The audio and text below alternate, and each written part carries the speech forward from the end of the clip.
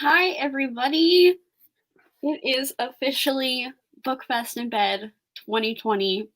I think before we even get started and announce like what all this is, if for some reason you don't know, before we even get into anything, we do want to acknowledge the terrible things that are happening right now, and we are not overshadowing it. We are not ignoring it. In fact, it really kind of neither of us are really totally in the mood to be doing this right now, and it definitely feels very trivial and useless to be doing a book event and to talk about books despite everything going on right now. And it really does. It's really unfortunate and it really sucks. But if you guys were going to donate to our GoFundMe, we have reached our goal. We have gone past our goal. And so we have linked we have 3 donation links down below. We have gone past our goal. There we go. My bad. So we have Black Visions, we have Reclaim the Block, and we have North Star Health Collective, which are all 3 of the organizations that the Minnesota Freedom Fund has linked on their page. So we definitely recommend you guys going to check it out and donating if you can. So again, we're not overshadowing anything. We are aware of what's happening, and we encourage you all to do whatever you can in order to help out the Black Lives Matter movement at the moment. So, but hopefully, despite us not necessarily deserving a form of escapism at the moment, we do want to give that to you guys anyways. And so that is what this is. So, if you guys do not know, the Bookfest in Bed is a virtual book convention, and we are going to be having 14 author interviews and 6 booktuber panels and various giveaways. It is going to run all day, so don't worry if you can't make all of the time. It's from 9 a.m. to 9 p.m. PST. So again, definitely going to be all day. We are going to be here all day. So yeah. And before we kind of get into us talking about what we're excited for, because that's kind of what this first stage, this first hour is going to be, a lot of introductions and kind of Carly and I just talking, because we are not going to be talking for a majority of this live show. I mean, obviously, I'm going to be giving interview questions and things like that, but for the most part, other people are going to be doing the talking. So we ourselves wanted to input what we're excited for. Yeah. Obviously. But before we get into that, I do want to do some shopkeeping. So bear with me as I kind of go over everything and how this is going to run and thanking everybody and all of that jazz. So first, I want to thank Source Bookfire, my bad, for providing a bunch of ARC giveaways and like finished copies. All of the finished copies and like physical books that we have were provided by Source Books, so they were really awesome in this whole process. And we also want to thank Owlcrate and Grace and Honey UK for providing additional giveaways from our Instagram challenges, which if you guys aren't following our Instagram, definitely follow that for future. And then we are absolutely grateful for every single person that donated to our GoFundMe page. We hit, I think we're at like 235, and the goal was just 200. So you guys freaking killed it. I'm just pulling it up just to verify. Yeah, $235 raised. All of this money is going to go to shipping prices, books, all of that. And then the remaining will be for book depository orders, and I'll go into more of that once we talk about giveaways and like how you guys enter and all of that jazz, which is right now. I have notes, by the way. I like have a whole transcript, so if you see me looking down, it's because I just don't want to miss anything. So for giveaways, this might be a little complicated, which also another side tangent. I do want to preface that me and Carly are not like experts in this. We don't know what we're doing at all. If you came to our sleepover event that is on my channel right now, this was so unexpected, this whole thing. This was way bigger than either of us thought it was going to be. This is basically just like, we're going with the flow. We are going to have, I anticipate we're going to have a lot of things that are going to be a bit rocky and things might not work out 100% smoothly. And for that, one of the reasons is kind of the giveaways, because it is a bit hectic. So bear with us. I think the number one thing is just try to be understanding of everything. Try not to spam the chat.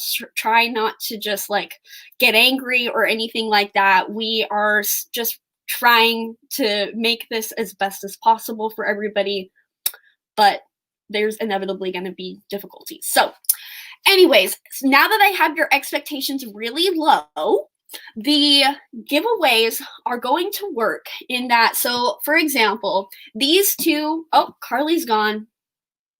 She'll come back. She's back. And you're more clear. There we go. That works out. I was getting a better connection. All right. So for example, these two books are going to be given away during the panel with Monte and Chelsea during the contemporary panels. Because we don't have interview questions for our booktuber panels, those are more going to be just us talking to each other, talking to our fellow peers. Anybody who comments during their panel will be entered in the giveaway for these two books. All you have to do is comment. And then we will choose all of that probably afterwards. I think I'll try. We'll see if I can do it while everything is happening. I think I might be able to do it during our 10-minute breaks in between everything, but if not, it will absolutely be happening after the live show. Now, for the author interviews, Katie Henry, for example, she is our first author that has physical giveaways for me to give away. There are going to be 3 questions that I have created for the authors. I have emailed them their 3 questions. They have them prepared, but we will also be asking the audience to give us 2 interview questions. So the 2 people that ask the questions will be getting either this or this, one or the other. If the author only has one, if we only have one copy, it'll be, so for example, for Rin Chupeco, it will be the first person that we pick their question for. So it's not necessarily like first come, first serve. Like it's not like, oh, the first question gets it. I kind of just want to like, it's whichever ones we choose. So there you go. Hopefully that makes a bit of sense. If it's unclear in any way, hopefully it'll make more sense once we get going. I know some people were asking like, oh, if we could do like, what are those called? Like the Google giveaway. Yeah, and the only reason that we didn't do that, because we do acknowledge that that would be a lot easier and it would run a lot smoother, but we really wanted the people who were engaging in this live stream and were actually participating to be the ones that win the giveaways. Another note is all of the physical book copies will not be international.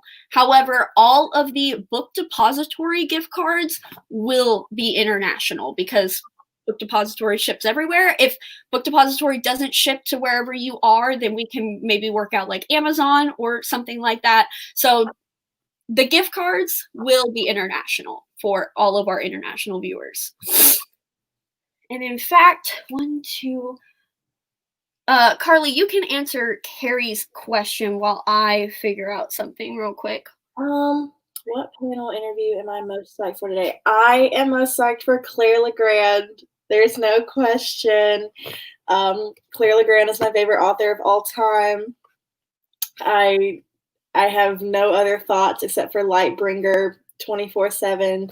So I'm excited for that. But panel, I'm very excited for Chelsea and Monty's panel about new contemporary releases and like diverse releases, because I am more of a fantasy reader and I don't see much of contemporary, but it is something I like to read from time to time, and I want to know more about what's coming out or what's hitting the shelves and things like that.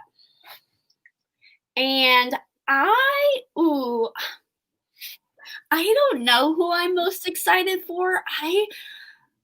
It's Katie Henry. I am so excited to talk to Katie Henry. I am. She is my favorite contemporary author, but I'm also really excited to talk to Chloe Gong because her book just sounds incredible. Like it sounds so good. I am so excited to read that book when it comes out. Absolutely.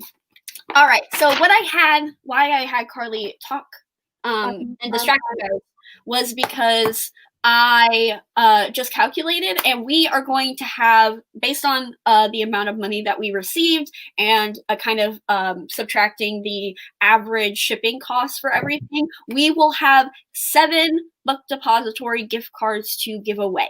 So for the Book Depository gift cards, y'all don't have to do anything but comment at least one time during the whole 12 hours. So really easy. Just comment anything at all, and you will be entered in a chance to win one of the 7 Book Depository gift cards. And they will be $25 gift cards, by the way. Probably shouldn't mention that. So there you go. Let's see. Do I have any other? Oh yes. Okay. Another thing. So, donate if you can to the organizations, and if you've done that, and not to shame you where you should put your money, you have freedom in that way, but it is encouraged. Donate to those places that really need it. And then if you have some extra cash, if you have some extra money, and you are interested in the books as the authors come on and they talk about their books, if you are interested in pre-ordering or buying them, we highly recommend ordering from IndieBound or Libro.fm. IndieBound is a huge database that documents like all of the local and indie bookstores across the country. And I think you just have to like input your city or your zip code, and they will send you the one that is closest to you. And there are also a bunch of indie bookstores that ship across the country. So hopefully you guys can find a store that you guys want to support. If you guys are more of a audiobook listener, definitely check out Libro.fm. We have Chelsea Darling Reads code down below linked. I don't know. I think it's like you get 3 and then 1 free, I believe. Let me just make sure. It says, yes, receive 3 audiobook credits for the price of 1. Oh, that's freaking fantastic. I need to sign up with Chelsea's code. Like, okay. So she does get a small commission, just so you guys know, but I know that she does have that code, so I just put it there in case you guys wanted to use it. You guys don't have to use it at all, but if you guys were going to purchase from Libro.fm, I mean, why not get 3 books for the price of 1? I mean, that just makes sense. So we definitely recommend purchasing from indie stores. So yeah, there you go. I just watched Chloe Gong's Wipe It Down TikTok challenge, and it was amazing. Oh my God, I didn't see it. Wow. Someone in the chat mentioned it, and I looked it up. It was amazing. Amazing. I'm gonna DM it to you so you can watch it later. All right. So I believe. Oh yeah, none of that was sponsored, by the way. So like, they don't know who I am. Nobody knows who I am. All right. So yeah, there you go. All right. So that is pretty much all of the gatekeeping, shopkeeping, whatever you want to call it, things. So we have until, that was really quick. Wow. I did that in 15 minutes. Yeah. I thought it was going to take a while. So until 10 a.m., this is going to be the chillest part of 12 hours. Like, this is going to be the only time that we're actually going to be able to breathe and not be freaking out constantly and worrying about things not working out. So this might be boring for y'all, but for us, we are so happy that I can just drink my coffee and relax a little bit. So Carly, let's talk about new releases, because that's what are the books that you're really excited for, even if the authors we didn't get on. Where Dreams Descend is one that I really want to read after you finished it. I really want, Ian, my roommate Ian, got an ARC, so I'm going to borrow his copy and read it over the next few weeks. And I'm very excited to read that one. Is it These or Those Violent Delights? These Violent Delights. These Violent Delights. Of course, like, I just, making decisions about what my favorite thing is really tough for me. And I recently come to the conclusion that my favorite movie of all time is Romeo plus Juliet, like the one with Leonardo DiCaprio. And so a Romeo and Juliet retelling with These Violent Delights, I am just so excited, especially after I love Phallus Fair, the Macbeth retelling. I'm just like down for all Shakespeare retellings. Give them to me. So I'm so excited for that. Ghost Squad is already out, but I just saw that it was on Scribd yesterday, and I was like, okay, time for me to read it. I am so excited for that. I know there's more. Oh, we were just talking about The Dark Tide, and I am also very excited to read that because I love some queer fantasies. And then Oh, keep going. What was and then Lightbringer, and that's it, of course. Always on brand. The Dark Tide, we're giving away an art copy of The Dark Tide during Chandler and Mina's panel. So y'all are definitely going to want to enter that one because I started that one and it was pretty good. So. Oh, I have another one to mention. The Crow Rider is the sequel of The Storm Crow, and it's coming out in July, I believe.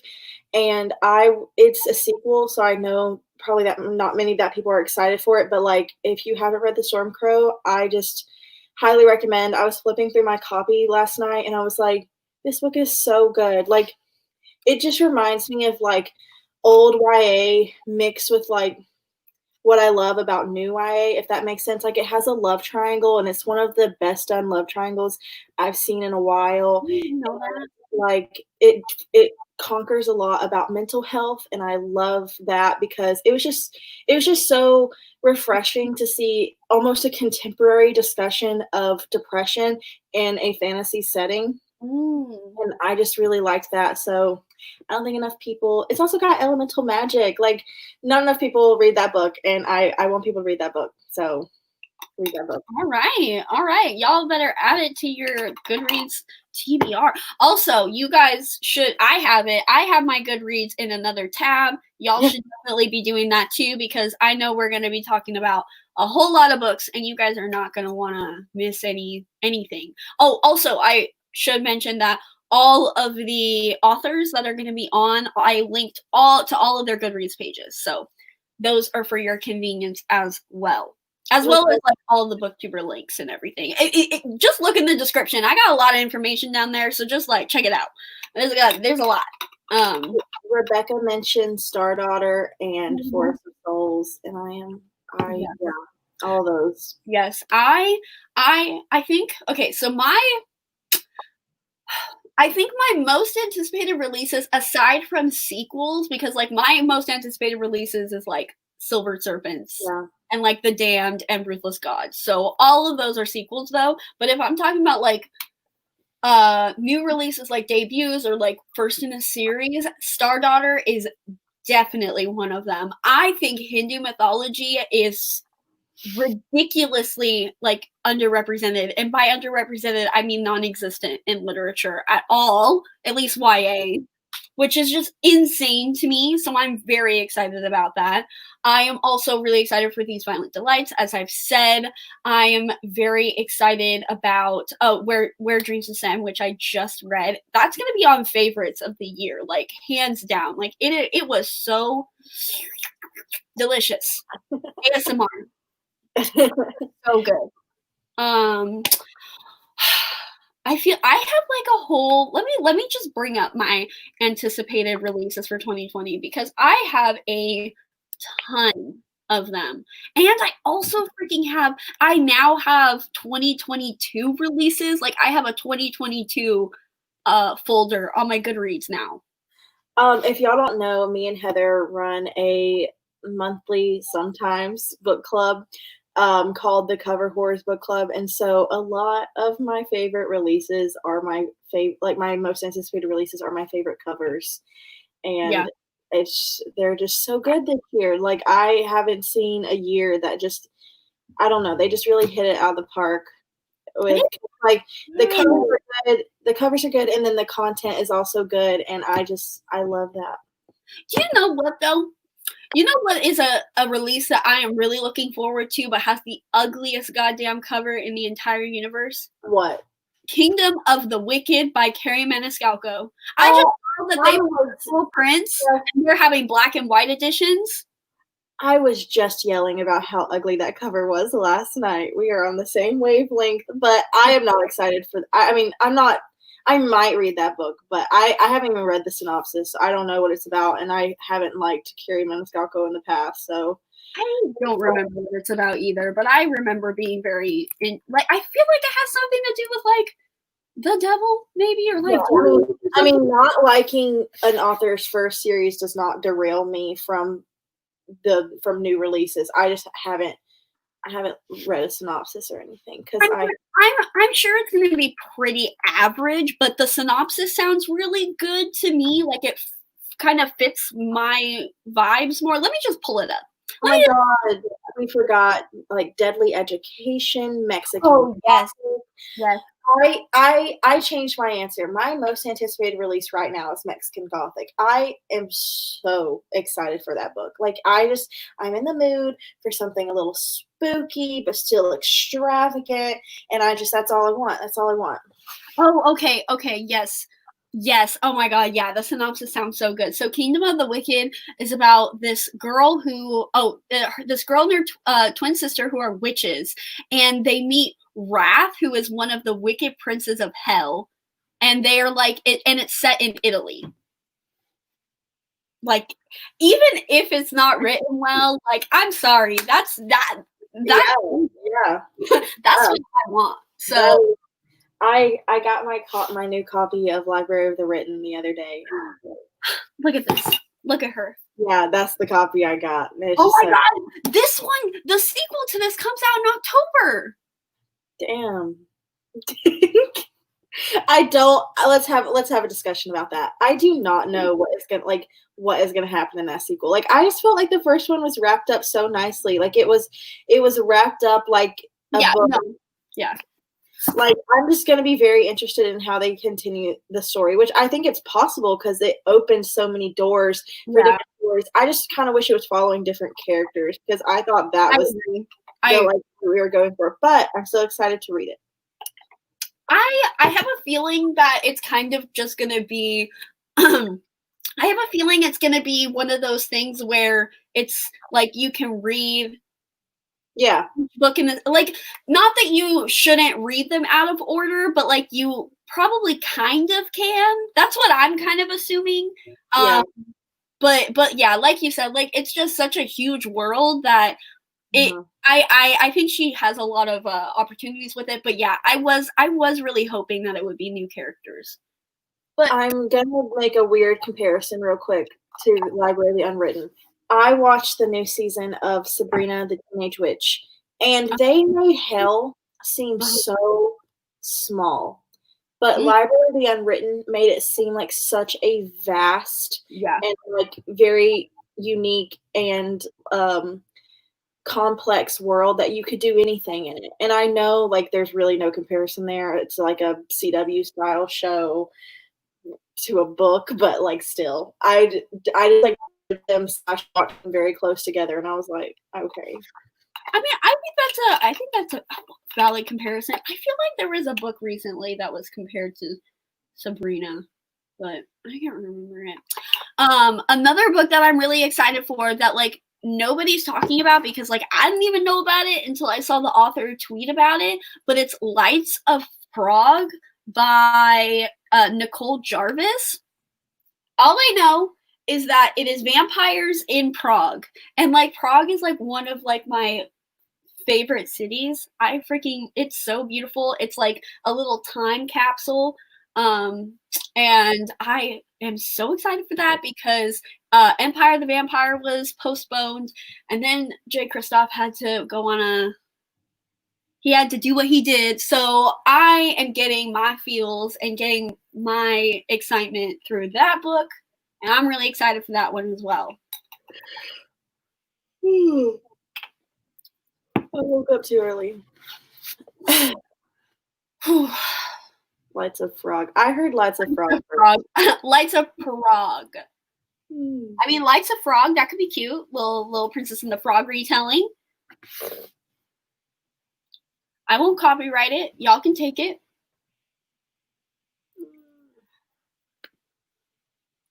Alexandra Bracken's new book she announced is called Lore, and it sounds so good. Bonus points for mythology. I haven't seen it. Let me look that up. Lore. I've never read an Alexandra Bracken book. I never read the Darkest Minds book. I DNF'd Darkest Minds and Passenger. But like that cover is ugly. That is unfortunate. Well, I see where they were going for. I mean, I do be loving a Medusa, I do be loving a Medusa moment, and I see where she was going, but kind of missed the mark. Oh my god, I'm trying to do this while reading. It's about the Greek gods, though. Hold on a minute. That's what everyone says. You can have the ugliest cover ever, marked as red. Thank you to the person that brought that to my attention, because I had no idea. I think my straight is on. I hope that's good. I hope that's good. I smell it. Really don't yeah, that cover is like cover still to be announced or something? Because that maybe. Hold on, maybe. Oh, it says cover to be revealed. Okay, yeah, okay. That looks like a very early arc cover. Okay. Fair enough. I take it back, Alexandra. You have full faith. You have my hype. I'm ready. Oh, 2021. Hold on, I gotta change that. Darkest Minds suck. Yes, Mina. And let me tell you, I have a very strange story with the Darkest Minds. I was very excited for the Darkest Minds to come out, the movie, because it was coming out on my birthday. And I have this thing where when movies come out on my birthday, I have to see them. I don't know why. But I went on a vacation right before it was coming out, right before August for my birthday, and I was reading the book, and I just hated it so much, and I was so upset because there was no way I was going to see this movie, so I was going to break my tradition of seeing movies that come out on my birthday. The Space Between Worlds, that is full on sci-fi. Multiverse travel? Nah. I am illiterate. Monty is right. Sometimes the art cover is better than the finished cover copy. Yeah. That is true. That just happened. Let me pull it up. I got it right here. I got it right here. Hold on. The art cover for Aurora Burning was so pretty. This is the manuscript cover of Down Comes the Night, and it's finished copy.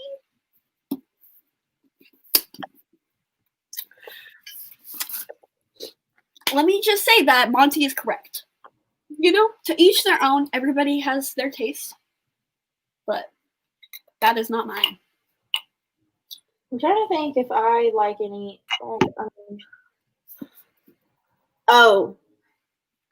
The Kingsbane.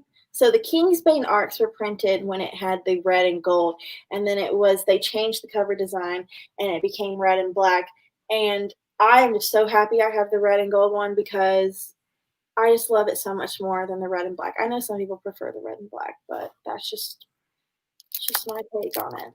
I mean, when is gold not better? Exactly. Is there ever a case where gold is I'll give a comparison, and we'll let the audience vote. Even if it's silver, like or silver and gold. I mean, I'm more of a gold girl, even though I'm wearing silver at the moment. But I just like sparkle.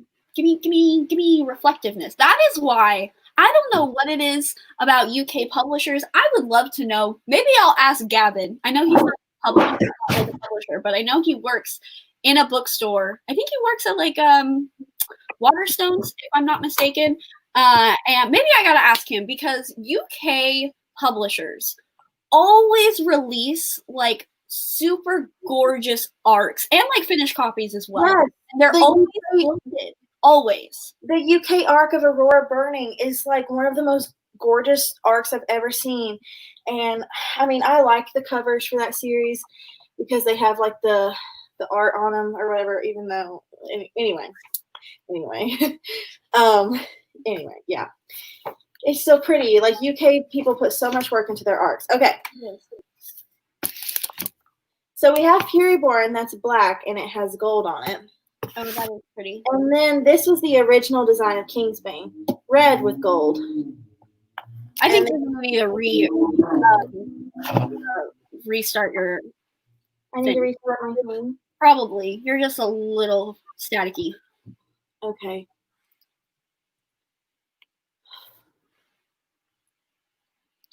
Try to get as many technical difficulties done as possible. I'm gonna like refresh. Okay. One woman show. Let's go. Oh, okay. I have seen this, and I do know about this much better. Much better. Let's see if it stays, though. Let's see if it stays, because this happened the last time.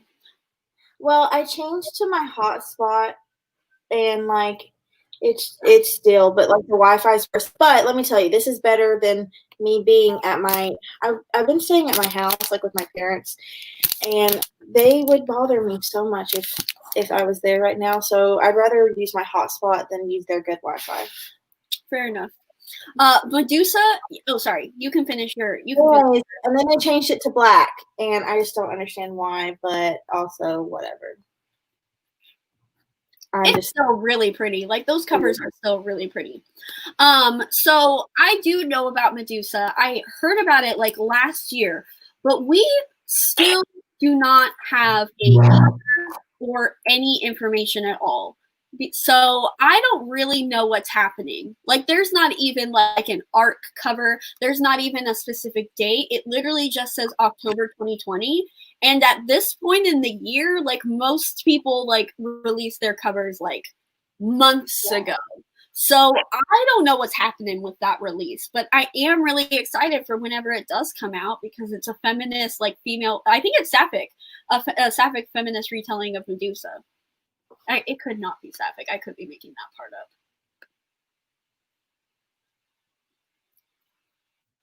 But yeah, I want to read it. So hopefully they figure it out. There's probably some kind of delay with the whole, thing that's been going on since. Yeah, but I feel like they would have already released it like before this whole thing came out because like Library of the Unwritten, the sequel to that book, I think they had a cover. Yeah. They had a cover like in December. Yeah, you're right. I don't know. Lightbringer comes out in October, and it didn't get a cover until last month. But it is a sequel, in that their covers come out less time. It is kind of weird how they release things like at the differing points because freaking the sequel to All the Stars and Teeth got released like 2 weeks after the book came out. It feels like. And all publishers are different, so that's something to do with it. I mean, All the Stars and Teeth came out in January, and the cover was released last month. No, it came out in February. Oh well, early February, whatever. Yeah. I love that vampires are making a comeback. I just got 2 in the mail this week. Ooh, which ones did you get? I would love to know because I be loving vampires. That's true too. And I think that I feel like if you do it too early, it also kind of lose it. Like you gotta get a sweet spot.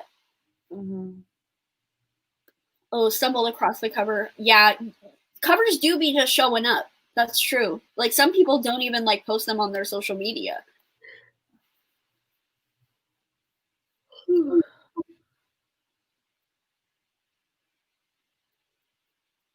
So yeah, I don't think it's sapphic, but I don't know. Don't quote me on that. I do know it's a feminist retelling though. So what's everyone currently reading? Oh yeah, tell us what you're currently reading. What are you currently reading, Carly? Clockwork Prince. Monty, be quiet. Don't even say anything. I see you typing. I'm doing a vlog to find out if I will still hate Will Herondale by the end of the series. You won't. I do love to be controversial, though. I know. I mean, I think you might do it just to spite me. Yeah. And I think you might like. I don't know if you're absolutely gonna fall in love with him, because I've always known that you were gonna prefer Jem. Yeah. But I mean, I'm not gonna lie. If I like him, I'm gonna like him, and I'm gonna admit defeat. But I'm 70 pages in, and I still don't like him. 70 pages into a 500-page book. I'm reading. Prince is a rough one for people that are not like completely, because I'm completely in love with that trilogy, and that was pretty hard for me to get through. It's so long. Yeah. It's I feel like it's when, I don't want to say any at a certain point, but I feel like it's about like 40% is when things kind of get going a little bit more. Just finished Foolish Hearts by Emma Mills. I really want to read that one day. I'm so surprised you have not read that, because that is your jam. Yeah, I love that cover. Bone Crier's Moon. I just recently read that. I enjoyed it. I made a post and I regret it because of something that happens, but one day I'll do a discussion about that book.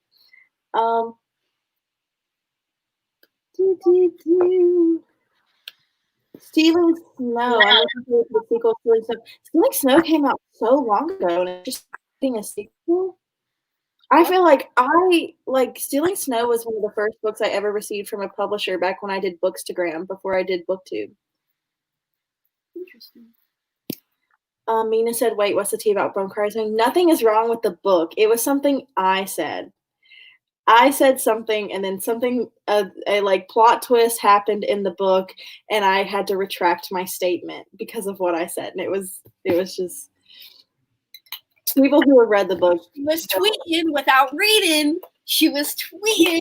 I was tweeting with she was the bestie. You gotta have the receipts. Even when you got the receipts, people will call you out. So you gotta at least have something. You gotta have your sources. Clockwork Prince made me hate Will more, so we'll see. Really?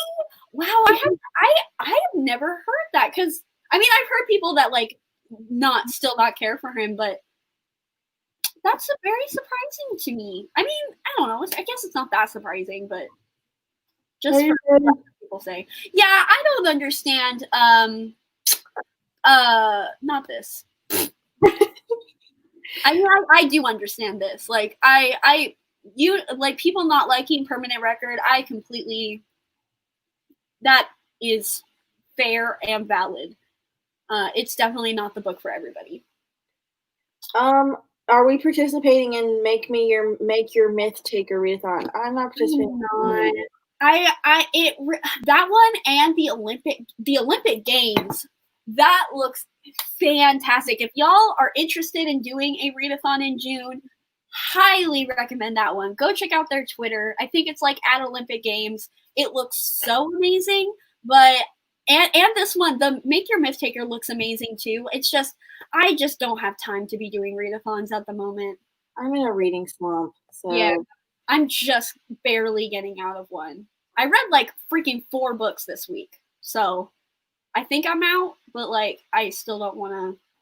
I have a lot of reading plans for June and July. July specifically, I have like 3 videos that I'm going to be reading for. So rereading Ruthless Gods. Love that for you. I'm so excited. Emily A. Duncan too. I am just so excited to just look into her mind. Just give me a piece of just your glorious, glorious, inspirational, aesthetically pleasing mind, because that's what I want. And that's what I'm going to get. Someone said I hated Will up to the 3rd book and then started loving him too. Well, my problem with Will is that in the 1st book, he does my like least favorite trope ever. And I guess that's really Cassandra Clare's fault, but I love to blame things on her, so we'll just do it. 50% through Daisy Jones. So, my opinions on Daisy Jones. Carly loves it. And I think the book itself is very interesting, and it is very compelling, and I understand why people love it. But Taylor Jenkins Reid, for some reason, has to make her main characters like the most unlikable people on the planet. And for me, I think Evelyn Hugo was just a little differently, because I didn't necessarily get entitlement vibes from Evelyn. I mean, there could be make the argument, but I just don't like entitled people. And Daisy Jones, from like the page 1, she just expected everybody to just she was just, I couldn't stand her. What book would you recommend to a triple cancer? What book would I recommend to a triple cancer? You're probably very emotionally constipated, so I would probably recommend like Song of Achilles. That was what I was thinking. Yeah, or like A Little Life. Like something that is just low-key traumatizing. So you're like forced to actually accept that you cry every 5 minutes, you know? Mm-hmm. Because y'all be crying, but y'all won't, you just like, oh, I'm not crying as tears are running down your face. So I feel like those two, or like another really hard-hitting contemporary. I feel like A Little Life is it's a little much. So maybe like, I don't know, I don't read contemporary, especially not sad contemporaries. But yeah, that's Monty said, I'm a double cancer and I'm offended that someone would recommend A Little Life with Song of Achilles to me. And that's why I didn't immediately say Song of Achilles, because I know Monty is a double cancer and who hates what would you recommend, Monty? You are a double cancer, so you're a third of the way there as the triple one. I also feel like because you have a Cancer rising and I have a Cancer rising, not Monty, sleeping books, you really need aesthetics as well. So I feel like Song of Achilles. I mean, I'm biased. We're both biased because it's our favorite books of all time. Perhaps maybe The Gilded Wolves, because it has so much drama, like even relationship drama. It is sad as fuck at the end. And also it has like a love story that's like really like angsty, but still really cute. And like, I think The Gilded Wolves would be perfect for a triple cancer. These two too. I mean, I'm sure you've read Strange the Dreamer, but The Deathless Girls is about the brides of Dracula, quote unquote, and it's about these two sisters who get captured and kind of not sold into kind of sold into slavery, not really. They're like servants, but like low-key slaves. They're like captured to like the vampire, Dracula. And then it wasn't Dracula. What was that? I don't remember. No, because they team up with Dracula at the very. I don't remember. Anyways, this is really sad. It's really sad, but it's really atmospheric, and it deals with has a really good sisterly relationship, and it also has like a female-female romance in it. It's not a huge part of the plot, but it's there. So that one is probably good too. And yeah, Strange the Dreamer. I mean, hello. That's pretty cancerish. I feel like Laszlo's a Cancer, or is he a Pisces? What do you think? Who? Or a Virgo? Laszlo? Laszlo's a Cancer. Yeah. Period. No. Yes. Listen, I'm never gonna read that book, so that's fair. I was just saying a little light because I know it's like the most traumatizing book of all time. Maybe not of all time, but like I feel like that's a fair claim to make. That a lot of people, My best friend's been trying so hard for me to read Song of Achilles. Well, you should just do it. Clap When You Land is an aesthetic contemporary that is guaranteed to make you cry. I started Clap When You Land, and I like it a lot already, and I'm very excited to continue it. It was heartbreaking from the first page. So yes. Wait, what trope, Fadwa? What trope? Was it like the Zeppelin girls? Or was it the trope that I was talking about at the end of Clockwork Angel? Clarification, please. Okay, I'm just gonna listen. I told y'all, you need your Goodreads open. And the Infernal Devices has been out for so long, and this is such a generic thing. So I'm just gonna say that the trope that I really dislike is when someone has like a feeling that they can't, or like something is stopping two people from being together, but only one person knows about it, and they want to protect the other person in the relationship. So they're mean to that person to get them to stop caring about them, and they're straight up mean or horrific to them to end the relationship with it, instead of just saying, hey, there's some things I can't talk to you about right now, and I can't tell you about that prohibits me from being in a relationship with you or with other people, and I just really need you to respect that, and we can't be together right now. Valid. Instead, bitches want to be like, I never ever loved you. Like, how would you ever think I'd ever like you? Like, I was just messing around. And then they wanna still be friends. Like, no.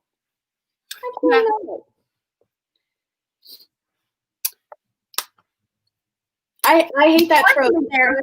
It's done so much. Like, the only time that trope is valid is when you're trying to get your dog to leave you. Like, those movies where they're like trying to get their dog to run away so they'll be safe, like Game of Thrones. And she like, it's when Arya's throwing shit at Nymeria, and she's like, leave, I don't like you anymore, because she doesn't want Nymeria to get killed. That is the only time it's valid. Fair.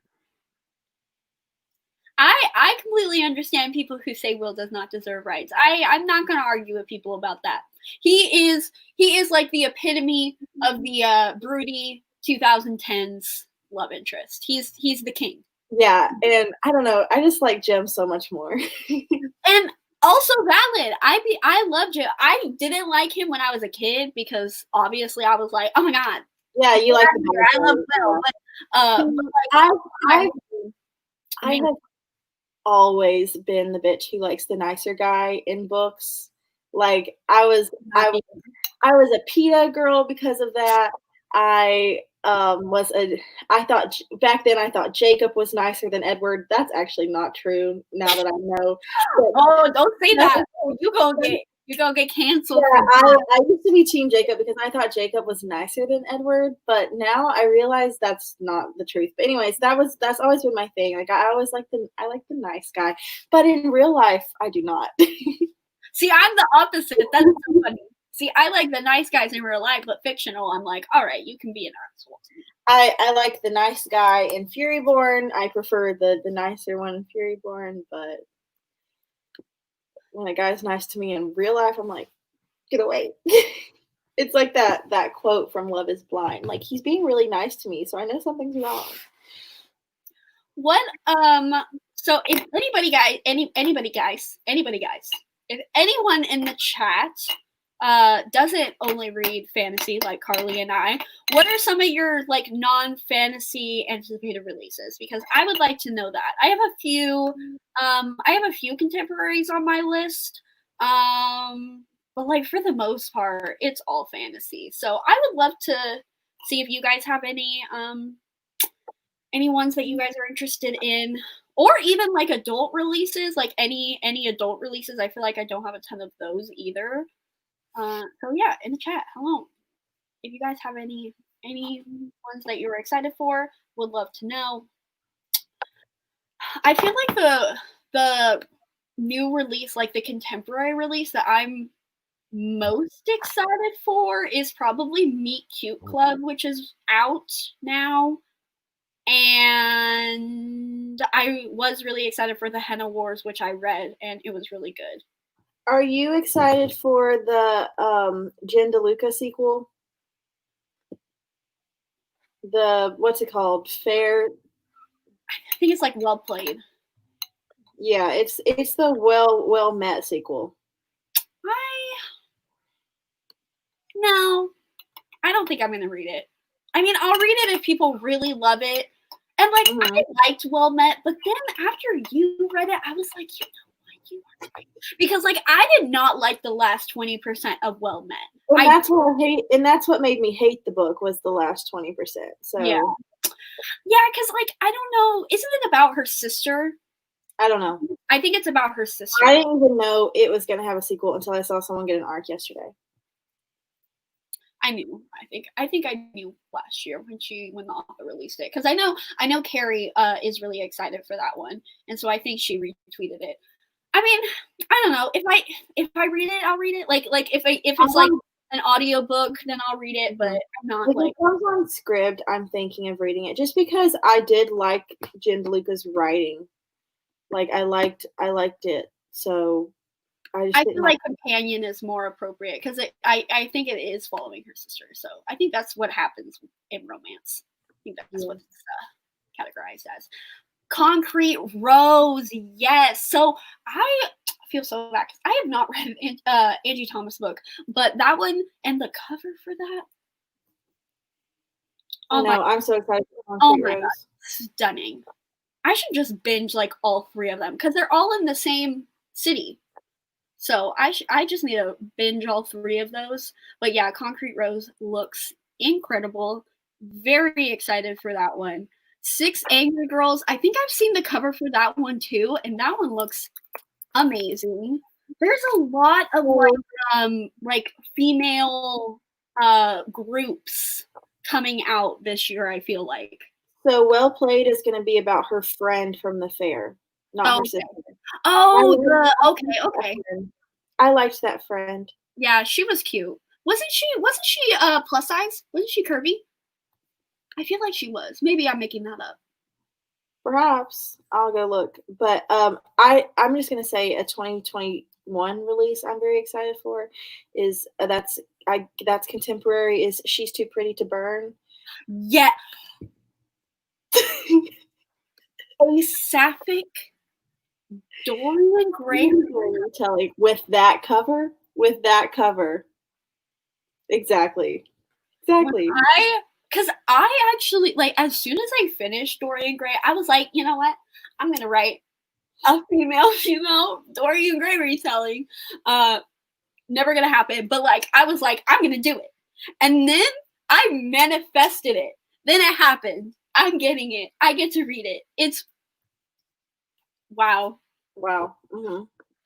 Yeah, that's probably, honestly, that beat out Empire the Vampire. Hands down. Like, that's the #1 release I'm looking forward to in 2021. She doesn't look plus size on the cover. All right. I could have made that up then. That's fair. And if it's not on the cover, then it's not in the text, period. Exactly. The cover does not match what is in the text. Invalid. Exactly. I'm sure I just made it up, though.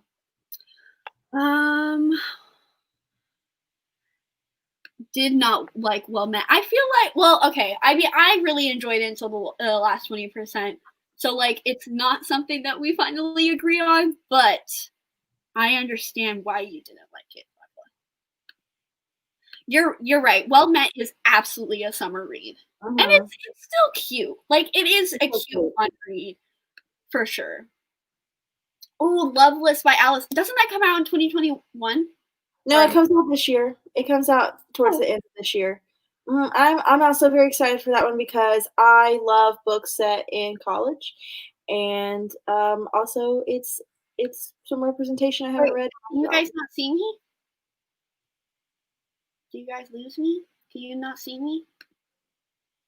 I see you. All right. Well, hopefully y'all see me. Anyways, I just realized we are about 5 minutes for our new panel. So if you, or our first panel, not even new panel, our first guests of the day are coming on soon. So if you guys have any like last questions about either how this is going to go, if you need any and all clarifications, if you have any and all like general questions for us, say now. I mean, you can ask them at any time, but am I blurry? Yes. Okay, I'm gonna do this again. I'm gonna leave again. All right. And come back. Ooh, I have seen the cover for Ever Cursed. That looks incredible. I love maximalism. I do love a minimalist cover too. I love all covers. What am I talking about? But Ever Cursed, it looks really, really good. And I have not read a fairy tale retelling that I've absolutely fallen in love with in a hot minute. And that's one of my favorite genres. So, all right. Oh, wait, we still have 5 minutes. I'm trying to get ahead of myself. I'm done with my coffee. I'm jittery. Yeah. I'm ready to go. I'm like 100% right now. So if I seem crazy, that is because I am right now.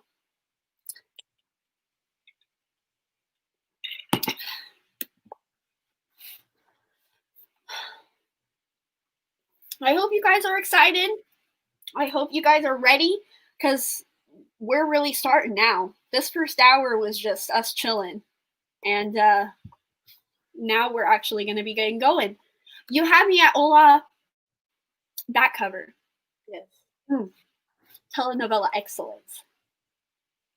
I love this like bright colors that people are going for more often, like with Phallus Fair. Yes. And You Had Me at Ola it's so striking. What is the best time for your Starbucks run? Well, I'm not going to say that because I'm not going to say like, oh, go during this person's time. But whenever works for you, Monty. Probably not during your panel. Yeah, probably I would recommend it not during your panel. I had toast with peach preserves on top. I had an Uncrustable, and I'm about to have another one. Well, clearly, she won. Even though I was just telling Carly that toast is a very underrated breakfast. Like, I know everybody goes for cereal for a quick breakfast, but I would argue that toast is better. With whether you put butter and sugar, jam, whatever you put on your toast, I do be loving my carbs. Oh, will this be available? Yes, it will. I think it takes a little bit, so it won't be like immediately after it ends. I believe that it kind of has to process like a regular video does. So I would assume it'll probably take like hour, maybe 2 hours, but it should be on my channel at least by tomorrow. So, and if it's not, then I'll try to figure something out, but it should be fine. Okay. I think we'll start a little early. We're going to bring out our first panel. So, here we go. Hey. Hello, guys. So, hi. Everybody, we are joined by Gavin from How to Train Your Gavin and Jade from Jade Reads.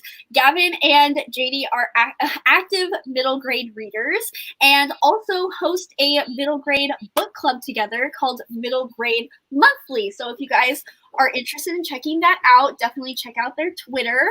Welcome, you guys. Hello. Thanks for having us.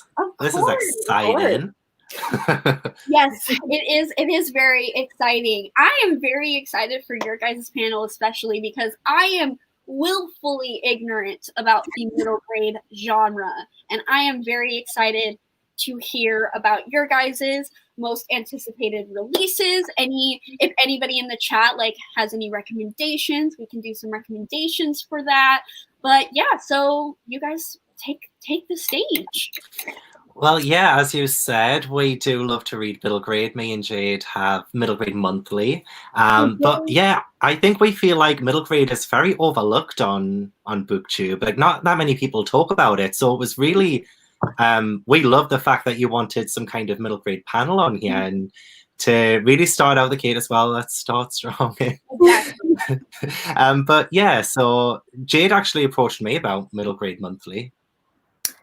It's an often overlooked fact, yes. Yeah. I mean, it's definitely been amped up a bit in the community. A lot more people are into middle grade now than there were before we'd started Middle Grade Monthly, and especially before Gavin had started Believathon. I think that really opened people's eyes to the fact that you don't have to be a child to read children's fiction.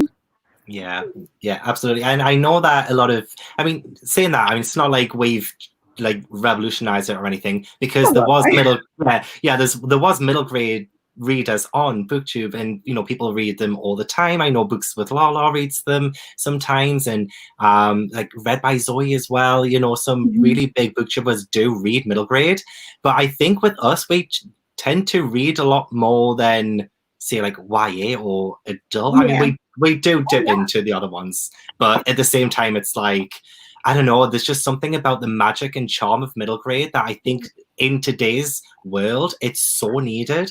And it's just that escapism that I think is not just escapism, but learning from them as well. There's so many great middle grades that teach not just children, but adults. Yeah. At any age, you can take the moral out of a middle grade book and apply it to your life. And I think a lot of people overlook that.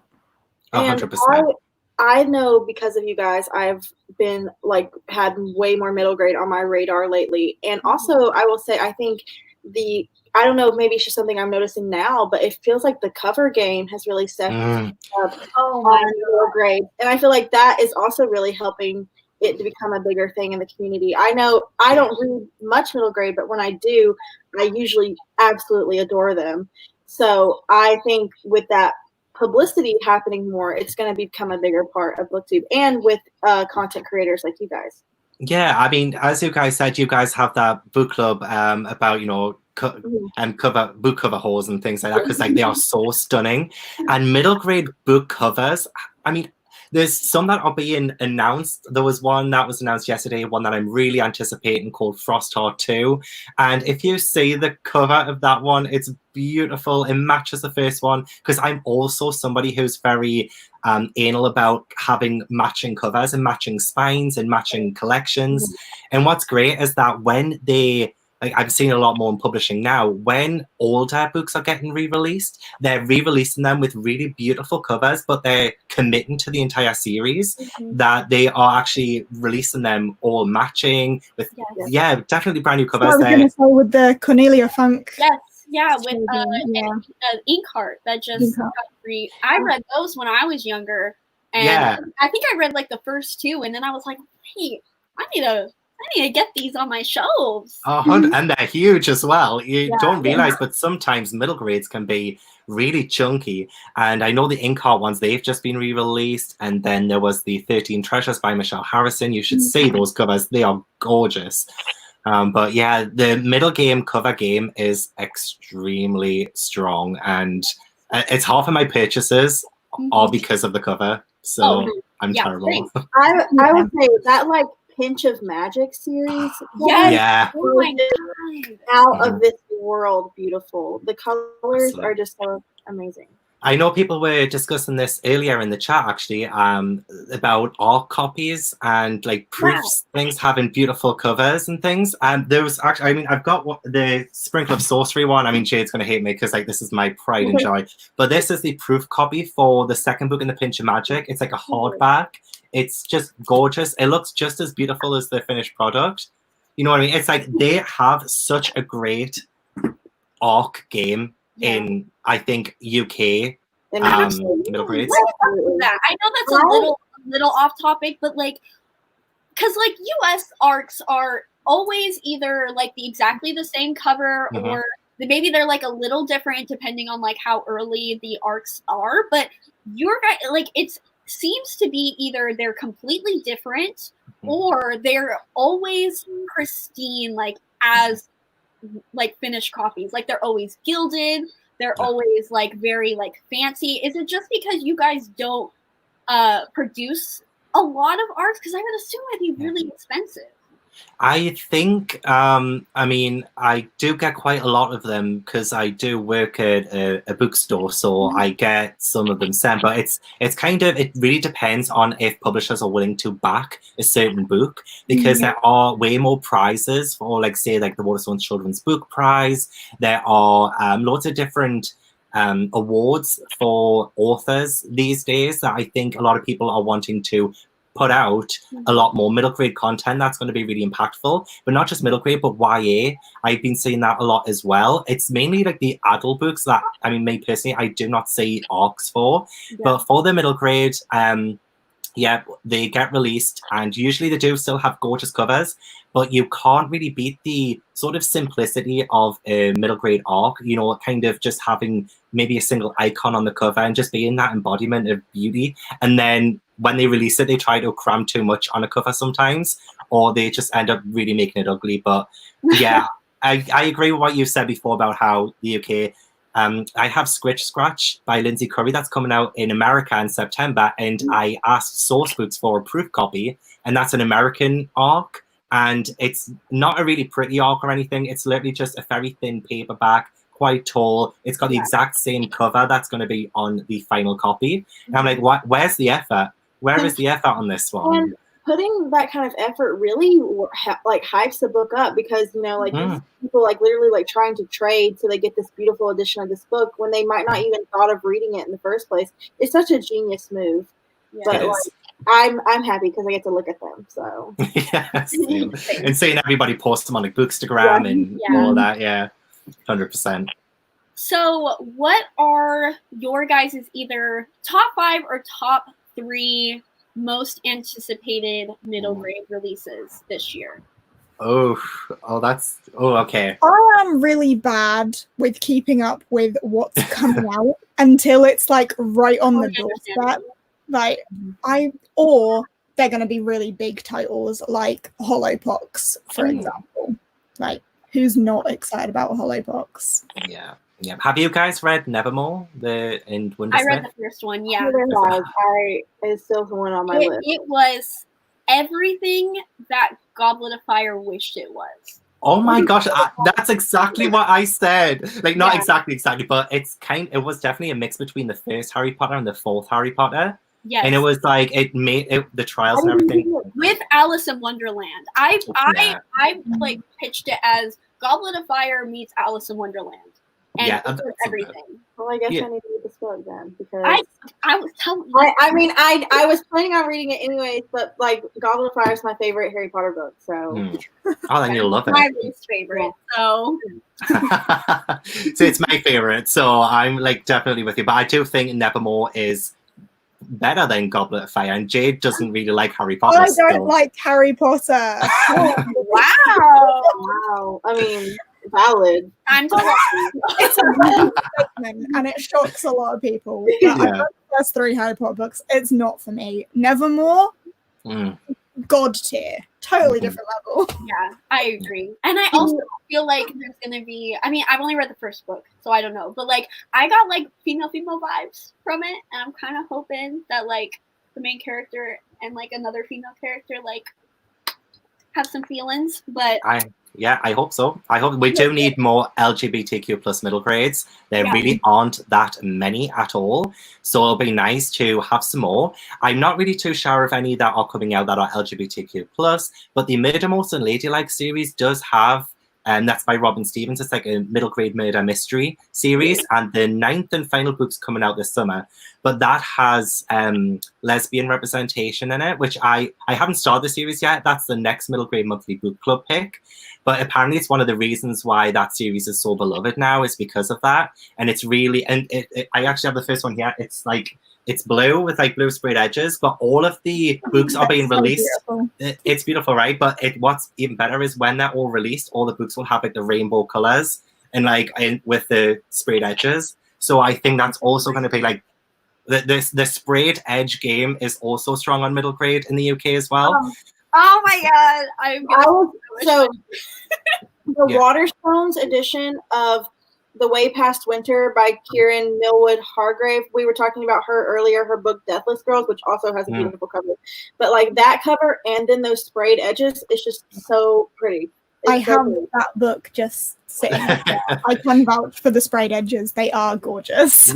Yeah. That and the Frostheart one, like Frostheart by Janella Angeles is one of my favorites. But the other ones that I'm excited for this year, actually, there's one that if you like Percy Jackson, there's a book that's coming out called Dragon Mountain in September by Katie and Kevin Sang. They're a married couple who write books together. And I just think that is like the cutest thing in the world. But it's called Dragon Mountain. It comes out in, I've got a proof copy of it, sorry.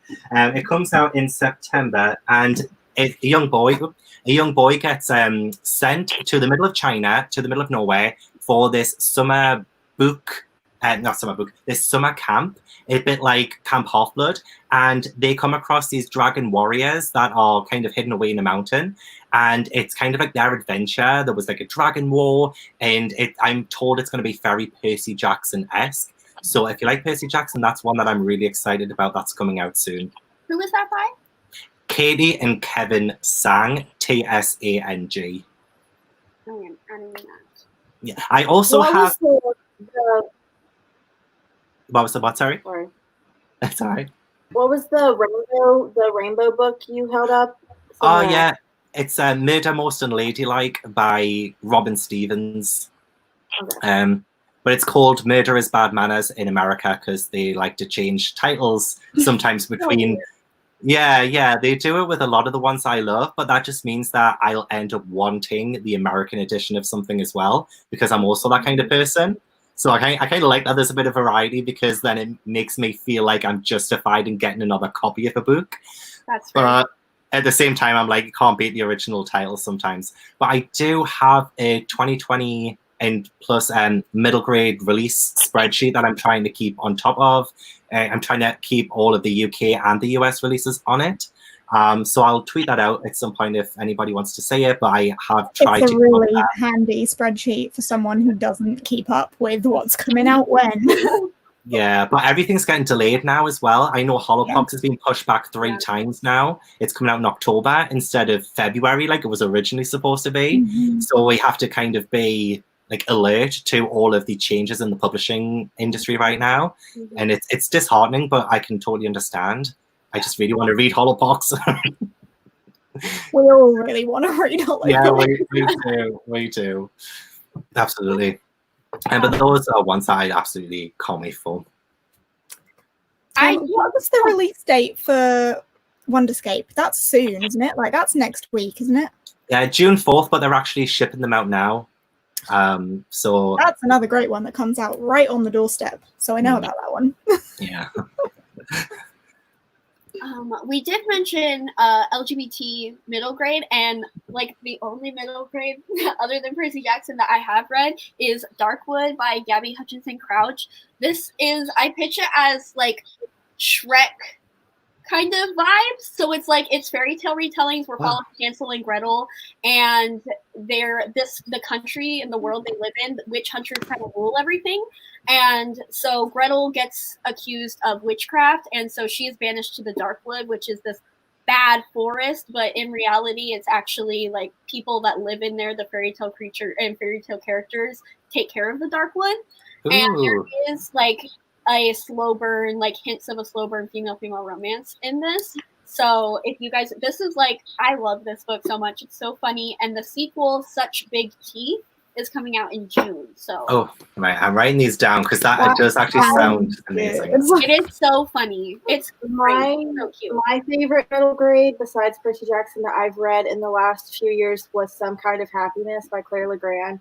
It's like a magical realism, kind of like Bridge to Terabithia kind of book, and it was just so good. And it was a mental health book, so it tackled depression in a young person.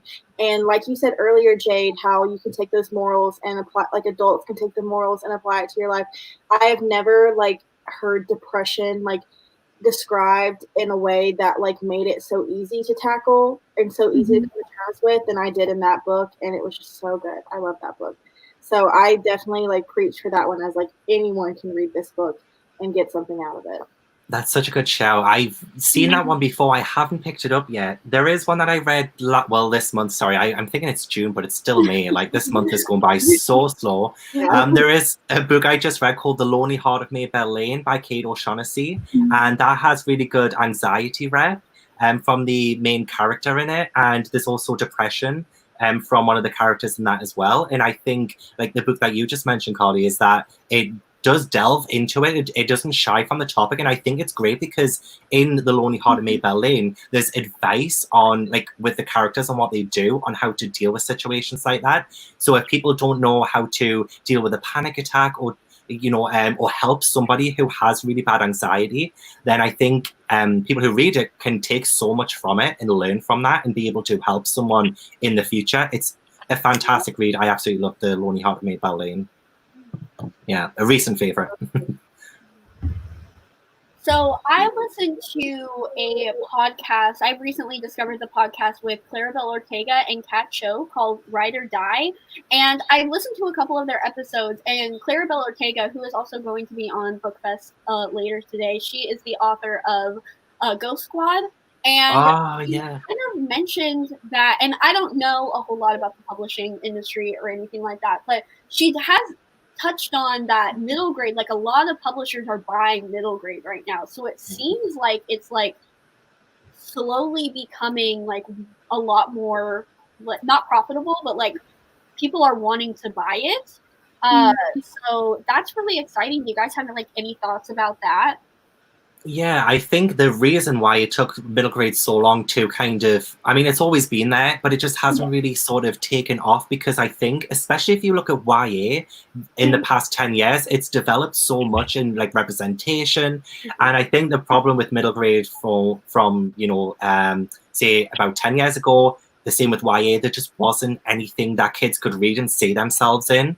So with a lot more like own voices authors, with a lot more people who are writing way more complex characters and kind of changing with the time, I see that with middle grade and with publishing.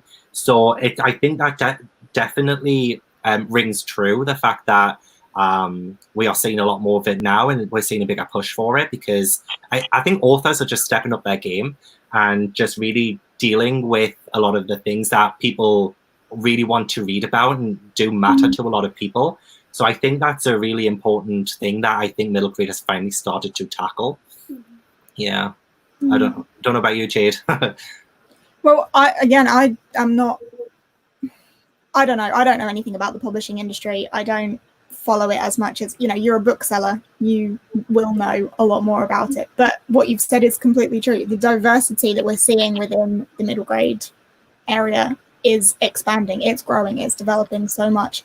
There's so much more available to so many more children, and it's only going up. Yeah. And I'm so glad about that, because as I've said, like, middle grade is some of the best escapism, but it's also not exactly a way to escape, but a way to see the world differently. And I love seeing it. I love seeing people who give it a chance. It's not for everyone, and I understand that, but people give it a chance, and I love that. I love that people are using that to help educate themselves in matters of the world sometimes. So I just absolutely love it. I love it so much. That is so completely true. So I think maybe the last thing that we can kind of touch on is if you could basically make anybody read one middle grade series. Doesn't necessarily have to be one book, but you could direct somebody to a middle grade series that you think needs to be read, quote unquote required reading. What would it be? Jade, I'll let you go first. Yeah, because you're deferring like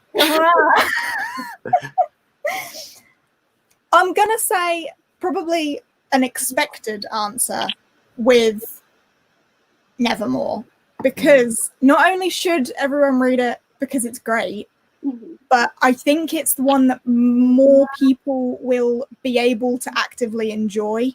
And I think that being so accessible to wider audiences would then encourage that reader to delve further into the genre, rather than it just being one. If you're going to read one middle grade book, read this. I think that middle grade book will encourage a reader to go elsewhere.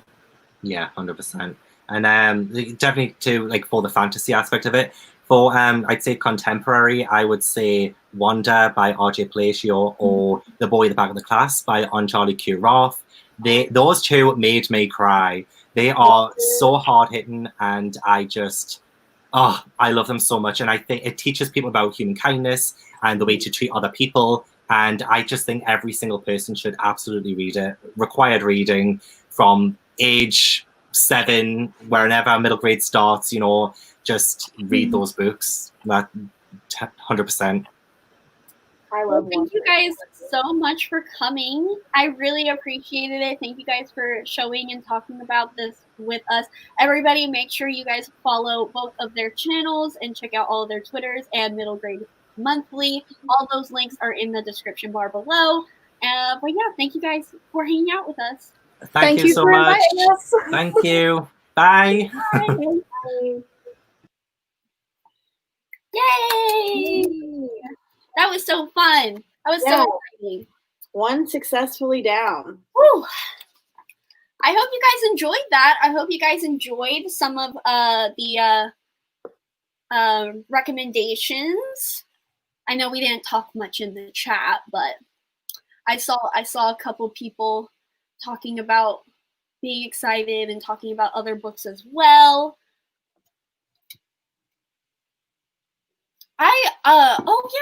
My mom actually I know she was reading Wonder to her students during this whole quarantine thing. So I think that is a pretty common book nowadays in the classroom, which is good.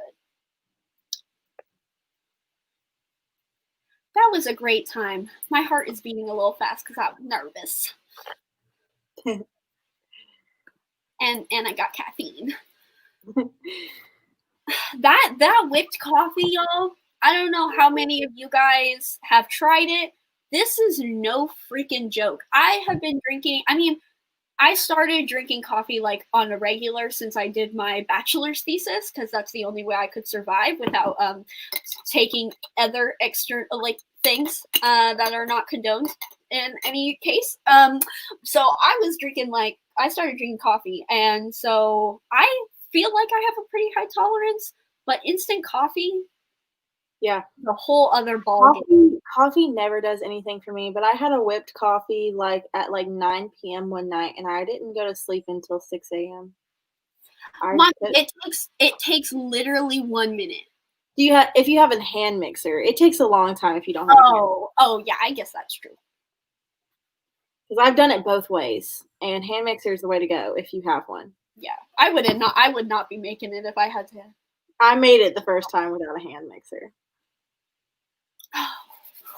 Oh, guys, we're gonna have our first author on. I'm so nervous. Actually, let me get her book because I have it somewhere. Is it over here? Is it over here? Ooh. Where did I put it? Ignore me. I'm just trying to look around my room. I don't know about any of you guys, but I have books everywhere. All over my room. All over my house. Just, they're scattered all over the place. No, that's a hard cover. Charlie does need a coffee. Yes.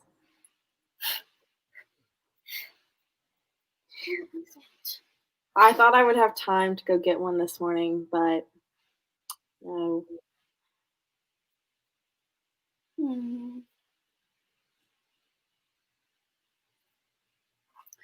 Let me. I don't know where it is. Let's go.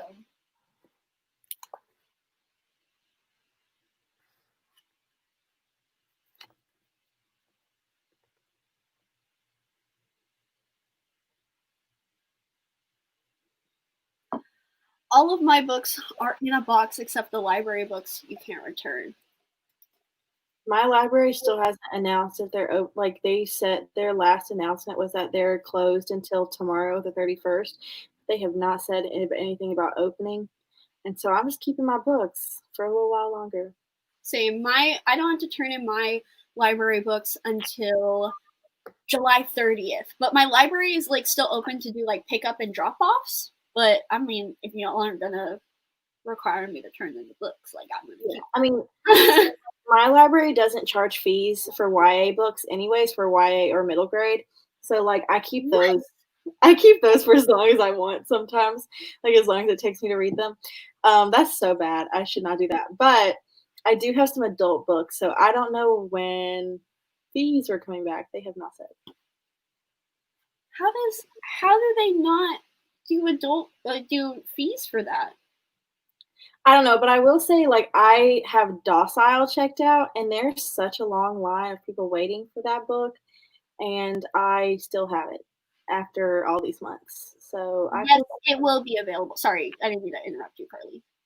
Yeah, they will be available.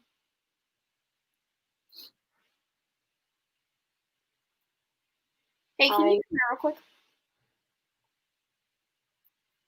Okay, thanks. I have my assistants on call for when I need things because I can't walk around easily. My assistant is in the living room reading Eye of the World, or the sequel to Eye of the World. Can you look in my room over here for Where Dreams Descend? It's a red copy. Yep, got it. Oh my god, it was over there? Wait, no. See, I didn't think it was over there. I don't know where it is. You're welcome with that. No, I don't think it's over there. I think it's somewhere over here. Excuse me, guys. I'm going through things.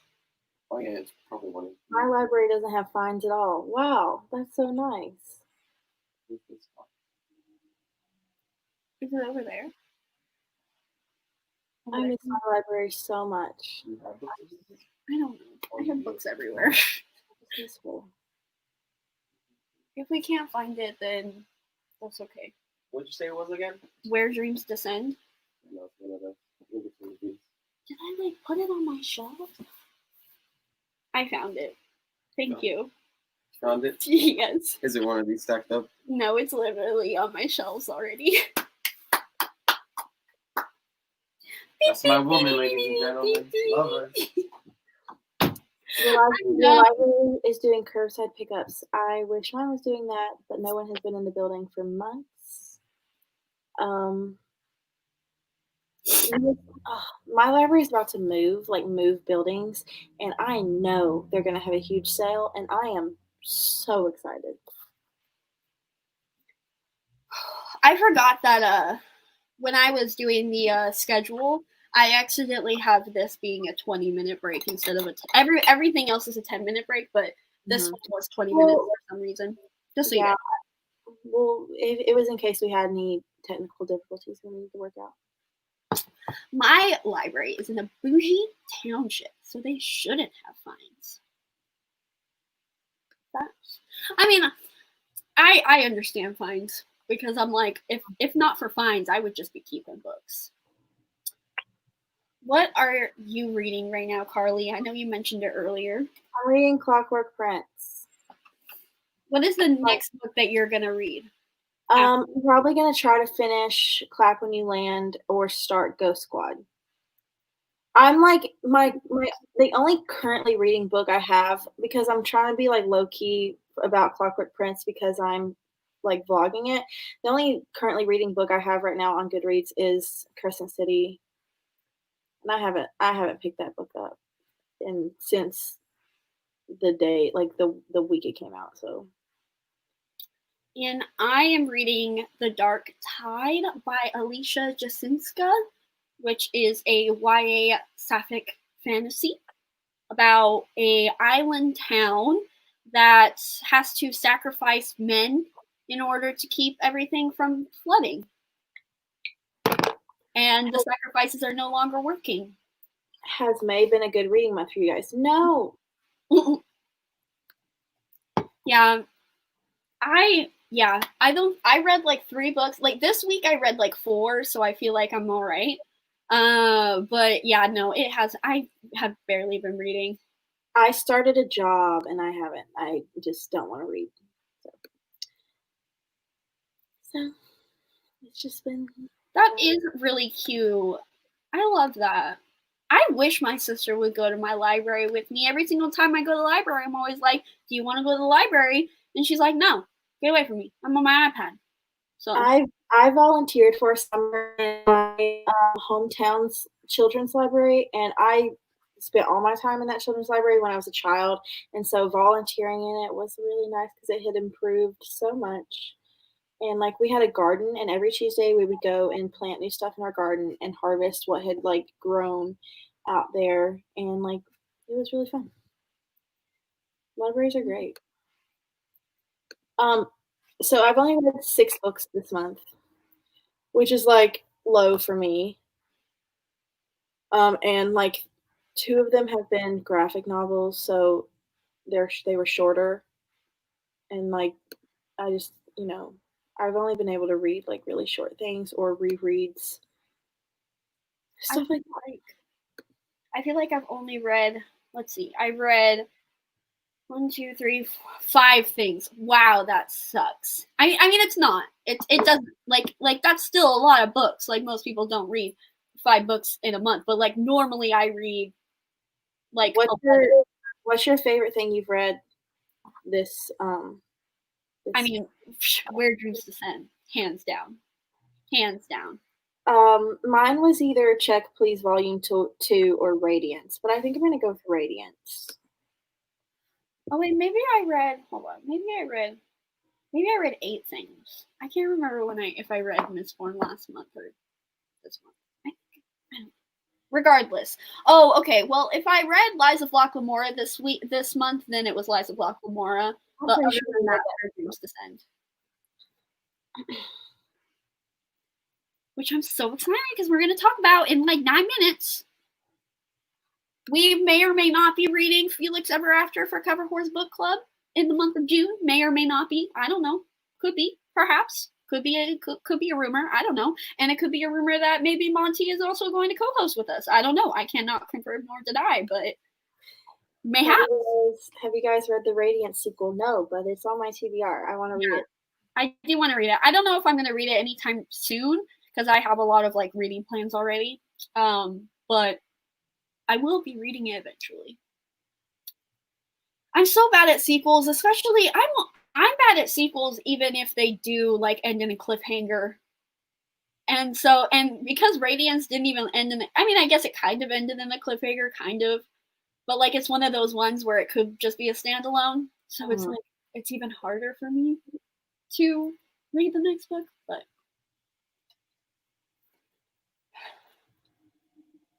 13 books. See, that's usually my average. I would say like 10 to 15 is usually how many books I read. Same. I usually hit 10. I feel like it's so weird, and I don't know, maybe it's just the people I follow, and maybe it's just not placebo, but like confirmation bias. But I feel like every single time I'm in a reading slump, everybody else is in a reading slump. Same. I feel like just this whole like pandemic situation has been pretty hard on a lot of people's reading lately. My favorite book is probably Burn Our Bodies Down. So that's the new Roy Power book, right? Yes. With the cornfields. Yes.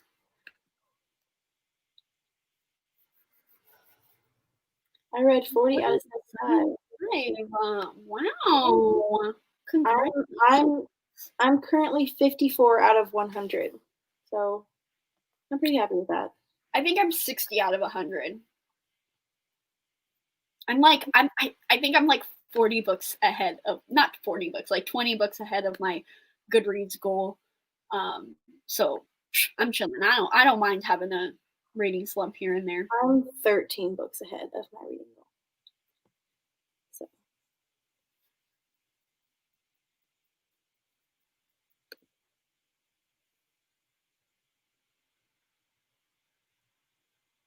I'm like nervous though because I want to hit my goal this summer before I start law school in the fall because I feel like I'm never going to read a book ever again when I start law school. I'm sure you will. Audiobooks. You're going to need something to escape from. You're going to need like a break from something. Yeah, I'm going to need a break from legalese. Yeah, exactly. Your Goodreads goal is 200 books. That's wild. Like, I feel like I could do it, but like, I wouldn't want to stress I my. think I hit 170 last year, or 150 last year. I think I was around there too. That is so many books. We're crazy. Yeah. We're Yeah, crazy. Yeah. Insane. Me saying 6 books isn't a lot. Like, what are we talking some about? people have read 6 books in their lifetime. Like, I guess other people do have lives. yeah.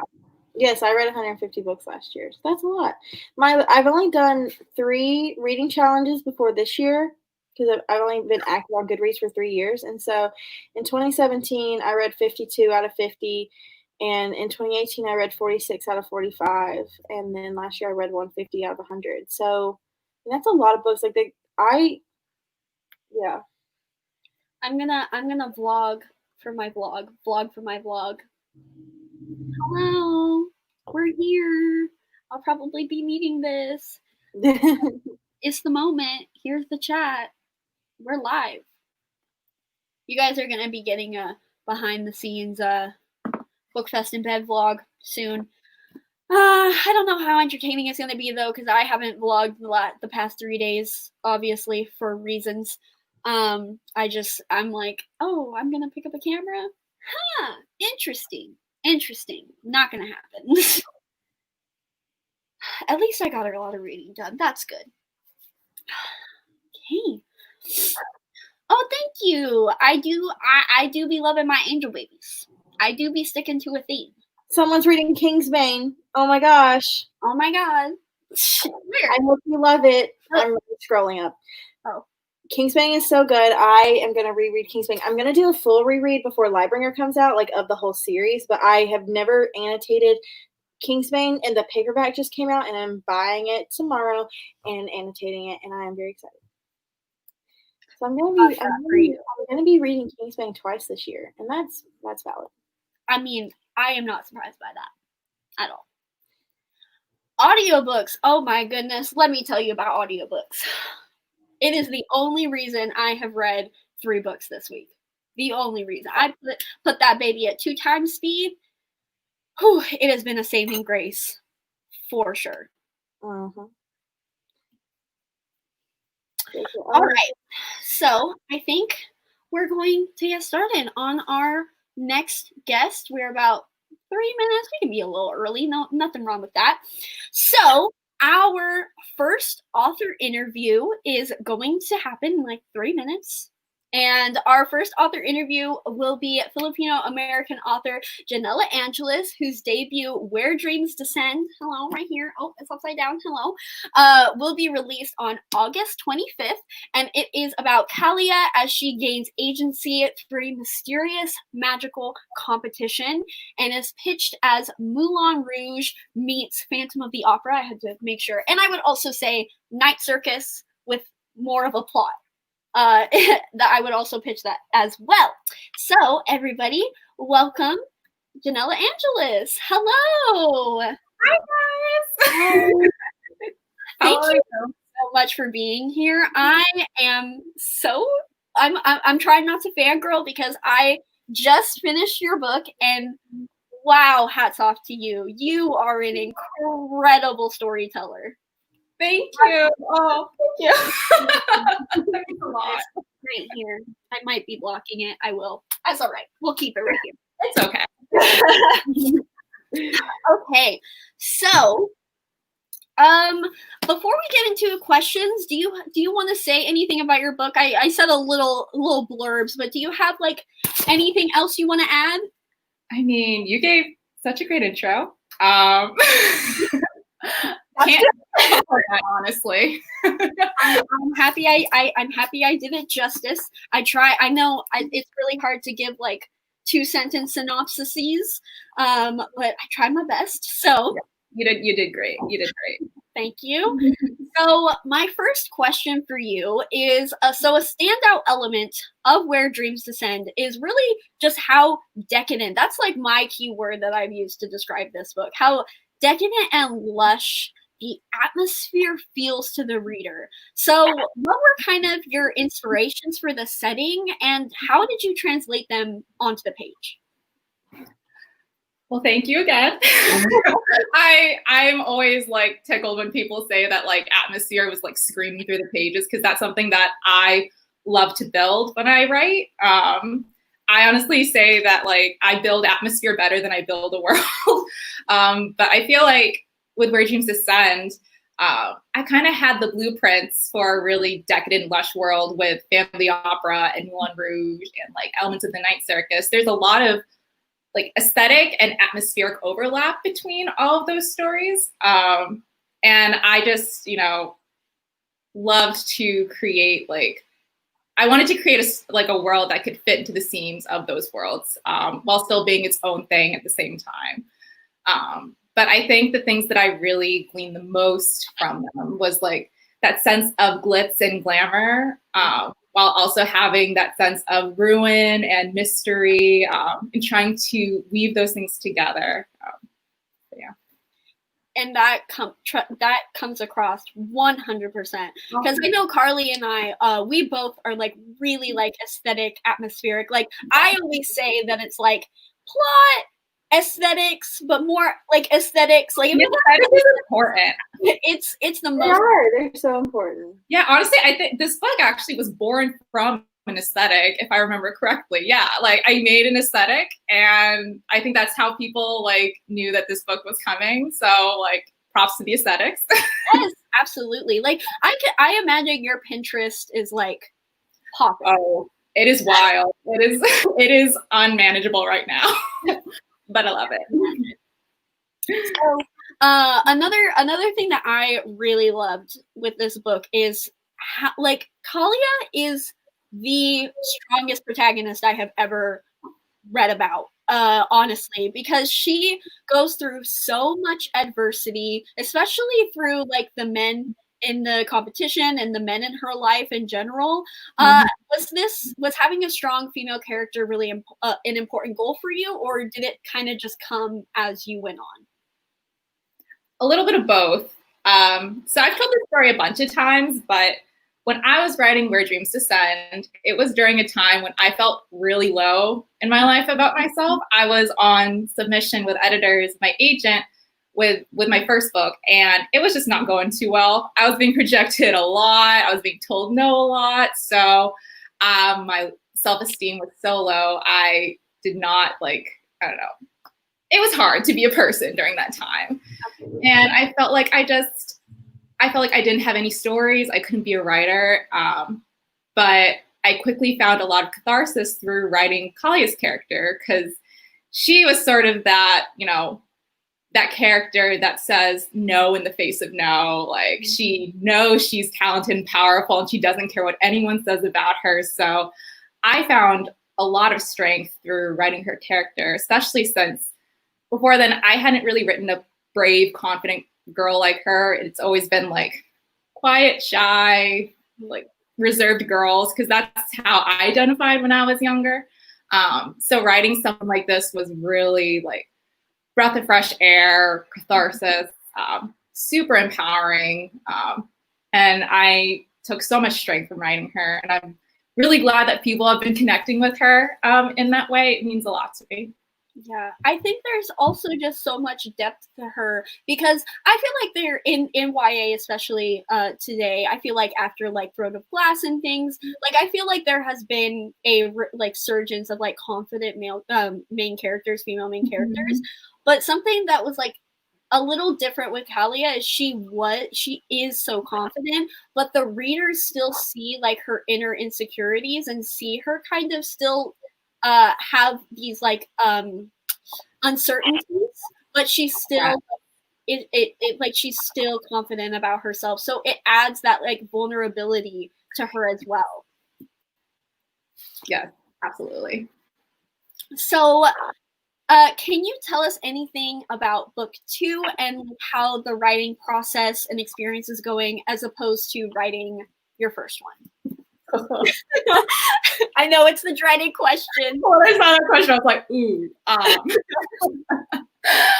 So book book 2 is definitely not the same as writing book 1, to no surprise, but I think this year has definitely thrown everyone out of loop.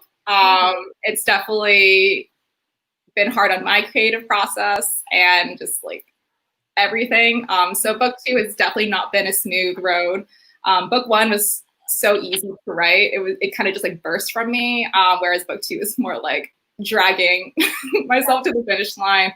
But I'm coming to a place where I am really loving what the story is turning into. I'm finally hearing what it's supposed to be. But it's interesting because I've never written a sequel. I've never finished a series. So to have it all in one place is just like a double whammy for me. But I am very excited for people to read this one because I think, try not to spoil things, but like all questions will be answered. And I know a lot of people have a lot of questions about what's going to happen. I certainly have a lot of questions. I certainly do. Yes, well, I hope they're answered. But yeah, it's very angsty. It's probably the most emotional book I've written. There was one time I was writing where I was crying so hard I had to take water breaks because I was dehydrated. Oh my god! Oh my gosh! But I am one of those writers who just like cries if like someone says hi. Like, I love that. Yeah, it's a good time. Hopefully. Well, those were my 3 questions. So now all of the questions are open up in the chat. So if you guys have any and all questions for Janella, I will put it on the screen. So feel free to submit those. I know some people are asking for a Pinterest board. I looked up your name and I found it, I think. So.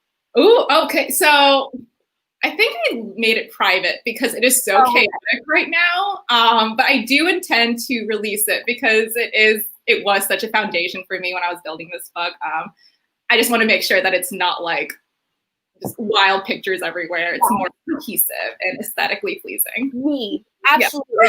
Yeah. I'm the same way. I have like 6 different Pinterests for like various different things, and it has to have the aesthetics. It has to be cohesive. It does. That's what Pinterest is there for. Exactly. Mm-hmm. I love Pinterest. Oh, I do too. It's just so inspirational. This sounds so exactly. It's such a good tool. And I feel like I've like found things that I'm like, ooh, that looks cool. I want to use that in a book. So it's like you just stumble upon interesting visuals that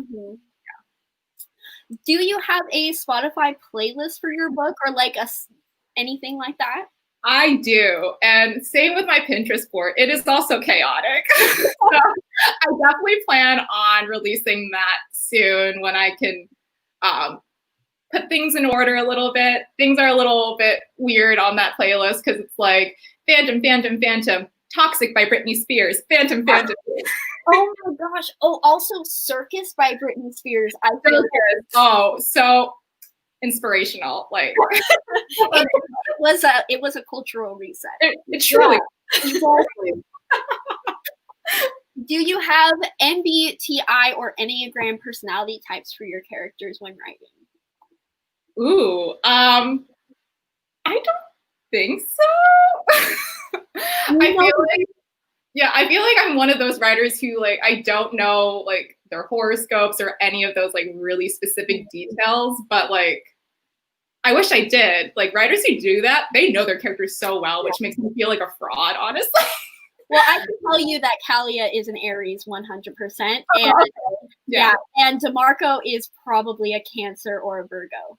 Absolutely. Okay, I agree with both of those statements. Thank you, Heather. Thank you for knowing my characters better than me. Carly and I do the same thing where we'll like read one chapter of a book and we're like, what's their zodiac though? That's like my favorite thing to do. And sometimes I disagree. Like when author, like some authors don't put that thought into it, and it's like totally valid because it's just fun, you know. But like sometimes I see and I read a sequel of a book and I already have this idea of what their birth chart is, and then they get a birthday, and I'm like, no, you just ruined it. Call them out. Which were your favorite characters to write? I hate playing favorites, but my favorite was absolutely Kalia. Absolutely. Yeah, because I feel like the boys were so hard to figure out, like, obviously. But they were the ones who were just, they had so many secrets. So it took a while for me to understand, like, what they were actually about in this book, whereas Kalia was just like an open book.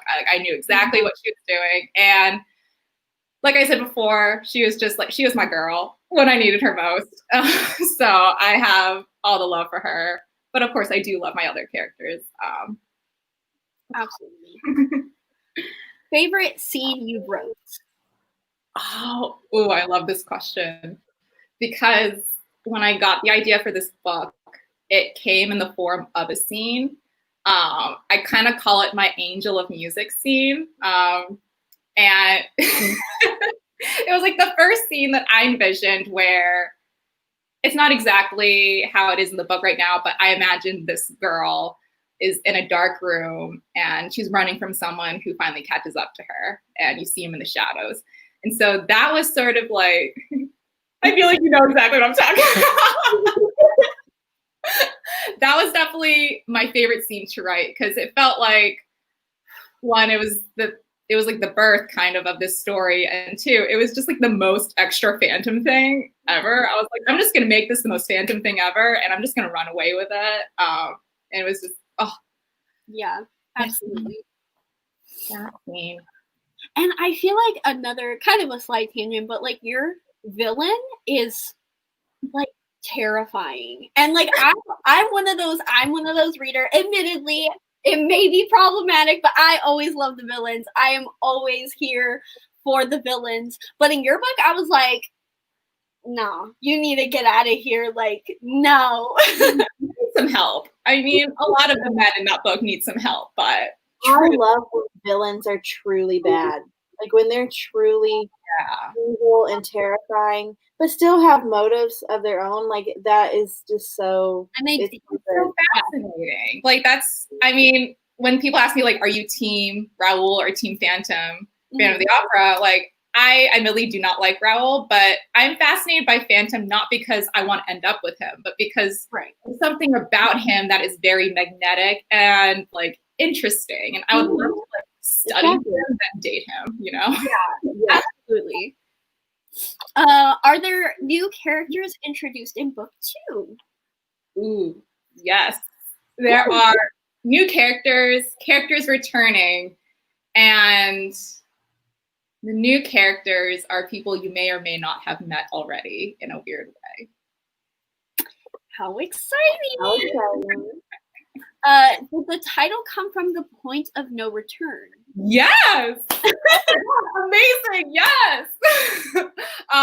So originally this book was called Kingdom of Cards, which is now the series name. So I'm lucky I got to keep my original title in some way. But when we were thinking of titles for the book, we wanted to be like, we wanted something that was more evocative and more like set the scene. And Point of No Return happens to be my favorite song from any musical, because it's just so, it's so elegant, but it's like also very sensual. So, you know, everything in this book trying to be. But it comes from the lyric, abandon thought and let the dream descend. So where dreams descend is kind of born from that one lyric. Oh, that is so beautiful. Wow. I love hearing stories of like where titles and covers and stuff like that come from. Oh my God, and your cover. Your cover is just so. Oh my God. I got so lucky. Oh God, all credit goes to my cover designer, Carrie Resnick, and illustrator, Michaela Alsano. Blessed. Super blessed. It's just so beautiful. The font and the way the depth perception on that cover, it's just so nice. And the subtle sparkles. Oh my God, the sparkles were just, that was a cultural reset, I think. Like no spoilers for like something that is coming next month from a specific place and company, but I'm very excited to see what they do with your book.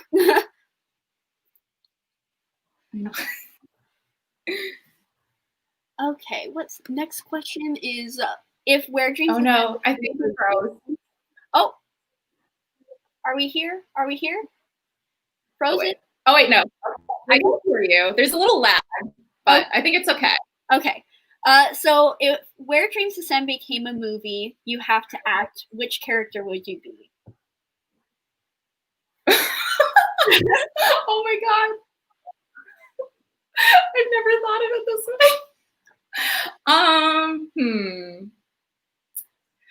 I feel like part of me is like, I want to be Kalia, but like it's too much pressure for me almost. Like I would get so exhausted right away. So I'd love to be like, I don't know, maybe someone from like the Conquering Circus where I can just like chill, be in a cool costume, but like watch the drama unfold and just like, you know, the bare minimum, basically.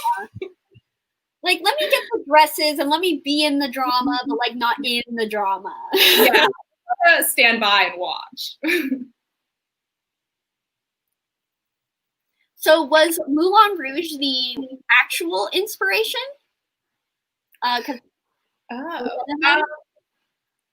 So actually, Moulin Rouge was something that came almost subconsciously. Originally, I wanted this to be like, Phantom of the Opera has been such a huge part of my life since I was young. Like I always grew up, you know, listening to the music and knowing the story. And so when I set out to write this, I knew I wanted to write a Phantom of the Opera-esque story. I just didn't have that thing to intersect it with. So as I was writing, I was like, oh, okay, there's a showgirl who's descending on a chandelier. And the deeper I got into that showgirl's story, I was like, Moulin Rouge, like basically that whole scene with her like descending from the chandelier is so reminiscent of Satine descending into the Moulin Rouge.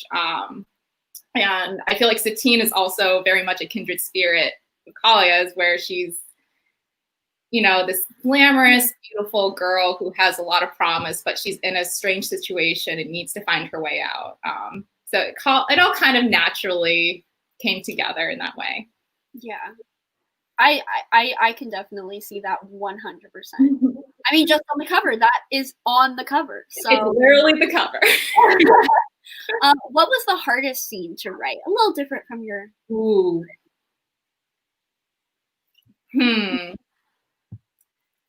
I feel like the ending, a lot of the ending was pretty tough. I think endings naturally are really tough because you have to find a way to just like cap the story, making it a little satisfying while also keeping the reader interested enough to keep going. But I feel like the hardest thing, which is so simple, was like the last line.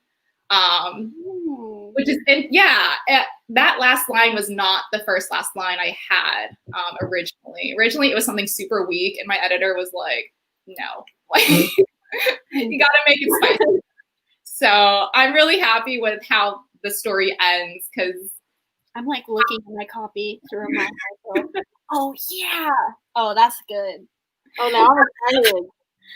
That is a good last line. Yes, it's like super rude, but I'm like very pleased about it. Yeah. Did you prefer writing characters, plot, action, or the setting / world building?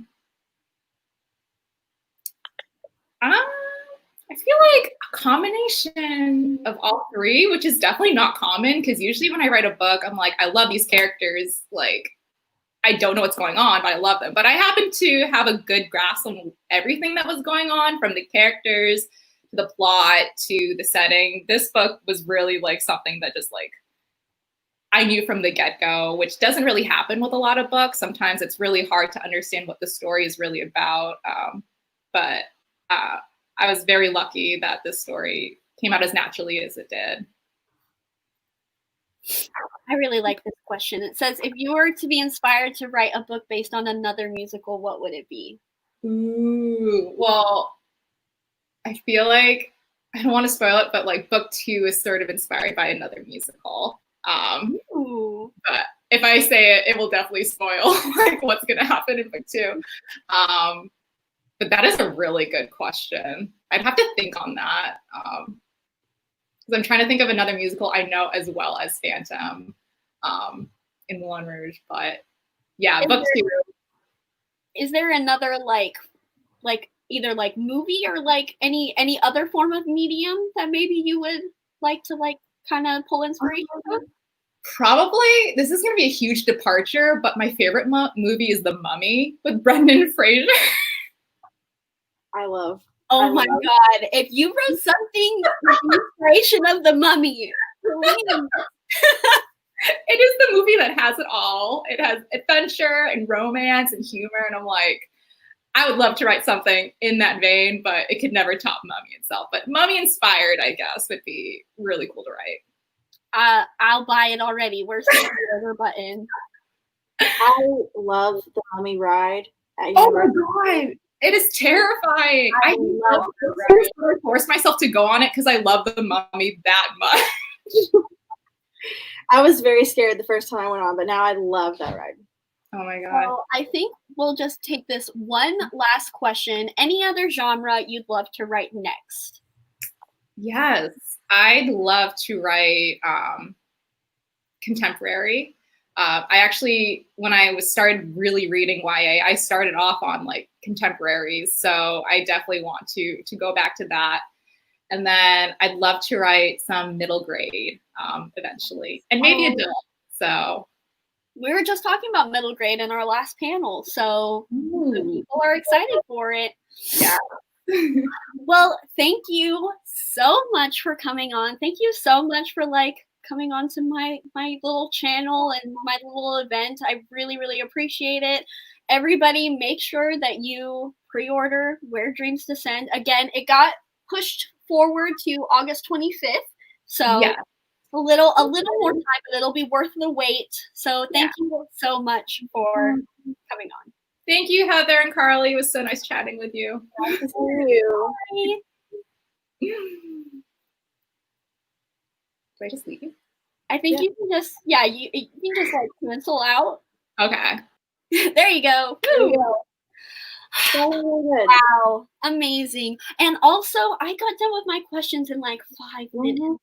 So that means we're going to have a lot of questions from the audience because I was worried we were going to cut it tight. Yeah. But I feel like we're good. Oh my gosh, I feel so much better now after just doing that first one. We got to so much. Yeah, I just ordered my lunch. And I'm so cold. Yay. Next, so we have a 10-minute break, and then our next guest is going to be Katrina Leno, which, wow, hello. Yeah, Katrina that's funny. I think I'm going to go put on a sweater. All right, go ahead. I'll be back. I'm just going to stop my cam. All right. Am I blurry? You're not that blurry. You're pretty good. Okay. Y'all are stuck with me again. Hope you guys enjoyed that. I hope you guys had your I hope you guys added it, Where Dreams Descend, to your Goodreads. I hope you guys pre-ordered. I hope you guys did all of that because it really is such a good book. Like, genuinely, I loved it so much. If you guys love Renee Audier, like I said, if you love The Night Circus, if, like, all of those feelings, Rashani Chokshi, like, you love any of those authors, highly, highly recommend.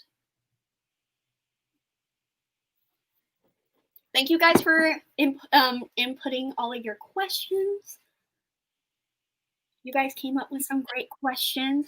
I love getting like writing questions because I'm always really interested in hearing where people get like inspiration and all of that stuff. She was so sweet. She was like, I hope my book was like atmospheric and great. And I was like, I got that from the second sentence. You achieved it.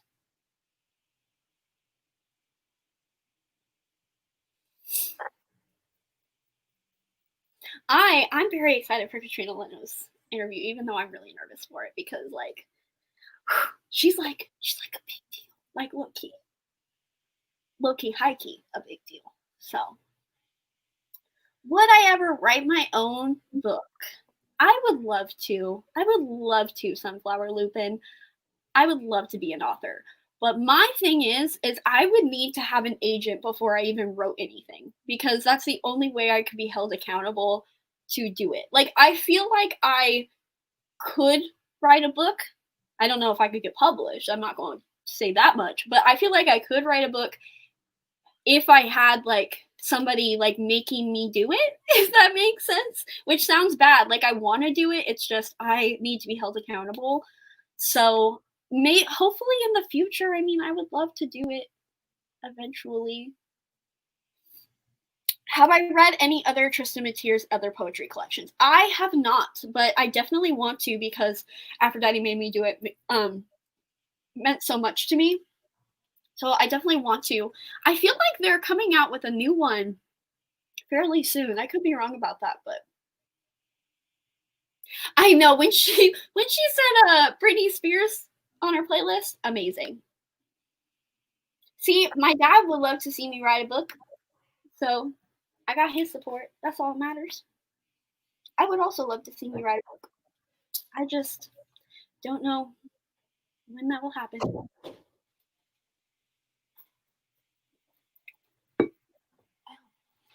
I also do. I just love author interviews. I love like book signings and all those things because they're just so like glamorized online and like their stories and stuff. Like especially if you really connect to an author's story, it's like they're like, you know, like I always compare. I don't want to meet Rick Riordan.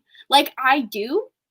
Like that's a bucket list, but like I also don't because I'm like, it's just he's like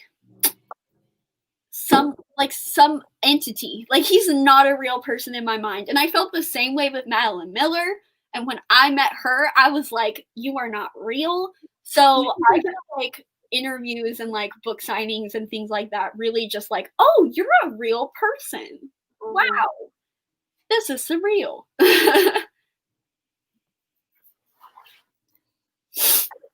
Thank you. We appreciate that. Thank you. Don't get too excited. We're like, we still got a lot to go. Don't feed my ego too much. Meeting Rick Riordan would be too much to handle. I might short circuit. Literally, I think I would because I don't know how to put into words like how much certain books mean to me. Yeah. I would if I met Madeline Miller. I'm so glad Heather did it and not me. I mean, I wish I would be there, but like I just would have been like I would not know what to say. I started crying immediately. I started crying. Like I literally was like, you have no idea what this book. Tears. Yeah, like I've loved that book since I was 15. I wouldn't know what to say. I would love to meet Mary H.K. Choi. She seems like such a cool person. Like, yeah. I started crying, sobbing in front of Lee Bardugo talking about Nina. I was just like, you still know. What Greek myths would I love a retelling for? I would love a Dionysus and Ariadne retelling. I would love an Aphrodite and Adonis retelling. I would love a Daedalus retelling. I want a Narcissus an Echo retelling. Yeah, that would be a good one. I would love that too. Didn't you like send me something about? Yes, I have an idea for a Narcissus retelling, so but I'm not gonna write it. Yeah, but I'm not. I mean, honestly, like I'll take any Greek myths. Like I'll even take a Hades and Persephone retelling, even if it's like a little overdone. Like I'll take any. I cried. Oh my god, how could I forget? A Medea retelling. That's my number one. That's what I want because that's my favorite Greek play. So give it to me. I don't know how it would do it. I don't know. Like maybe like a Phallus Fair. Hannah Capin. I'm gonna slide into her DMs after this. I'm not. But like Hannah Capin, I know you're not watching. Write a Medea retelling, please. Yes.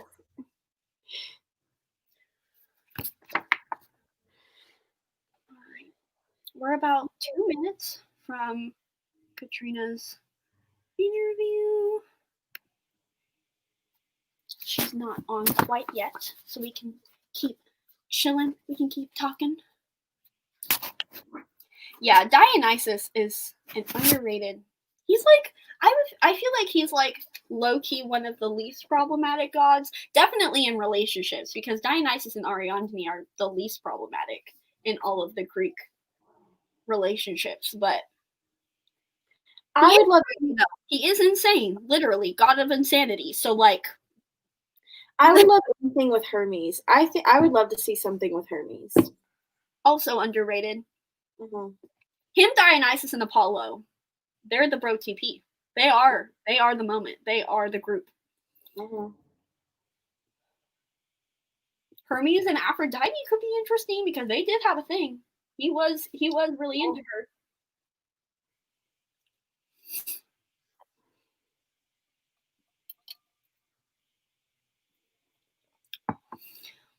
Oh, I would love to meet Laini Taylor. Why hasn't Laini Taylor came out with a new book?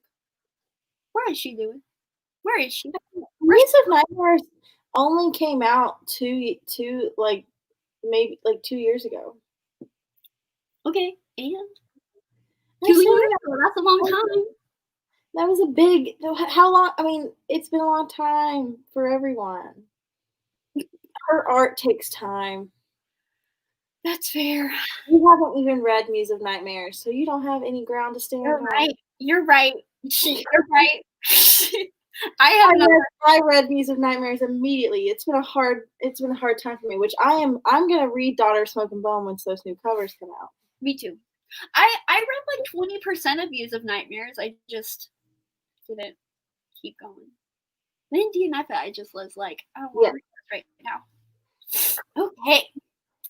The first that's a little weird. So our next author interview is, as I mentioned, going to be Katrina Leno, who is a best-selling author of YA titles, including Summer of Salt, You Must Not Miss, and the upcoming contemporary horror, Horrid, which is about Jane as she discovers a storage room in her mother's childhood home that may not be empty, and it will be released on September 15th. So, everybody, say hello to Katrina Leno. Hello.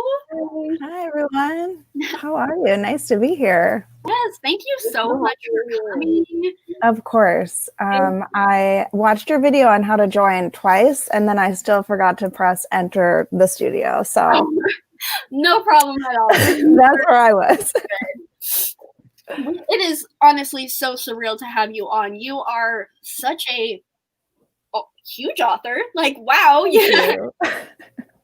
We are very honored to have you on. So is there, I mean, I know I said like a couple sentences about your book, but is there any other things you might want to like plug or say about Horrid? Yeah, I feel like the cover speaks for itself. So let me just put it up here. Let me just. Please. Yes, it honestly, when I saw this cover for the first time, I screamed. As you should, as I would. Like, when I saw it, I was like, who, what, when, where? Yeah, like she's right there. She did that. There's something about girls and plants. There really is. I'm currently surrounded by plants, as you can see. So, so I'm really excited about that. I mean, the basic elevator pitch is, so this story centers around a girl named Jane who grew up in Los Angeles. That's where I live. And her mom is from the East Coast, but she's from Maine. And Jane has really only sort of visited a couple times. And so Jane's father passes away really suddenly before the novel takes place. And as a result of that, they kind of realize that he has sort of lost all their money. Not maliciously, but in a couple bad business decisions. And so Jane and her mom are left really like sort of bereft, and they can't afford the mortgage payments on their house in California anymore. So they move across the country to this old spooky house that's been in Jane's mom's family for generations. And it's called North Manor.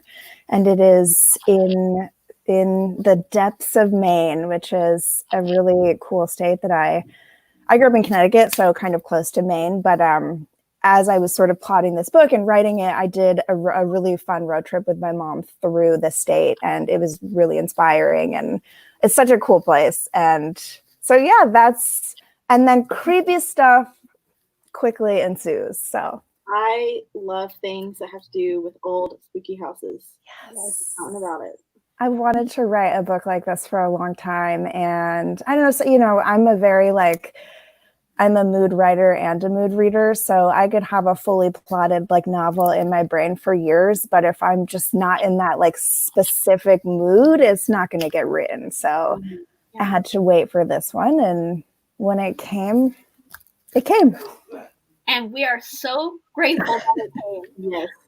So it seems that from your backlist titles, from your published titles, that you are a master of genre bending. I know many people talk about how you have these, so like Summer of Salt had its speculative elements, Half-Life had its mystery elements, and Horrid, of course, promises to have horror elements.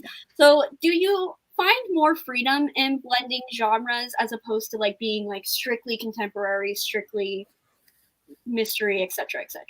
Yeah, absolutely. And I think like for me, it's not often a conscious choice either. It's really like my writing is like the deepest form of therapy to me. And so every book that I've written, it's really been about like getting through something or like processing something that's either, you know, currently going on in my life or happened when I was a kid, or you know, just like emotions that I'm experiencing. And so I think that's why a lot of my books are totally like different from one another. I mean, I think there are similar tones because I do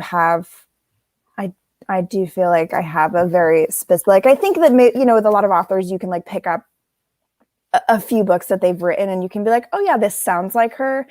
Right. And I think I have that, which is, I mean, for good or for bad, like I kind of can't get away from it, right? Like my sentence structure is always going to be kind of like long run on, like rambling. And so those things are always going to be the same, but then the overarching, like the genre bending things that you're mentioning, I think that really ties into like what is going on in my brain when I'm writing the book. And honestly, something I've discovered when I was writing my last book that came out last year, You Must Not Miss, is that I'm not even necessarily writing like my darker books when I'm in a dark place. It's kind of the opposite. So like when I'm doing really well, like emotionally, that's when I'm writing the really dark stuff. And that's true for Horrid, which is, I think like one of the, you know, the more darker books that I've written, and certainly has those horror elements that are very creepy and spooky, but in real life, I'm like in a pretty good place lately. So, well, that's good. I'm happy for that. That is very good to hear. Thank you. Kind of like picking off of that, discussions of mental health is a really big part of all of your books, pretty much. So, why is it such an important thing for you to examine these themes in your stories? And it's another thing that it's like I never set out to do that, but it develops organically, and I can like look back on it now and be like, oh yeah, I really do always talk about mental health. I mean, obviously mental health issues and supporting mental health and supporting like the right kind of therapy and the right kind of medications, those are all things that I just personally really firmly believe in, for me and for everyone else. And you know, I think that there's a mental health epidemic in not just our country and in the world, where we don't really teach, you know, we teach kids in elementary school, you know, 1 + 1 = 2, but we don't really teach them how to manage their emotions. Like a lot of the times that's on the parents, and a lot of the times the parents may think it's on the school. And so there's not really like, here's how to react if you're having a bad day. Here's how to react if someone says something mean to you. So as a kid, I was definitely very depressed and went through some really dark patches.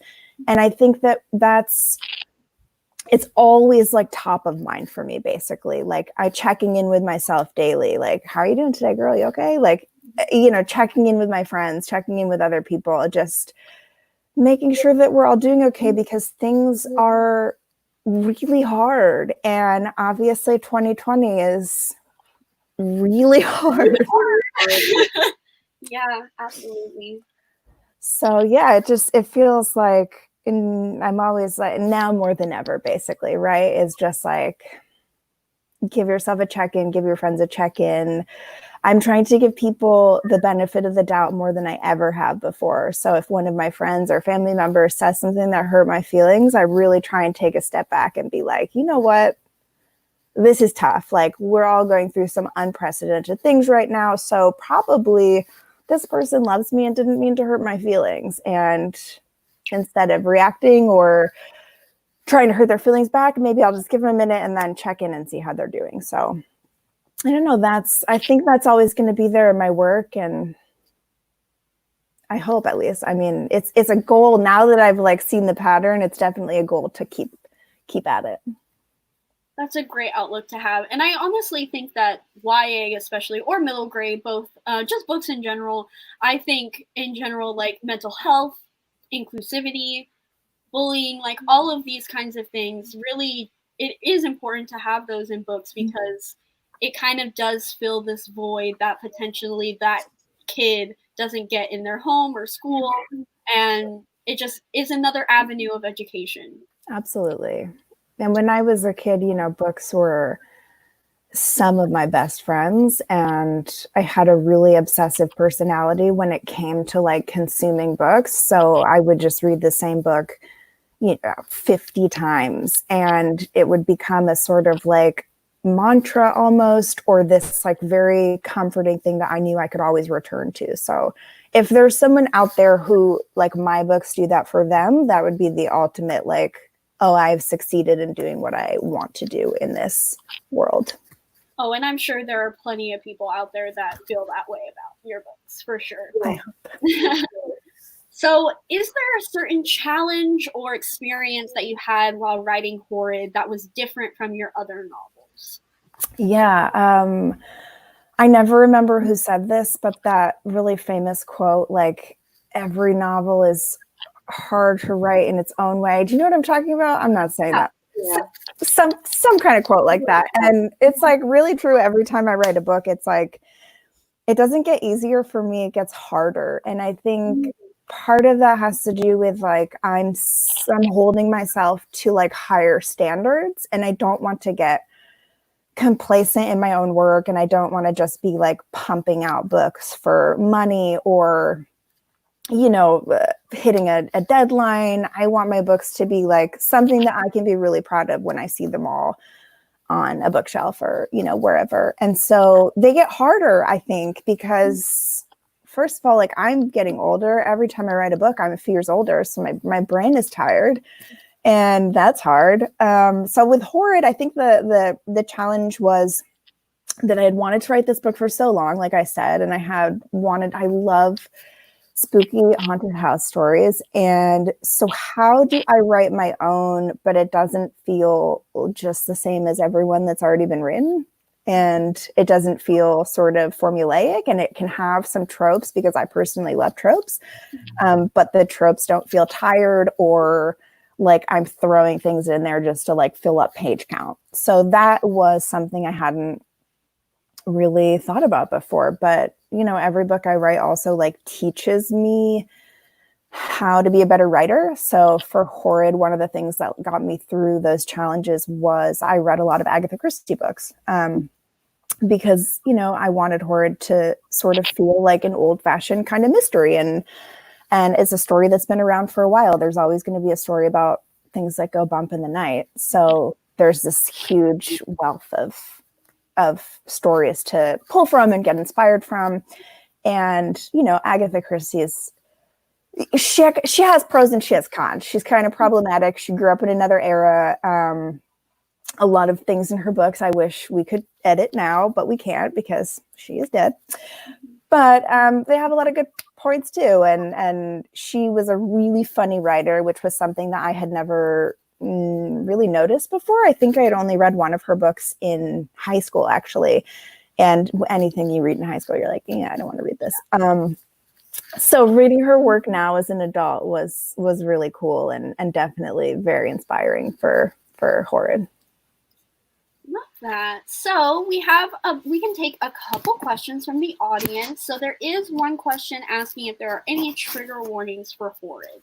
Oh, good question. I think only like loss of a loved one. I think that's the only trigger warning. Yeah. That's if I think of something out, maybe like some abuse, but not, yeah, some like abuse, but not more mental abuse. Yeah. Thank you for letting us know. So what are some of your favorite tropes you haven't yet utilized in your own books, if you have any? Let me see. I love a love triangle. Oh, yes. Why they are so underrated nowadays. Everybody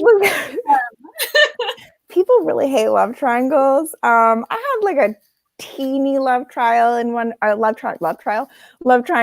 my first book, Half-Life of Molly Pierce, but it was not the main focus of the book, I don't think. And so I would love to get like deep into that, just like a lighthearted, like fun, kind of rompy sort of love triangle. And usually once I've written like a heavier book or a heavier couple books, I'm like in the mood to write something lighter. So who knows, maybe that's coming. We would love to see that. Yeah, we love love triangles, so we are down for that. I feel like we have like separated ourselves enough from like the like paranormal romance where like really like set people off from like love triangles. I feel like we've distanced ourselves enough where I think it's good to we can bring it back. I agree. We can bring it back now. A song that you associate with the book or one that reminds you of the main setting? Oh my gosh, I don't know if I have an answer to that. That's a great question, but I don't think I'm like one of those writers who I don't like write to music. And I really I need kind of silence when I'm writing. So I never really have any kind of music that I'm like thinking of or that's like playing in the background. Yay!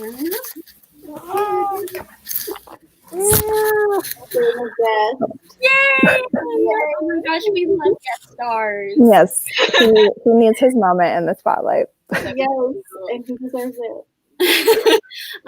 Do you have a favorite protagonist that you've written? Yeah, I think probably it would be Georgina from Summer of Salt. That's my fourth book that came out. All my books are my children and I love them all equally, but Summer of Salt has like a very special place in my heart. And I think if there was a story that I would want to revisit and a character that I would want to like come back to and just see how she is, it would probably be Georgina. I'm sure many people would be happy to do that as well. What inspired you, or what inspired your turn towards dark books like You Must Not Be Missed and Forward? I think it was, so You Must Not Miss I wrote after I had written a couple like pretty light-hearted contemporaries where, the end of the book, like pretty much everything was like happy ending, wrapped up, like the stakes were like, fairly low. The bad guys got what they deserved. The good guys got what they deserved. And so I was really itching to write something like very rageful, and You Must Not Miss in particular was just really, it was really therapeutic to write because it's more ambiguous, right? You're kind of rooting for the protagonist, but you're also like, whoa, girl, like, take a breather, like calm down. And that was interesting because there's a fine line to walk in YA in particular. It was a hard like place to find the right amount of she's going off the deep end versus like she is going to go off the deep end a little bit. So that was very fun to write that character. And that cover too, I feel like encapsulates what you just said. I know. Both of the so it's getting a new cover for the paperback, which comes out. I don't remember when because I'm terrible. Maybe June, but I think June. And the new cover is really awesome. I actually haven't even gotten a copy yet because of everything that's going on right now. But I'm like so excited to see that book in person. So I think the last question to leave off of is, do you have a favorite horror movie? Oh, do I have a favorite horror movie? Yeah.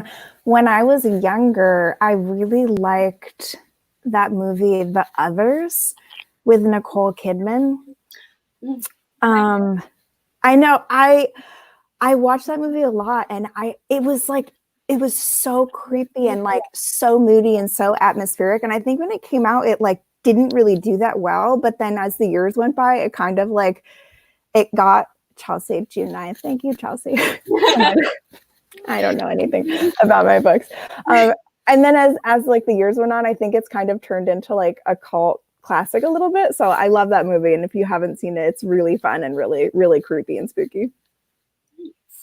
Well, thank you so much for coming on to talk about your new release. Make sure you guys check out IndieBound or Libro FM. Make sure you pre-order Horrid and add it to your Goodreads. All of the links are in the description. But yes, thank you so much for coming on. Thank you for having me.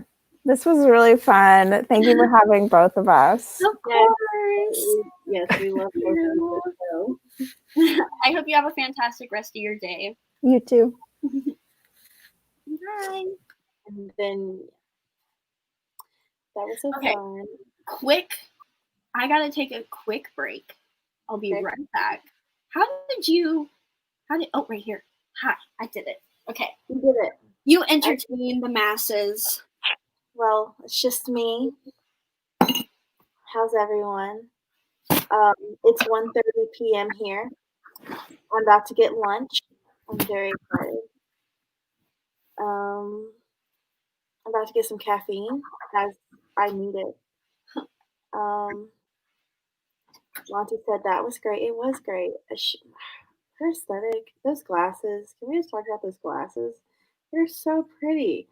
I need a new pair of glasses. I'm so excited for Horrid. What did I order to eat?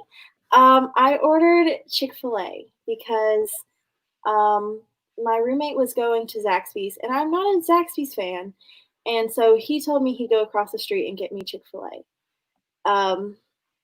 Yeah. So I got chicken nuggets.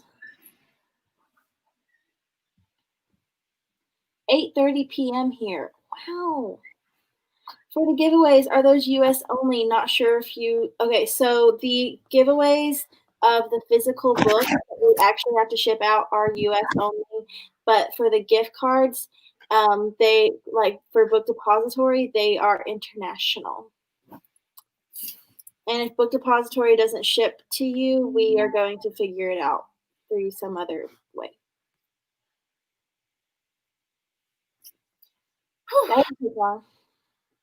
We're good. We are chilling. We are having a great time. Killing it. Hope you guys, how are you guys doing? How you guys feeling? What were you going to give me for lunch? Chick-fil-A. That's what I'm getting. This was news to me. So I fully support this decision. Yeah, so Ian went and got Zaxby's, and I'm not a Zaxby's fan. A what? So, a Zaxby's? Never heard of it. Zaxby's? Don't have it. Yeah, so, well, Zaxby's is like another chicken place. It's like, you know what Guthrie's is? Which one? Guthrie's.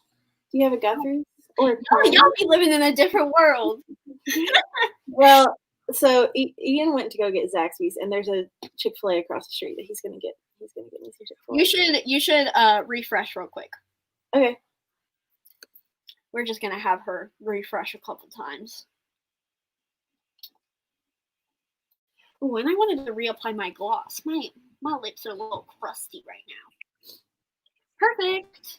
We're just gonna do that every 10-minute break. We'll do that. All other chicken places might as well close. Yes. I want to do like a ranking of all the chicken places because there's a lot. I'd love to watch that video. I would love that. Do it. Me and Ian are starting a food channel. You've heard it here first. I didn't know it was a food channel. You said you were just it's probably just going to be a bunch of stuff, but it's mostly going to be food. Like we're going to go to Georgia soon and go get the Hawaiian Chick-fil-A. that everyone's Oh, talking. yeah, you mentioned that. I saw the TikTok that you sent me. Yeah. Very excited for that review. That is very, very strange. Like, how random. Well, I mean, tropical Chick-fil-A chicken nuggets, they're basically like sweet and sour, like Chick-fil-A chicken nuggets. They sound very good. Oh, I'm not saying it doesn't sound good. I'm just like, where'd you guys come up with that one? Well, I don't know. Apparently it's been Georgia. I mean, it's near the original Chick-fil-A, so I'm sure there's some kind of like deal How going are on they there. going to come out with sweet and sour chicken nuggets and not come out with spicy chicken nuggets? I know. It's only one location, so I mean, I don't know. Have you ever heard of the original Chick-fil-A? It's called like the Dwarf House or something like that, and it's in Georgia. I mean, you're never gonna go to Georgia in your life. I might go to Atlanta. Well, you're right. I'll probably never go to Georgia. Well, you should go to the Coke Museum. I went to the Coke Museum. It was fun. I like Pepsi. Man. Of course you do. The Coke Museum is fun though, even if you're. Yeah, I'm curious. I mean, I would go. It sounds. I think the Georgia Aquarium is one of the best. Well, I went to an after dark Halloween party at the Georgia Aquarium last year, and it was so fun. I had a good time. It was like a dance party. There was drinks, there was dancing, you could go and look at all the exhibits, and then we went out and did other things in Atlanta, and it's so fun. That sounds pretty fun. Mm-hmm.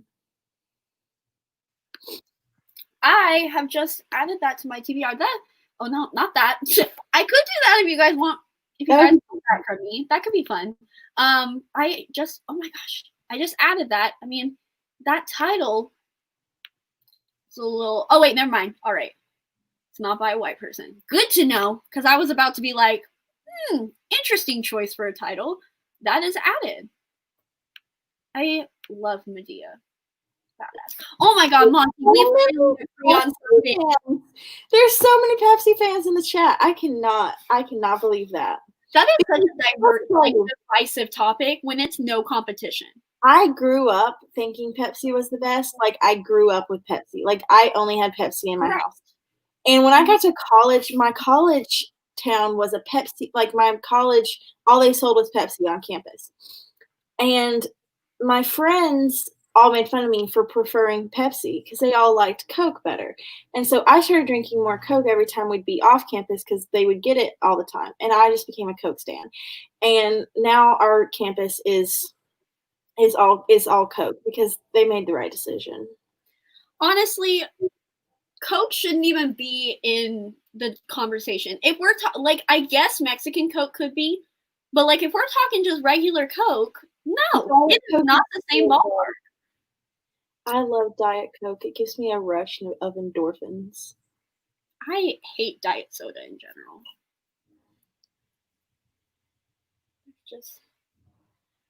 I got hair on my gloss. I got smudges on my glasses. We're a whole mess today. I know that Pepsi, I know that it is a regional thing because I know that I feel like a lot of like the South and like the Midwest is diehard Coke fans. And like East Coast and West Coast is like Pepsi. I could be making that up, but I feel like that's how it goes. Glad we had that tangent. Anyways, our next author interview is going to be Claribel Ortega, who is the debut author of Ghost Squad, which is a middle grade pitched as Coco meets Stranger Things that gives a perfect spooky-filled story with a sweet message of family and friendship, and it is available now. So, everybody, say hello to Claribel Ortega. Hi. What's up? Oh my God, I love your shirt. Just right off. Thank you. Thanks so much. How are you guys? I hope, we're going through it, as I'm sure everybody is. Yeah. A difficult time and hard to be doing this at the moment, but we're trying to, bring a bit of light. So I did give a little bit of your pitch for Ghost Squad. Is there any additional information you want to give or any pitches or anything of that nature? Not really. I think that describes it really well. This is the book for anybody who hasn't seen it. The cover art is by Lorena Alvarez, who is a Colombian artist. She's incredible. And it's available everywhere now, so you guys could go pick it up. And it is being turned into a movie as well, so you could read the book first and then watch a movie someday. That is so exciting. I have the audiobook saved on Scribd. I'm very excited to get to it. The audiobook is great. The narrator did such an amazing job. Alma Guerra, she's really good. We love to see it.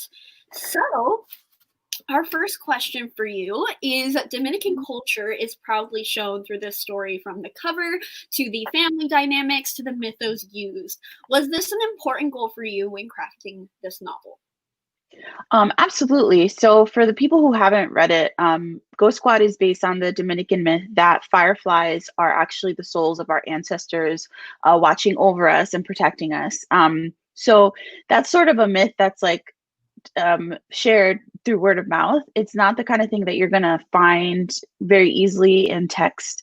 So I wanted to preserve it in a way, as a way to preserve culture. Dominican Republic is a country that was, ravaged by colonizers. And so a lot of the things that a lot of our culture and our stories were lost, and a lot of it was brought over from Africa and sort of mixed, and a lot of it is just like word of mouth and storytelling, and I wanted to make sure that it was preserved in an actual book, and I thought that it was a beautiful way to not only share my culture, but to give comfort to people who have lost somebody, because it can be really hard when you're grieving.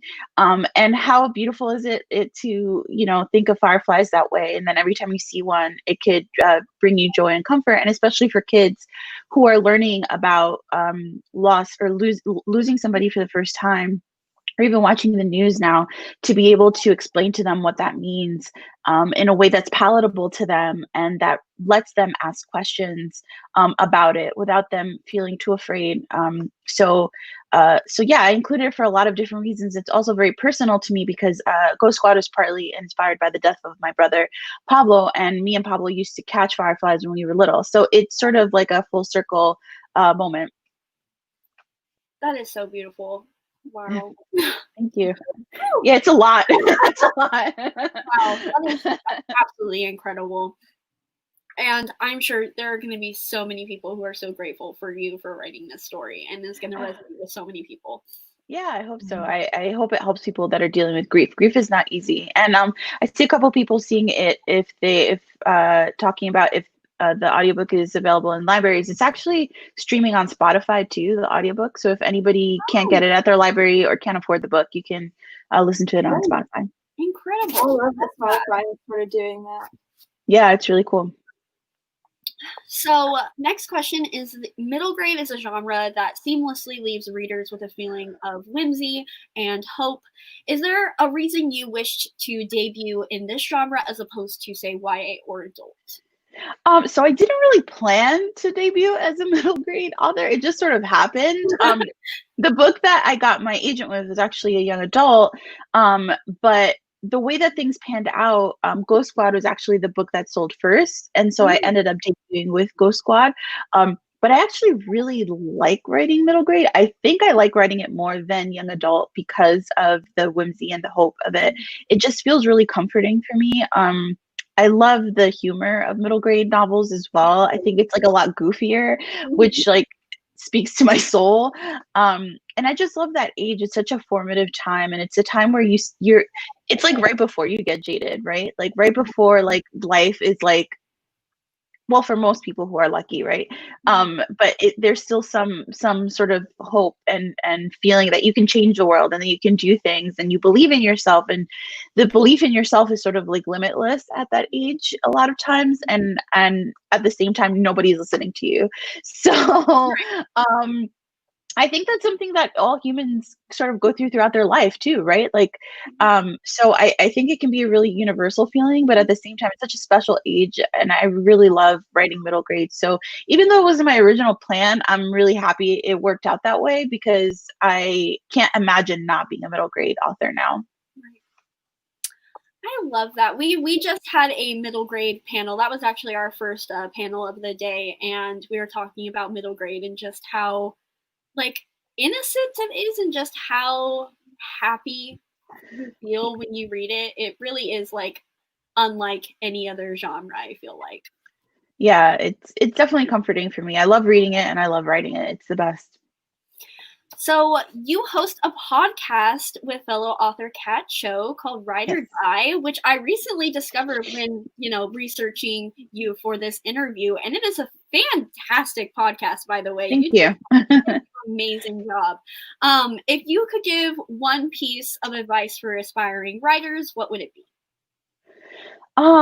So I think I say this whenever anyone asks me this question. So I'm sorry if you've heard me say this before, but definitely be flexible with your expectations. Like I said, I plan to debut as a young adult author. I didn't. But there's a lot of stuff like that when it comes to publishing, when it comes to writing. If you pin all your hopes on something happening a certain way, it can be really difficult when it doesn't. And there's almost nothing that you can guarantee in publishing. There's nothing that you can control except for your own writing. So it's really difficult to sort of make goals in that way. Like say like, I want this specific thing to happen by this specific time, because it's not like an office job, right? Where you have like a track, like a career track. Publishing can go in so many different directions. Things don't work out. The market can change. I mean, just the example of my debut, like I debuted during pandemic, I had a flights booked for 2 months of travel, my launch event, all of these things, and everything had to be rearranged. And yeah, it sucked, but at the same time, it's like it could be worse, and you have to learn to be flexible and make the most of the things that you are in your control. So what I did was I just tried to make the most of it. I tried to make the most of whenever something doesn't work out. I say, okay, what can I do to not fix the situation, but to make it the best that it can be?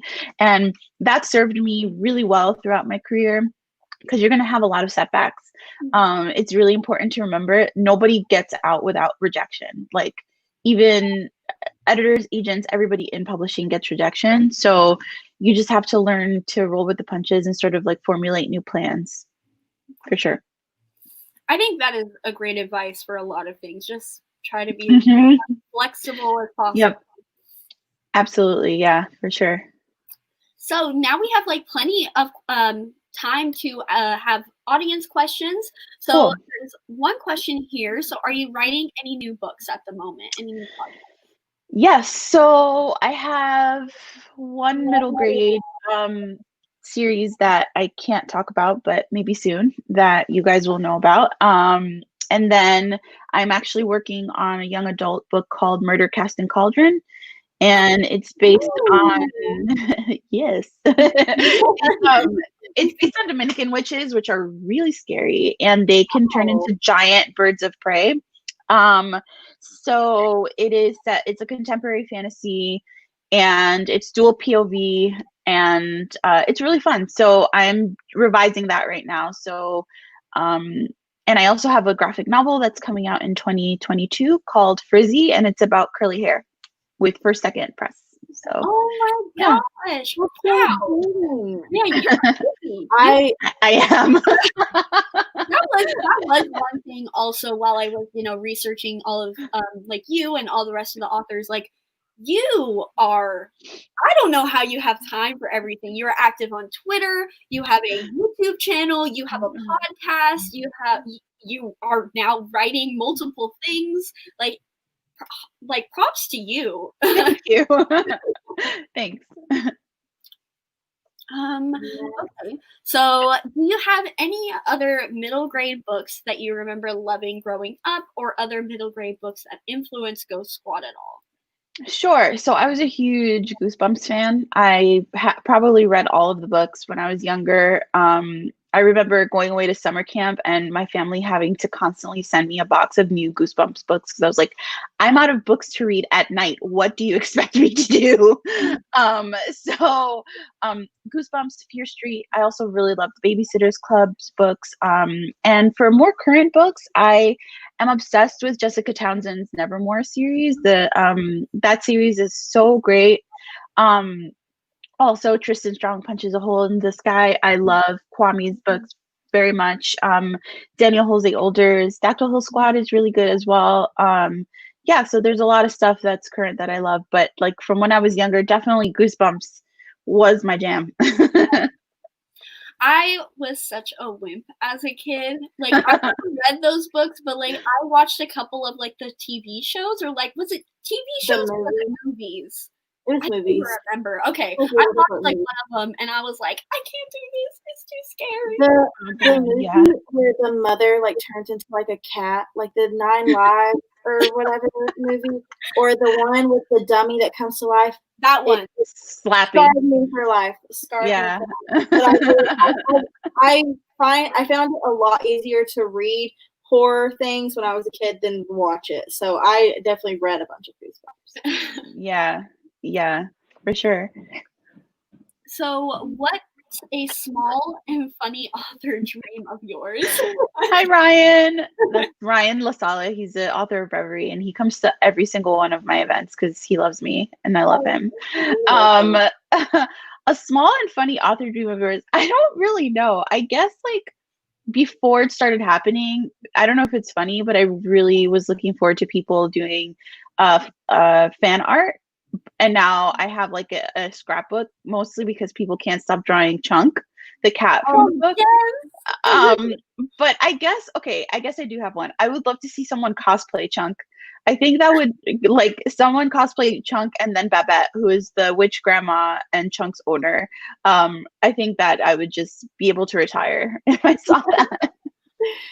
Honestly, my cat looks exactly like Chunk. Like, not like that, but like pretty chunky. And I want to see pictures. Post that. Love that. Just tell Ryan to cosplay Chunk. Yeah, he would. He would. He definitely would. Would you ever write an adult book? Yeah, I actually have an adult idea, but we have to wait only because right now I'm still like launching my middle grade, like my author career, and we want to start with middle grade, and then we're going to transition into YA, and then like down the line it'll be the adult. But I definitely have an idea. I pitched it to my agent and everything, and it's really cool. So one day for sure. Very, very exciting. So since you have multiple projects going on at once, do you ever have to take breaks to refocus and remember what you're currently working on? Not really to remember, but I definitely do take breaks. I'm a very chaotic person. Like, I will write for 3 weeks and I'll finish a book, and then I won't write for like 4 months.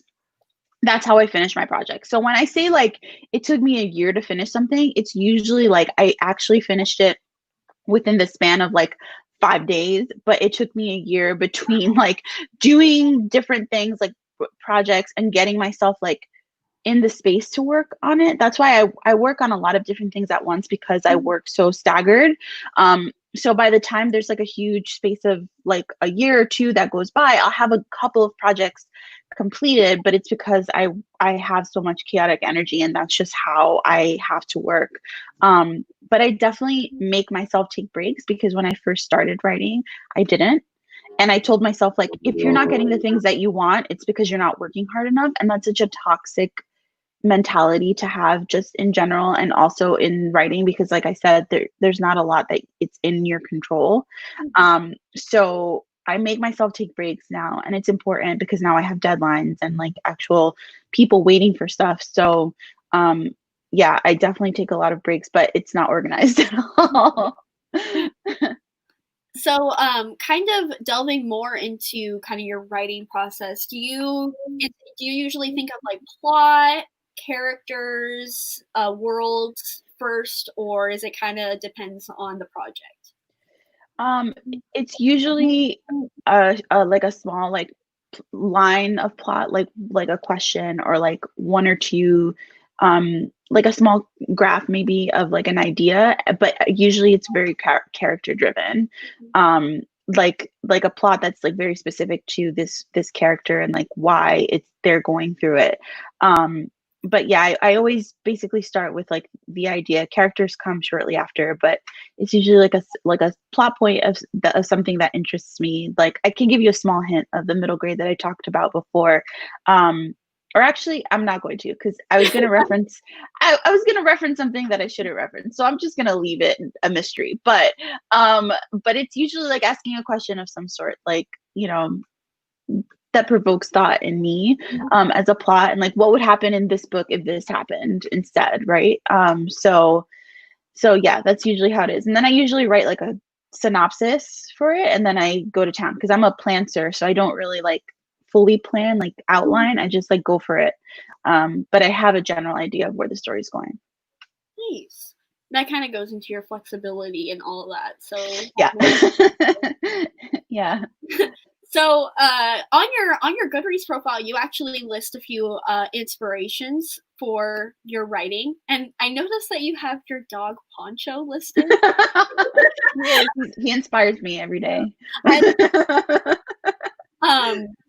But do you have any, like, I know we talked about like middle grade that kind of inspired you, but do you have like any other like books that may inspire your writing, or authors, if you want to go into a couple of those more?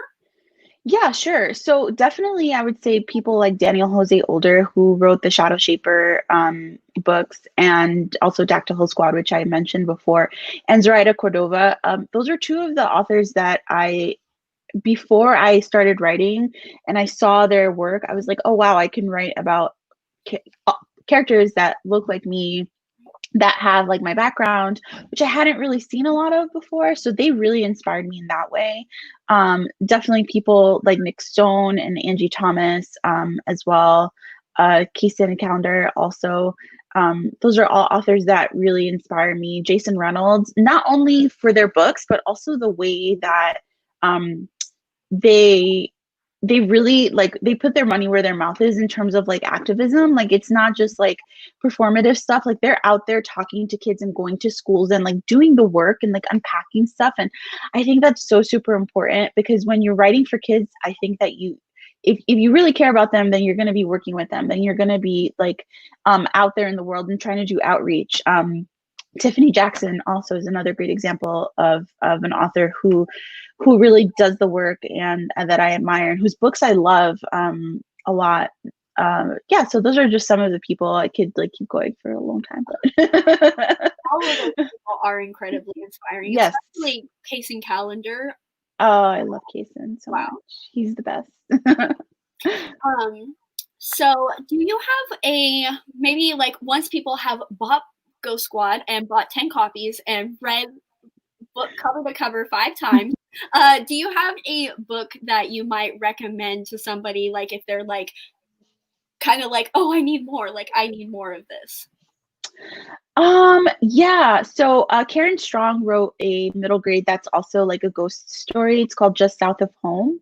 And I think that would be a really good book to read after Ghost Squad. If you have sort of a Ghost Squad hangover and you want more like spooky reads, I would definitely go for that.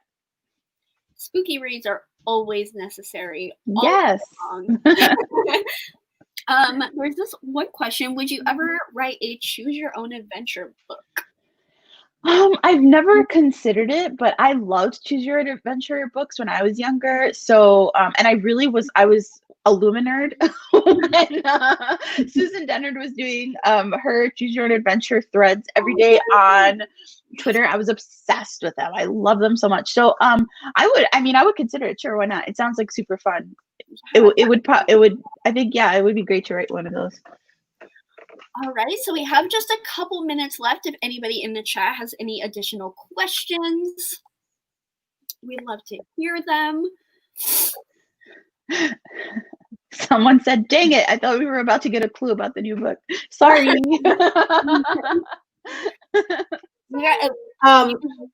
can ask a question. What kind of music, do you listen to music while you write? What kind of music inspires it? Do you have any kind of playlist or anything? Yeah, that's one of the first things that I do before I sit down to write, I make a playlist, and I'll often do like a chapter by chapter playlist. So it's like a song that I picture, like if this was a scene in a movie, what would be playing in the background? So it depends on the book. Yeah. For Ghost Squad, weirdly enough, I was listening to a lot of Sia for whatever reason. It was like on loop. She has a lot of songs about death that don't sound like they're about death. And a lot of songs about grief. So it actually worked a lot. Like I listened to a lot of Sia, and I also listened to a lot of like Dominican, Dominican music that was like indigenous. And for my YA, I'm listening to like, I don't know, a lot of like rock and Paramore and a whole bunch of stuff. It just depends on the book, but I do listen to a lot of music. I have tons of playlists on Spotify. There's actually a Ghost Squad playlist that I made that's public that people can listen to if they want to see some of the songs that inspired me while I was writing. But there's so much. I listen to a lot of hip hop too when I write. I have a hip hop instrumental playlist too, because it just like gets me in the mood for writing. But yeah, it just depends. I listen to everything. Love that. I love chapter playlists, like songs for different chapters. That's such a fun concept. Yeah, I love it because it really, what I like to listen to songs on repeat as I write a chapter, because then it's like not distracting to me because it's just the same sounds over and over again, and it really gets me in the mood. And I like to try to write books that are atmospheric, and I feel like that helps me to paint a scene a lot better. Someone asked about my glasses. They're from Zenni Optical. No, the glasses are so cute. I need me a pair of like pink frames. I would love those. Yeah, I love them too. Thanks. Well, thank you so much for coming on. I really appreciate you coming on to talk about your book. And I know that you're doing like a couple panels today. So yeah, I'm doing a BookCon panel at 4:30. Witches, Ghosts, and Vampires Oh My. It's with Daniel Jose Older, Holly Black, Zoraida Cordova, Isabel Sterling, and Kat Cho. So if anybody wants to come through, I'll be there. Thank you guys so much for having me. This is really great. Of course. Make sure you guys get Ghost Squad. Links all in the description. You're not going to want to miss it. So thank you so much. Bye. Bye. Bye. Yay. Do it for Chomp. Yes. I'm going to go get my lunch. I'll be back. All right.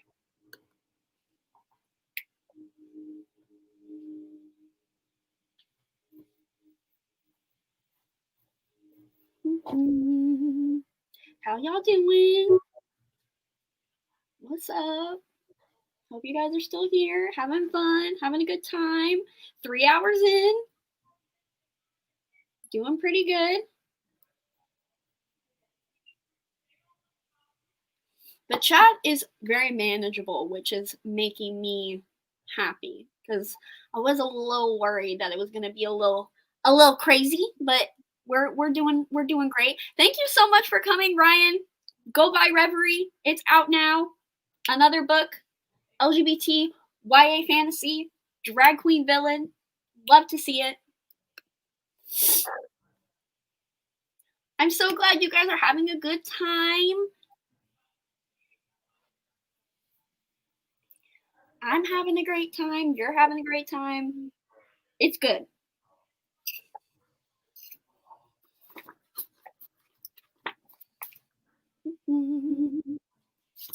Oh, thank you. We were like, of course, typical Leo things. But we were like, what are we going to wear? Like, what are you going to wear? What am I going to wear? Like, what are we wearing? Like, what's going on? I didn't know what I was going to wear until I picked it out of my closet today. So I already changed clothes because I'm cold. I wish that was me. It is like 90 degrees. Like I just turned up the air. I had the air on like 65 last night because I like to sleep in the freezing cold, but it gets very cold during the day. Oh, it's only 79 right now out. Thank God. Well, let's see what it is here. But it's like, this is my hell. This isn't even the worst of it, guys. Like, triple digits is coming. It's 82 here. You can see. Yesterday I got in my car and I said, oh my God, it's 116 degrees. But that was how many miles I had left. I'm such an idiot. I'm pretty sure you would have died if it was 116. Oh, it has been 116 here before? Probably not. Never mind. I know it's hit like 110. Like, I know. Yeah, it was 117. Like, band camp, when I had to do band camp on that hot asphalt outside my high school in the middle. I don't want to get PTSD flashbacks. Please do not mention band camp anywhere near me, okay? We're not going through that trauma. Not today.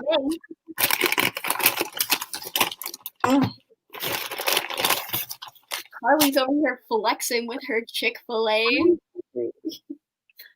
Mukbang time.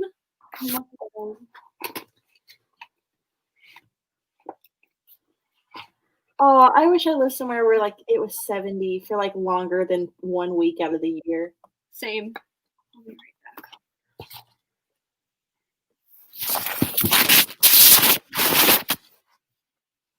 The humidity here. Alabama, she has her faults, and weather is one of them.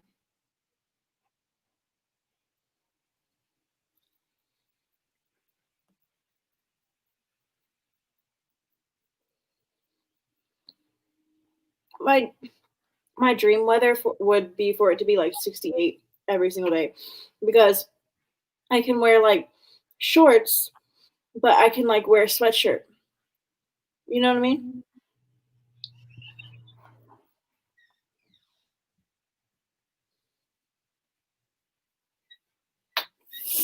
Oh, it's 107.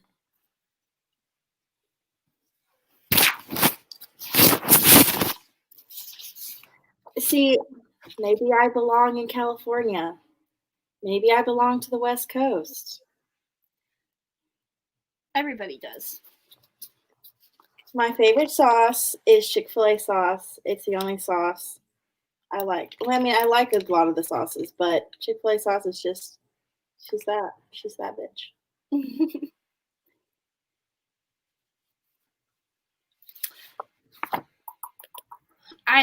I love their ranch, like Chick-fil-A ranch. I know it's such a basic choice, but it is just so good. I need them to sell it. I just want bottles of it. Once it hits 80, I just don't like her anymore. I don't want to be outside. Same. And it's always over 80 here. So like 65 is like, if I could have it be 65 at all times, that's the one. You know, they've started, yeah, I said 68 is my perfect temperature. That's good too. But like 65 is okay too. Do you know they started selling the Chick-fil-A sauces at Walmart? I wonder if they have a ranch one.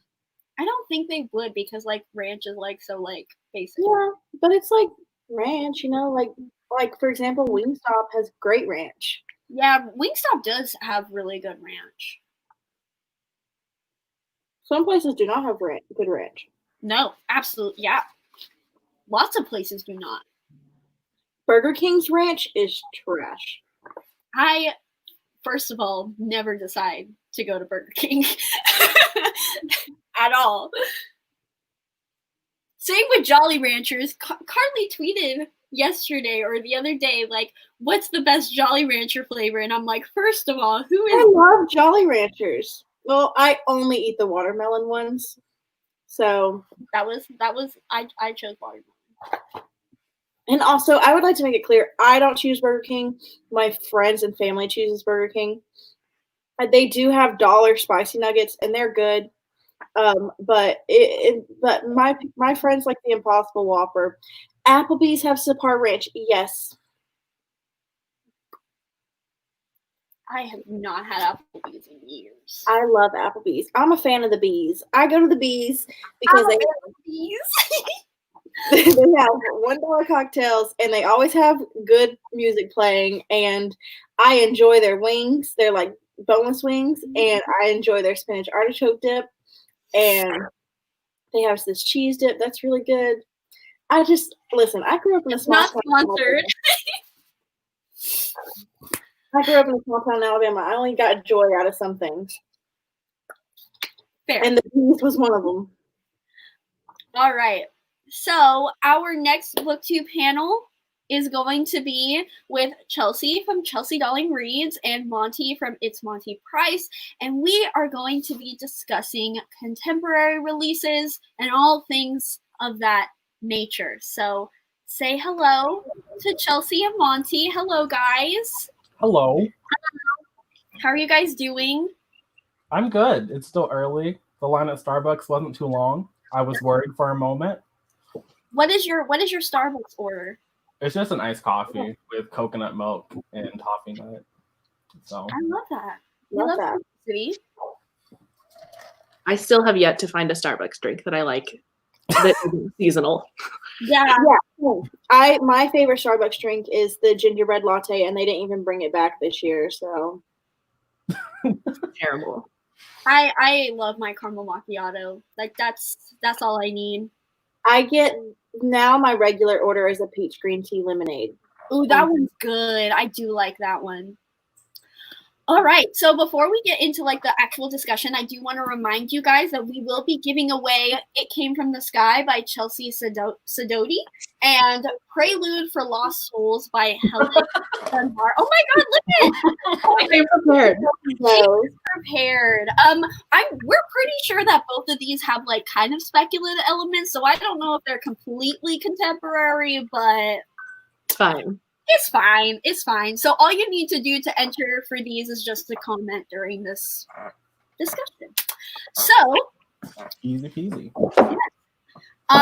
So I guess first starting off, like what is on your radar? What are your guys' anticipated releases? What are you looking forward to? I mean, next week there's a couple of stuff coming out. Like, what is it? If We Were Us by Kale Wather comes out on the 2nd, so literally Tuesday. And so does You Should See Me in a Crown by Leah Johnson, also on Tuesday. I think I'm more excited for that one. But I think If We Were Us has like some kind of love square situation going on. I'm a dumb person, so I couldn't understand the synopsis on Goodreads. But there was like complicated love, and that's all I need in a contemporary, really. Like, I don't need a complicated plot. I just need a bunch of messy relationship vectors. Valid. Very true. I just last weekend read The Falling in Love Montage by Kira Smith, and this was so good. It comes out on June 9th. It is a queer white contemporary set in Ireland, and it follows a girl whose mother has early onset dementia. So it does, like, it has serious elements to it, but it also has like a really, really fun premise and a really cute romance, and it's just very fun. And I love it. That cover is absolutely gorgeous. I am so excited for that book, and I had no idea it was set in Ireland. That's I didn't know until I picked it up, and I was like, oh, okay. It was so good. Yeah, I was excited for that one. I had not heard of that one. So. There we go. See, we're all. I saw Pink and two girls holding hands on Goodreads one day, and I was like, okay, I'm ready to read it. That's so true, man. Like Sapphic releases this year in 2020 are coming up all year, so very excited about that. Do you guys have any of like favorite contemporaries of this year that have come out? Like, do you guys have a favorite one? Do I? Let's open Goodreads. I can say right off the bat, Beach Read by Emily Henry has been my favorite. It just hits so good. It's so good. But I will say, Falling in Love Montage, close second, tied with Today's Tonight Tomorrow, which comes out in July. Oh, I've heard good things about that one too. The cover is also gorgeous. Real good. More Than Maybe by Erin Hahn was really good. I think it got pushed back. It was supposed to come out in May. I think it's coming out in July now. Okay. Set in Michigan. It's like the son of like a washed up rock star man and this girl who works at a bar who's like super into music. It was cute. It was a moment. Cute. Nothing super serious is going on there. So nothing hard hitting. If you want something light and fluffy, that was good. There you go. That might be Wait, it. is Beach Read already out? Yes. So Everyone is so excited about it. I'm planning on taking it to the beach when I can go to the beach. Wow. That's beautiful. What a moment. That's a risky trip. Yeah, but when I can one day, I want to take it to the beach. Absolutely, Felix Ever After for sure. Also, the Henna Wars I just read recently, definitely one to check out.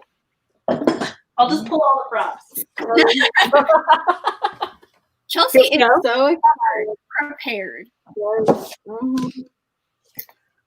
I've also heard really good things about You Deserve Each Other. I've heard a lot of people have been really enjoying that one. I've never heard of that in my life. I saw. It's the one where they're like engaged and then they like. Oh, I have heard of that in my life. I've picked that book up like 3 times at Barnes and I'm like, why? Why does this exist? My bad. I feel like because you're not a huge fan of like second chance romances, right, Monty? Or no, I don't think I would classify myself as a fan of those. Yeah. I am. Oh my gosh, and Meet Cute Club. Is that one out yet? See? Yeah, that one's out. It just came out, I think, on the 26th. Okay, perfect. That one is that's probably my highest anticipated contemporary release. I think that's going to be super cute.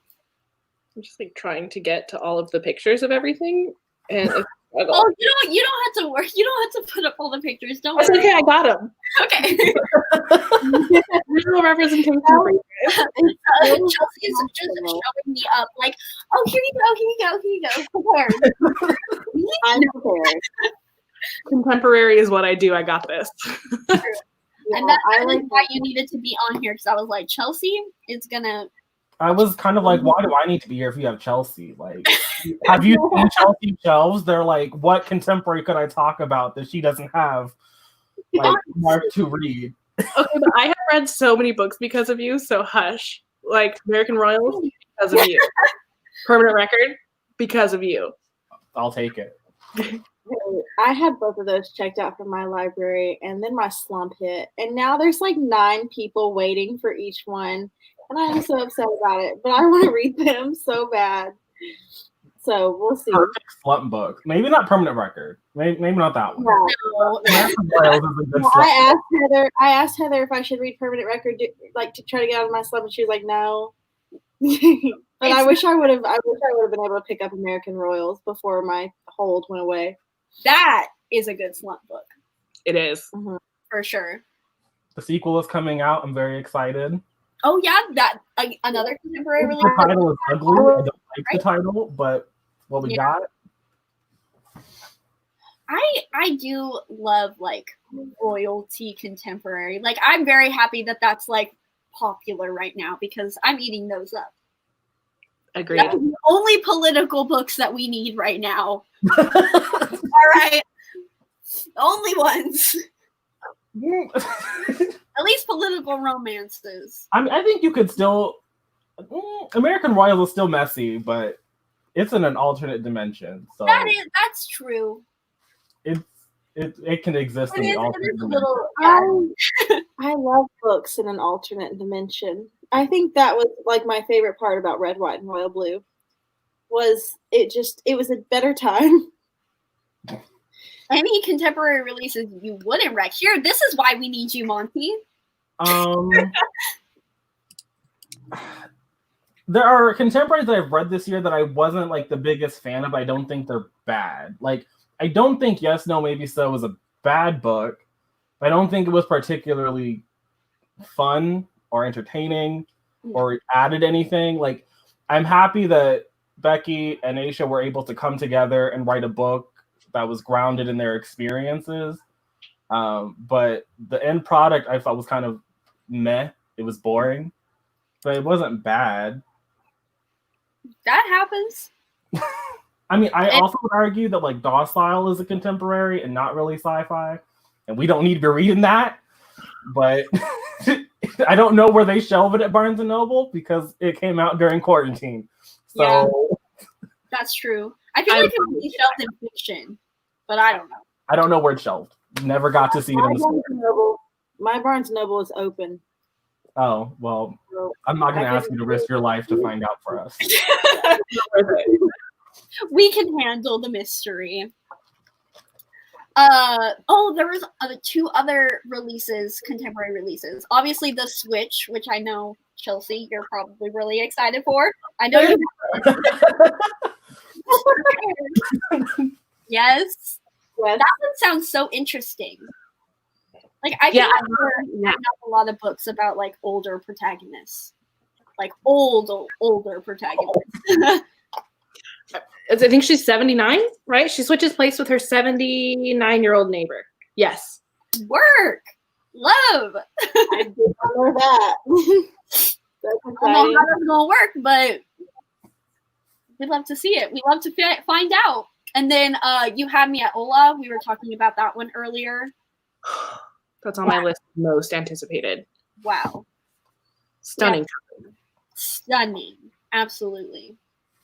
Somebody asked what you guys are reading right now. I started Conventionally Yours by Annabeth Albert, which I thought when I requested it was young adult. I think it's just the cover, and it's not young adult. These characters are like 23. And I was like, okay, I'm not mad that they're 23. I just wish that it kind of read like they were 23, because it definitely doesn't read like they're 23. Right.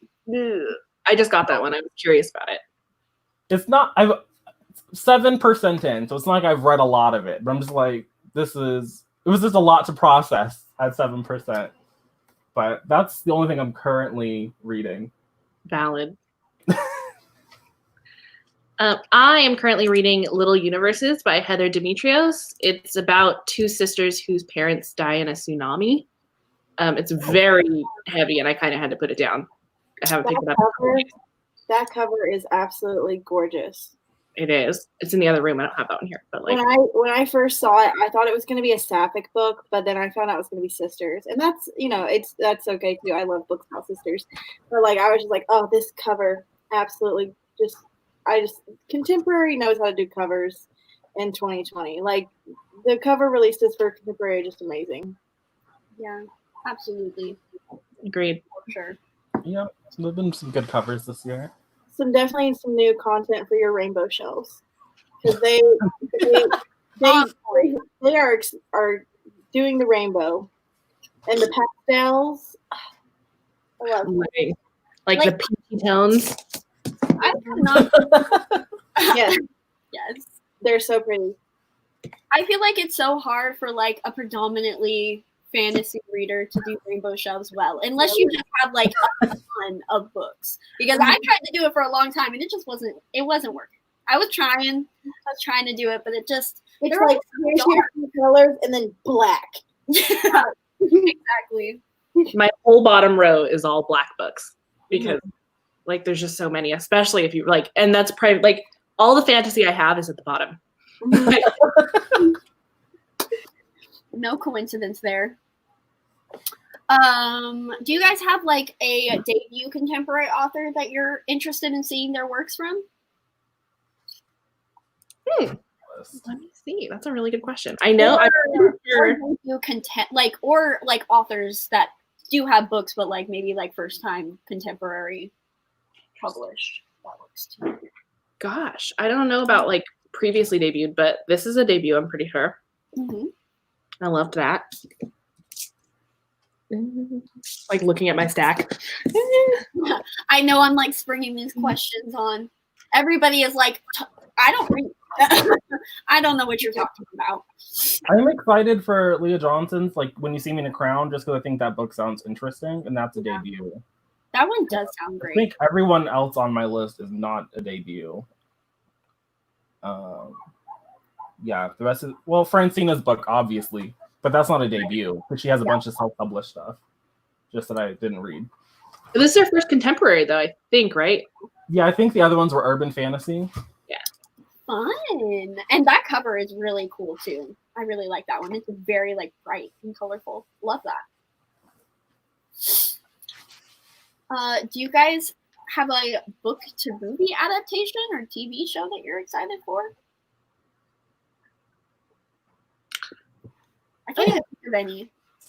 I'm a little bit excited for the selection because I loved those books back in the day, but also like I don't have any hopes or expectations. Yeah. Honestly, my thing going into that is like, if you guys get a good costume designer, done. That's it. That's all I need from you. That's all I care about is the dresses. Like, the plot can be terrible, the characters can be terrible, all of it can just be trash. But if y'all have pretty dresses, well, at least you achieved your aesthetic. I mean, the characters are already messy and in the book, so I think true. I'm kind of excited to see the Taylor Jenkins Reid stuff get adapted, just because I think that they're probably going to work better for me adapted. Yeah. But I'm not like eagerly anticipating it either. I'm excited to hear music from Daisy Jones because I think it'll be interesting to see what they do with it. And I mean, that's more just like curiosity rather than excited to actually hear the story again. When I was reading it, I didn't feel the need to hear the music like as actual music, but I also read it physically, so like I could just skip over their song lyrics and go on with my day. That's fair. I don't think I ever actually read the song lyrics whenever a song shows up in the book. I'm just like, all right. I do. I definitely don't, because it's just like poetry to me, and I don't really vibe with poetry, so I'm just going to assume that it was great, which is better than me reading it and not liking it. So, exactly. Like all the songs in Ballad of Songbirds and Snakes, I was like, we're just going to skip past this, Miss Lucy, and I'm going to assume that these are really good songs. She'll always be singing. She always be singing. Let me see. Do I have any other anticipated reads on my list that I missed? I don't have a ton of contemporary on my list because That's a shame. terrible at reading contemporaries. Somebody did mention 6 Angry Girls, and I was talking about how like there's a really big trend right now of 2020 releases of like girl gangs. I feel like it's like there's a lot of books coming out with that theme in it, which I love. We need more female friendships in books. Yeah, that's a thing. I also feel like there's a lot of, maybe it's just my small corner, because I do look for contemporaries that give me Gossip Girl vibes, and I feel like there's been like 2 or 3 of them that like have it in the blurb. And I'm kind of like, but are you really going to give it to me? Because Influencer definitely didn't. So now my expectations are like, I'm sad. I don't want to see that in the blurb anymore. I feel like Anna Kay said that with like it was like Gossip Girl and like obviously Anna Karenina. I haven't read that one. I haven't either. One contemporary I'm really excited that's coming out this year is I Killed Zoe Spanos. Oh yeah. It's like a murder mystery, and I read the synopsis a few months ago, and I was like, this sounds amazing. I think that's Kit Frick, right? Maybe? Yeah, Kit Frick. Mm-hmm. I haven't seen many people talk about it or read it, but I'm still excited to give my opinion, because I will be reading it.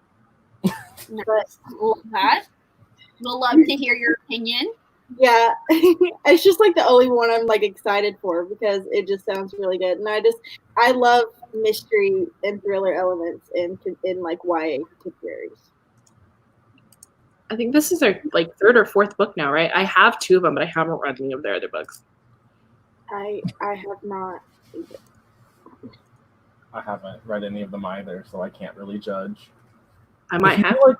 I know The Life in Medieval Times of Kit Sweetly is one I was excited for, but I'm pretty sure it already came out. Yeah, it came out the 19th, I think, or maybe earlier than that. Mm-hmm. I have no concept of time, especially in May. Like I was struggling in April. Like I was like kind of had a grasp, but May was no weird. idea. Yeah, yeah.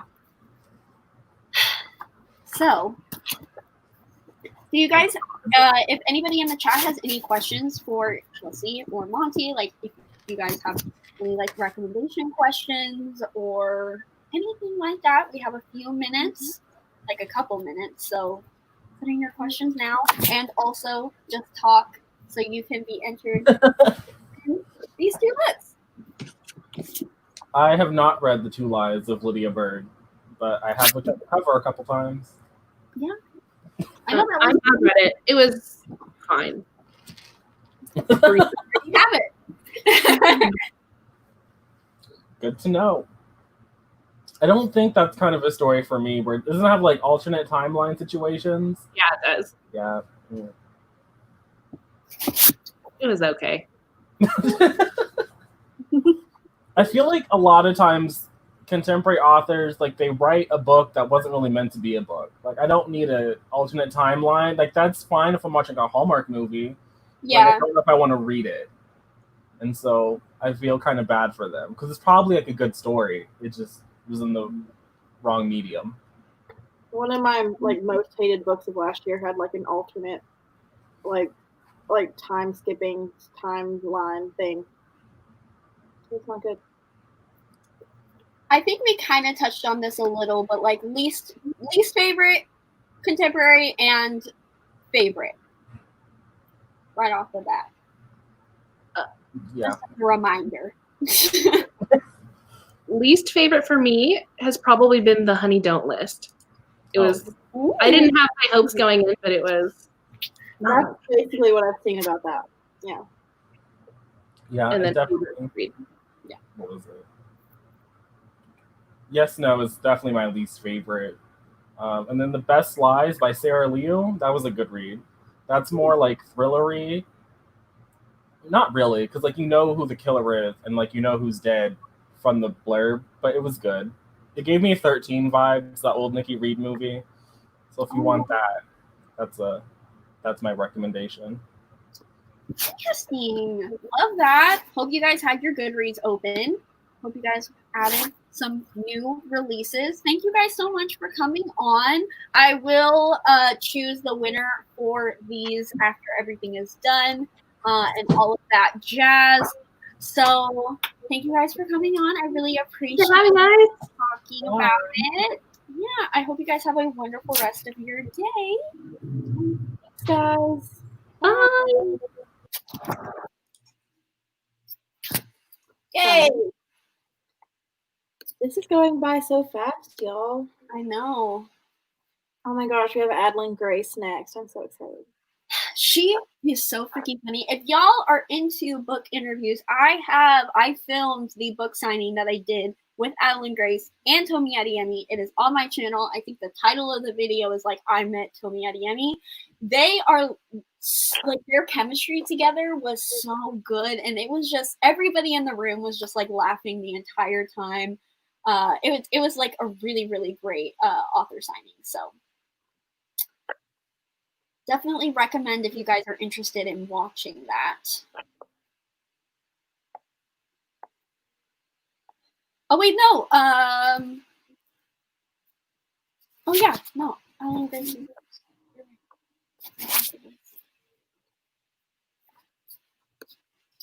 I also should mention, I guess we're at the halfway point, so just as a reminder, make sure you guys check out the description, make sure you guys donate to all of the organizations that they have listed in the description to help out Minnesota and the protests that are going on at the moment. They're absolutely needed.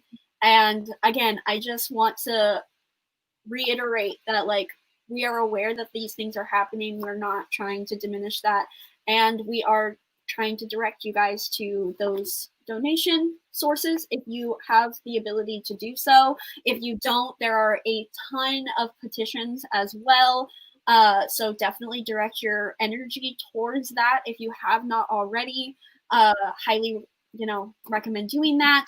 Again, if you have done that, and if you have extra money, if you do want to pre-order, definitely go check out IndieBound. They are an indie database website where you just have to input your city, input your zip code, I believe, and it'll show you all of the nearest indie bookstores near you. Highly recommend trying to order from there if possible, if you are able to, if you are interested in any of the books of these authors that come on. If you are more of an audiobook listener, check out Libro FM. We do have Chelsea Darling Reads' code down below. She does receive a small commission, but you get 3 audiobooks for the price of 1 if you use her code. So if you are interested in supporting her, if you do want to have that deal, definitely check it out. Highly recommend doing so. I'm going to be doing so because that is a great deal. So all of those things, again, make sure you check in the description. Make sure you add all of the books to your Goodreads. I have all of the links down below as well. Follow everybody who is contributing to this event. It wouldn't be here without everybody. So if you guys are happy, if you guys are excited about this event, definitely support all of the people that are coming on and contributing to this grand old time, because if not, it would just be me and Carly just talking for 12 hours. Probably not 12 hours, but you know, it wouldn't be as exciting. It would probably still be exciting for us, but probably not as exciting for you guys. No, we're just talking about ourselves. Sure. Like, we can talk all day, but I don't know if you guys want to hear us talk for 12 hours.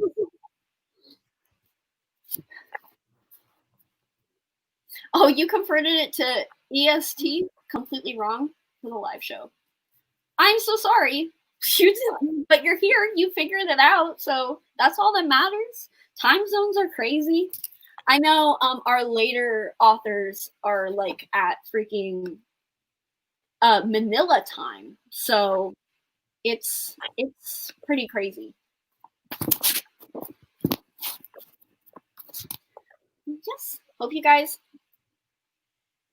are having a good time. Just checking in again, making sure we're all having a good time.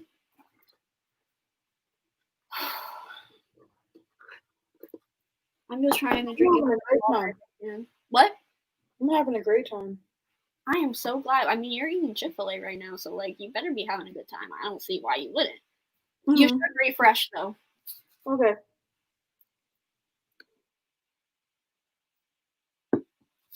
The Year Shakespeare Ruined My Life, The Code for Love and Heartbreak.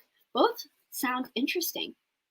The Year Shakespeare Ruined My Life. That is a great title. Let me look that up. I mean, I'm always like so interested in like Shakespeare retellings despite not being interested in Shakespeare at all, which is kind of strange, but it happens. She's back. I don't want to read that book. Shakespeare Ruined My Life. Ooh, that cover is so pretty. Ooh. Oh my god, it's A Midsummer Night Dream. That's my favorite play. Added it. Thank you, Monty. See, you contributed. This is why we need you. I want to read this. I have so many like 2020 contemporary releases that I want to read already. Who is she? Contemporary? Did I say 2020? I meant 2021, but this comes out in 2020. Do I not? I don't have it. I'm so happy you read Lovely War and loved it. She's right here. Right here. Right under Miss Emergency Contact. Everybody read that book. It's freaking incredible. It's not a 2020 release, but still should read it.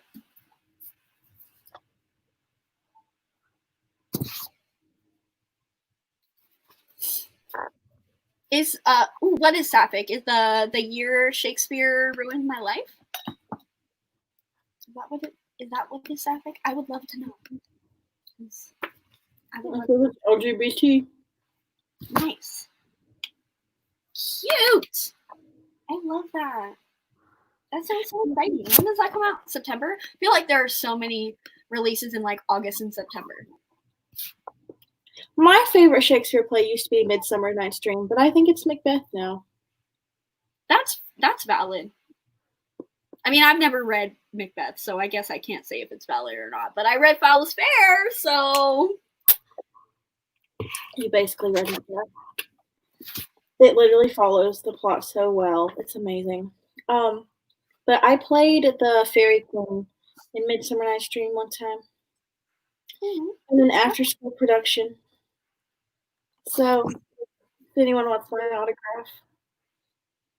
Okay. Anyways, moving on now. Okay, so our next author interview is going to be Adalyn Grace, who is the debut author of All the Stars and Teeth, which I have right here. She's beautiful. She's lovely. And it is a YA fantasy about Princess Amora who goes on a journey across her kingdom in order to protect her kingdom from new magic. And it is available now. Carly has the beautiful Owl Crate edition. So everybody say hello to Adalyn Grace. Hi. Oh, yeah. There we go. Hi. Hi. Thank you so much for coming. Oh, thanks for having me.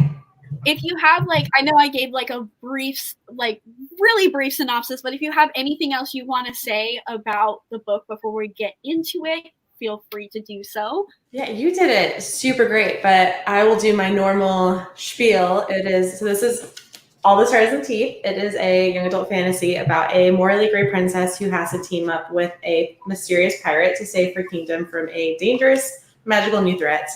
There are 7 different forms of magic. Some blood, some fighting, some mermaids who like to eat people. So if that's your jam, I would, recommend it because I wrote it. Absolutely.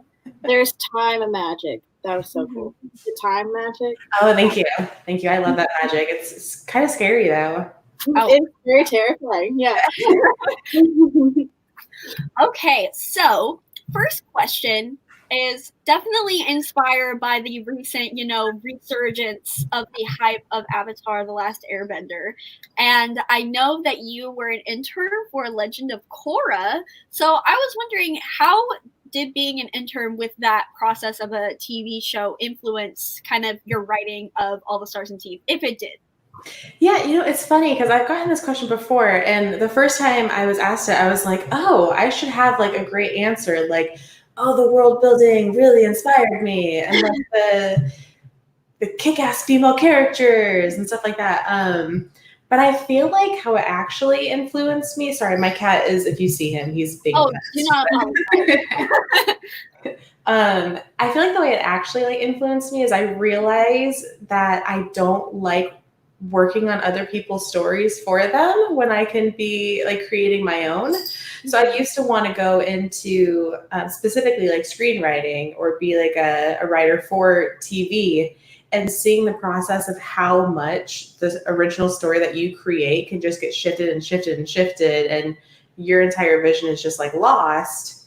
I really loved the collaborative environment from The Legend of Korra as well, but I feel like it was important for me to be able to tell my own stories as well. So that just kind of solidified that I wanted to go the path of novel writing.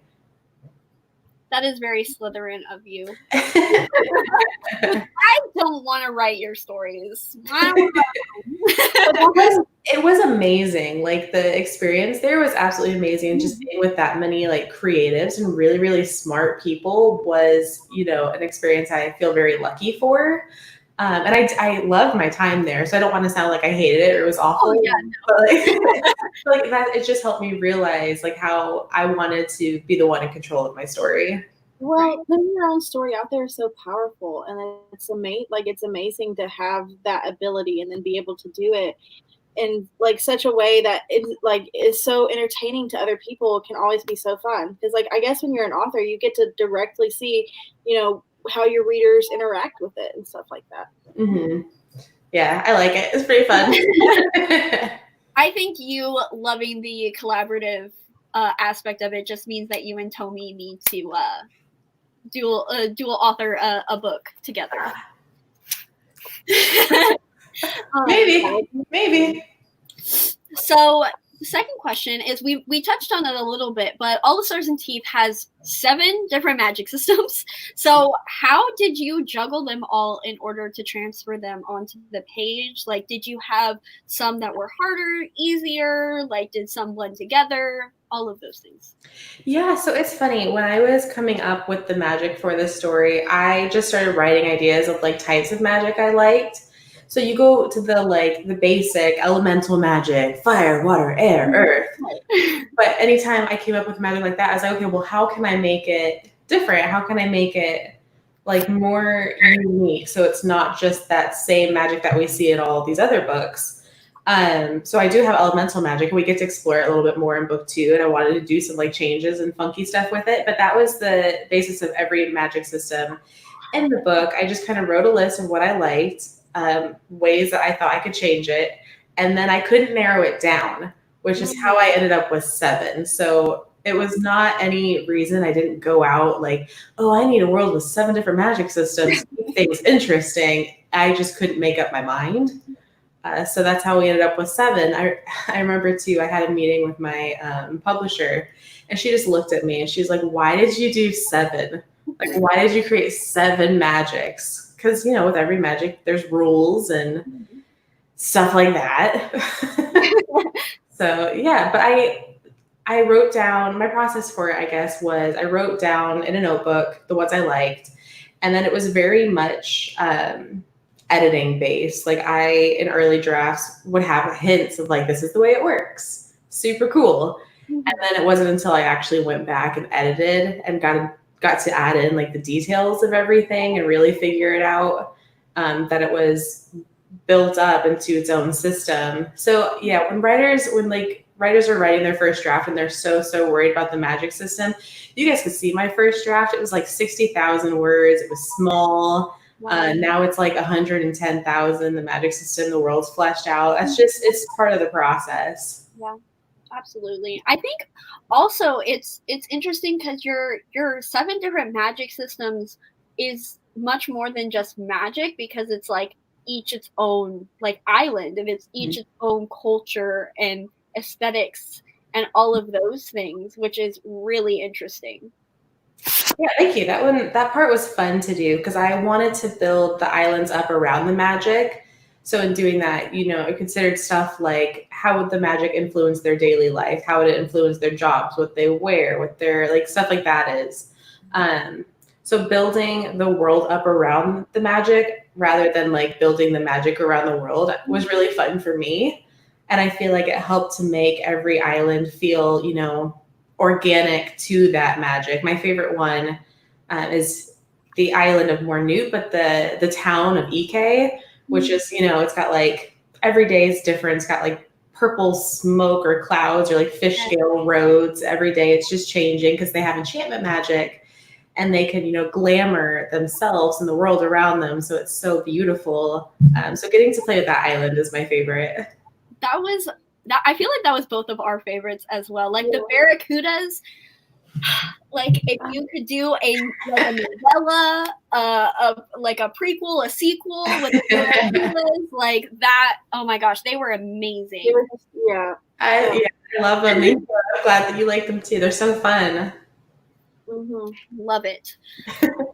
So obviously this is a duology, and so I was wondering, like, how is BookTube process going? The dreaded question all authors hate to answer or hate to talk about, but can you share anything about it?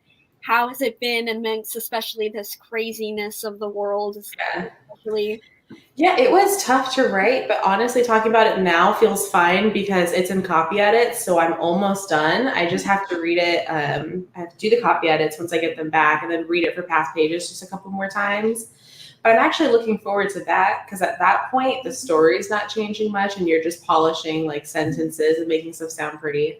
So I'm excited for that. It was a much more difficult book to write, not only because of like the times that we're in and having to write a lot of it during a pandemic, but it's also much more like, so I feel like All the Stars and Teeth is more about the world and discovery and building up these relationships with Amora's crew.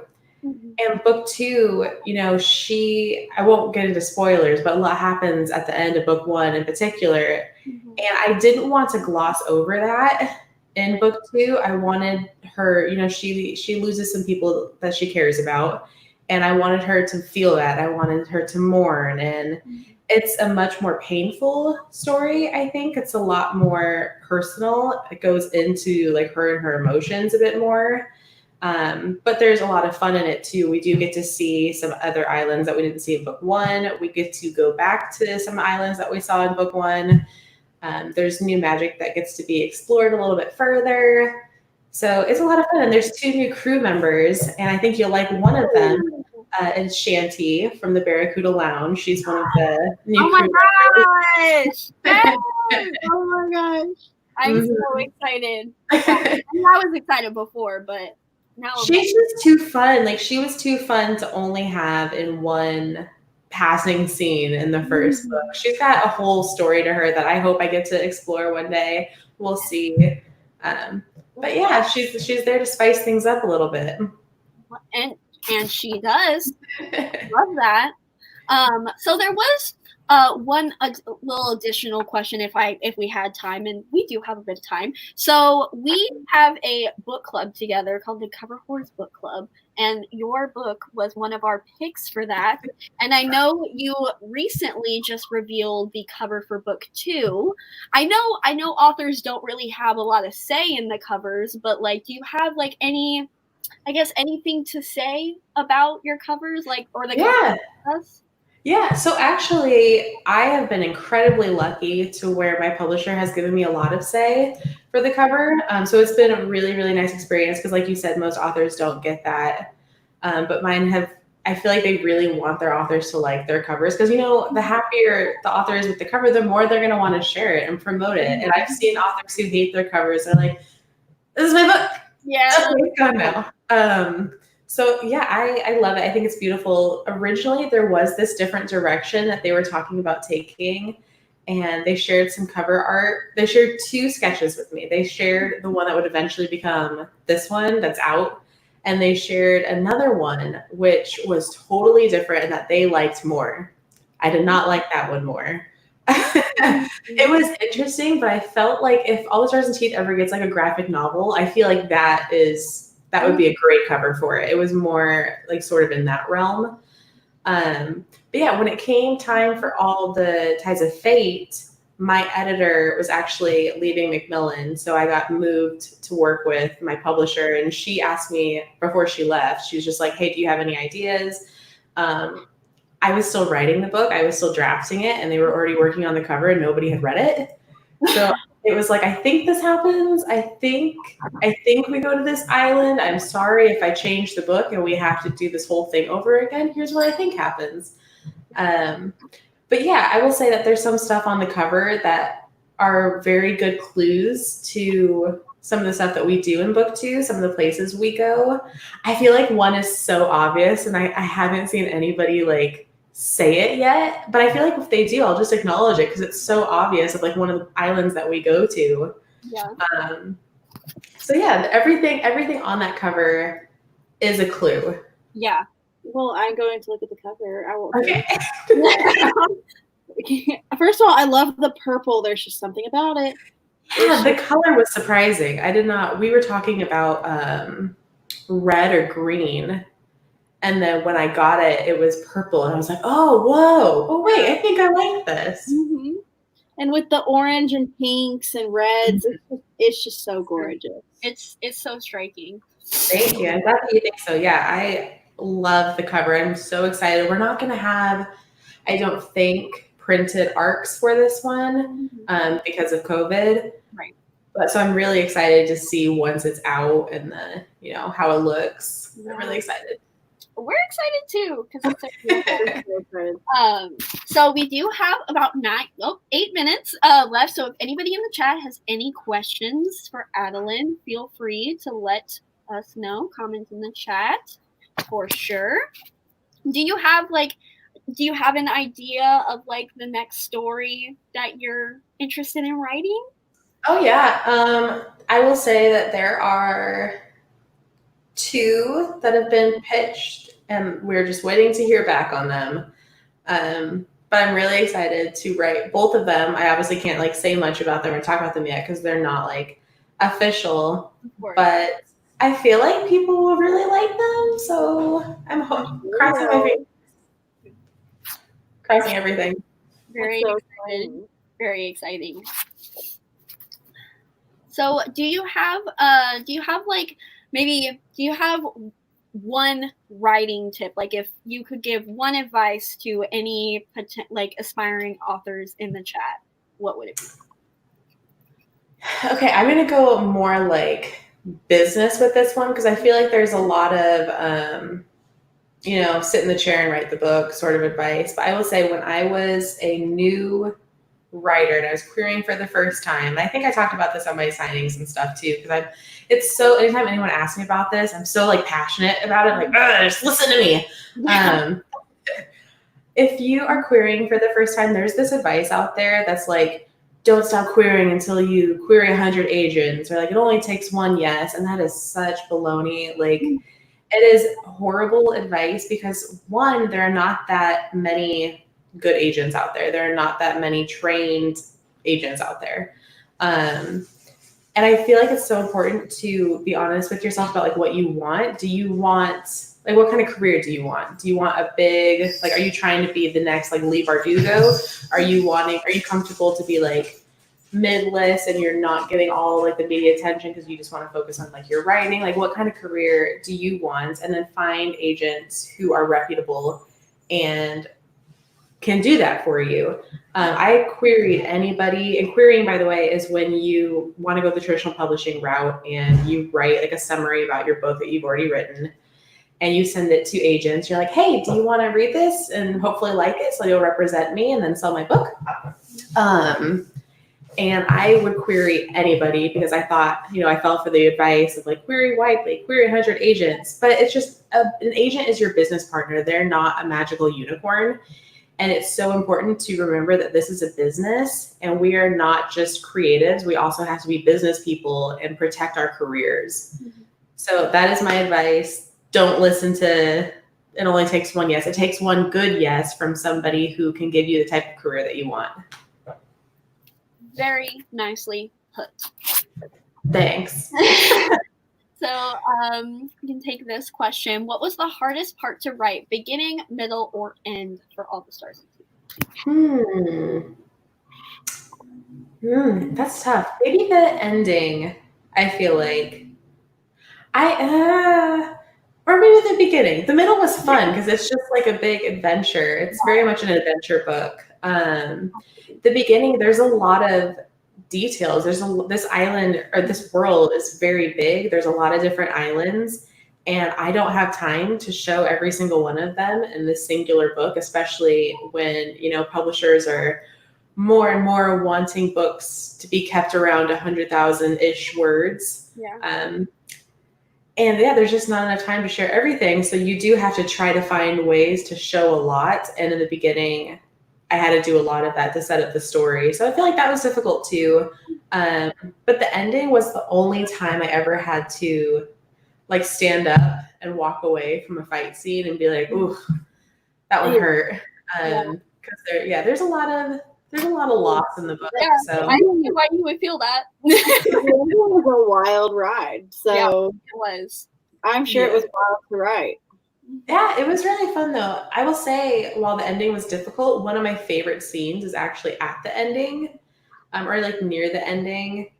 And I won't get too spoilery, but if anybody has read it, there's this line and it says, "You will forget my name," and that scene is my favorite in the entire book. So if anybody knows that one. Yeah. Wow. Chills. So I guess we could take maybe 2 more quick questions. So what is your favorite place to write? Oh, it used to be in coffee shops, but now I have an office and I'm really excited. It's not decorated. It's like behind me and the pictures are still like on the floor and stuff. But one day this place will be decorated and I'm determined to make it be my favorite place to write. That is so exciting. Yeah, I'm excited. It's been like years since I lived with my parents. When I was like a teenager, that I had an office, like extra room. And then kind of piggyback off of that, did you create any mood boards while drafting? I had a Pinterest board, but I don't really look at it that often. I'm not a super like, I will say I looked at it for EK in particular, like clothing and colors and stuff, but it's more music for me. I have to have the right like music as I work. So for this book, it was very much the Witcher albums, in particular, The Witcher 3. Yeah, and then for what I'm working on now, it's Peter Gundry music. and I am obsessed with his music. I can't listen to anything with lyrics. It has to be just like scores, typically like video game or anime scores. But yeah. Love that. That is so interesting that you don't really use your Pinterest that often, because this book is so atmospheric and so like aesthetic pleasing. Yeah. I mean, but you can build atmospheres off of music, and I think like this shows how like different authors can be, because some build it off of like aesthetics and Pinterest and stuff like that, and then others can really build it off of music. Yeah, thank you. I'm glad that you think that. I think The Witcher, Amora's magic wouldn't exist without that Witcher song. It's like a witch chant song, and it's super aggressive. And when it came on, I was like, yes, I know her magic now. Amora's magic was like the most like shocking part of the book. I was like, this is so graphic and gory. I love it. That's why I wanted the beginning to feel kind of slow and peaceful, because it wasn't going to be that for very long. So I have a lot of readers who like, they come to me and they'll be like, oh, the beginning, I just thought it was going to be a completely different type of story. And I was like, well, I wanted you to think that, because if I started off with, just super aggro, I didn't feel like it had the same punch the first time you saw her magic. Those scenes where Amora really uses her magic, whether it's because she's told to or in times of crisis, and it's just so shocking how dark it can get, and it's amazing. It is. Yay, thank you. Well, I love it. Thank you so much for being on. Make sure you guys check out the links down below. Add All the Stars and Teeth to your carts. Add it to your Goodreads. All of us recommend it. So thank you so much for being on. We really appreciate it. And we hope that you have a wonderful rest of your day. You both too. Thanks for having me, and good luck doing this. I know you're going like forever, so good luck. Truly. Thank you. All right. Bye, guys. Bye. Bye. Love her. She's so great. She's so cute. We love it. Slytherin Queen.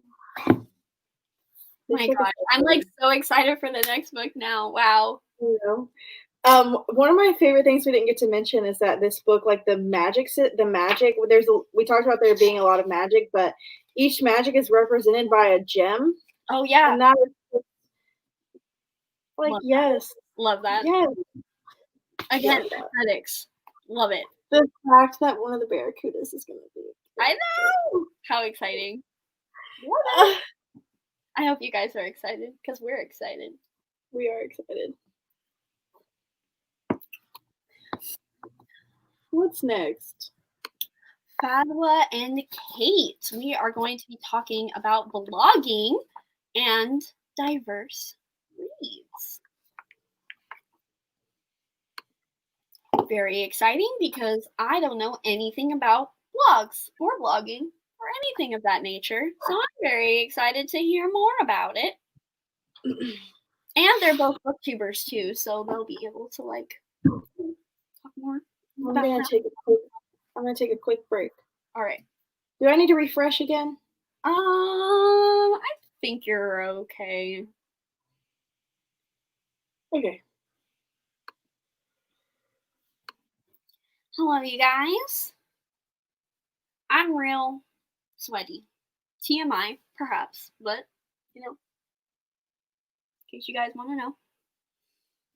Probably don't, but I told you anyways. This is going by quite quickly, which is great. I didn't know if it was going to go by really fast or like really long, because it is 12 hours, but like we're on a roll. I'm excited. I feel like these 10-minute breaks are just the ones that like take the longest, because I'm just talking to myself right now.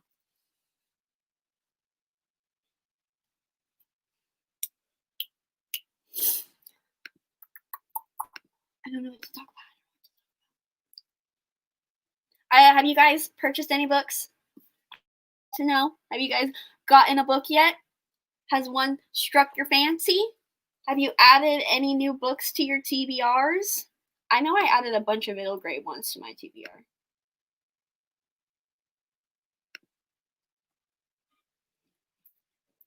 Thank you. It is a dress I got from Goodwill. I was like, Reformation who? You love a square neckline.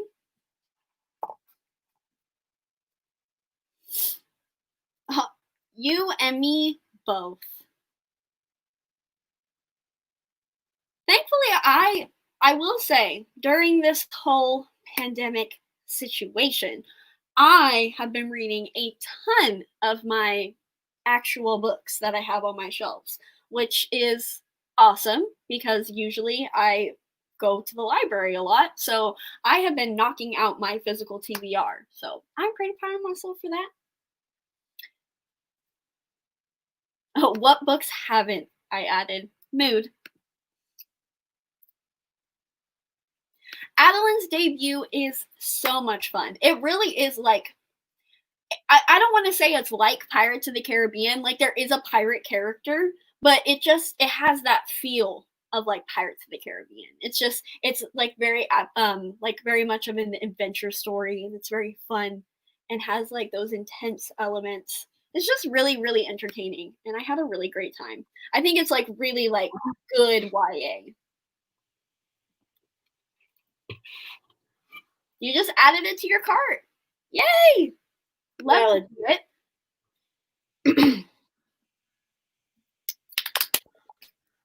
Love to see it.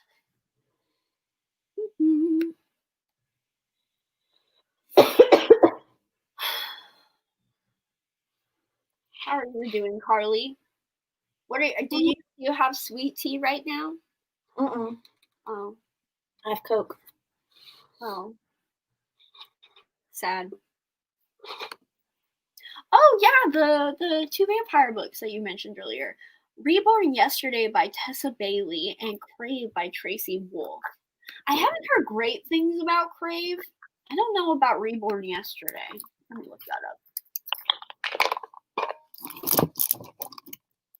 By Tessa Bailey. Why does that sound so familiar? Because it is. Oh, Fix Her Up. Oh shoot. I didn't read that book, but I know that was pretty popular. Did you girls have summer reads rec? So glad you asked. Boom. Kill a Kingdom. Boom. All the Stars and Teeth. What are some good summary? I hate having books in two separate places because I don't have the book I want to talk about. I might. I'll be right back. Let's see. What are like summary? Because they have like a lot of like books that are like fast paced. But I feel like for like more summer based. Yeah, I feel like those are definitely two. Let me see if I've read any recently. Let me just check my Goodreads. I just need to have like multiple tabs just for Goodreads. Let's check reading challenge, see, because I haven't really bought a lot of books recently, so a lot of the books that I've read recently, if they're not on my shelves, I don't currently own. I think Henna Wars would be a good summary read. I don't think it's like taken place during a specific season, but it is like a fast pace. I read it all in one sitting, contemporary. Let's see. Any other? Her Royal Highness. I don't know if I think that takes place in winter, but that's also a really fast-paced one. The Darkest Part of the Forest. Oh yeah. Oh, I do have that one. Where is it? All right. I have it here. Okay. I'll get it. It's okay. They got it. Holly Black. Ooh, how about The Seep by Chana Porter? Could be an interesting summer read. What about An Enchantment of Ravens? What? An Enchantment of Ravens? Oh, that's more fall. You think? Yeah. I love the romance. And when I think of summer, I think of romance. That's fair. What are some? I feel like all like just like sea-based books, like Summer of Soul. I haven't read that one, but I've heard really good things. The Mermaid, the Witch, and the Sea by Maggie Tokuda Hall. I'm reading that currently, and she's also going to be an author that is going to come on. That's also like a sea-based book. I I would say House of Song and Sorrows, but that's more of a wintry read, like a school read. But that's also winter sea based. Yeah. So there you go. Lots of options. Also, Three Dark Crowns could be a good one because it's also pretty fast paced. And it's an island setting, so is it set during summer? It's an island setting. Oh, okay. Oh, there you go. Yeah. Hopefully you guys got some recs. There you go. There you go. You're welcome. Oh yeah, Beach Read, of course. That one, everybody. I really liked Twice in a Blue Moon. I know a lot of people did not like that one, but I really enjoyed that one. It's a second chance romance. It's by Christina Lauren, and I think it's a summary read. Mm-hmm. It's about filming. Like the main character's like an actress at some point. Yeah, I think that's right. Mm-hmm. And she's like filming on a farm in the summer, and it's real cute. Okay, so our next guest are going to be Fadwa from Word Wonders and Kate from Your Tita Kate, and they are going to be talking about blogging and kind of using blogging as a form of promoting diverse reads and just diverse diverse anticipated reads in general, which I think right now, especially, a lot of people are trying to look towards. So yeah, say hello to Kate and Fadwa. Hi guys. Hi. How are you guys doing? I am so sleepy. What time is it over there? It's 4 a.m. in Manila, so. Oh my god. I am so sorry. So yeah. Hi, I'm doing pretty good. It's 8 p.m. here, so okay, I'm doing okay. It just got dark here, so we're doing fine. I just feel really bad for Kate. I know. I'm good. I have coffee. I'm in sweatpants. I'm not wearing makeup. I'm fine. And you look lovely. Living your best life. Also, I should have wrote it down, but is your guys' blog the same as your YouTube channel user? Yes. Okay. Just making sure. Yes. Because you guys also have YouTube channels. They also have Booktube channels as well. Link down below, all of that. But I especially wanted to have you guys on because me and Carly have we don't know anything about the blogging sphere of the book community, and we know that you guys have blogs, and we're just curious on maybe how that experience differs from Booktube or maybe pros and cons, just your overall experience with blogging. You want to go first, Fadwa? Okay, I'll go first. Honestly, I feel like before starting Booktube, I didn't really know what the difference would be because it felt like Booktube would be harder than blogging. But honestly, they're both kind of super time-consuming.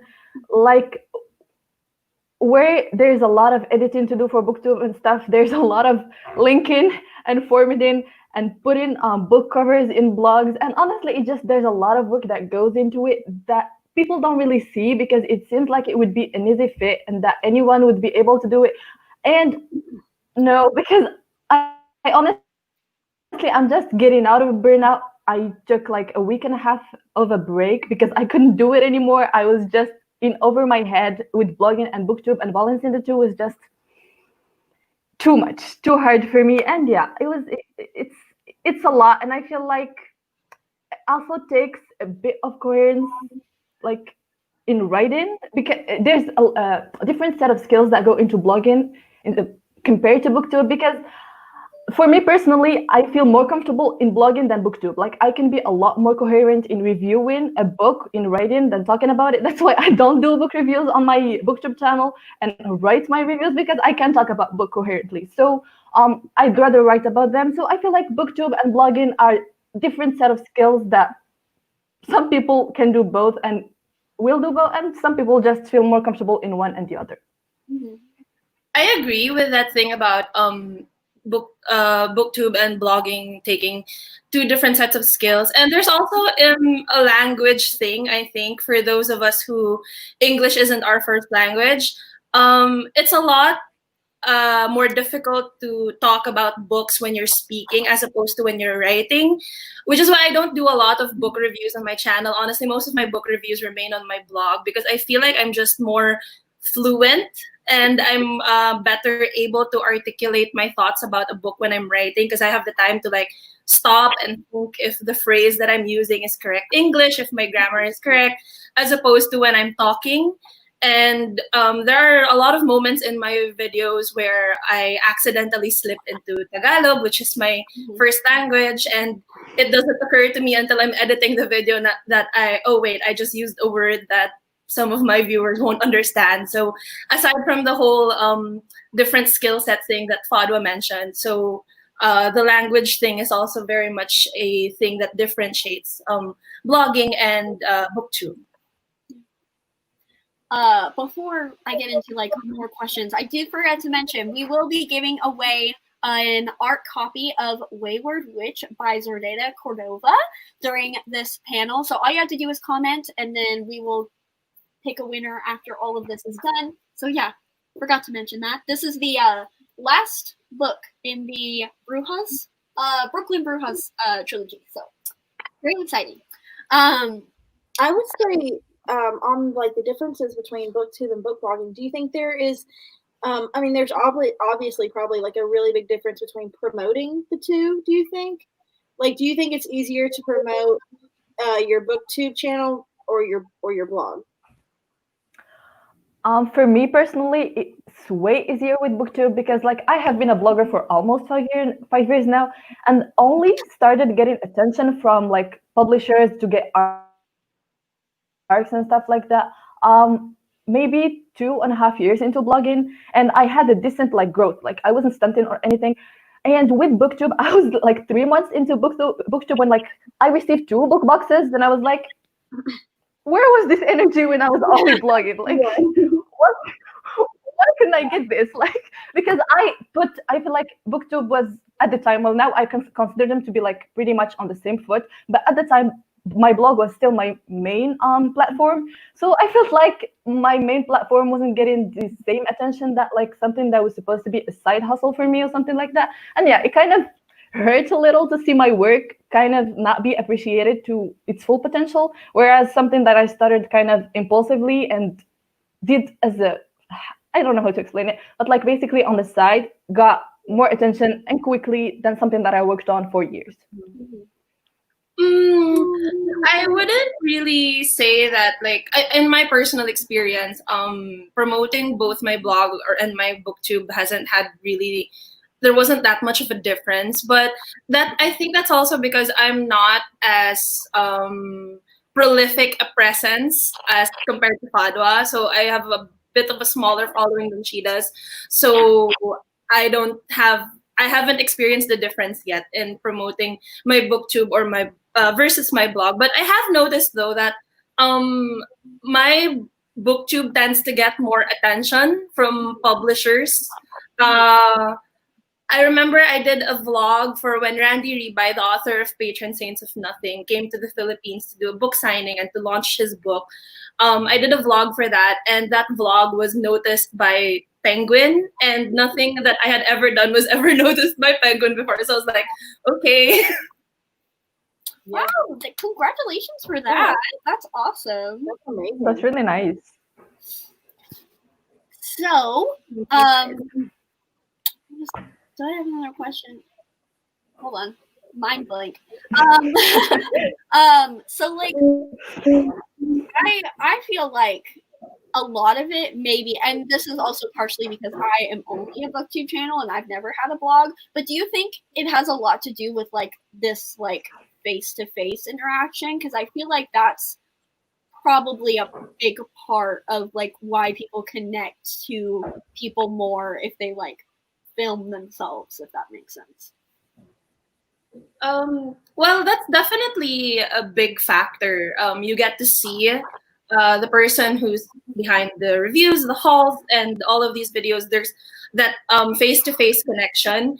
That is very much a big factor, I agree.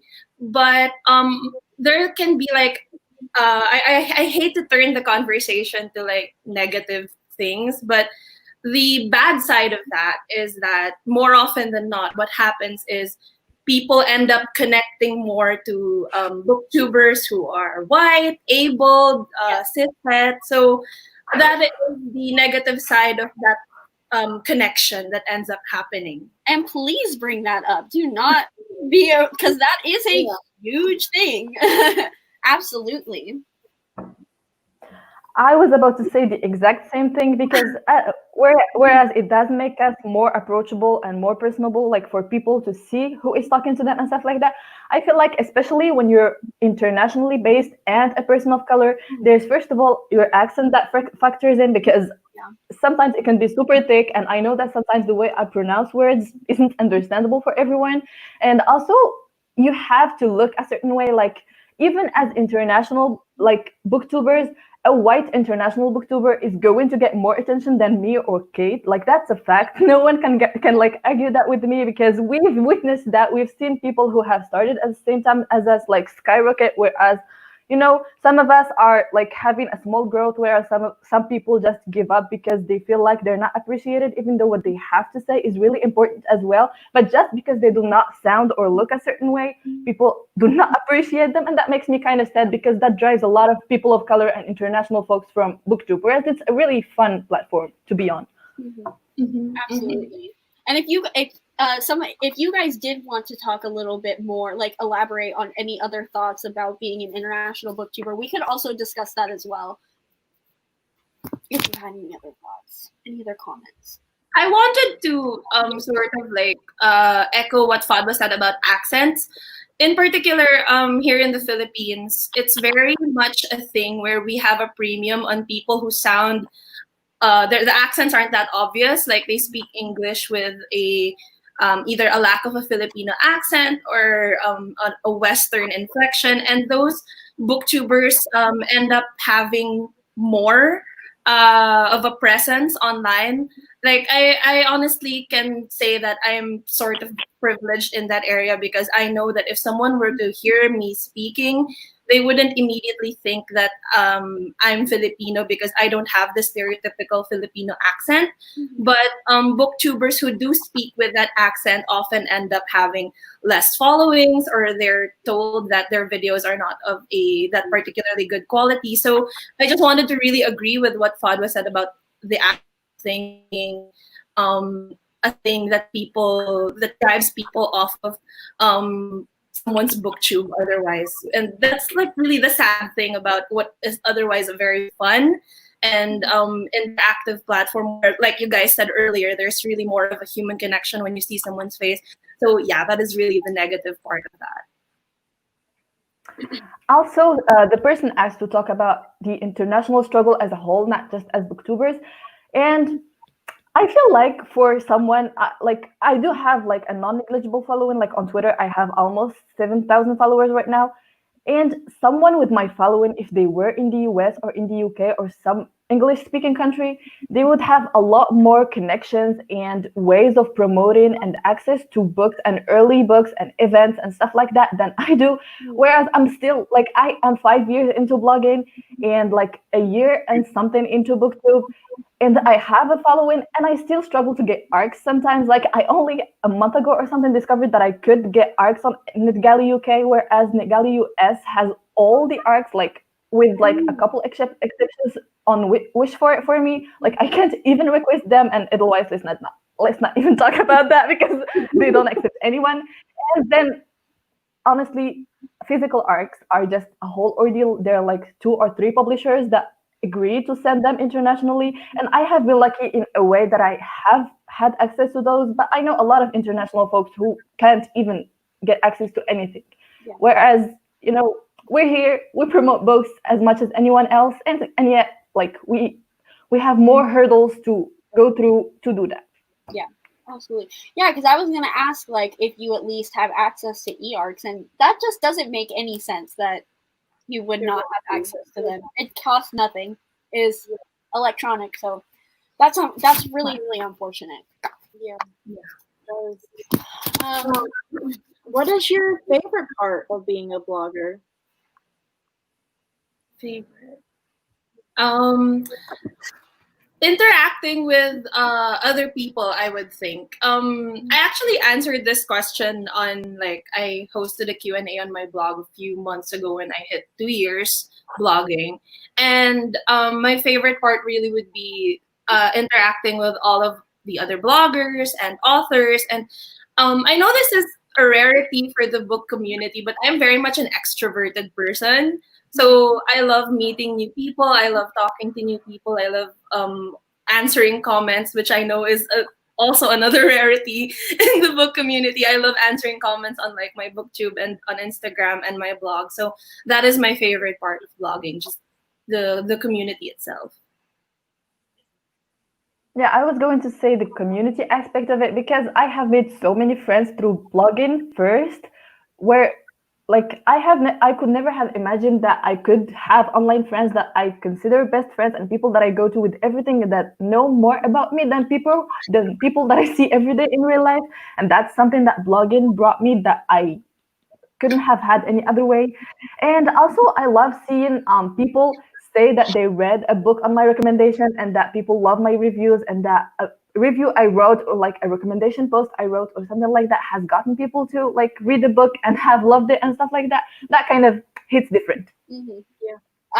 Yeah, absolutely. I can definitely attest to that. Blogs are definitely one of my favorite things to look for recommendations specifically, because it's like easier for me to ingest rather than watching a 20-minute video where, you know, people may rec books I've already read and I want like similar ones where I could just scroll past that when I'm reading a blog. And like bloggers, the way they put books into words that may not be in the synopsis or something is always really helpful. I agree. So kind of turning in the last 5 minutes, turning the attention to more like anticipated diverse reads. So can you guys give us 3 diverse reads that you have either read or you are just really excited for that you would recommend people add to their Goodreads? Fadwa, do you want to go first? Yes, because I made my list yesterday. I spent like half the day working on a spreadsheet, so I'm ready. The first one that I read back in February or January or something like that, and that is actually coming out next Tuesday, is You Should See Me in a Crown by Leah Johnson. And I think Monte talked about it in his like the other panel. But yeah, I read that book and I just loved everything about it. It's sapphic. It subverts some of the classic high school tropes that we see in other books. It also has anxiety rep, and it has a bisexual main character. And it was delightful, honestly, especially since the main character is Black and bisexual. And I was like, please give me all of the Black bisexual representation. And yeah, that's the first book. I think another book that I read, I can't remember what books I read, actually. I can remember like the books that I haven't read, but not the ones that I read. That's a problem. I feel like, oh yes, I read Girl Serpentorn by Melissa Bachabdo. Yes. I read that last month and I absolutely loved it. It has it's a fairy tale inspired by Persian mythology, and it's sapphic, and it has monster girlfriends, and it has this kind of morally gray main character that has to discuss some questionable things, and it was really good. I really like the exploration of her character. Those are kind of the 2 books that stick out to me right now. Love that. All right, so I have a list. Okay. A book that I recently, it's out already. It came out in February, but one book that I've really, really, really enjoyed was The Wolf of Areñaro by K.S. Villoso. So I feel like I've talked so much about this book on Twitter and on my Booktube, but it's a Filipino-inspired fantasy. It was published by Orbit last February, like I said, and it's very character-driven, and it's one of those books that really challenges the idea of a strong female character. So like I remember there was a discussion that went around Twitter a few weeks ago talking about how we need more complex female characters. And when I saw that discussion, my first thought was like, yes, very much that book, because it really challenges the trope of the strong female character, and it speaks very much to the struggle of Filipino women. So that's one that I've recently read, and it's already published. Second, you actually had the author on this panel, but Where Dreams Descend. So yes, I loved it so much. I got an arc, and I'm really excited. Yeah, it is so good. It was it's very like the author was talking about how it was inspired sort of by the Night Circus and Phantom of the Opera and Moulin Rouge, and it's there. The vibes are super there. It's so good. It was pushed to August. It was supposed to come out in June, I think, but publication was pushed to August. And last, I'm really excited for Bone Shard Daughter by Andrea Stewart. So this is fantasy, and it's sapphic. The main pairing it's an FF pairing, so I'm super excited for that. And the interesting thing about it is that the magic system is based on like the use of human bones. So I'm super excited to see how that's gonna work out. And I think it's Asian inspired. The author is Asian, so a lot of her cultural background also went into that book. I believe I added that to my Goodreads. I think you like tweeted about it on Twitter, and I was like, added. Boom. Yes. that sounds is that adult? Did you know? Yes, it's adult. Mm-hmm. So like, if you guys liked All the Stars and Teeth, because All the Stars and Teeth has bone magic in that. So if you guys read that and want more, I know I'm excited for that. So that's actually after watching the panel with the author, I added it to my Goodreads. So I haven't read it yet, but now I want to really badly. It's very fun. It's very entertaining. It's like a movie. There's this part where she uses like a human femur to do magic, and it's just it's amazing. Okay. Well, thank you guys so much for coming. That went by so quickly. I wish I could have you guys on longer, but thank you for having us. Yes. You guys gave such good insight and amazing recommendations. I'm so excited to check all of these books out. Thank you guys so much for coming on. Thank you so much. Get some sleep. Go to bed. Yeah, I'm going to bed. Okay, thank you guys. Bye. Bye.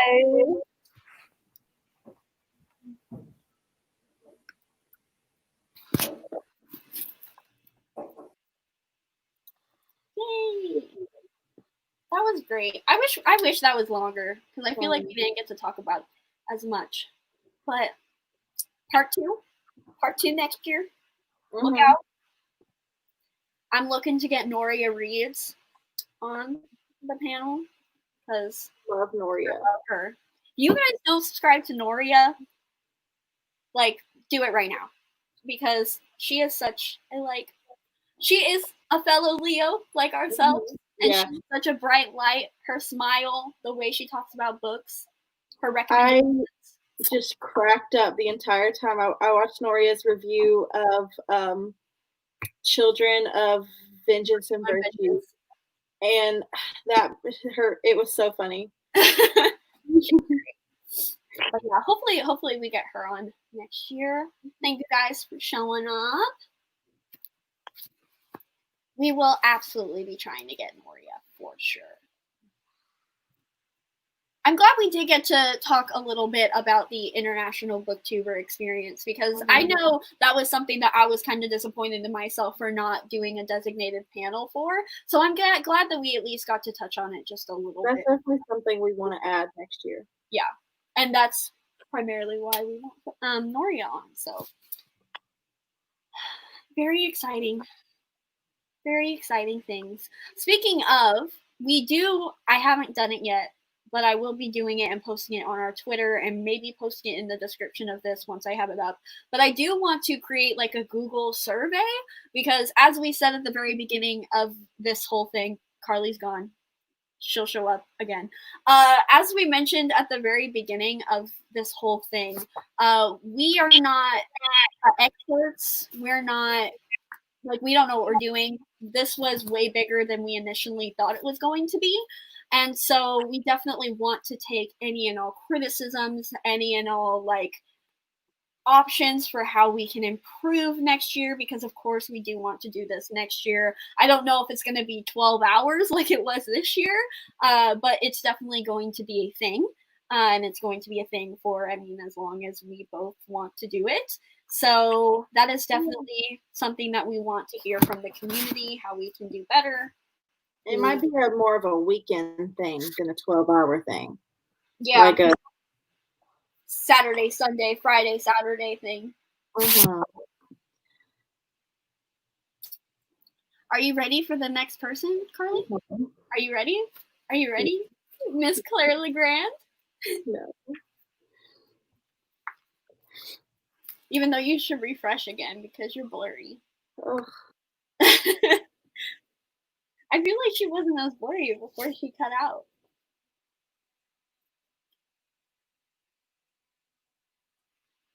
There you go. Yeah. Ugh. I love your makeup today. So pretty. It's inspired by our thing, our Bookfest in Bed. I was gonna do mint eye makeup, but then I wore this and I feel like it would have clashed. Yeah. Yes. I have that pastel palette that I got from Morphe, and I was like, you know what's in there? A mint color. Let me put that on.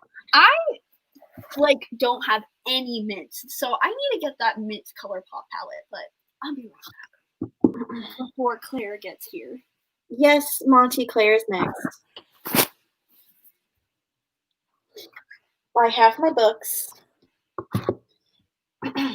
I want to get my other edition of Furyborn, because that is my Barnes & Noble edition, and I want to get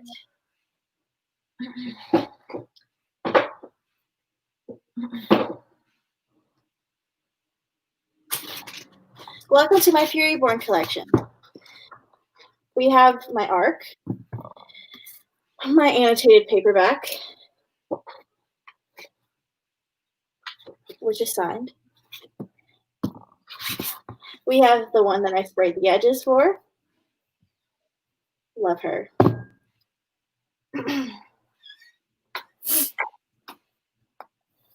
Then we have Kingsbane, which I haven't sprayed the edges for yet because I can't find the perfect red. And I don't know if I want to do it black or not. I'm still deciding because Lightbringer is like gold and white and red. So I could do it black, red, gold, or I could do it black, black, black. But I haven't decided yet. Oh my God, look at her. She has her freaking books on display and everything. I'm waiting till I get my physical copy of Lightbringer to decide if I want to do all black sprayed edges or black, red, and gold. Well, you can ask Claire. I'm sure. Yes, I did. I sprayed this one myself, and it was very difficult because it is deckled edges. Yeah. But I don't know how you did that. It took hours, and I did it the night before. I met Claire, and this one I haven't sprayed yet, even though it'd be much easier because it's not deckled. Just so strange that this one's deckled and this one's not, but that's okay. But yeah, I think black would look really cool because I feel like red would. I don't know. No, I don't know if red would be too much. I think like a red moment would be nice too. Well, someone did sell a special edition of Kingsbane with spray edges, and they were red, and they were really nice. And I just think Lightbringer doesn't need black edges. I don't know. But finding the perfect gold is going to be hard too. Yeah, and like metallic paint is always just weird. So I think I'm going to go with all black, but we'll see when the time comes. I'll probably You have not missed the interview. No. It is starting in about 3 minutes. Do you have the questions, or am I asking? Yeah, I have the questions. I'm covered in Furyborn right now. And I'm sure you're fine about that. That was, I love the paperback of it. I don't know why. It's like, I think like the size. It's so sleek. So it's like missing the like gold and the edges. Mm-hmm. And the Kingsbane one is the same. It's like more like sleek. It doesn't have the black. So I'm really excited to get that so I can annotate it. My God, dude, your tabs. You have so many. I don't even think I have a book that tabbed up. She means a lot to you. That's so cute. All the pink ones are love moments. I can't even tell the colors. Oh, there's just so many. Like, you're coming for Whitney's brand with her red, white, and royal blue. Y'all are gonna have to like count the tabs. Who has more? Yeah, I have more than this highlighted. I mean, like underlined and like written on. Like some things I didn't tab. So I don't know if anyone ever got to read like this version of Furyborn. Like they would get an earful. Why don't you send that one to me? You should send that copy to me. Okay. Okay. Okay, and I'll do it for Kingsbane too, and I'll send you both of them. There you go. Okay, do you want to do introductions before I add her in? Okay, so yes, we're talking to Claire about her upcoming sequel in Furyborn, Lightbringer, which is the final and third book of the series. Furyborn follows two queens who are prophesized, one to be a sun queen, one to be a blood queen, and there's elemental magic, and it's hard to say anything without spoiling things. And I've done so many like pitches for this book before, but yeah, it's all about magic and prophecy and love, and it's amazing.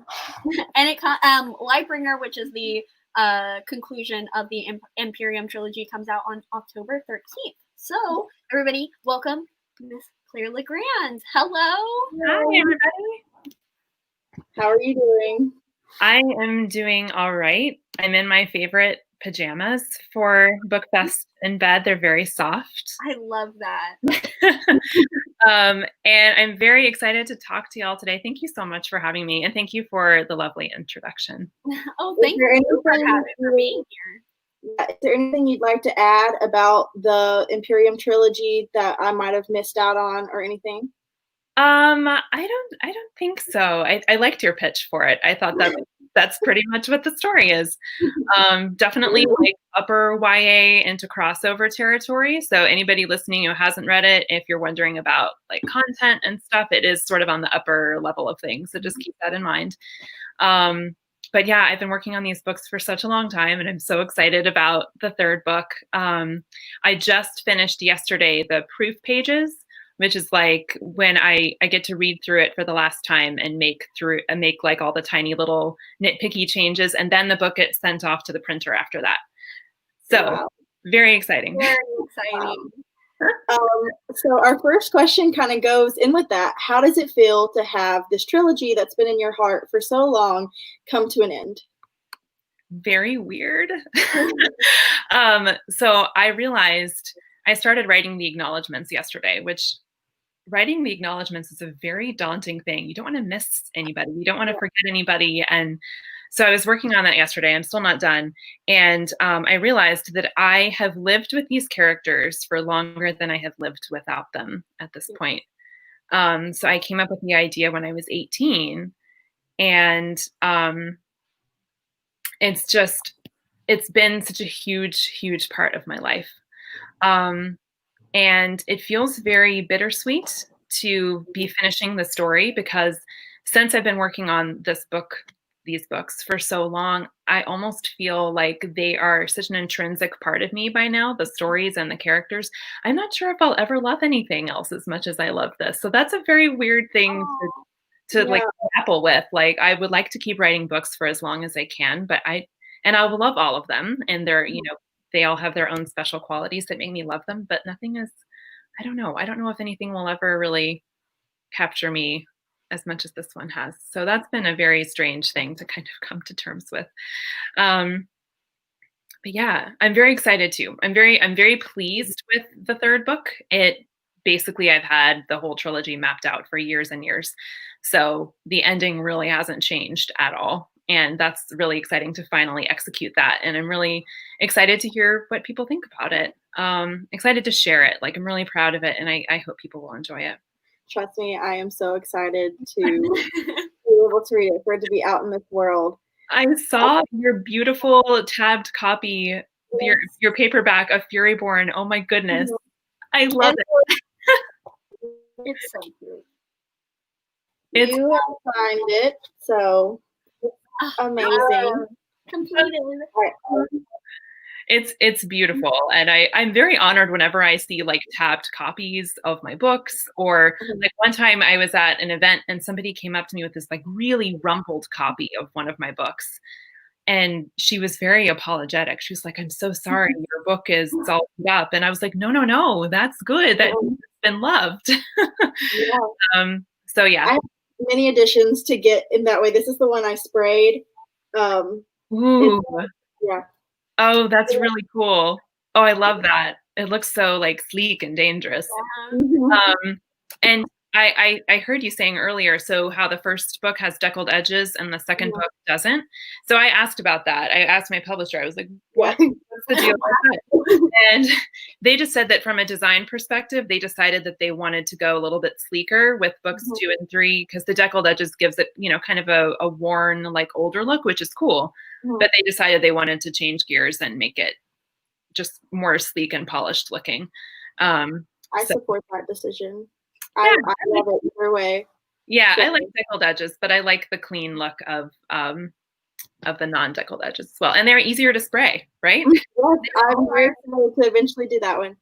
Our next question is, can you share a song with us from your Lightbringer playlist? Because I know you make playlists for like each chapter of your books. So I do. I have very extensive playlists. The Lightbringer ones are not public yet, but they will be closer to pub date. So I listen pretty much exclusively to film and television scores when I write.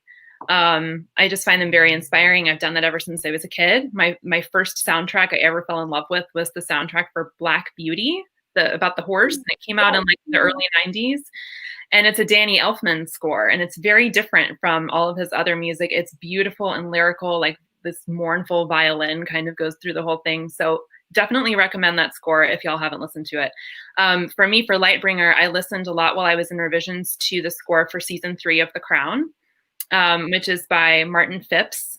And it is just awesome. It's really, really good writing music, especially if you're writing anything with like royalty and political intrigue and stuff like that.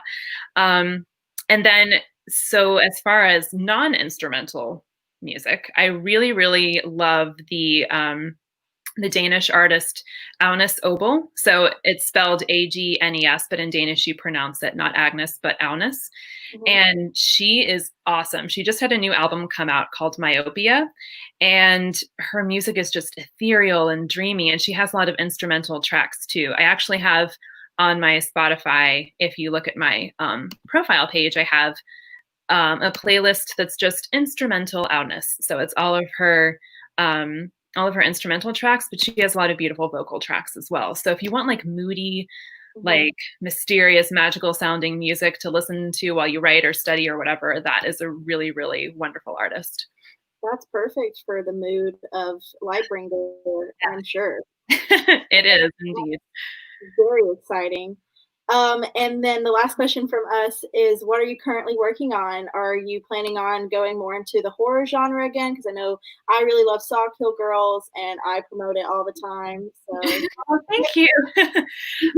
Yeah, I'm working on a lot of different things right now. This summer, I have a lot to do. So I'm working on, so I have another middle grade novel, which I haven't done middle grade in a while. So that was really fun. And I love your middle grade. Sometimes thank you. My next middle grade is called Thornlight, and it's a companion novel to Foxheart, which came out a few years ago. And that comes out in early 2021. It's a very like whimsical, sort of classic fantasy adventure. And it stars a protagonist. She doesn't have magic powers. She's not a great fighter. But she's very compassionate, and she has a lot of love in her heart, and she really tries to see the best in people, and her compassion is kind of what saves the day. I really wanted to write a character who's kind of quieter like that. She's not a warrior. She's not a magical prodigy. She's just a girl who has a lot of love and is trying to use it to help people. And then I do have another horror novel coming out, I believe, next September. So September 2021. It's very creepy. It's very angry. It's very like girls helping each other. So if you like those kinds of themes, like from Sawkill, then you'll see some of those themes revisited in a very different way in that book. And it's not titled yet. We're working on the title. Titles are hard. And then I have some other fun stuff that hasn't been announced yet that I am also working very hard on. I'm trying to outline my first adult novel right now, which is really exciting. Haven't done that before, so I'm trying to read a lot and practice a lot, but I'm excited about that. Yeah. Carly is just silently dying inside. Yeah. So do you have any questions? Heather, do you want to choose any questions in the chat? Yes. Now we have plenty of time. Well, we have 10 minutes for additional questions from the chat, so we're going to pull from those. So first question we have is, how long is Lightbringer?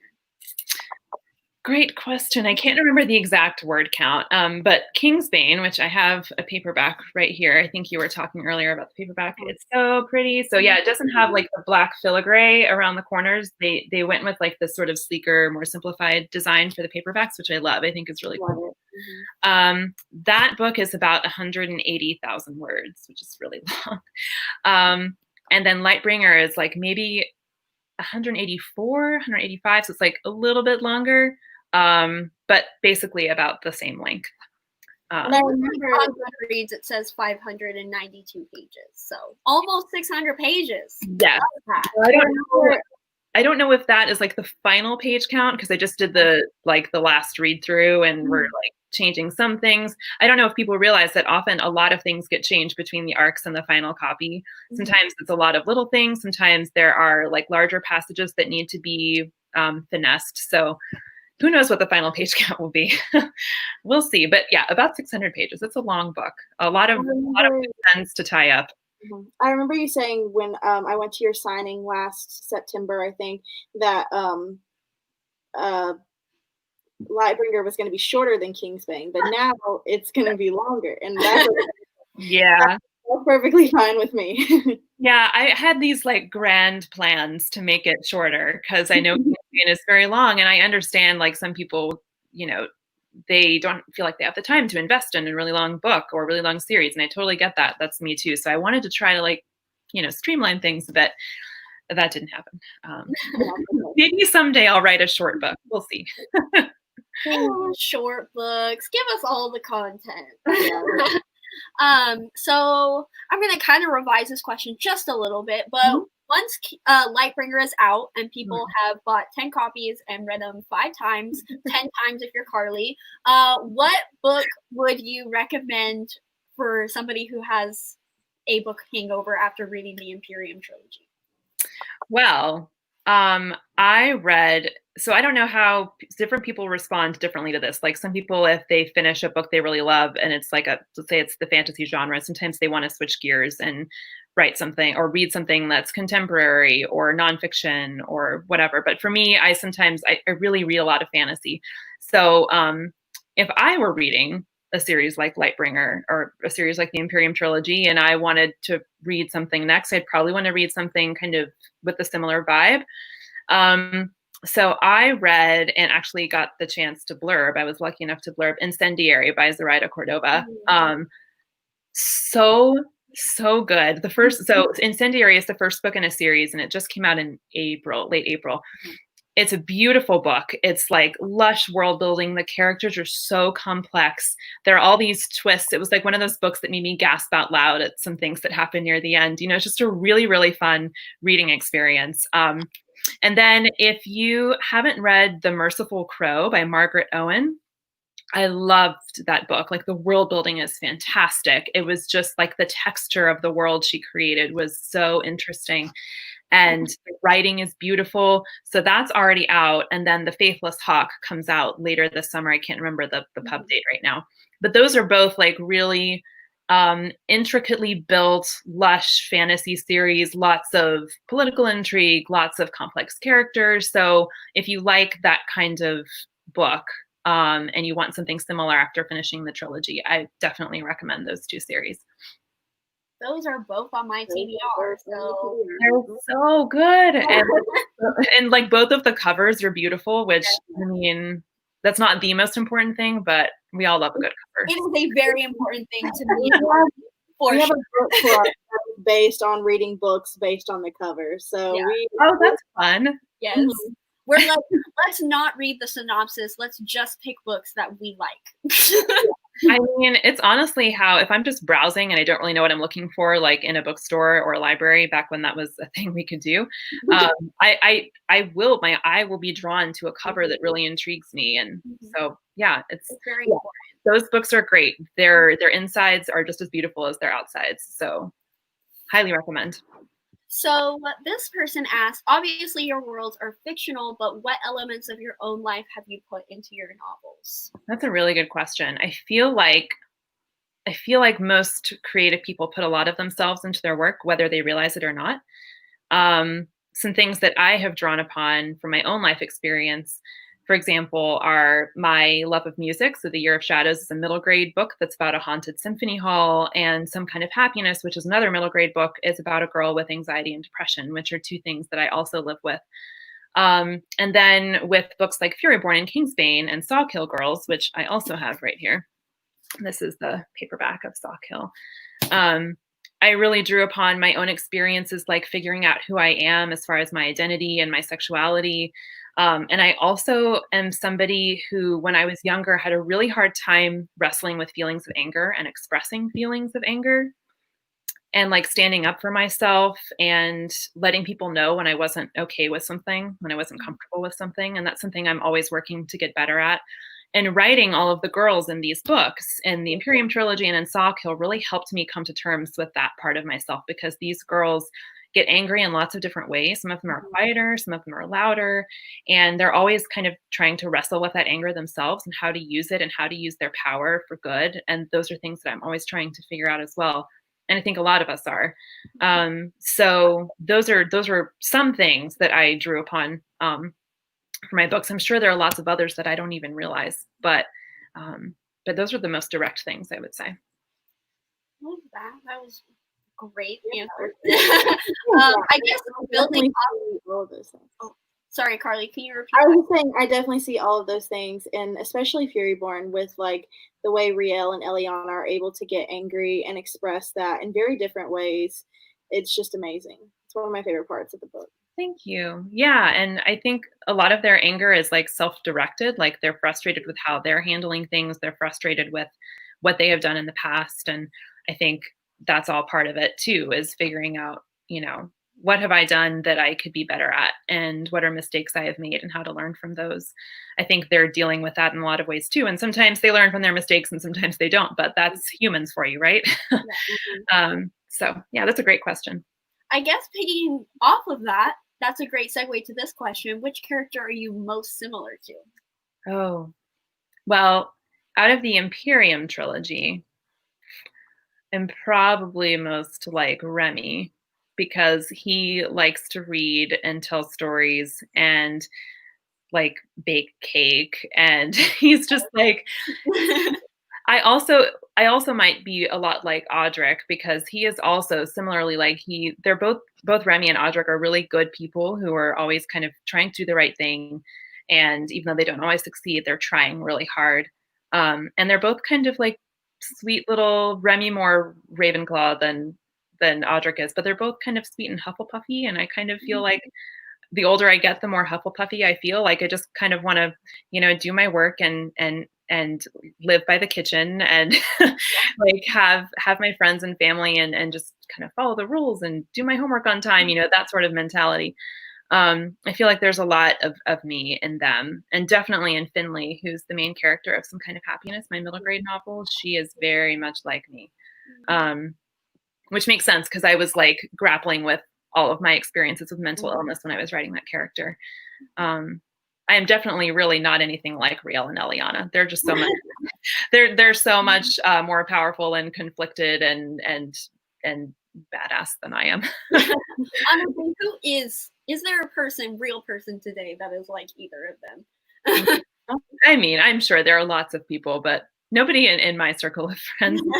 We're all kind of, more normal, quieter people. But yeah, I feel like creators put a lot of themselves into their work. What houses would you put Riel and Eliana in?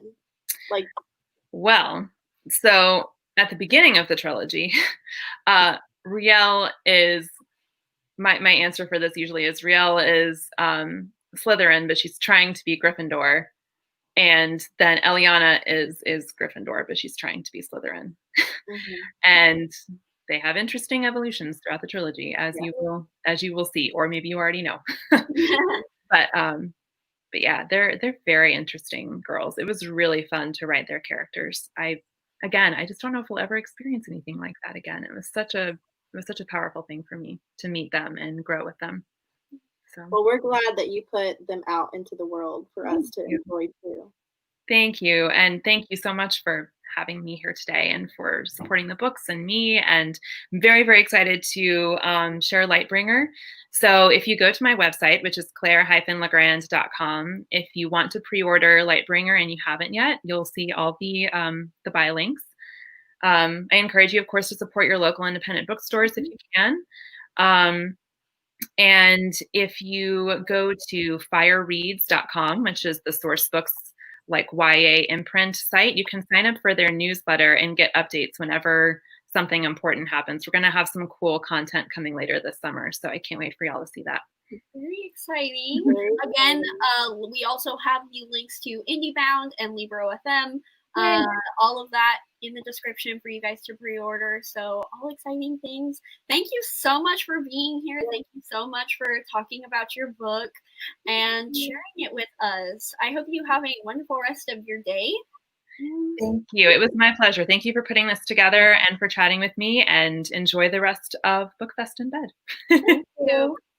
Bye. Bye. Are you okay? Yeah.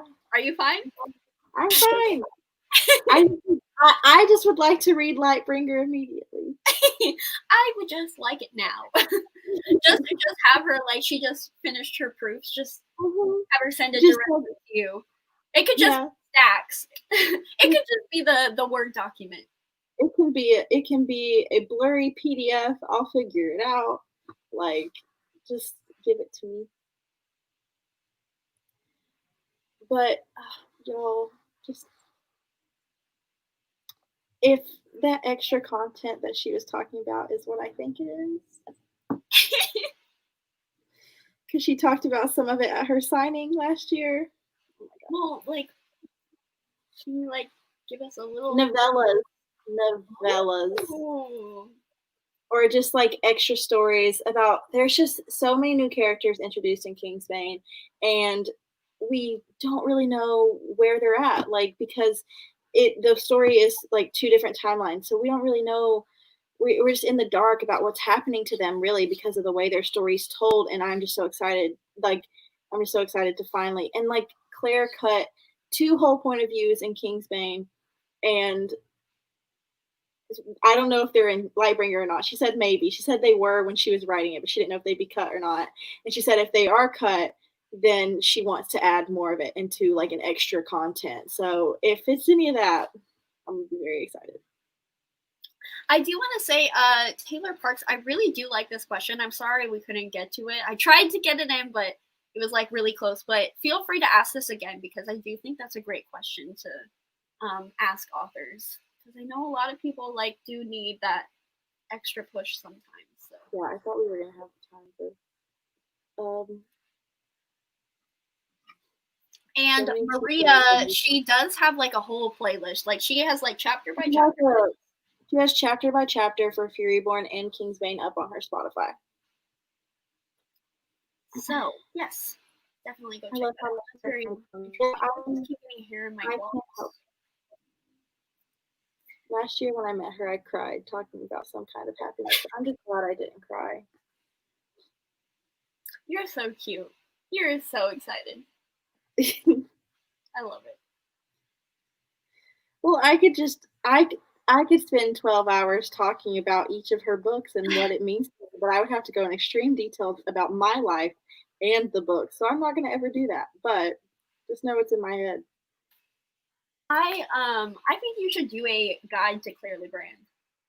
When I finish all of her middle grades, I want to, but she has like 5 middle grade books, okay? And I just have not been able to get to all of them. She does have a ton of books in general. But Foxheart is my next read of hers that's like new to me because I didn't know her next middle grade was going to be a companion to that. So I'm going to move down. I was going to read Cavendish Home, but I'm going to move down Cavendish Home and read Foxheart first. There you go. Let me check Twitter real quick. I still don't think I'll ever read Winter Spell, but oh well. I should be retweeting more things. Yeah, I'm getting a lot of notifications.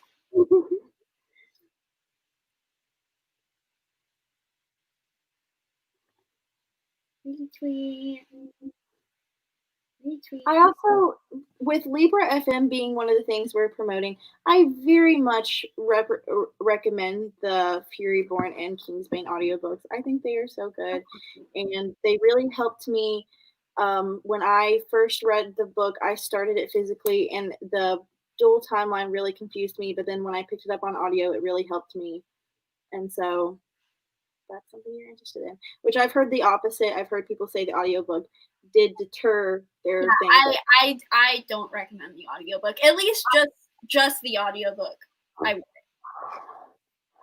Personally. But I also tried to read it. And I think I read it with the audiobook. Like I read it physically with the audiobook. So. Yeah, I think that's the way that would go.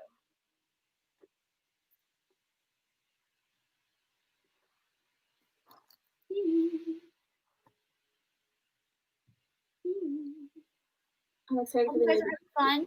I know I ask that every single 10-minute break, but you know, just gotta catch up. Tune in.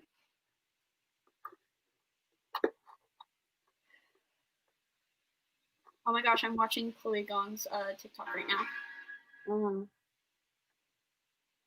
Honestly, stunning. Just right off the bat. Oh my god! I was hoping she did like a 20s. Oh my god, that was wow. An icon. You gotta watch the whole thing. She does 2 outfits. I know, I saw. Okay. I know I said that before, but I love that TikTok trend.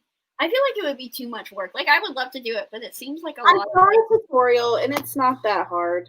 Oh, okay. But I still don't think I don't think I would glow up enough. You know oh my god, yes you would. Shut up.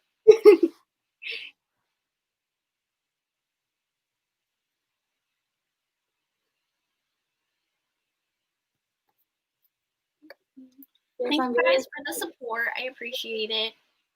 I'm sold on excuse you. You met me at Y'all West, so automatically that makes it a better experience than just listening to me. By saying I wouldn't glow up enough, I mean, I don't think there's a big enough change between me not wearing makeup and wearing an outfit to me wearing an outfit and wearing makeup. So take that in a conceited or an insecure way. Because I mean both of them. Because, like, I look amazing both ways. Mm-hmm. Ooh, two videos. Damn. Work. Wow.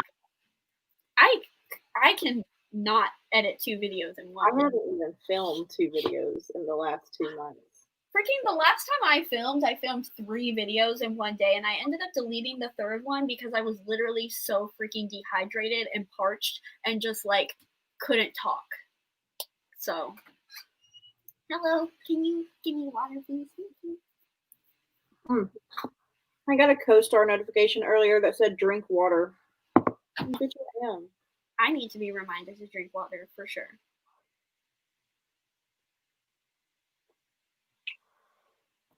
Someone said I'm sold on Furyborn. If you need to be sold more, I have a whole video on my channel talking about why you should read it. There you go. I do my makeup and I prepare for meeting. It was the day I was meeting Claire Legrand. I did my makeup and talked about why you should read it.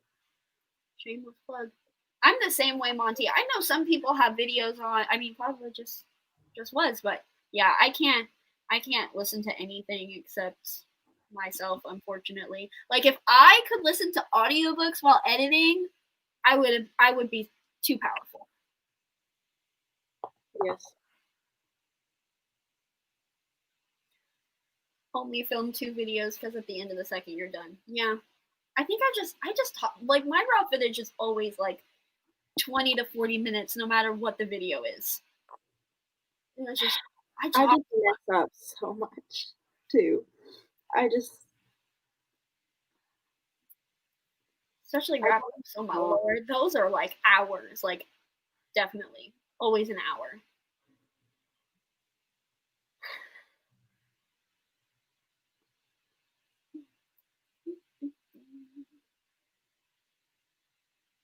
I'm getting my Chick-fil-A. Oh, Snapchat memories, reminding me of a time when I could hang out with more than 10 people at once. Sounds fake. Thank you. Mm-hmm.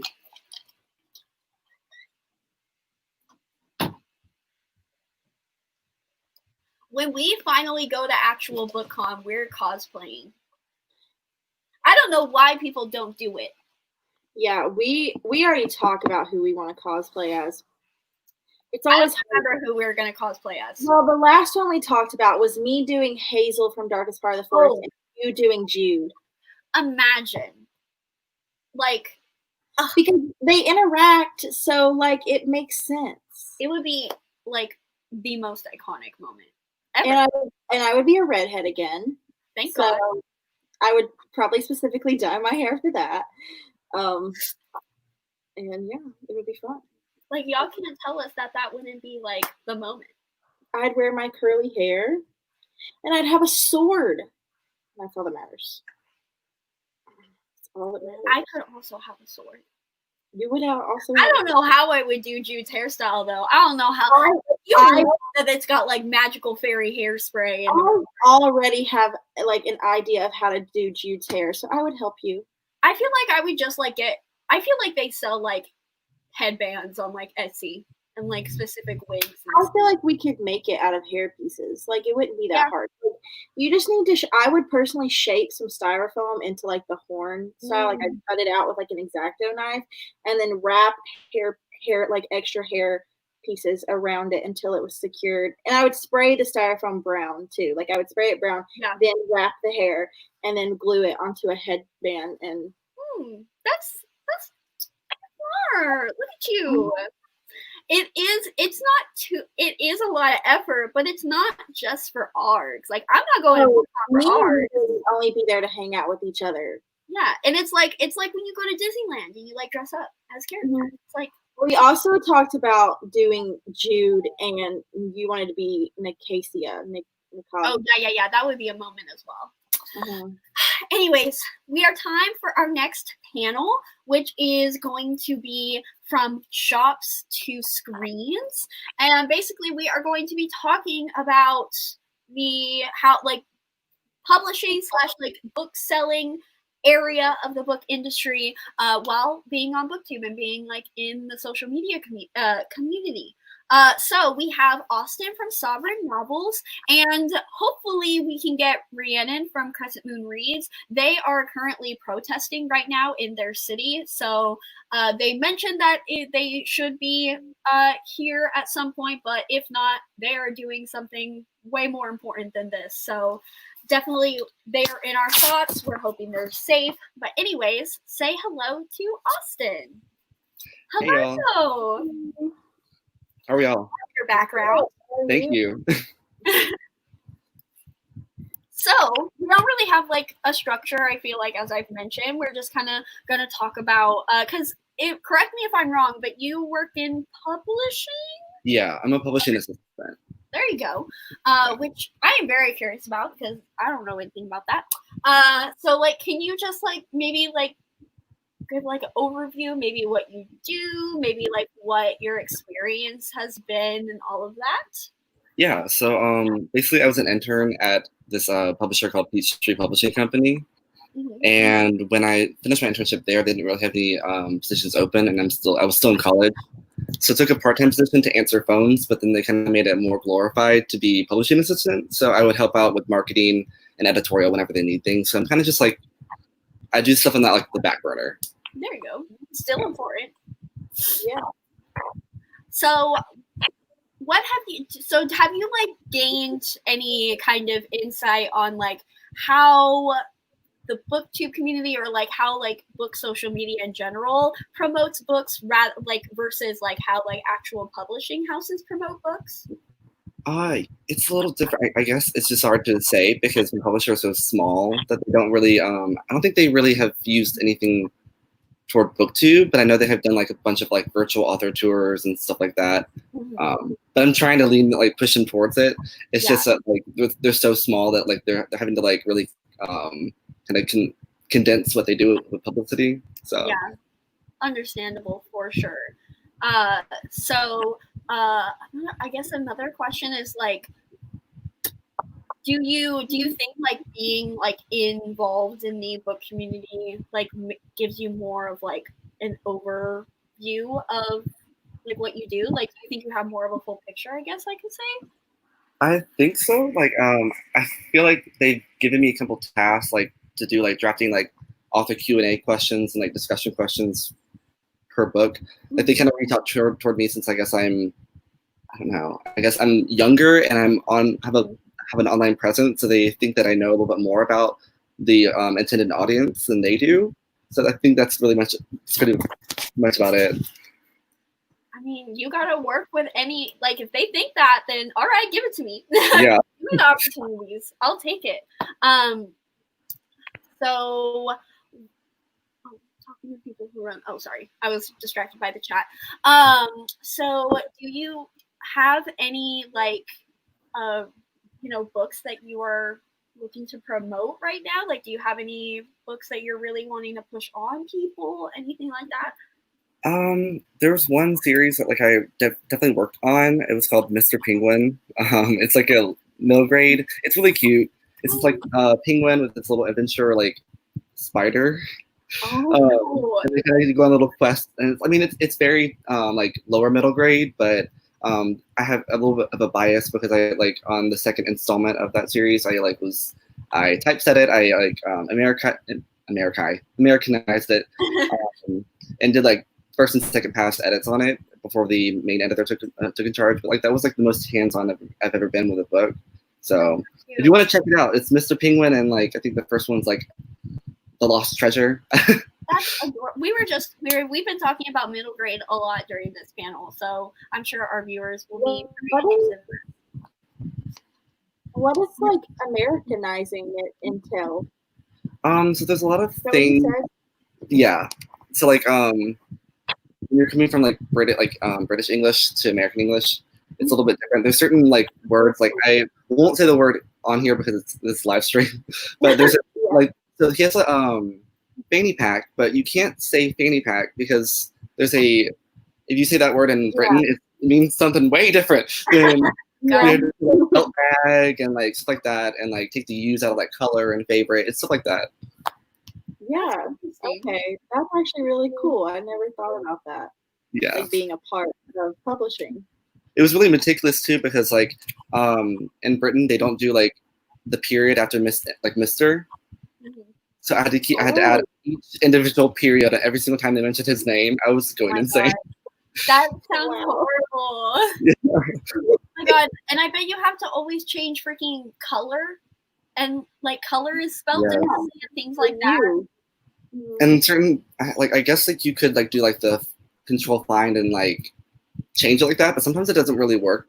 And the computer that they gave me, it was like Microsoft Word 2006. So I don't know if it can actually do that. That sounds very meticulous. I guess kind of piggyback off of that, do you like have any? Is there any like not necessarily misconceptions or something that maybe you've seen that like people may not think would go into publishing or whatever you do?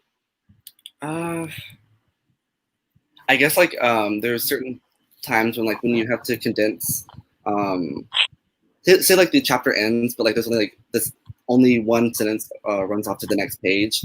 You have to go in into like InDesign and like really condense the spacing to make it all fit into one page, and it's really hard because sometimes it doesn't. You have to go way back and like to other pages and like kind of push it to that one. It's really would not wish that on my worst enemy. Yeah, that's absolutely infuriating.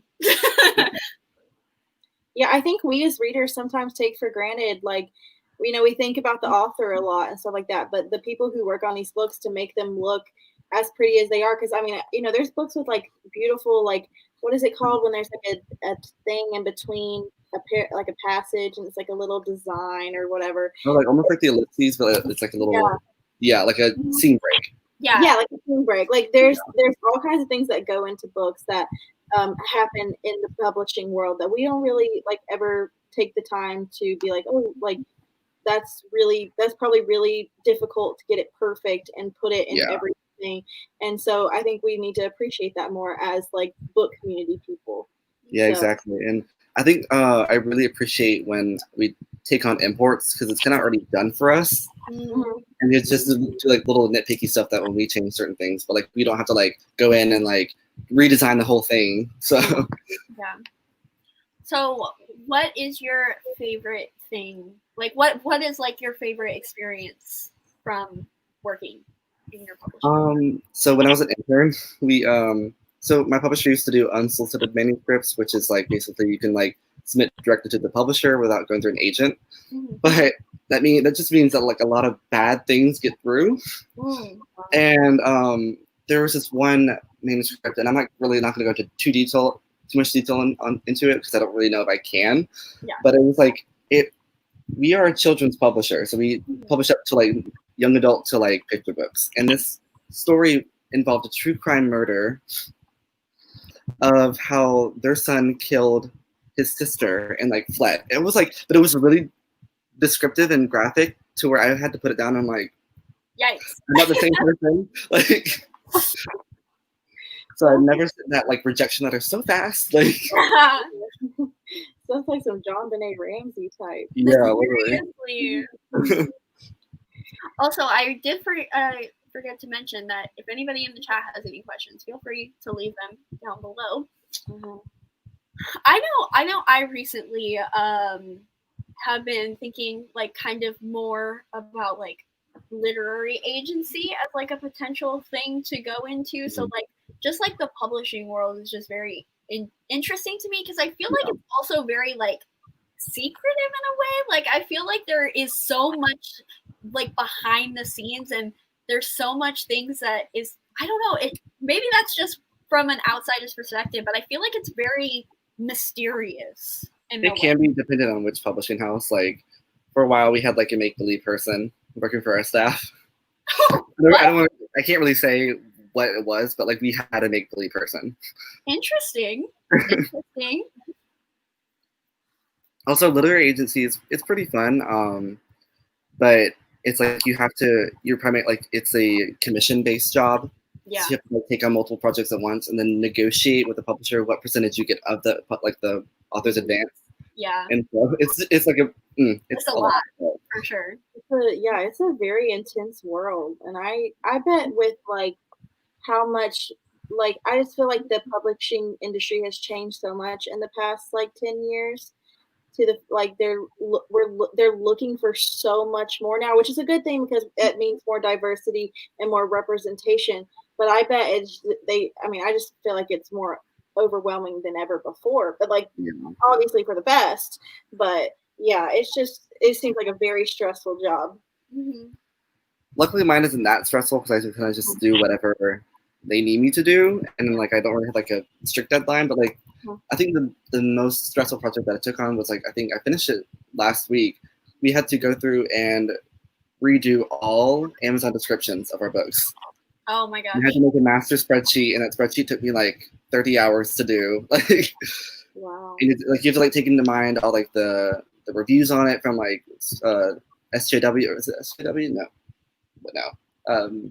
school library journal, and like consumer reviews, and then you have to kind of like warp the description to make sure that the hook is good enough for them to read. It's just Wow. Yeah.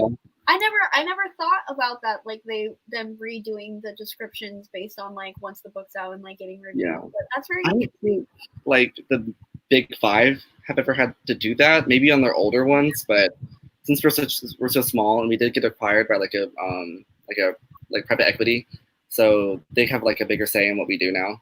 No.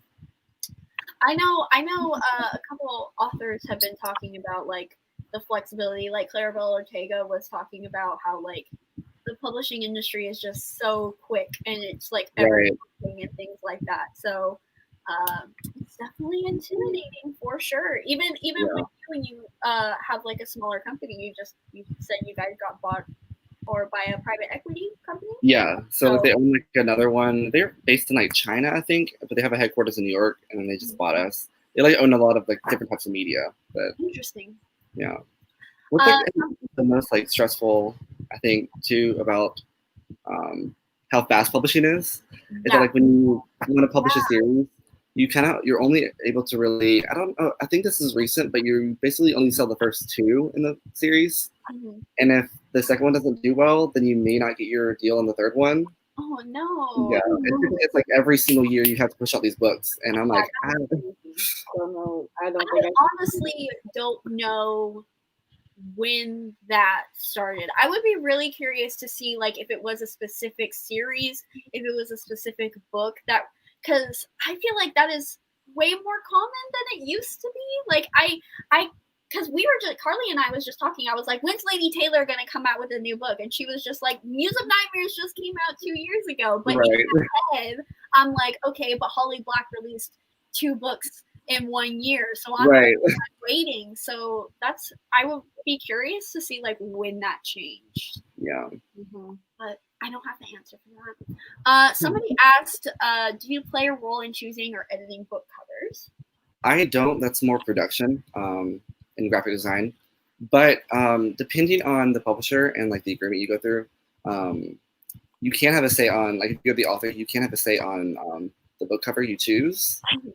But when it gets like toward the import of the stuff, like so if you sell it to like Scholastic UK or whatever, they typically will choose it for you, and you don't really have much of a say. But I mean, I really wish I did have a role. I mean, they do like near the end whenever they do book covers, they send out like iterations of it, and we as a staff kind of choose which one's the best. So I guess that is a role, but it's just a very minute role. And then somebody also asked, when a manuscript gets sent, does one person look at it or does it go through multiple people? Typically multiple. With mine, like my publisher, we have like 2 editors, so it goes through both of them. But with bigger publishing houses, it'll like probably go through a couple, just because like the agent wants to select like the right editor for it. Either it's agent or publisher, I'm not sure. That selects the right editor to best represent the book, and also usually the author can have a say in the editor. But with my publishing house, since we have 2, not really. Yeah. I mean, that's good though, because it means that you guys don't have to like, I don't know, carry over each other all the time. Right. Like if you want to publish a book and then the editor they assign you to wants to add an elephant in there for no reason, like you don't want to have the editor. Yeah, exactly. One thing I think about a lot is like how editors and publishing people who are constantly reading stuff that gets sent to them, how do you ever have time to read the stuff that's being published? Like For real. Because like you have to know what's out there and what's popular to be able to choose what is good that comes through you. So it's just a lot of reading, and you can't even blog about it online. Like you can't be like, add it to my Goodreads goal, because it's not like a book that's out. It makes you think about a lot. So it's a very take-home job, especially if you're an editor. Like you have to read a lot, and I feel like for bigger publishers, since you have a wider team, you don't have to read as much, and you can kind of all collaborate. And if you follow me on book Twitter, you kind of have an idea of what is trending and really what is popular. But for my publisher, they're not really active on Twitter, so I don't know how they get their stuff. So that's just something I think about. I'm like, wow, that's a lot of reading. In the reading slump, it don't matter. Like you. Oh, I know. Oh yeah, you just gotta push through. I'd probably get so tired of it. So they're the real warriors. the real. Definitely takes a toll on my ADHD. Like. Oh yeah, I could imagine. Wow, especially when you have to do those meticulous things. Yeah, I have to take my medicine before I go to work, so I'm focused. Otherwise, I'm like, what's going on? Yeah. Literally, when I'm just reading just for fun, I like can skip. I like sometimes skip a few paragraphs to like read some dialogue or something if I'm not really feeling it. But even if you're not feeling what you're reading or editing or whatever, like you have to be like. Yeah. Exactly. I think that's a great part of line editing too. You can kind of just read it without like really paying attention. Yeah. But when it comes to like structural editing, it's like what is you have to read that book like 5 times. Editing? Do what? What is line editing versus line editing? Is like your basic grammar stuff. So like you can miss a period, you spell a word wrong, you can fact check stuff. But like structural editing is like, this whole chapter makes absolutely no sense. Can you clarify it? Like, does it need to be nixed? Does it need to be like shortened? Like that kind of stuff. Gotcha. Okay, well, I guess the last question, I guess we'll just leave what's a recent read that you've had or a 2020 anticipated release, either of those things that you want to leave the audience with. From my publisher or just like in general? In general. I mean, I'm reading The Ballad of Songbirds and Snakes, and I don't recommend it. Okay. That's good to know. Yeah. Is there one that you do recommend? 2020 release. Or just like your last star read. Is there one you're excited for? Like that hasn't come out yet? Yeah, the sequel to The Welcome to Darkness, for sure. Got rejected on NetGalley and Elsevier for it, so I'm like, okay. You were one of those people that really encouraged me to get that book. I'm so glad. Yes, I have it right there on my shelf. Yay. Ready to be read. So that is a good one. And I went to a signing for Katie Rosepool, and she's nice. She's awesome. So, yeah, check that out. There Will Come Darkness. Boom. There you go. So thank you so much for hanging out. I'm sorry that Ree couldn't be here to join us, but again, they're doing something way more important than what we're doing. So I really appreciate you for coming on and talking about. Thanks for having me. Of course. So hope you have a great rest of your day. Y'all too. Bye. Make sure you guys follow Austin. Their link is down below. Oh my god. You know who's next? Katie Henry. I know. You're excited. I'm excited. You're excited. We're all excited. Publishing that's a world, man. Listen. I'm listening. I just would be so upset that I couldn't count all those books I have to read as books I've read. You know what I mean? Yeah. I mean, I guess it's a choice you make when you join publishing. I mean, you could just make your own separate spreadsheet and include them on there. It's just reading books. We read books for fun, mostly. And reading books as a job, not as something you personally enjoy, but as something you think big audiences would enjoy. It's just so different. That's true. I wish I could put myself in that mindset and read some of my favorite books. You know what I mean?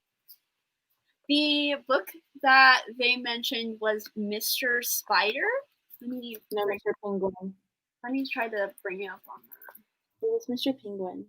Oh, Mr. Penguin. It was Mr. Penguin, but they had a spider. And the Lost Treasure or something like that.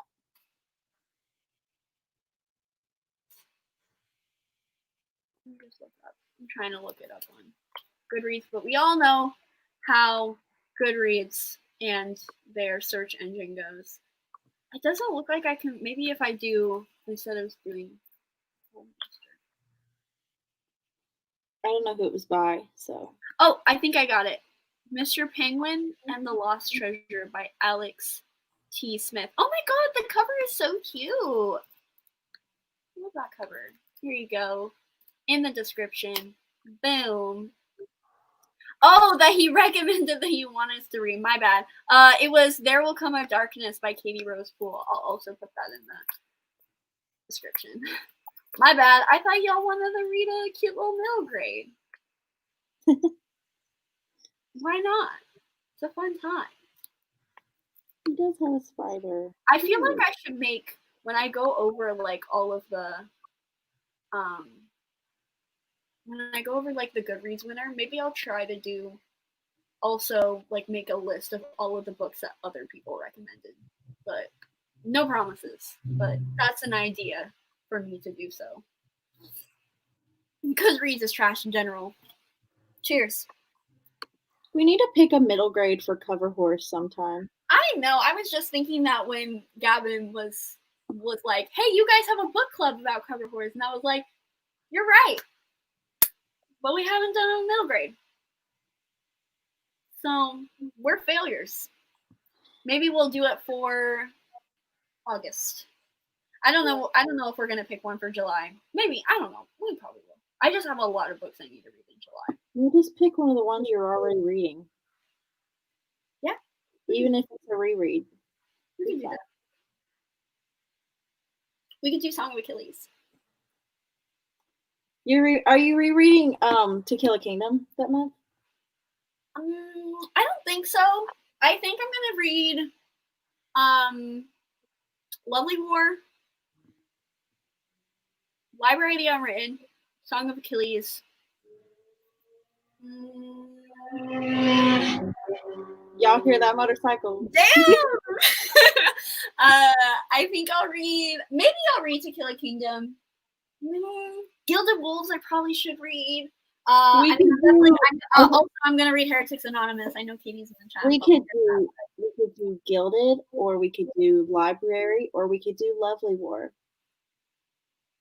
or Song of Achilles. We should probably do Gilded Wolves because the sequel's coming out in September. That's what I was thinking, and I need to reread it anyways. I honestly feel like I don't really need to reread it because I got a pretty fairly good I read it in like January of last year, and you read it in like September of last year. That's true. And I've read like 150 other books since I read that book. Fake fan. Excuses. I'm just saying. I remember it a lot because my friend was reading it the other day, and I was like, "Oh yeah." But I still would like to reread it. Yeah. Oh my gosh, you're reading A Song Below Water? Yes. It's a beautiful cover. It's gorgeous. Lovely War definitely has a gorgeous cover. Yes. The thing is with if we having Library of the Unwritten as a choice, I hate the US cover. Oh my god. I like it. It's cute. I only truly love one cover of the Song of Achilles, so I couldn't even say, like, I love them all, but I wouldn't call myself a cover whore for anyone except that one. That's fine. Woven in Moonlight does have a stunning cover. Oh, Woven in Moonlight, I low-key feel like it's my favorite cover of 2020. I want to read that so bad, but when I'm slumpy, and I've been slumpy all year reading wise, I cannot read magical realism.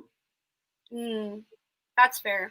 Honestly, I did Woven in Moonlight for a try a chapter tag, and I thought it was going to be a lot harder to get into than it actually was. So I think you should try it because I say that even though I haven't revisited it because it was a library book, but maybe when my library opens back up, I'll get it. I have seen the cover for Written in Starlight. Let me just refresh my memory though, because I'm always gonna look. Oh yes. Oh, and it's a nice teal. Oh wow. Beautiful. 10 out of 10. You know what cover I hate? Blood and Honey. Listen, We're trying to keep things civil on this live show. Let's not talk about that. It came up on my recommended. I just had to say something. That book serves a purpose for a community of readers, and you know, it found its audience. You cannot fault it for that. I am The just Invisible Life of audience. Addie LaRue. Huh? That cover. The Invisible Life of Addie LaRue. That cover. Oh yeah. Oh yes. There's so many good books that are coming out this year. I can't believe I forgot that one when we were talking about anticipated releases. I hope that stars are gilded. I hope that whole thing is gilded because it's so simplistic. I would love to see a finished copy of that book. I feel like that book has the potential to actually maybe not make me cry, but like make me think about crying. Pretty sure a certain book subscription box is doing Addie LaRue for one of their months, and I really have liked their past special editions in the past. So I'm hoping it gets a special edition from them. So interesting. Good things. Don't want to spoil for what month it is or what subscription box it is for everyone, but I'm sure people can assume if they. It's not one of the big two, at least what I'm talking about. Okay, so it is time for our new author interview to come on. Our next author is going to be Katie Henry, who is the author of Heretics Anonymous and Let's Call It a Doomsday. And we're specifically going to kind of focus on Let's Call It a Doomsday, which is about this girl named Ellis who suffers from really bad anxiety and is convinced that she knows how, or is convinced that the world is going to end after meeting this girl in her therapist office. And both of these are, of course, available now. And the people who comment during this interview will be entered to win these books. Obviously, one winner is going to, oh wait, sorry. I said that wrong. The first two questions that we choose from the audience will be the winners for this. Apologies for that. But yeah, everybody say hello to Katie Henry. Hi. Hi. Hello.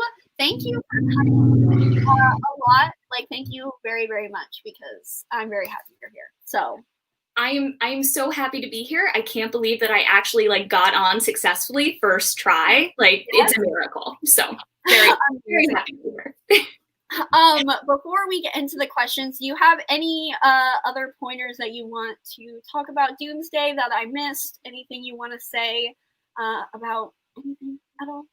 No, I mean, I think you gave a really, really good elevator pitch. And, just to also mention that Heretics Anonymous is about a group of misfits in a Catholic school. But yeah, also I have a book coming out in January that no one can even pre-order, but I feel like I should talk about it anyway. And it's about stand-up comedy, and it's called This Will Be Funny Someday. So I love that. And your books are so freaking hilarious without them being about stand-up comedy. So I know you're gonna knock it out of the park. Thank you. I will say there are not many books about stand-up comedy, and after trying to write one, I understand why. It was harder than I expected. I could imagine that would be a little difficult to translate on the page. Exactly. I guess you would have to write your own stand-up material. Yeah. And what I did not anticipate is if 5 of your characters are going to be stand-up comics, it actually means you have to write 5 stand-up sets for 5 different people. So wow. Should have considered that ahead of time, but the book is done, so let's hope it's good. Yay! Does it have a Goodreads profile for people to add?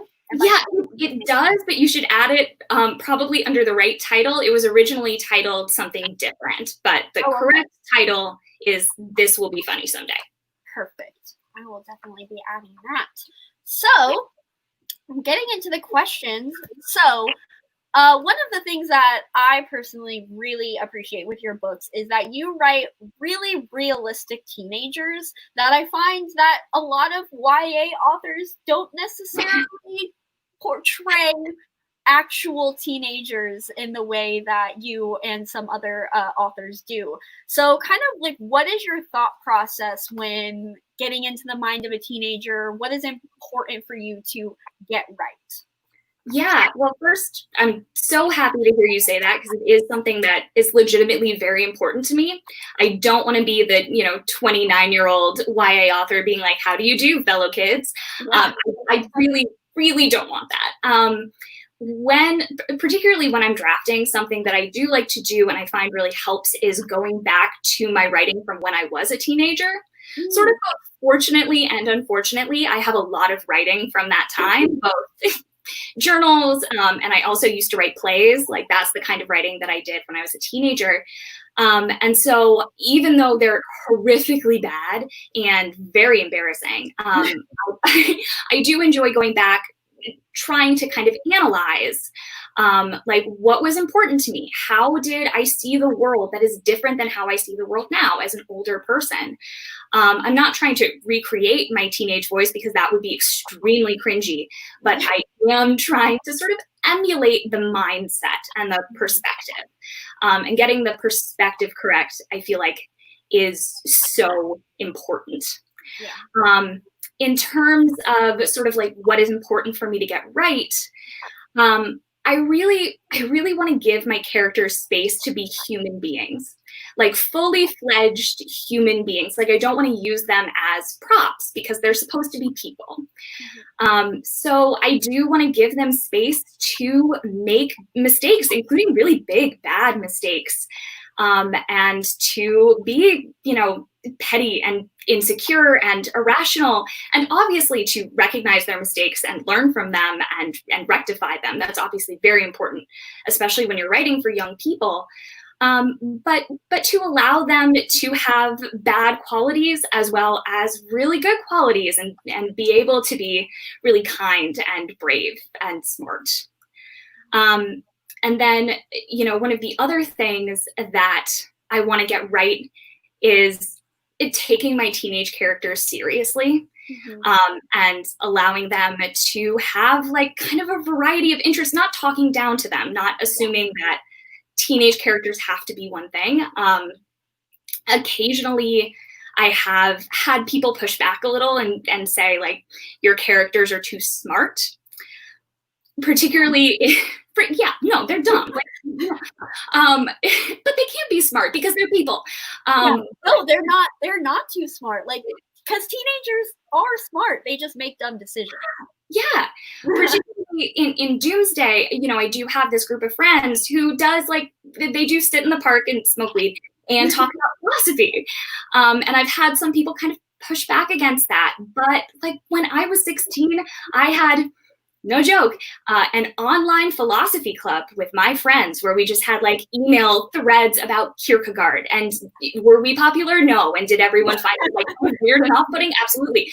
But that is really what we did. And so I want to give my teenage characters the opportunity to be brilliant. I work with teenagers every day as a college counselor, and they are brilliant and they can be really smart, and you have to give them credit. And I think giving them credit and always reminding yourself to take them seriously as people and as characters really does help them seem authentic. Yeah, totally.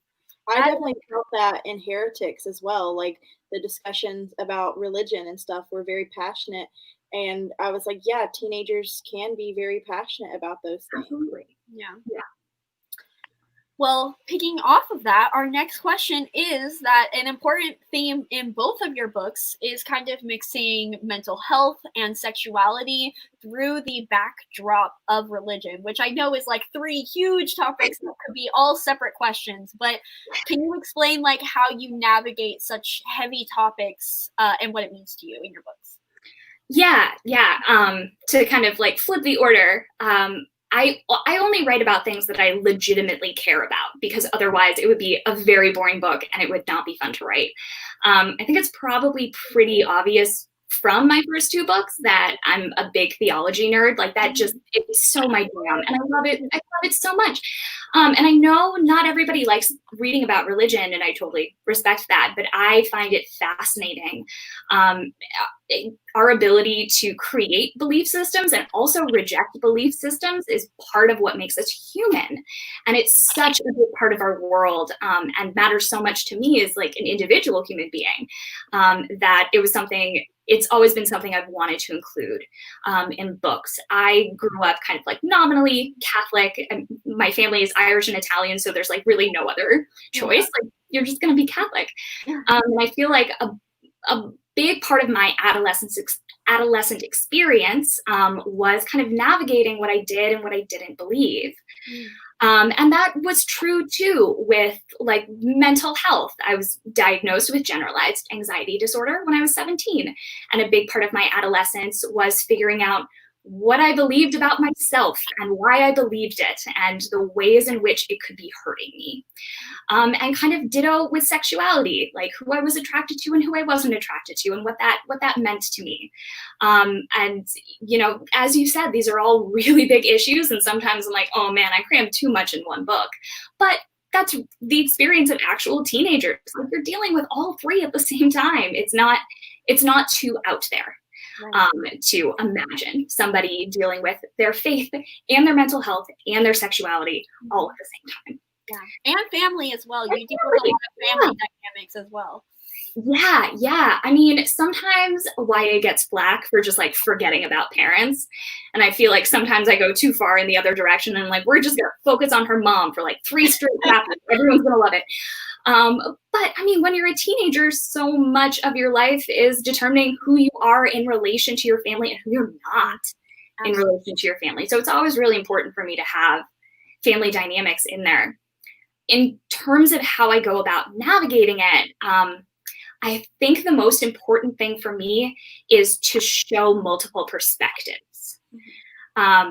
Because with such big issues and such issues that are like so deeply felt, it feels like not doing them justice if you only have one perspective. So in Heretics Anonymous, it's narrated by an atheist boy at a Catholic school who has his own like deeply felt and sometimes kind of offensive feelings on religion. So it was important for me, story-wise, for him to very quickly meet Lucy, who becomes his first friend, who is very devout and very committed to her faith, in order to show that religion can be very, very harmful, but it can also be really great and it can give people a lot. And I think when you have kind of the multiple perspectives, it makes it feel more nuanced, which is very important to me. And in Doomsday, too, I have Ellis, who is very happy with her Mormon faith. So it was really important for me to introduce her friend Tal, who was a Mormon but left the church in part, but not entirely, because he's bisexual and it's unfortunately not a super affirming church. Because I just felt like it would be doing a disservice to only present one side of being a Mormon without presenting the other side and the potential, damage that a religion can do. Same with mental health. Ellis has anxiety. It was important for me to show other forms of mental illness, especially ones that have perhaps a greater stigma attached, like schizophrenia, like psychosis. And in terms of sexuality, Ellis is questioning her sexual identity, and she's not sure, and she's very confused, and it's freaking her out. So I wanted to make sure I had Tal, again, who is very confident and very certain in his bisexuality, to show that, yeah, it's great if you figured it out and you're happy, and it's also okay if you're freaking out and you have no idea. Like, these are both human experiences and both of them are okay.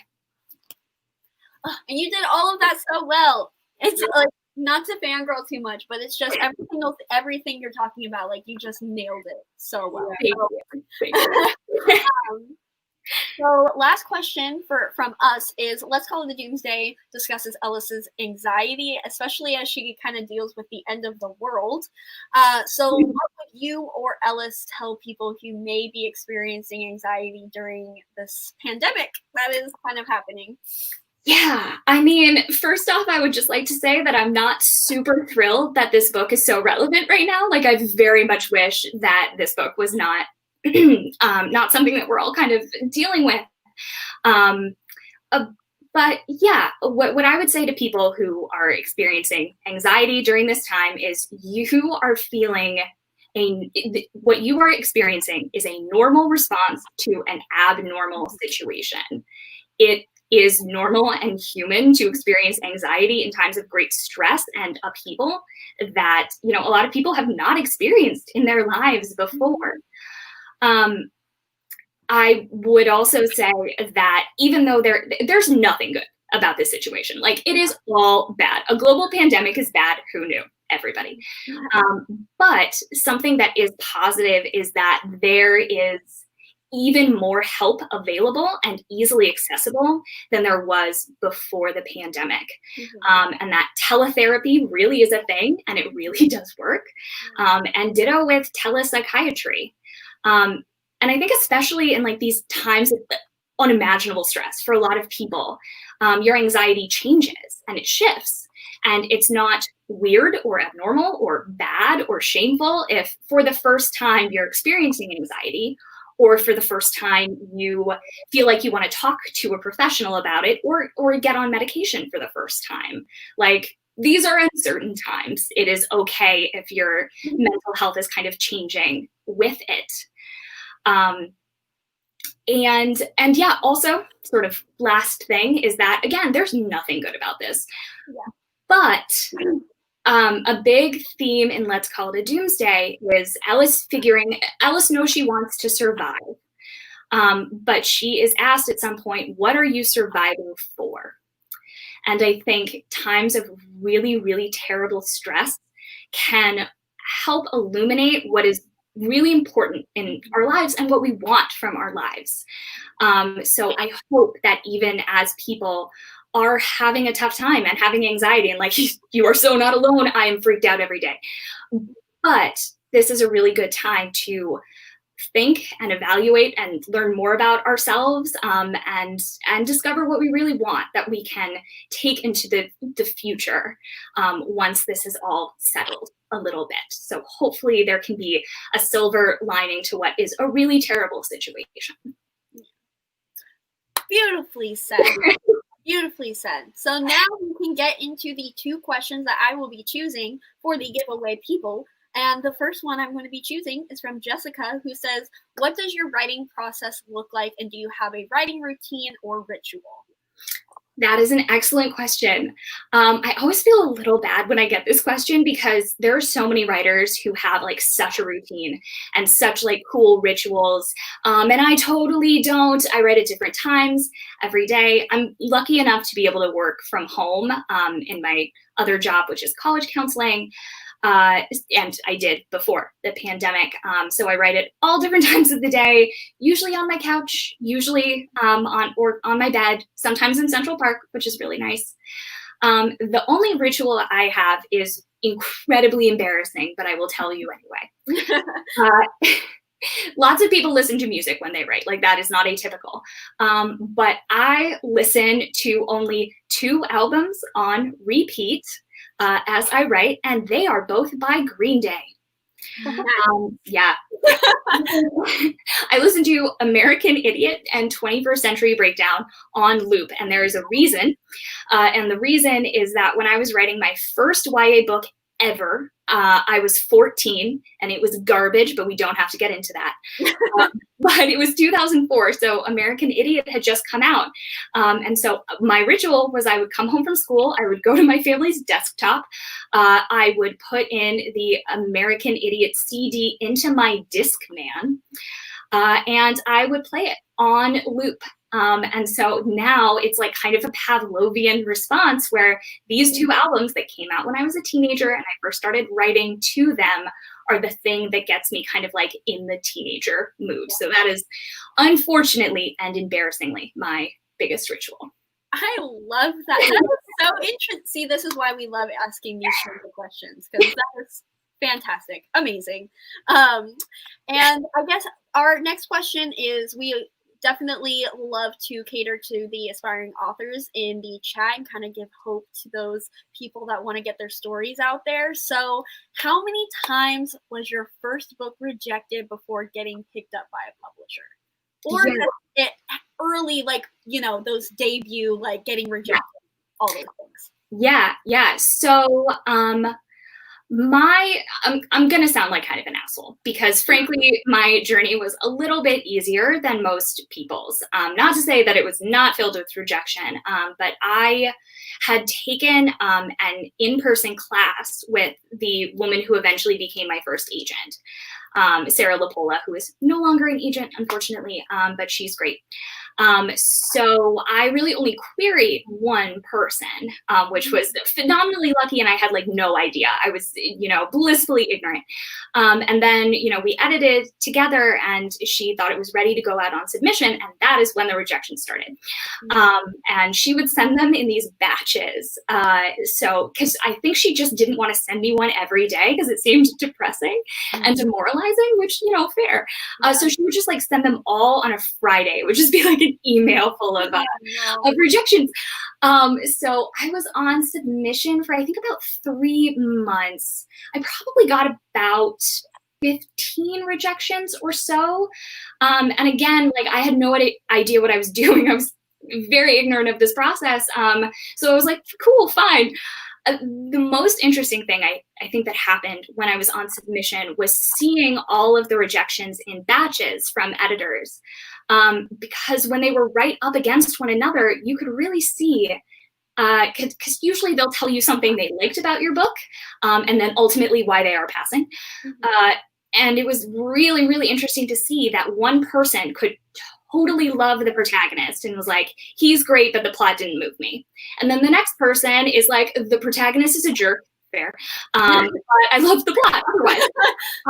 So it was just very helpful for me to see that none of this was personal. This was all super subjective. And the same thing that would make a person love the book made another person dislike it, and, you know, vice versa.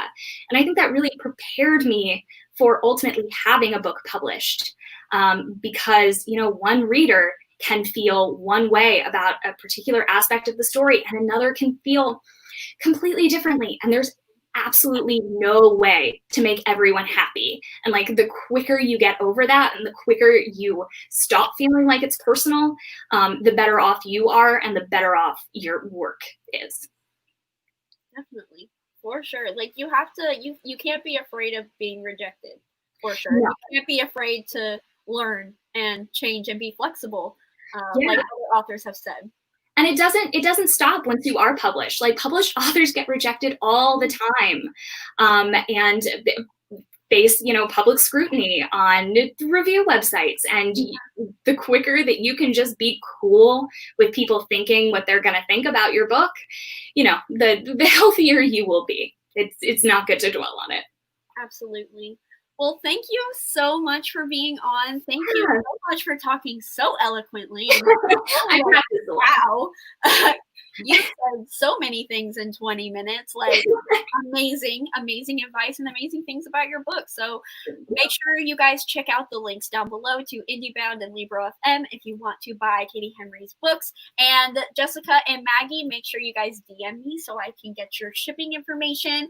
But other than that, thank you so much for being on again. And I hope you have a wonderful rest of your day. Thank you. This was so much fun. Thank you. Bye. Bye. Yay. Like, makes me did y'all just hear her? Like, yeah, wow. Makes me want to pick up Doomsday again. Honestly. These books are so good, guys. Like, I definitely like Heretics just is a niche for me, but like Let's Call the Doomsday meant so much to me. So like y'all need to definitely pick these up. I loved Heretics, but I had to put down Doomsday because it was giving me so much anxiety. Yeah, that's fair. Because the main character has so much anxiety, and that's like props to Katie because she was able to put that in her writing so much. She was able to put anxiety in her writing so much that it gave me anxiety for how much anxiety her main character had, and it was overwhelming me. But I feel like I could be at a place to read it again. Yeah, and honestly, like, the main character does, like, go through a lot. Because, like, you get her therapist visits as well, and, like, you see just her kind of coming to her own and, like, kind of just accepting more. And so I think that book is really important. And I know Stardust Reads, you mentioned that it was really important to you. So, man, that book, she's a genius, man. She knows what she's talking about. And a book about stand-up, like, could never be me. I mean, I'm not an author. I could never write a book in general, but good on her. I'm very excited. Thank you guys for commenting. I mean, apologies if I couldn't get to your question. I know that one was cutting it quite short. That was a very quick 20 minutes. So apologies if I couldn't get to your guys' questions. But feel free to, like, recycle your questions to other people. And all of that. Congratulations to Maggie and Jessica for winning the art copies. I gotta be honest, when I saw an arc of Heretics Anonymous, I was like, would anybody say anything if I just kept this? Probably, because it's not for me, but I wasn't going to do it. Tell y'all, if we would have gotten the Lightbringer arc, if they would have been in print before, and then Sourcefire would have sent us that, y'all would never have seen it. Never. Y'all wouldn't even know it existed. Y'all wouldn't even know we got sent it. It would be a mystery to all of us. It would be on my doorstep. No, I'm not going to apologize for that either. As you shouldn't. Everyone knows you are the designated Lightbringer or Fury Word fan, and that's my brand. That's all I want. And just Claire Legrand in general. Yeah, because I love her books. Her whole backlist. I am so happy that you enjoyed Heretics, Julia. I love that book. Oh, Carly would post about having it, but, like, you wouldn't know where the origin was. You wouldn't know where she got it. Yeah, I got my people here. Thank you. I'm a Sourcefire influencer. Now I have them since I was on Bookstagram. Sourcefire really, I know I said it at the beginning of our live show, but they, like, killed it with this, guys. Like, I emailed a whole bunch of publishers, and like, Sourcefire didn't even email me back. And then a box of books just showed up at my house. And then we got one from a different publisher who's going to be giving away during Mina and Chandler's panel. But overall, like, Source Books is the reason that they every time I've gotten something from them, I've reached out to them, not heard a word back, and it just showed up at my house. Which is fun, because it's like, ooh, presents. Wasn't expecting this. So, like, I'm just saying, like, if Sourcefire publishes any books that you're interested in, they are a great publishing house that really does pay attention to reviewers. And I like a lot of their books. I think Sourcefire is probably my favorite publishing house. I don't know. I would have to do, like, a spreadsheet, because I don't actually know if I could actually, like, say which one it is. I do. But Orbit, like, kills it with fantasy. Or no, Orbit or Tor. Are they different? I don't know.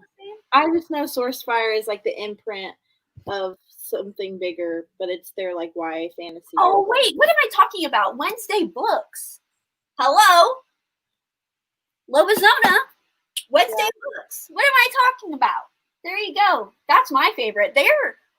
Every single time they announce, like, that they bought a new book, it's freaking amazing. Like, the concepts, immaculate. The vibes, there. Love it. Love Wednesday Books. When is Mina and Chandler's panel? Let me check. I think it's at 5. It's at 5:10 PST. So 5:10 PST. Also, I haven't realized that I don't know if our moderators have been here, but like nobody's been doing any business in the chat, so we're fine. The chat, again, I mentioned earlier, like I was really afraid of like if it was going to be manageable, and y'all are doing good things. I appreciate you guys for that. Orbit is a Tor imprint. Okay. So I thought I will never understand all of that. I will never know which one is to which. It's a monopoly, and it's too much. I don't know. I mean, I'm not going. Never mind. I was gonna be like, I don't understand how they can get away with a monopoly because I thought monopolies were whack. But like, I don't know anything about business or economics or rules or anything. So I'm just gonna keep my mouth shut. But anyways, that is crazy that everybody's got everybody and everybody's involved with everyone. Again, publishing. A wild ride. An unknown world I will never understand. I don't think a lot of people that are in publishing even understand it all the time. So it's going to be 11 p.m. for me when this is over. Mine's 9, so I'm chilling. Yeah. It's already 1 a.m. Oh my god, it's already 1 a.m.? Please go to bed. Please go to sleep. Like, this is going to be up on my channel. Like, you don't have to stay up, I promise. But, like, I appreciate you for being here. We still have Emily A. Duncan coming, so that's going to be really exciting. So excited. But before that, I'm excited for our next guest, which is going to be, like right now, with Romina Garber / Romina Russel. And they are a New York Times bestselling author of the Zodiac series, which I have read the first book of, and it is a fun sci-fi astrology adventure, let me just tell you. And her new release, Lobizona, hopefully I'm pronouncing that right, probably not, is a YA fantasy about Manuela, who discovers a secret world straight out of Argentinian folklore after her mother is taken away by ICE agents. And it will be available on August 4th. So everybody say hello to Romina Garber. Hello. Hi. I hope you're doing well. Do you have any other points before we get into the questions that you want to say about Lobizona? I love how you said it. And yes, it was perfect. So this one's Zodiac, which you referenced. Beautiful. And then this one's Lobizona. And then actually there is something kind of cool maybe for readers here, which is that there's a free pre-order giveaway going on right now. So if you have pre-ordered, you might as well get free goodies. And if you haven't and you know you're going to get the book, you might as well pre-order it so you can get the book and free stuff. At least that's kind of how I think about stuff. But I mean, we have Indie Bound linked in the description for you guys. Excellent. Yes, pre-order it from any store you'd like, but then fill out the form. And if you go to my Instagram, which is just at Romina Garber, it's linked in the bio. Cool. So yeah, and you'll get like a signed book plate and these awesome pins. Oh my God, I can't aim at them, but I have a bunch of them. It's a whole set. So yes, thank you. So exciting. Okay, I love a good pre-order campaign. Me too. That's why I'm like selfishly like this is what I would want to hear. So I'm telling you. Thank you for relaying that information to us. So the first question that I have for you is Argentinian folklore, as I mentioned, plays a key factor in your book. What's a fun fact or favorite aspect of your world building? So great question. My favorite aspect is the whole what I like to call the Dan Brown quotient of, I always like to have some kind of real world element. And so you mentioned Zodiac, so you know how like Ophiuchus is a real constellation from our world. And there is great debate because the Babylonians kept him out of the Zodiac, and is that fair? I don't know. And so I love stuff like that. And so in this case, it's the folklore is based on a real world law in Argentina that exists today. So you could actually look this up, which is what I had done. That's the Ley de Padrinazgo Presidencial, which essentially states that the president of Argentina becomes godparent to the 7th consecutive son or daughter in a family, and the state covers all their educational expenses. I thought this is so fascinating, right? Like, first of all, why 7, right? Like off the bat, I'm like, that's weird. Second of all, why does the sex matter? You know, it's like, what is it? Like, what, there has to be more to this. Like, this is too specific, right? So in researching it, I find there's like all these like theories, and people get heated about it too, like if you attribute the wrong thing. But basically, there is a superstition that exists about the 7th son and the 7th daughter. And it states that the 7th son will be a lobizón, which is a werewolf, and the 7th daughter will be a bruja, or a witch. So, I mean, it was right there for the taking. Of course, I was going to build a fantasy world around. I mean, there was no question, right? So yeah, so to me, that's one of the coolest part. And I mean, I guess the other part of Argentina that really comes into play, as I've been told, is the food.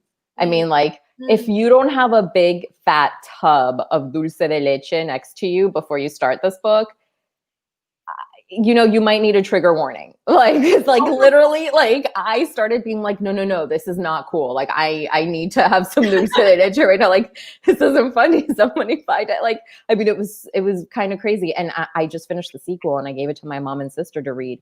And my mom comes in the other day so cranky because I'm sheltering in with her. And like, and I'm like, what's going on? She's like, why did you have to put so much food in it? Like, I'm so hungry and I don't want anything in this kitchen.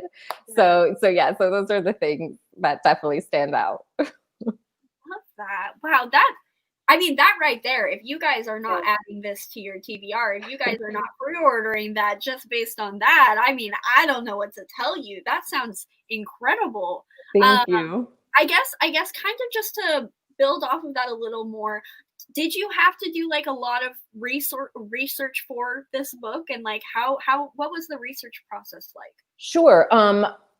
I actually, because like culturally, a lot of this stuff is stuff I grew up with. Like, every superstition in the book is one that I grew up with, literally. And my friends have so many funny stories of coming over to my house that at the time made it mention, but now they do, about our weird quirks. You know, like, we don't pass the salt hand in hand, so everyone gets their own salter. And then little things like where, oh, this is going to be bad luck, so you can't, like, you know, and all these weird quirks. And like, I didn't think they were weird growing up because I never known any other way. In fact, like, I'd go to my friend's house, and if they were going to pass the salt hand in hand, I'm like, oh my God, did you not realize what you were going to do? Like, oh my God. And they're like, okay. So it took me a long time to realize this wasn't everyone's family, it was just mine. So a lot of this stuff came very naturally. And obviously the Spanglish as well. That is one thing I will say. I don't think I realized just how hard it is sometimes to stick to one specific language until I gave myself freedom to just write as it came and make it Spanglish if you need to. Like, contextually, you'll explain it. You'll worry about bringing the reader in later. Like, first be honest to the voice. And that's a really cool experience. Like, I never even thought about having that kind of freedom before. Never even entered the possibility that it was a thing, you know, until I did it. And so that was super cool. And then the thing that really did really went into was the law. And so really the first 100 pages of the 400-page book are based here, really, in this world. And I really wanted to get it right as far as like ICE and undocumented immigrants and just what is okay now and what isn't. Because when I immigrated, it was a very different picture.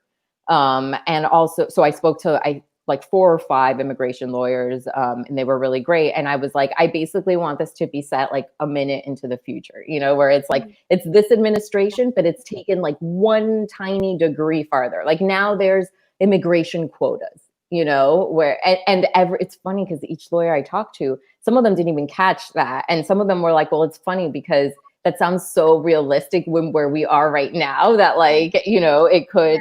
So that was the stuff that I was concerned about. Yeah. I guess let's jump to the third question, because that kind of piggyback off of that. So Lobizona is a timely and important read, especially today with these whole immigration politics and all of these things. So how or why did you mix these heavy topics such as immigration policies with the Latinx experience and pairing that with like something light like magic and whimsy of fantasy? Totally. I think like I did a little bit of that with Zodiac as well, where I think there's a lot of topics and words in our world that are very charged. And so people have a hard time opening their minds and considering it from a different perspective, just because they're very, you know, you say the word privilege and people are like, did you just accuse me? Like, because I, you know, and it's like, woo, like, you know, what's going on under the surface? So I think like part of it was like exploring this kind of like notion at a slight remove, you know, where like you can use allegory to kind of not. So I did want to tell you, and this one, I think I'm obviously much more hard hitting. I wanted you to know, hey, this is a real story, because as I was writing it, I had to struggle with the fact that I couldn't really escape the darkest moments of it, because some kid somewhere is living this right now and they're in a detention center, or they're separated from their family, or they don't know what's going to happen tomorrow. They're not being treated right. They have no one to talk to. They're voiceless and invisible. And so I couldn't really turn this book off, because that's a privilege that these kids don't have, to look away. And so a lot of that was something I really struggled with what is my duty to this story? How much of this like should go into this, how much not? And I did want to use fantasy because I think that the number one thing that books do for us in this regard, and when we use them in this way, is they generate empathy. And to do that, you really need to like let the person get in that other person's shoes and really understand their viewpoint. And I think, like I said, sometimes you need to push it so far from reality so that they can swallow it better. And in this particular case, I thought that Argentina was very apt for a metaphor, because we kind of have been through a lot of stuff that resonates with what's going on right now. My parents, they met at the end of the Guerra Sucia. And that was a time when there was like a military overthrow, and there was dissidents disappearing overnight, children being separated from families. I mean, till today, there's a lot of families that were never reunited. And so I think it's important to sound that alarm from a place that has lived it before, to say, hey, guess what? Ideas are not contained by borders. You know, you're not keeping these demons out by a wall. So like, we need to explore this stuff. We need to talk about the dangers of a word, of a label, like illegal, of any label, you know. But in the particular, I took issue with this word, because to say illegal to a human is to negate their right to live, their existence. You're saying they're out of the system. They're not even in the game. You know, they're out, like they don't count. You don't see them. And to me, that's something crazy, right? Because, and that's part of the whole world building being so based on soil and nature and the land, because like you can draw all the man-made little lines and borders you want. At the end of the day, I'm a child of this planet, and this planet doesn't belong to anyone. And that is such an important thing, particularly passing on to newer generations now that we're essentially, you know, in a really bad time with this planet. So anyways, I got off on my soapbox. that was beautifully said. Like, wow, okay. that was I'm passionate about this, clearly. And we are so grateful for your passion, of course, and sharing this experience through your books, and like getting a kind of new audience that you may not receive if you didn't publish a YA story, a YA fantasy story. So that is amazing. And going to another heavy topic, one heavy topic to another. So these questions were thankfully provided by people who did have an arc. Unfortunately, I have to wait until release date to read this, but but I know from reviewers that have provided me these questions, they said that you challenge the gender norms with Manu's character. So can you explain the importance of their characterization, and if we'll see more of this gender deconstruction as the series continues? Oh my God, so much. I didn't realize how much book 2 was going to be about gender, and I just like feel like I just delved right into it. You know, I think a big thing is this binary culture. Like everything in our world seems to be two, you know, it's like two parties, two teams competing, two, you know, like two. It's like we are like oh no, my brain cannot handle more than 2, like you're this or you're that. And it's like, the truth is none of us are one thing. That's such a lie, you know? And so I just totally glossed over the question. Oh, about the binary. I'm like, I'm going to go off on another soundbite. No, so the binary thing was important to me because let's talk about werewolves for one quick second. Please. Why did men at some point get to, I don't know, monopolize this idea of the werewolf? Why did it become such a symbol of masculinity when in fact it's about the moon cycle and a shift once a month and blood? So unless I'm missing something about the male anatomy, which I could be, I just don't think it really relates to men at all. I think it's about women. And I think we need to take that narrative back. And so I thought that it was really important to write this story from the point of view of a girl, where these shifts begin when she gets her period. And the first line of the book is about her bleeding, you know, like her period coming every full moon. So if you're squeamish about periods, you already know this is not the book for you, you know. That's a huge issue for me, destigmatizing menstruation. And my sister's actually a health teacher for teens and stuff. So, you know, I'm constantly talking to her about this, about what the best way to approach this is, because I don't want more girls growing up feeling uncomfortable or passing a pad hidden or not being able to talk about their cycle. You know, so I really did want it to be a woman's journey, but also the idea of what is femininity? What is masculinity? What are these labels? Why are we always trying to classify? So here we have someone who doesn't fit any role. She's a girl, but she's also a wolf, you know, and she's a human, but she's also part of this species. So it's like, who is she? And that's how I get at the immigrant identity, because ultimately this is definitely a Latinx story. You know, it's a very much Argentine story, but I think that the more specific you get at something really universal. And ultimately that's what we mean when we say own voices stories. I cannot speak for every Argentine in the world. That would be nutty. This is one particular story. And why is it own voices? Because it's so nuanced and particular and specific, because I'm not trying to make a generalized statement.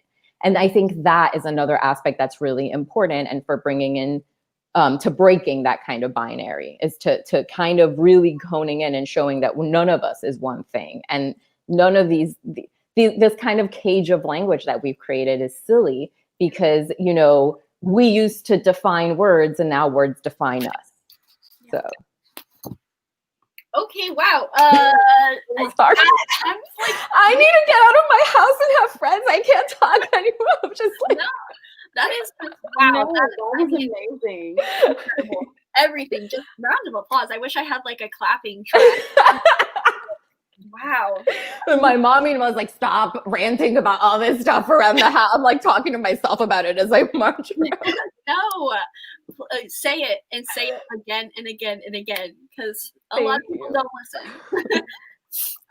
So now we have like about 5 minutes so we can take questions from the audience. So this is an earlier question, and it says, is the basis for Lobizona your favorite folklore / myth, or do you have others?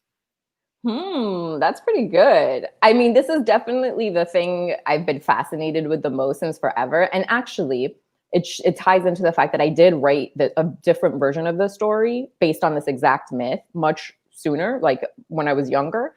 And it was roundly rejected, because like they were like, we don't really care about Argentine immigrant stories. Like that's not really something, you know, so that's another reason like this felt very personal, and I really like had to get it out there. So I would say, yes, it's one of the myths that I've been the most fascinated with. And there's a few others, but I don't want to like talk about it yet until I know what I'm writing. But I love a good vampire story. I will say I'm like a big vampire person. And I feel like, I mean, correct me. I mean, I'm sure there are some out there, but I don't think that I've seen a lot of Latinx vampire stories, because from the little knowledge I know, vampire lore is a little different.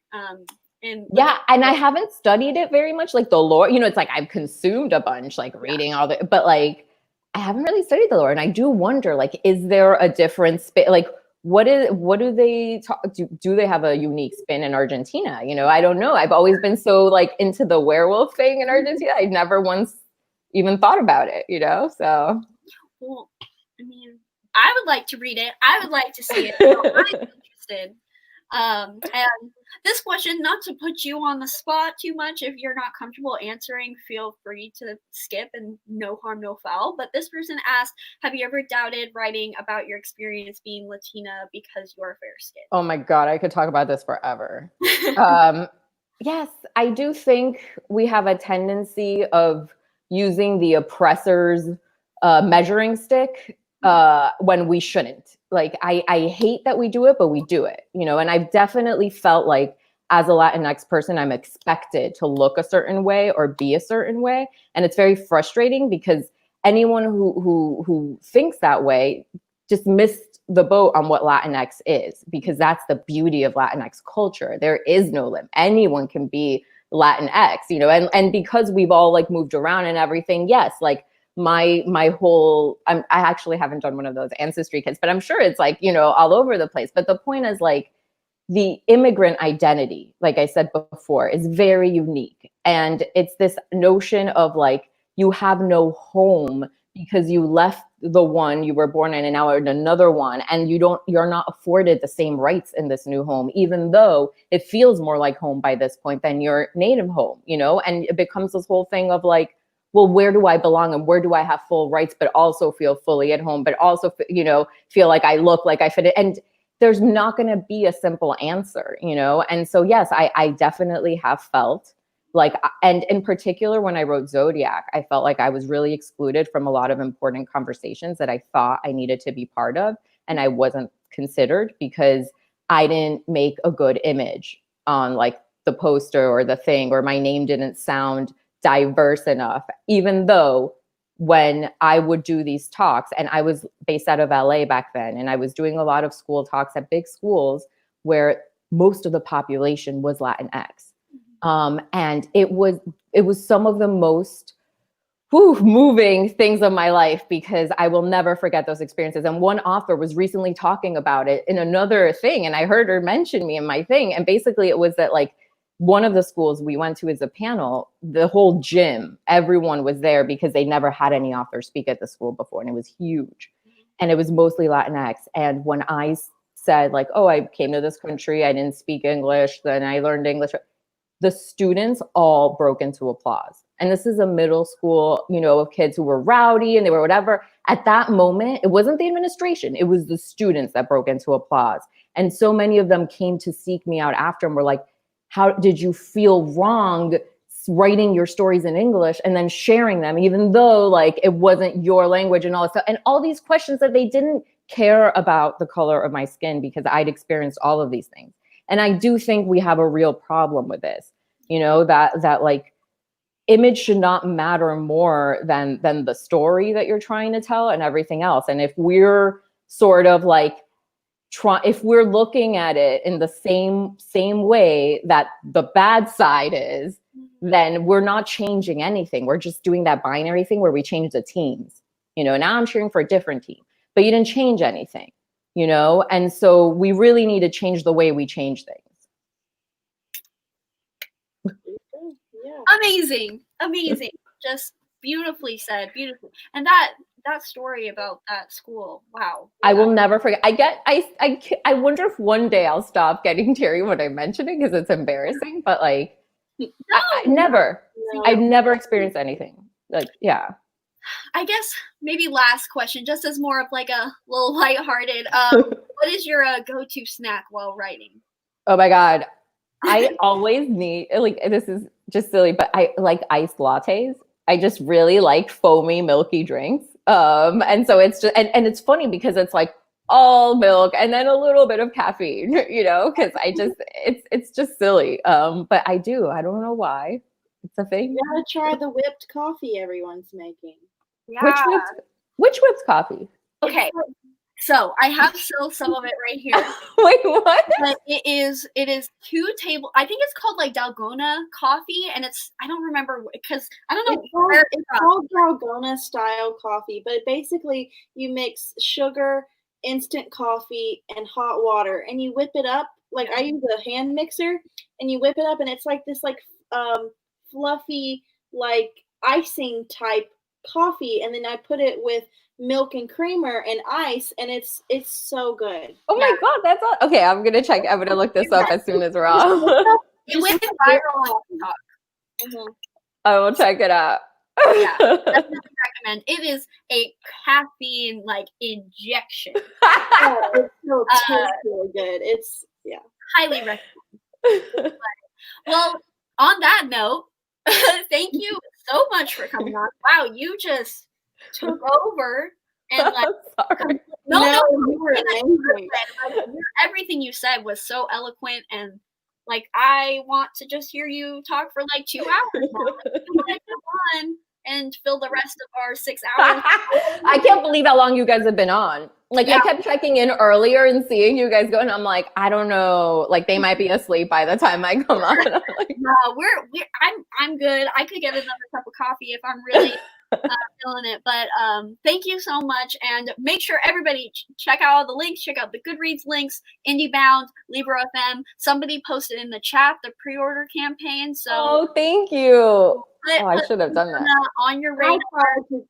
I tried to do that, but I'm not a moderator, so it wouldn't let me. Oh, my bad. Well, thank you so much for Thank you. Thank you.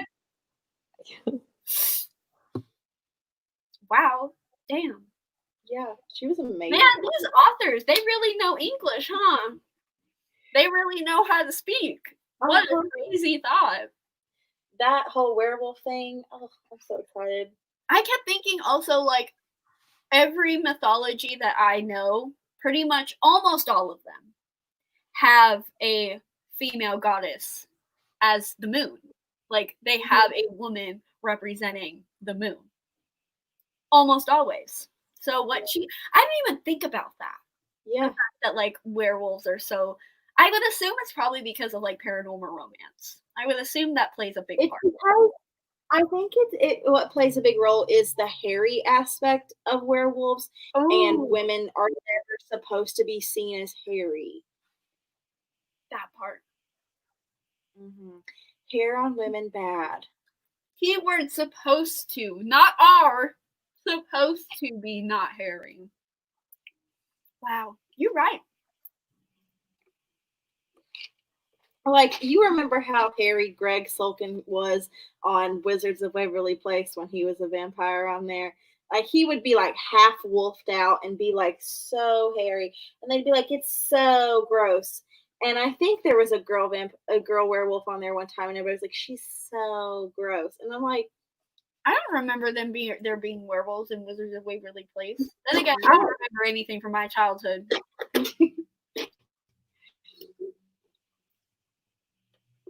Well, I did. Should I mute myself? There was female werewolves on Teen Wolf.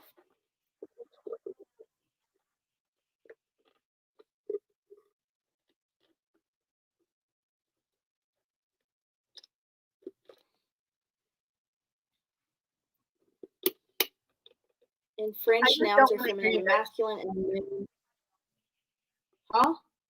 I was just saying, I just don't want to hear you have you guys hear me chewing.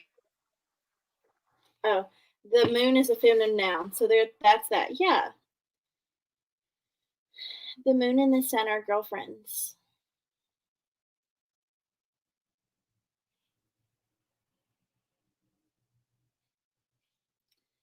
Anybody have any? Imagine the sapphic retelling of the sun and the moon and the girlfriends. Someone in the chat. Write it.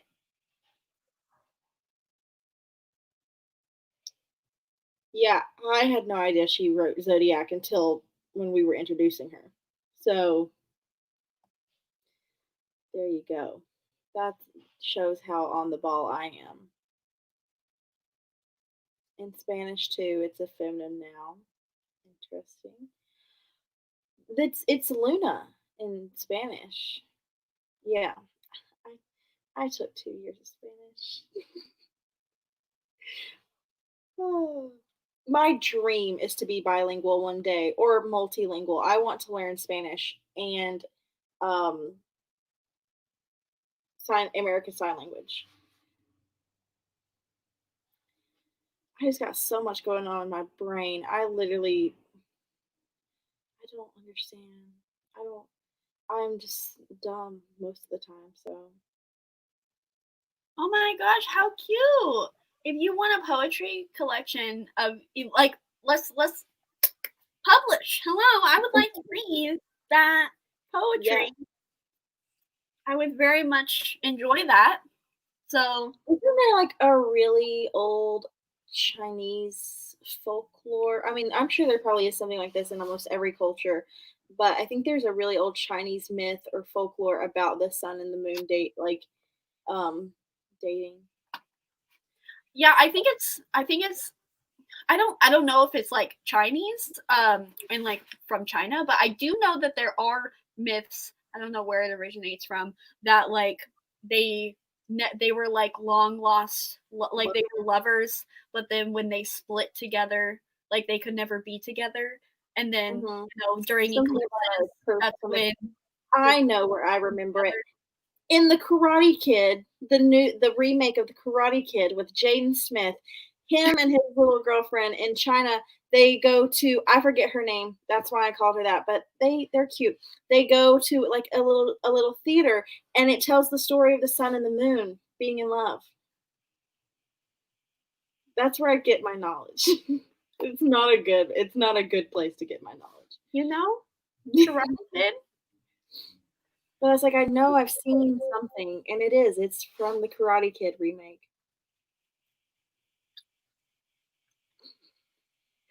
Every movie I've ever seen is just ingrained in my head. That is not me. Mina said not the Karate Kid. You know that song that Justin Bieber and Jaden Smith did for the Karate Kid movie, Never Say Never? That is a bop. Not Carly saying Justin Bieber is a bop. That is like the only song I like by him, so. And I like Jaden Smith's part better. Jaden Smith's Summertime in Paris. Y'all haven't listened to that? It's a great song. There's your song rec of the day. Jaden Smith is on my favorite Brockhampton album, so. Love that.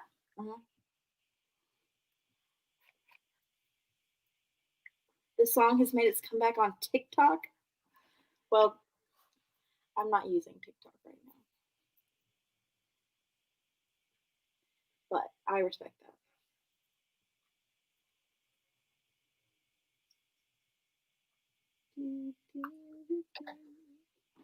Okay, just fixing my face before I let you guys see me. I don't want to like eat on camera because that's weird. Anyways, with that note, we are ready to welcome our next guest. So we will be talking to Kat from Paperback Dreams, and we are going to be talking about anticipated mystery, thriller, horror, all the spooky vibes, all of that in 2020. So, and of course, like all the rest of the panels, if you guys like want any recommendations, feel free to put them and we'll help you as much as we can.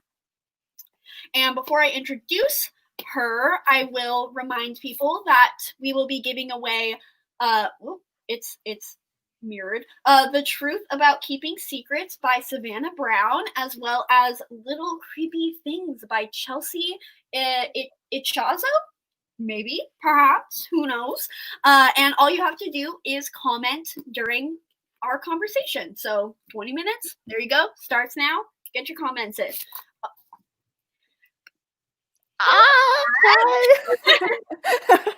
I was like sitting in the bottom while you were talking about the Karate Kid, just like, yeah, the whole time. Anyway, hi, how are we doing? How are you doing? You know, it's on, it's popping. We're cool. Yeah. Love that. Love the energy. Thank you. Yes, thank you. Okay. Okay. I'm ready. I'm here. We were originally going to do this with Olivia Reads a Latte, but unfortunately, again, understandably, because of the state of the world right now, Yeah. it's hard to talk about books as we Absolutely. Times. Yes. It's not a great time. And again, another reminder, check out the donation links down below when you Do it, people. Come on. Let's go. When you go pre-order a book or order a book, make sure you put in your extra dollars to any of the 3 donation links or any of the links that you find on your own as well. Feel free to not use ours. I mean, I just sign all the petitions. Yes, and sign all the petitions as well. So, but we are here with Kat. So, I guess starting off, yes, what are some anticipated releases that you are looking forward to this year? Okay, I'm prepared for this question. I have my whole ass Goodreads shelf open. Love. Yeah, I know. So we have that still has not come out yet this year. Let's see, what do I want to start with? Oh, hell. Ooh, okay. So I'm excited about Katrina Leno's new book, which is a YA horror. I read Summer of Salt last year, thought it was great. Very excited. Not sure how scary it's going to be, but I'm vibing with it. We had her interview earlier today. Oh, I missed it. Criminal. Yeah, she talked about Horde and like how it being in like a scary house and like stuff like that. Anything that has to do with a scary house, I am just so far up in there. Anyway, I don't know how horror this one is, but there's a book coming out in November called Those Who Pray by Jennifer Moffat, which I know has to do with cults. So it's kind of like a thriller horror like mix. I'm suspicious words. You get it. There's Sisters by Daisy Johnson, which is another thriller. Very interested in that one. Initially found it because of the cover. It's beautiful if you go look it up. There's Mexican Gothic, of course. Which is not out yet. It's coming out at the end of June, right? I think. Let me just double check. I'm pretty sure it's June, or is it? Maybe it's the beginning of June. Oh shoot! I think it's the beginning of July. Oh, is it? Okay. It's, you know what? It's in June or early July. It's coming out. It's coming out very soon. June 30th. June 30th. Okay, so June 30th. I think that is going to be so good. I've been meaning to read that author's books for ever. Like they have Certain Dark Things, which is a vampire book. That's not new. That's old, but I need it. Anyway, and then I think July, there's this book called Tender is the Flesh that's coming out. It's, I believe, if I'm not mistaken, it has already been released. It's originally, it's from a different country. I believe it was initially written in like Spanish or something along that lines. I'm not up to date, but anyway, it's being released in English though, I think in July or August, and I am so excited. It's like a horror dystopian mix where the government has like cannibalism is a thing. Like cannibalism is something, and like if you work at a process plant, you're slaughtering humans, not animals. So I think that's gonna be nasty, but like the commentary, I can feel it. Anyway, I'll stop there because like I feel like I could go on forever, but yeah. That cover for Tender is the Flesh. It's striking. Sometimes I go on these like Goodreads deep dives and I just go down to like where the people also liked section is and I just go by the cover. I found so many books that no one talks about and I'm just sitting there going, that looks so good. I need it. I will say that, like, I mean, this is also kind of biased because I do not read mystery thriller horror. I do not read any of that. So it could be biased, but I feel like the cover game for like mystery thriller horrors are not as poppin'. No, you say they're great. Okay, sometimes it depends on what kind you're looking for. Because like the mainstream ones, let's name drop Stephen King, his covers, they can try again. But there are other people, like the lesser known ones, where I'm sitting there and I'm like, yes, I just got a book. It's over there and I'm not gonna go get it, but it's called Body by Asa Nonami. It's older, but it's got this like gothic, like oh god, like these details and it looks like a skull. It's so beautiful. Like the minimalism is on point and I do love it. So it depends on who you're looking at, but if you can find the right covers, delicious.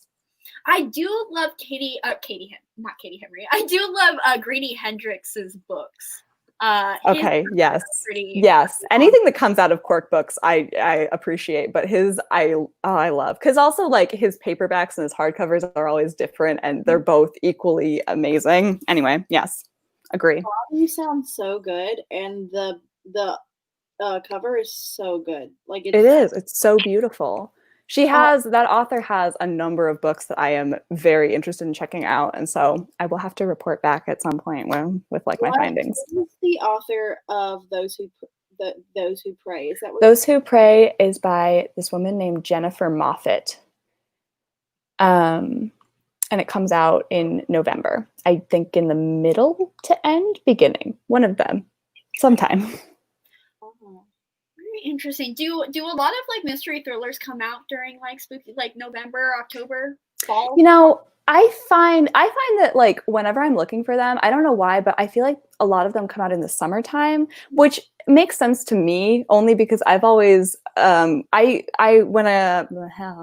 horror movies, like they always come out, I think, in the summer or in October, but I always pay attention to the summertime ones. I don't know why, but I feel like they're better because when you go to the movies in October, it's going to be like a Friday the 13th remake or something that's like obviously horror.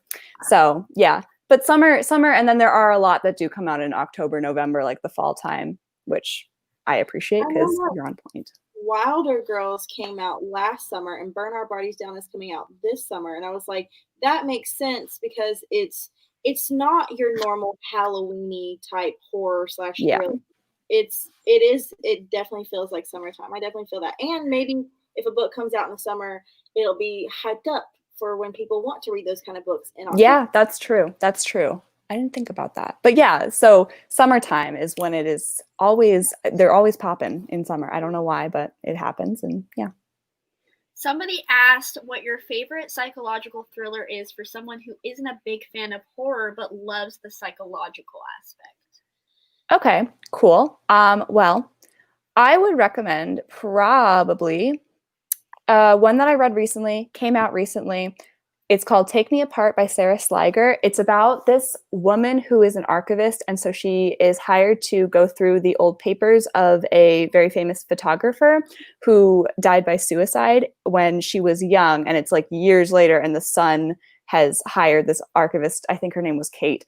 And so Kate goes to this house and this job, and she's going through these papers. She starts to feel like the photographer maybe died in a different way. She feels like she needs to uncover the secret.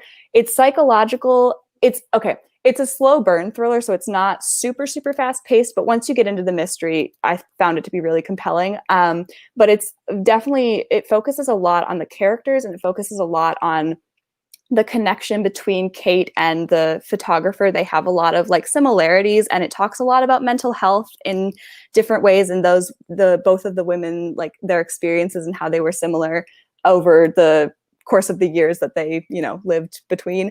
But yeah, I think that it's good if you're a beginner or if you're someone who's not really looking for like a lot of gore or a lot of like anxiety. I just thought it was really well written, and it's a debut also, which was impressive to me.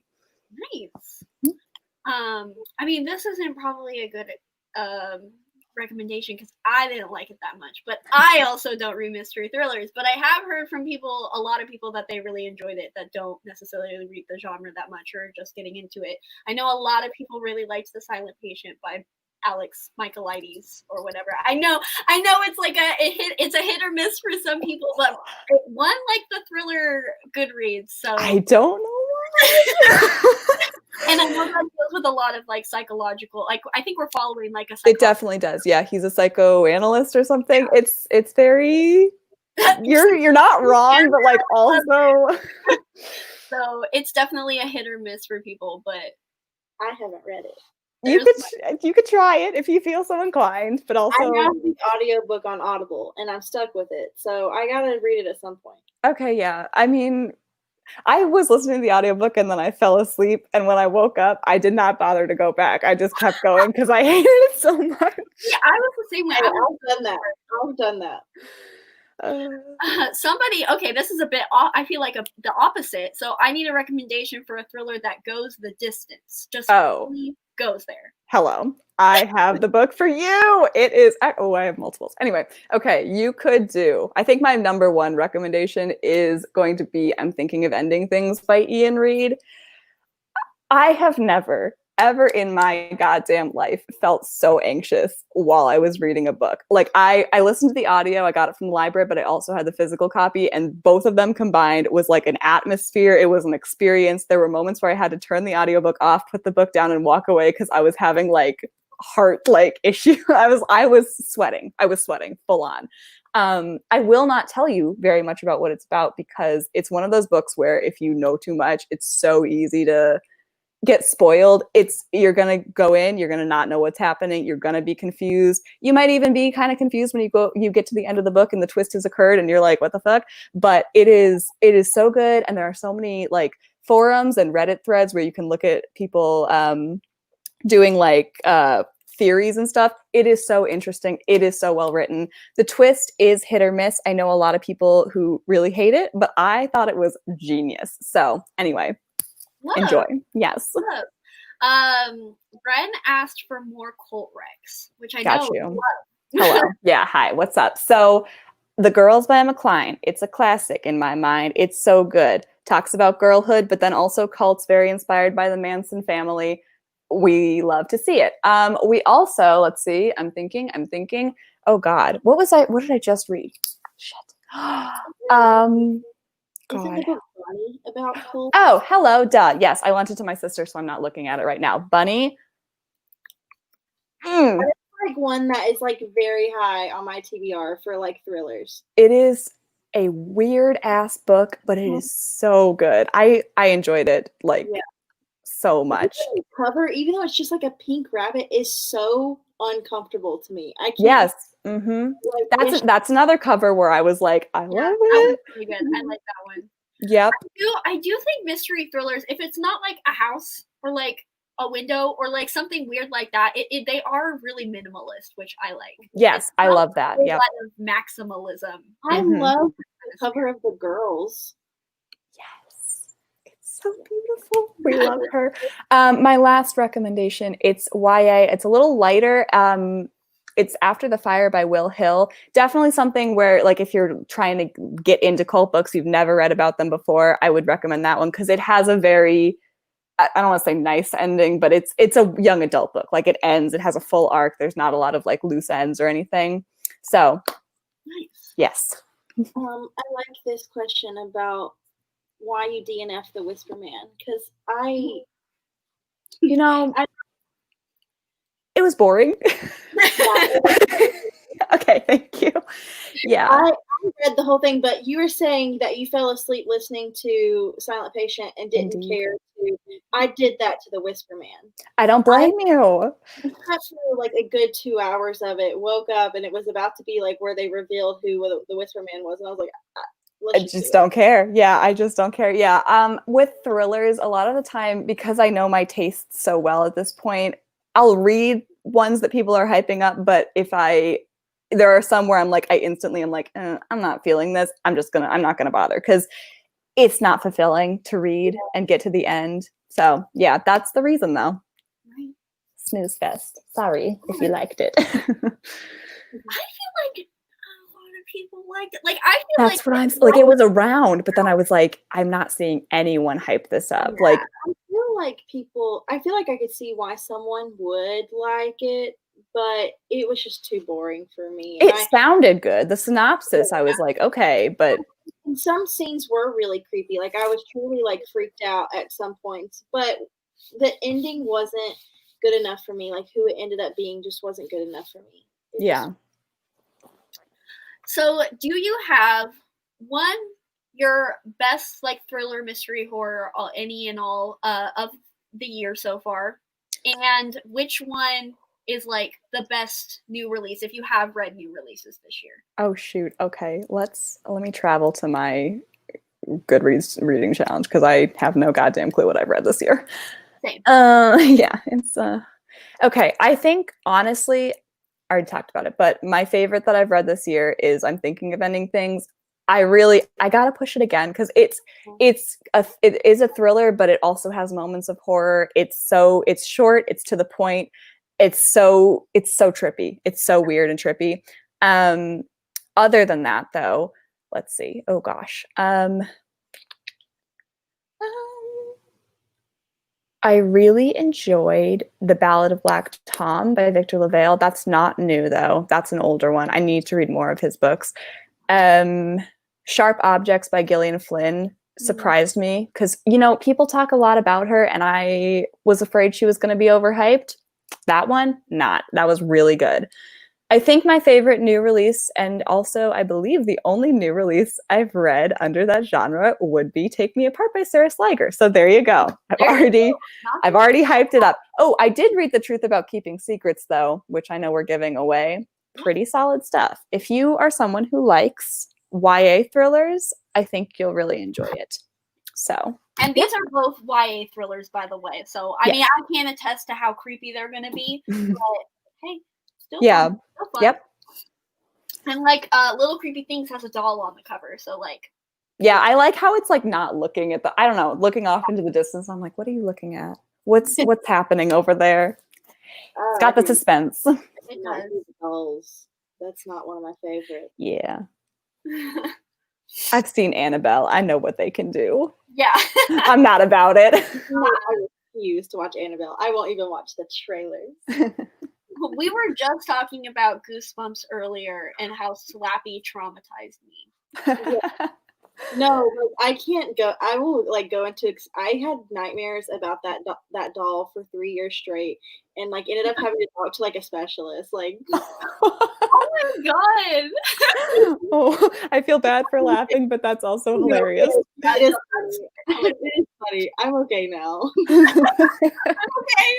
Oh yeah, I have heard a lot of people are excited for Home Before Dark by Riley Sager. I'm gonna read it. I'm a little nervous. I know a lot of people love Riley Sager. I hated Final Girls and I hated The Last Time I Lied, but whatever his newer one was, Lock Every Door, that one was good. I enjoyed that, but I don't know. I'm nervous, but I'm here for it.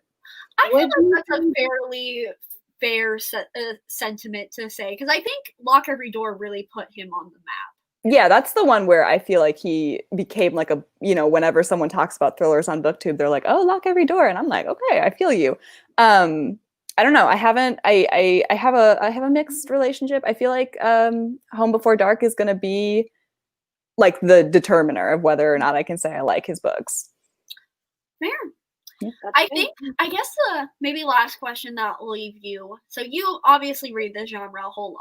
So yeah. I am curious if you could like give us like what do you think like the prediction of the genre is? Like what's trendy right now? What do you think is the new like up and coming thing? Okay.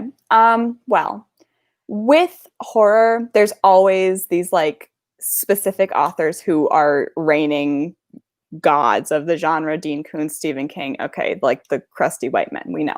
Okay, so they're always at the top. I never get surprised anymore when Stephen King wins a horror Goodreads Choice Award. I just roll my eyes every year.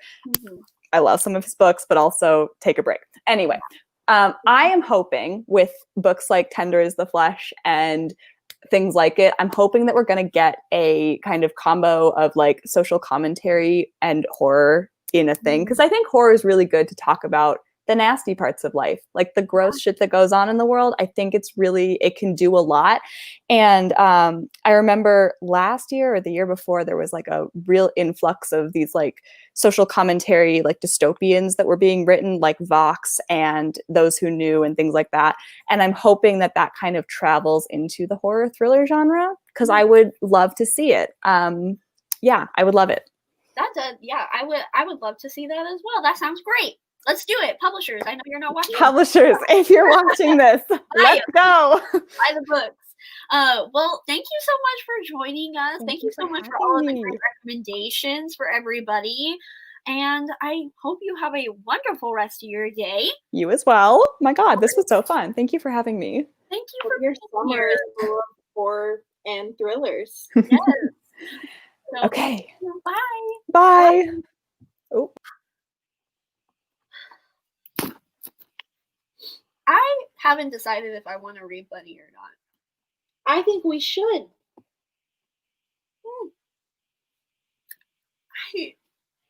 I just don't know. I want to know. Saw Kill Girls. If you read a horror book and it's not Saw Kill Girls. I did just read a horror book and I DNF'd it. Which one? Southern's Book Club's Guide to Slaying Vampires. It's a paranormal book. Yeah, it's more like a domesticated thriller with vampires. With like one vampire. You've read what's it called? House of Salt and Sorrows.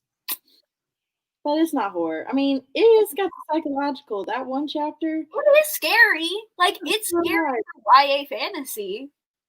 Ian's here. Oh, hello, Ian. I can make you a moderator, even though we haven't really needed it much. Thankfully. Make me a moderator. Huh? Make me a moderator. Okay. I can make you a moderator, but I don't know if that'll be able to like get in StreamYard, but I will do it. No. I'm talking about I couldn't send a link earlier because I wasn't a moderator. That's so weird. Well, now you can. I added you, so there you go. Thank you. Yeah. I have a little wrench for my name. Oh my gosh, I'm so excited for the next author. It's very exciting. Yes. More mythology. I'm gonna go get something more to drink. Goodbye. Oh wait, I don't want to leave you guys alone. Hold on, I'm just finishing my bite real quick. That's fine. Okay, you can go. If you guys want to talk more about book recommendations and stuff like that, we do have this might be just another way to do it. We have a group on Goodreads for cover horrors, and I'm pretty sure you can like chat on there about things. Yeah, there's I have like I don't know what they call like a forum or whatever, a section for people to recommend possible choices for the month. So yeah, if you guys ever want us to do a book, there you go. Just go put it on there. Okay, I'll be back. Doing a spreadsheet for Rex because Goodreads organization is non-existent. Valid. I tried like twice to do one of those like huge book spread like of the year. I know Allie, the hardback hoarder, that's the one that I used hers, and I did it for like 3 months, and then I never held myself accountable because I never held myself accountable, and Goodreads is just already there. So I acknowledge that it sucks, but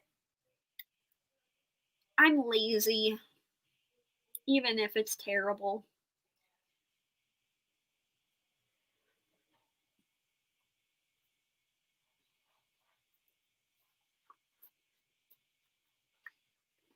It is definitely user hostile for sure.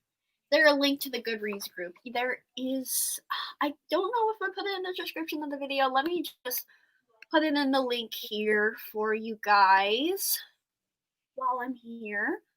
Why not?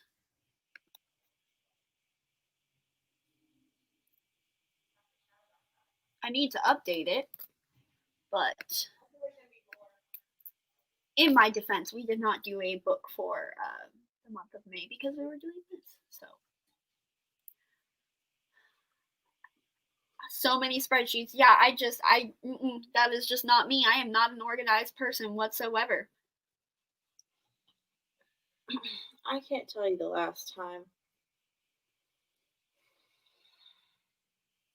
Best YA book is Felix Ever After. I'm very excited because I have heard such good things about Case and Calendar and their writing. So, and the cover, I hope I love it because I would love to own it. Mm-hmm.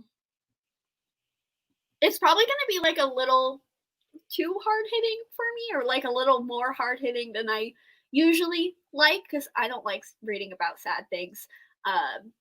I like to be willfully ignorant in my fiction, but I think it's gonna be a good one. I don't know what my favorite new release is so far. It's been so long since I've like really like loved and dedicated all my energy to a book. Can't relate. Clap When You Land, I have heard amazing things about that as well. That cover. I'm loving that one so far. I didn't know you were reading that. I'm like reading it slowly. Because, I mean, okay, it's told in verse, and sometimes it's really hard for me to sit down and read a lot of that at once. Mm-hmm. So, I'm working on it. Are you listening to the audiobook? Yeah, I'm doing both at the same time. I still have not read. Okay, I know. My favorite new release of the year is Foul is Fair. Yeah, hands down. Yes, hands down. Hands down. Is that correct? Yep. I believe. Yes. That's right. About all of the 2020 releases. I don't think I read too many this year so far. Yeah, Foul is Fair.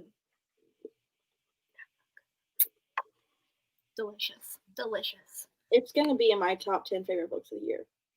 I have not heard reviews about The City We Became, and I'm so glad that you really liked it, because I haven't heard anybody review it so far, and I would like to know, because I personally am not like a huge urban fantasy fan. Like, it's not something that I particularly like, but N.K. Jemisin is like the exception to anything, so I'm sure it's a fantastic book. You love Felix so much, but I recognize a lot of it is personal to me. I mean, that is perfectly fine. In a book like that, it speaks more volumes if it connects to readers than like if it's just like fun and like, you know, cute. I mean, it's good to be entertaining as well, but you guys get what I mean. Raybearer, I have heard about that one. Let me see. I'm pretty sure I have it on my Goodreads. Definitely going to read Felix because of Rin. You should read it next month, Chandler. Yeah, because we are going to be doing it for Cover Wars. Mm-hmm. So join us. It's going to be great. And with that, we are going to introduce our next author interview. So now we are going to be having Shveta Thakrar. You'll definitely have to correct me if I pronounce that wrong. I definitely apologize. And she is the author of the upcoming release, Star Daughter, which it's already going to be the cover horse for August 11th. Like, we're just telling you guys right now because wow. And it is about Shital, who sets on a quest to the celestial courts of her mother's world in order to save her father. So, everybody, welcome Shveta. Hi. Hello. Hi. Oh, the light is a little It's orange in here, but that's right. Love that. I hope you're doing well. Before we go to the questions, if you have any like comments, anything that I might have missed that you want to say about Star Daughter, feel free to say that. I'll show the beautiful cover because it is so pretty. Period. It's so pretty. It's so beautiful. Wow, you got lucky for sure. Yeah, I won the cover lottery, no doubt about it. Thank you, HarperCollins. Yeah, honestly, with that like synopsis and title, I feel like any cover was bound to be gorgeous for it. But like that one really is just hit it out of the park. Yeah. Definitely love it so much. Oh, I also forgot to mention that I did want to mention that it is inspired by Hindi mythology and Neil Gaiman's Stardust. So just further pitching the book to you guys. I'm sure you guys already added it to your TBR just hearing that, but with further inspiration or influence. The first thing I thought of was Stardust when I read this one. Which is one of my favorite movies. Yeah. I might add. Yes, 100%. So our first question is, I know you have extensively discussed the importance of being inclusive about folklore and stories. I know you work a lot with stories like fairy tales, folklore, mythology, all of those things. So how do you feel about YA novels / YA publishing as a medium to deconstruct this idea of Western stories are the only stories?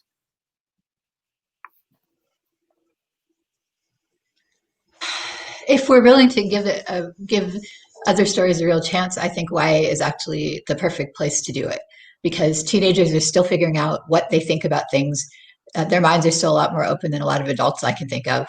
And, you know, everything, I said this before, that everything we believe about life is a story. So if we want to change things, and I'm going to bring in the protests happening around the US right now today for, you know, for Black Lives Matter, we need to change the stories that we tell. And if, you know, I know this veers off from folklore, but it's still in the same vein, that prejudice itself is a kind of story that we have, right? Like a societal story that we've been given. Like it's learned. Nobody's born thinking any of this stuff, that one group of people, in this case white people, is somehow better than everybody with melanin. Like, that's, if you stop and think about it, you're like, what? But, you know, so if we change the stories that we tell, and fiction is the perfect way to do this, in my opinion, then yes, absolutely. And also, and bringing it back to folklore and fairy tales and mythologies, there's just so much cool stuff in the world that not playing with it is really a loss for everybody. You know, like, I wish that we just taught these things in school so that we were all familiar. Or even, sorry, I'm going to rant a little bit, but like, even when we talk about like fashion or art history, we say those terms that are very broad, but we really mean very limited parts of the world and parts of history, right? Like, art history does not refer to global world history, goodness, global art history, though it should. And yes, I just like, it's amazing how as human beings, we've all made so many things, you know, we have so many cool stories, so many cool ways of looking at the world. And as a writer and as an avid reader, the thought of seeing that represented in, you know, modern day stuff is really cool. So yes, that's a long ramble to say yes. That beautifully said, everything about that.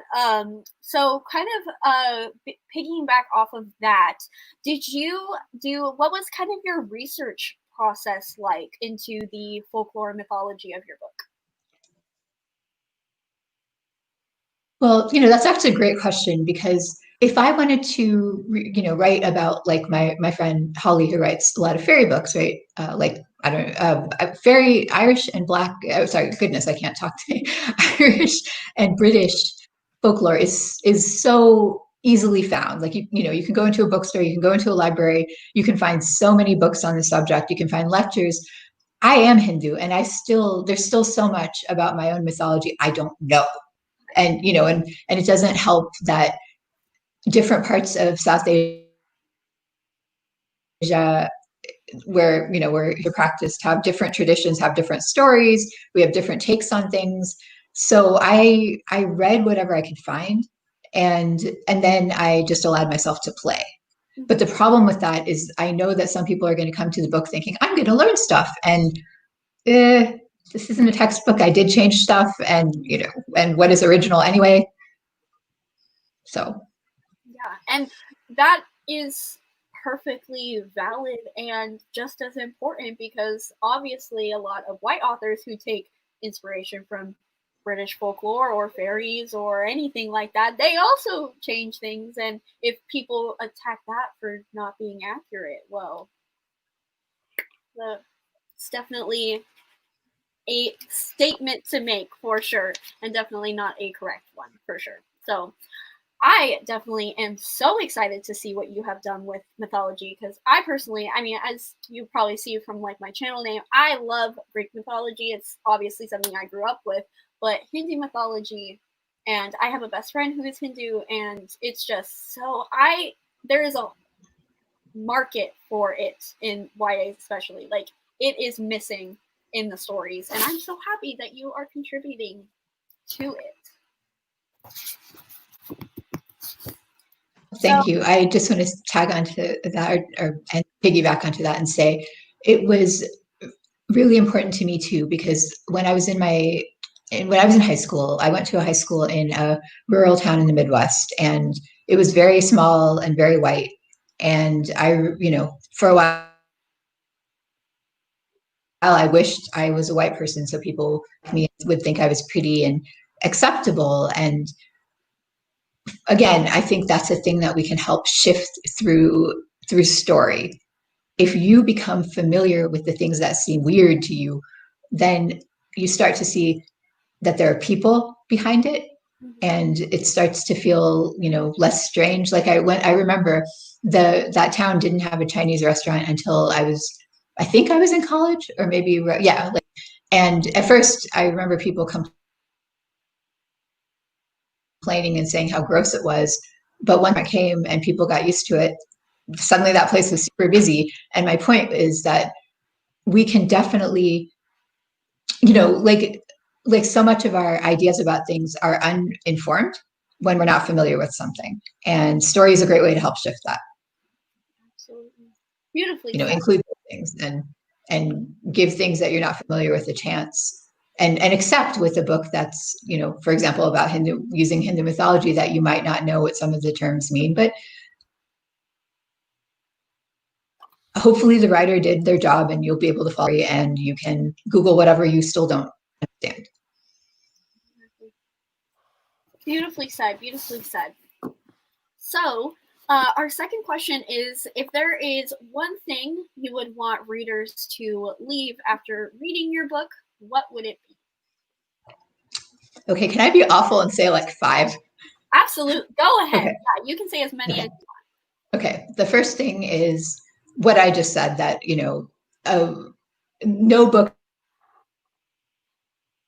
should be inaccessible to any, really. Like, it may not be written with a particular reader in mind, but a story should still be for everyone. So I would hope that someone would read Star Daughter and come away feeling like, oh, okay, this cool world was for me too, because I may have written it for younger me, but I also just wrote it for anybody to be able to pick up and enjoy. And now, more in keeping with the book itself, I definitely want people to come away with the idea that female friendship matters a lot. There's a best friendship there, and it's, because I really want to play with the idea that in patriarchal society about women being catty to one another, and we're just waiting to one up one another, take something away from one. And honestly, I think that's garbage. So I definitely wanted that to be in there.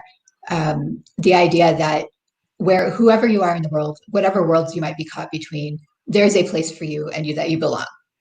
Sheethal's story is a story about self-discovery and finding her place. And and I guess that, and this one is a silly one, but there's a magical night market, and I absolutely wrote the one that I wish I could go to. And I do believe magic is real. And so I hope that the book will leave people feeling like maybe it could be as well. Wow. Beautifully said yet again. I love that.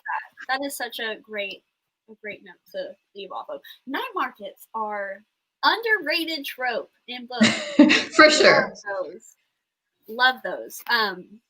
So I guess the third question is, I know your book isn't even out yet, but I know just hearing you talk and looking at this book without even reading it, I know I'm going to be very excited to everything you do in the future. So can you talk a little bit about your next project? Oh, this is actually a hard question to answer because it hasn't been announced yet. So I did sell, so this is a 2-book deal. And the second one, I think if I talk in general, in broad strokes, I can probably talk about it. It's very loosely a companion to Star Daughter, very loosely, as in it's set in the same universe, but not up in the sky. And it will actually use, it will play mythology more than Star Daughter does. Like, with Star Daughter, I took some Vedic mythology of the constellations and, you know, and had a couple gods named in there. But this actually plays with some of the stories from the Mahabharata itself. And what else can I say about it? And I have seen the cover in progress, and it's going to be very pretty too. And it has beautiful brown people on it. And yeah, I probably can't say anything more than that. But it makes me so happy to have these beautiful brown kids out there for everybody. And beautiful they are. So lovely. So now we have about 10 minutes so we can pull some questions from the audience. So be sure to submit your questions. So this first question is there another genre that you would love to write in? You know, I don't think I would ever be able to write something that didn't have magic in it, but I definitely want to try dipping my toes into middle grade and even adult fantasy at some point. But yeah, I think I'm fantasy through and through.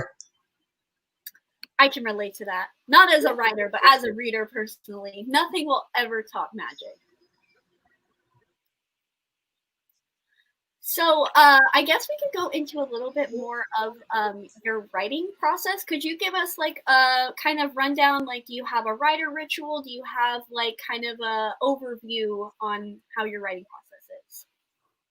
Sure. I started out completely being a pantser, and that was not great because, for example, it took me, even before I submitted to my agent, I had to write 6 drafts of Star Daughter, and that took a few years. And then under her, we did a couple, and then I did one intensive one. No, that's not right. I did one intensive one under her, and then once it sold to HarperCollins, I had to do 2 intensive ones under my brilliant editor. But that's 9 drafts. So, you know, it's like I need to, and with my short stories too, I've short stories in some ways are a little bit easier just because they're shorter, but that doesn't mean that you get the story right. So it can still take a lot of drafts as well. So I'm trying really hard now to figure out at least some of what's going to happen, sit down to write. But even with the second book, that didn't quite work. Like the first draft was a mess and I had to throw it away, and I'm currently redrafting it. And so, yeah, I guess I'm trying. My goal is to get to a point where I have a really great outline and mostly stick to it. I think that would help a lot if I can figure that out. But I think also it depends a little bit just on how your brain works, and mine seems to discover things as I go along a lot. So, which means a lot of rewriting. Yeah, that's a lot of work for sure. And we admire you. I could never write a novel. It's just takes a lot for sure. So what were the biggest changes in the drafts of Star Daughter, and did anything stay the same in each draft? That is an excellent question. Thank you. Let's see. In draft 1, it's funny because I went back and looked at it last year, and it's kind of like some of the bones were there, but they were in the wrong order, and then some of them were just missing. And to be specific, for example, Sheethal's boyfriend in this final draft he didn't even exist. And I had written somebody for her who was a love interest, but my critique partners were like, he's really boring. And I was like, yeah, they told me we could tell that you didn't enjoy writing him in his show. It's okay. I deleted him, and then I figured out a guy I would be interested in writing because he actually I figured out a role for him in the overall story. So he wasn't just there, because when he was just there, he bored me, whereas if I'm part of the overarching plot, then I found that interesting, and then it was fun. And as for what stayed the same, I knew from the beginning that it was going to be about family. So even though what happened with the family in some cases changed, that definitely stayed the same. I knew that Sheetal was going to go on a quest. I knew that she was going to need some reason to go to the Starry Court and find her mother, her star mother. So that stayed the same. A thing that definitely changed was originally her best friend did not know what she was. And somebody who was reading it early pointed out to me how stupid that was. They said, okay, lifelong best friends, there's no way that Minal would not know that Sheetal is a star. This is just an unnecessary obstacle that takes up page time that you could put towards something else. And when she said that, it was like, kaboom! Oh my God, yes! And so later I completely changed that. So Minal knows from the beginning, and is actually Sheetal's. Since she's her best friend, she's got her back in all of this. And let's see what else. The beginning stayed the same as well. The opening, I have journal entries from Sheetal's journal for each of the 3 books, and the first one stayed almost completely intact. I tweaked it a little bit, but it was there it was the first thing I wrote, even when the book was originally in first person in the first draft. And I was going partway through it, and I realized this just isn't working. It needs to be in third person, but I knew I was going to keep that bit as the journal entry. So thanks. That was a great question. Our audience has been killing it today and coming up with way better questions than sometimes I can. So, did you face any difficulties creating the magic system?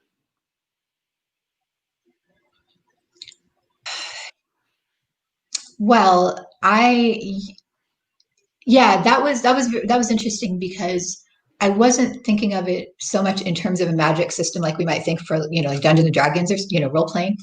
It was more, I knew that Sheetal had these star powers that she had pushed down after her mom left, because her mom, for the first few years of her life, her mom was here on Earth with her, but then her mom left and she suppressed everything about her that was starry. And she has to dye her hair because it grows in silk like starlight. But all of that was hidden. So I just knew that I wanted it to be that it wasn't that she was all powerful. It's just that she's a muse, or stars are muses rather. Stars are muses, and when they don't know how to use their power, they can accidentally burn people and hurt them. And so for me, it was more, how do I give her these powers, and what do they mean? Especially in terms of humans, how does that relate to her being human? How does that do other humans? What did the stars actually do when they used to walk among humans? So also a great question. Thanks. Fascinating. Love that. I am just so excited to read this book. Thanks. It sounds incredible. This question is, where would be your dream place to write? These are all such good questions. So I have what my friend Grace calls a dreaming room, which is really my office or my writing room, but I think that's just such a beautiful name for it, upstairs in my house. And I am not great at getting done decorating, so it's like halfway decorated. It's been halfway decorated for 4 years, but at some point I will finish it, and it's already very pretty, but it would just be full of magical things that inspire me. But outside of that, if I could go anywhere and write, I would totally want to rent a house in Italy for a month and just write and have somebody feed me. That would be amazing. Just out in a Toscana somewhere. That's the dream. That is the dream for any person, isn't it? To just live in the Italian countryside. Somebody said that dreaming room. One day. Offices found dead in a ditch. I'm just gonna call everything the dreaming room now. Okay. Well, thank you so much for coming on here and talking about your book. As we've mentioned multiple times, we are so excited for it. Anybody in the chat, be sure to check the descriptions down below. Check out IndieBound, check out Libro.fm, pre-order Star Daughter, get it ready for the shelves on August 11th. Thank you again, Shveta. I really appreciate you coming on here to talk about your book, and I hope you have a wonderful rest of your day. Thank you so much for having me. Can I just say one last thing? Anyone who does pre-order my book, I'm deeply grateful, but if you can, also order a book by a Black author today as well. Yes. Thank you. Thank you. Thank you so much.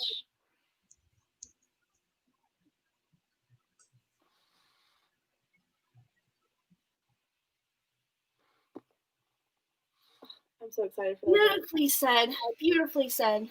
And again, piggyback off of Shveta, if you pre-order any book, as we've mentioned multiple times, check the donation bars down below and donate any of your money that you have. That should take priority over all pre-orders.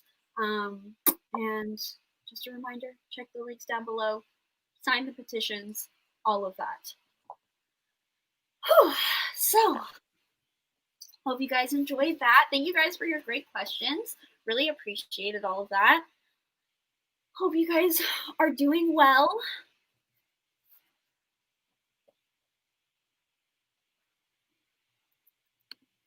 So glad you guys are having a great time. I will be back. She will be back. She was so sweet and so down to earth, truly. Everything she said about her books was so excited.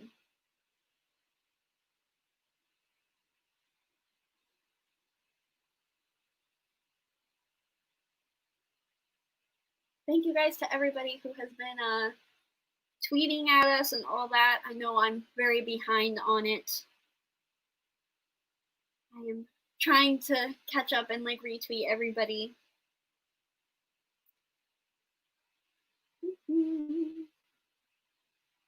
I feel like I might have to get some coffee soon because I need a pick-me-up. We are 7 hours into this. I thank everybody who has been here since the beginning. Please don't be obligated to stay the whole 12 hours. You definitely do not, especially if you're in a different time zone. Sleep if you need to sleep. Do not worry. This will be on my channel, saved, all that stuff. So, again, don't feel obligated at all. I appreciate you guys, but also sleep is good. Sleep is important. As I say, when we're in the middle of a pandemic and nobody has a sleep schedule anymore, but still good to remind people it is good to sleep. What is your guys' favorite like discussion that you've had so far? I would love to know, because I feel like maybe are we halfway through? Maybe, yeah. I guess we are halfway through because we're math. 12 divided by 2, 6 or 7. I was a history major. Don't look at me for discussions about that. The world is definitely burning. I don't know about you guys all, but yeah, my sleep has like not been great, especially the last few days. Like I've just been refreshing just the news and everything, and it's just it's not great. It's not great. You just split your coffee ice cream on your phone. Oh no. You know what? I hated coffee for a really long time, as I mentioned earlier. Like I started drinking coffee when I was doing my bachelor thesis. And because I've always hated coffee, I've never tried coffee ice cream. And I really want to try coffee ice cream because now that I actually like it, I feel like I would love it. So you just reminded me that I need to buy myself a pint of coffee ice cream. I'm really happy that I can provide a bit of a pause and some escape from the day. I know that it might seem a little selfish to do that when so many people are actively out changing things, but I'm happy to at least bring some light, at least some distraction. Where is SpaceX going in space? SpaceX launch? Yeah, where are they going? Where are they going? I don't know. I want to see.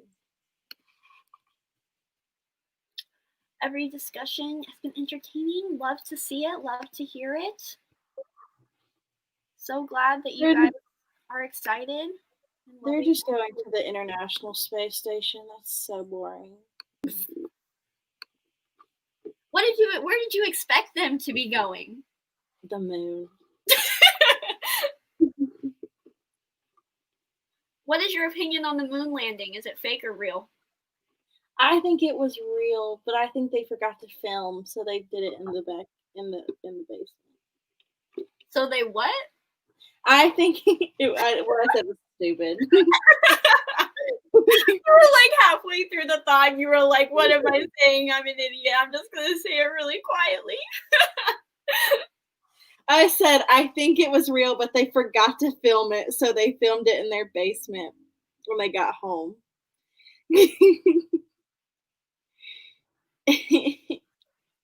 I just don't think it's fair that the U.S. put the flag on the moon. Facts. I don't think that's fair. Like, we're really going to try to colonize the moon. Are you surprised? No. Love that segue. Who knew? Bookfest in Bed, discussing the moon landing. Real or fake? You decide. Katie Henry should write a book about that. Katie Henry would do a fantastic job. Exactly. Writing about the freaking moon landing. That sounds awesome. I got into a really big fight with someone about SpaceX about 2 years ago. I don't remember why or what side I was on, but I just remember. I just remember being really mad about it.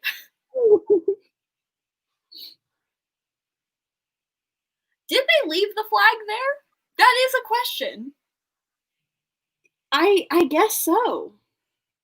I have not looked into this. You are asking too many questions. I went to space camp when I was in 5th grade. And intellectual. I learned a lot about space. We did a fake moon landing thing where we all played parts, and I auditioned to be the head astronaut, but I did not get it. Instead, I worked in the control room, and I was the one who had to be like, Houston, we're ready for landing. And it wasn't enough for me. Hey, that's an iconic line. But it wasn't enough. Leave it to the Leo. The main role or nothing. Okay, my father says the flag is still there. So there you go. Interesting. The more you know. If it is still there. If it was there. It's white now. White. Seems about right. Please do a Mythology and Gods 101 series. Okay. I can do that. I know I have my mythical makeup series that I have not updated. It was like my 3rd video, and I did that on Zeus. That was a fun video to make, even though it's blurry. So I can do that. I do have my mythology series that I have a couple videos for. So if you want it, you got it. I can do that. We can do a myth discussion. Yes. I would love that. That is my cup of tea. Maybe we'll do that for July for cover whores instead of a book. Mayhaps. Let's do it. We could do there are so many beautiful covers of actual myth books. Oh, I don't have it, but there's such beautiful editions, so we could totally make it work. Okay, so it is time to introduce our next author, which I'm gonna get the book right here because I have it right here and right here somewhere over there. And we are going to be introducing Emily A. Duncan, who is the New York Times bestselling author of the Something Dark and Holy trilogy, which is about Nadia, who has to use her connection to the gods and work with traitorous rebels in order to end a centuries-long war. And the sequel, Ruthless Gods, is available now. I have Wicked Scenes right here because Ruthless Gods is over there, but this is what the first book looks like. And everybody say hello to Emily. Hi. How are you doing? Good. How are you? Good. Pretty well. You've been at this for a while, right? Yeah. Yes. Almost 8 hours. Almost 8 hours. Oh my god. Yeah. Before we get into our interview questions, if you have anything else you wanted to add, like any other pitches about your books, feel free. You got the first one down pretty right. My cat's is gonna bomb this. The second one is cosmic horror shenanigans in a forest that wants to eat you. So it's fun all the way across. Absolutely. That's all I got though. Yeah. If that doesn't make you want to buy the book, I don't know what will. So I'm gonna try to not fangirl too much. I am a huge fan of your book. Huge fan. And so very excited to talk to you about them, especially for this first question. So from politics, religion, atmosphere, and even the language, your world is extremely well realized. So I was just curious, how did your setting come alive or feel real? Like, what were your inspirations? How did you make it so as a character in and of itself, Lily? There are so many layers to it. Mm-hmm. It's not just, it's not just one thing. Inspiration was I was playing Skyrim, which kind of snowballed. But I did a year of research into Russian and Polish folklore. And then, so there's that layer. And then when I'm writing, when I am consciously trying to add in things that are going to make the world feel real, I tend to like to focus on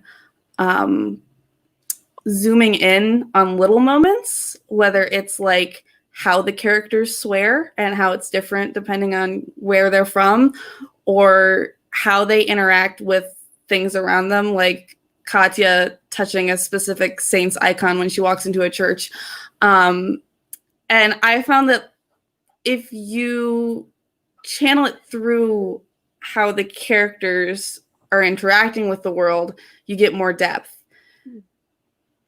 Because if you treat it like a character, and so it's also my favorite thing to do. I love building magic systems, and I love, like, at the very first level of world building when I am researching, because I like to base my books on real places, however, it's all fake. And so that part where I'm deciding, like, what am I going to actually use from the research? And what am I going to say, if I include this, it will become way too complicated. And, like, I don't want to get too real, because then you can easily mess it up and make mistakes. So finding those places, oh my gosh, finding those places where you can pick. Here she is. Finding those places where you can take the world building from the macro level and hone into it on the micro level. My friend, if you're not going to sit, you must go. Thank you. Is my favorite thing to do, and what I think helps make the world feel real. Also, I made up the languages, which was a lot of work, as I don't speak Russian or Polish. But that also helped, because I didn't want to be using Russian and Polish and then having that weird level of, well, they're talking in real languages, but everything else is fake. I always feel like it's better to either do one or the other. You go all the way, or you just lean into it being, like, historical. Mm-hmm. But yeah. And I feel like that comes across very well. Like, it's obvious when you're reading either Wicked Saints or Ruthless Gods that you have spent a lot of time, like, in this world, a lot of time. And I'm actually curious, how long was, like, the process from, like, concept to publication? I got the idea when I was in college, so I want to say 2011. And I can never get it to work. I kept trying to write it, and I kept getting stuck in the exact same spot. And then I tried to write it again a few years later, and it didn't work. And then I wrote it when I was in grad school in 2015. Got a first draft out. Right? Yeah. Because I sold it in 2017. Yeah. So it's been a long time. I've been working on it for a very long time. And we're very grateful that you have been, because it's great. So the next question is, religion and fantasy is fascinating, and you dive into it a lot as a really heavy theme in your series, and specifically the concept of holiness versus monstrosities, which I feel like I just lost audio. Oh, we good? Okay, we're good. I don't know what happened. No worries, no worries. So I'll just repeat the question. So religion and fantasy is fascinating, and you delve into this a lot in your trilogy, specifically with the concept of holiness versus monstrosities, and you kind of go into that a lot in Ruthless Gods. So how or why did you choose to kind of juxtapose these two ideas with your characters? I like to work with extremes. And so the initial idea was always a girl who can talk to gods and building the magic system out from there. And then in the course of me trying to write it and it not working, I was trying to figure out what were the extremes to my starting point. And so if the one country only allows magic that comes from the gods, then the opposite of that is magic that literally anyone can use, which is blood magic. And the monstrosity thing was a later addition, because I had so much of the book set up during these false starts where I could not get it to work. And it wasn't until Malakiash came into the picture that things started falling into place. But even when I first introduced him, I thought he was just going to be a defected enemy soldier who's around for 3 chapters and then leaves. And then the chapter in Wicked Saints where you learn things was as much of a surprise to me as it was to everyone else. But from there was where everything kind of clicked together into, if you're dealing with things that are divine, the obvious extreme in the other end is working with demons. But that, I don't want to, let's not go there. Let's make it more general, especially because Polish folklore is so full of monsters. So many monsters in Polish folklore. And so that was kind of where I was drawing that from. Also, I just really like fantasy religion, and I really like fantasy theology. I like theological arguments so much. They're my favorite things to write. Same. That's why I love your book so much. So the last question that I have for you is, I know you've mentioned a lot that you had a really rough time writing Ruthless Gods. So how has the writing process for book 3, and how is it coming along? I'm pretty sure every book is harder to write than the one that you wrote before. 2 was really hard. 2 was really hard because I had a plan, and then I started it and I realized that it wasn't going to work. And I had these touchstone scenes that I wanted to hit. I wanted to do the salt mines, and I wanted to do one of the things at the end because I wasn't planning for most of the end. And I didn't know how to get there. And so, it's on a much faster schedule. There's a lot of pressure because I had mostly written Ruthless Gods before Wicked Saints came out officially, but because Wicked Saints started circulating so early in bound manuscript form, there was no escaping people's early reactions. And that's stressful. Yeah. So 2 was hard. 3 was by far the hardest. Oh my God, without question, the most difficult one to write.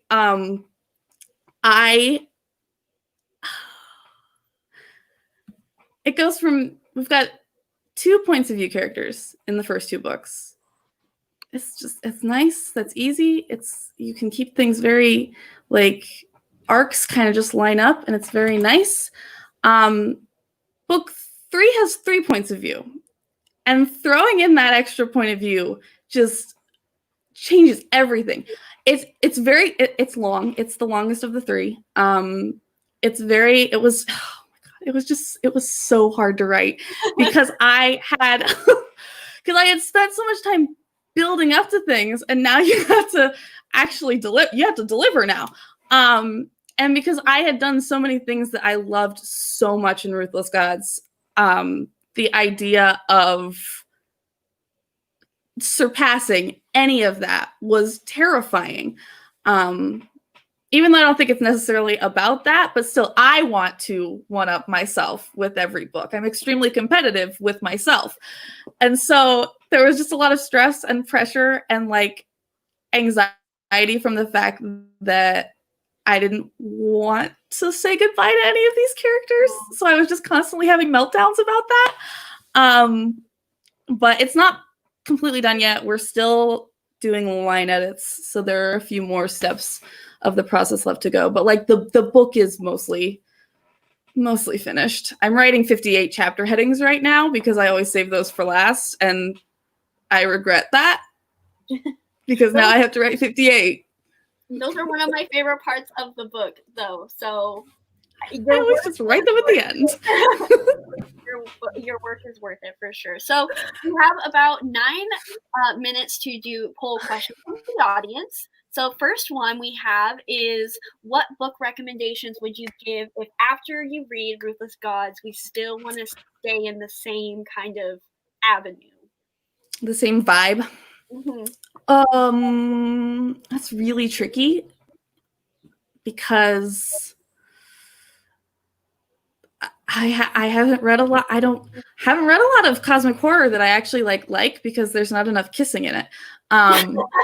In like the actual like cosmic horror writers. I feel like if you want a similar vibe, the only thing that hits similar for me is Gideon the Ninth by Tamsin Muir, because it's a similar kind of just like bonkers, over the top, very much in your face kind of story. And also because I love it and I will recommend it at any opportunity.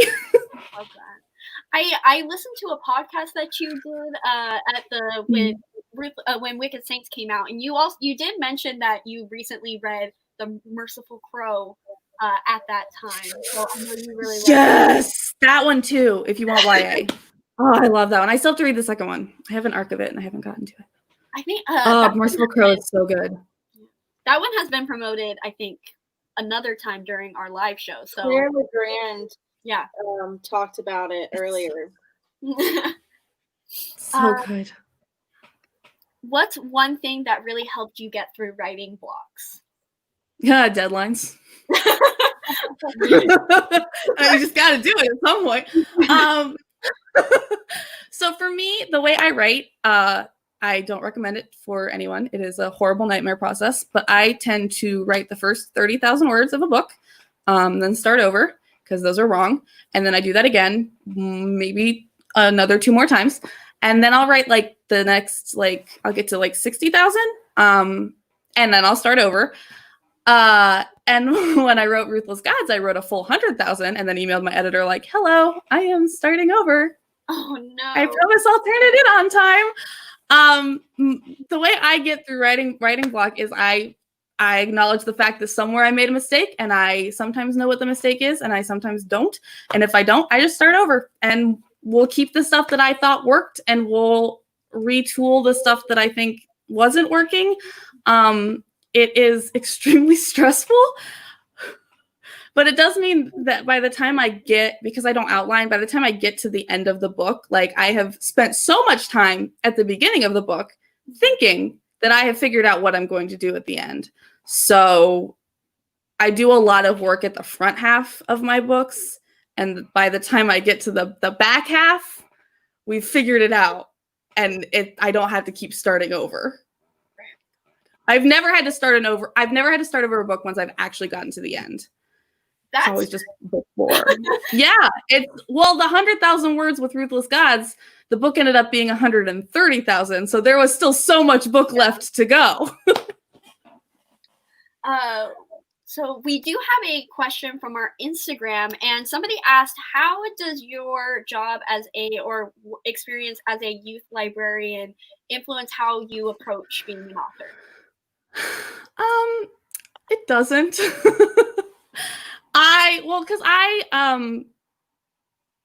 I very much write for what I really wanted to read when I was a teenager. And so, but also like the teens that I interact with will read like literally anything. So I don't feel like they're nudging me in any particular direction because they will pick up just about anything and give it a try, which is so great. I love them. But there are teens that I know who think that the fact that I have written a book is just like a fun novelty. Like, oh yeah, that's cool, I guess. Whatever. There are ones that think that it's the greatest thing ever, which is adorable. And then there are ones who will like they know that I've written it and they'll like pick it up. And I had a teen pick it up and like read the first like chapter heading and be like, I don't know how to read, and then just set it back down. Oh no. And I was like, you know what? That's fair. At least they're honest. They're very honest. We have another question. So they asked, when writing the books, how much did you focus on the aesthetic, or did it just come naturally with the theology? Well, I have a saying, and it's that you can't write medieval Russia without writing orthodoxy. So, I mean, one kind of ties into the other.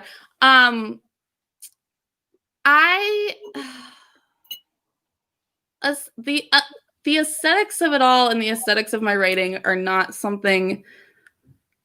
It's something that like that's just kind of how I function. I am a very dramatic person, and so like that's just how it is. And so I would say I focused more on the theology because I wanted it to be structurally sound, which I mean it's based off Slavic paganism and orthodoxy. That's hard to mess up. And so, but doing that, you get the fun aesthetics alongside it. And sometimes I cheated a little bit, like the Vultures Cathedral is technically based on a Catholic church, but it just looked so cool that I was like, well, I want to stick it in there anyway. So sometimes there's some cheating done for the sake of the aesthetics. Always. That is a valid decision to make at all. Yeah. Yeah, absolutely. I know. Oh, somebody also asked on our Instagram, and I thought it would be fun for you to answer, especially because you said Skyrim was a big inspiration for your trilogy. So, what class do you play in Skyrim? I own Skyrim on everything that it can be played on in my apartment. If I am playing Skyrim on the Switch, I will play as a mage. If I am playing Skyrim on my PlayStation, I always play rogue archers because I like sniping people. But the screen on the Switch it's too hard to do archery, so I just blast them with fire in that case. Love. Yeah. So I guess this can be our last question. So when did you know you wanted to be an author? And was there a particular book or author that inspired you? I have been writing since I was 11, and I wrote the same book from the age of 11 to 21. I wrote it like 5 times or more. It could have been more. By the time I finally shelved it, there were 500,000 words poured into that thing. So, wow. So I've been at this for quite some time. I would say, I was homeschooled. I did a lot of reading. I had a lot of time on my hands. And my like initial influences were Redwall, which shocking. I love a monastery. And my big one is Dragonlance, which also it's not super shocking when you actually think about it if you've read any Dragonlance at all. I love books about terrible people on quests. So, and with basic Dungeons and Dragons mechanics as the world building. I love it so much. So, yeah. Redwall has been on my TBR for so long. I really enjoyed that too. So good. I don't know like how it's aged. I haven't read one in so long. But I don't think monastic mice can age badly. So yeah, I think it's pretty fair. Yeah, I think they're solid. Yeah. Well, thank you so much for coming on and talking about your book. I so happy that you are here. Make sure, again, everybody in the audience, click in the description bar, check IndieBound, Libro FM, Ruthless Gods, and Wicked Saints are out now. So get your hands on it. Again, thank you so much for being here, and I hope you have Thank you for having me. Yes. Bye. Bye. Bye. Yay. Exciting. Very.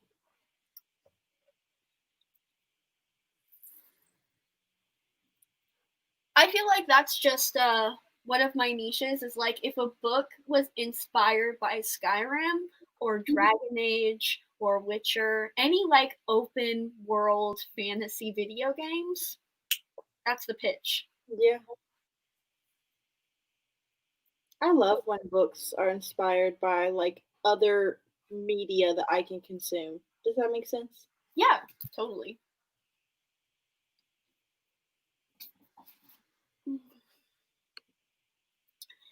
Thank you guys for commenting all of the comments and giving us all the questions. After this next panel, we have just a lineup of interviews. Yes, I think our next one is our last panel. We have 5 interviews in a row after that. Fun.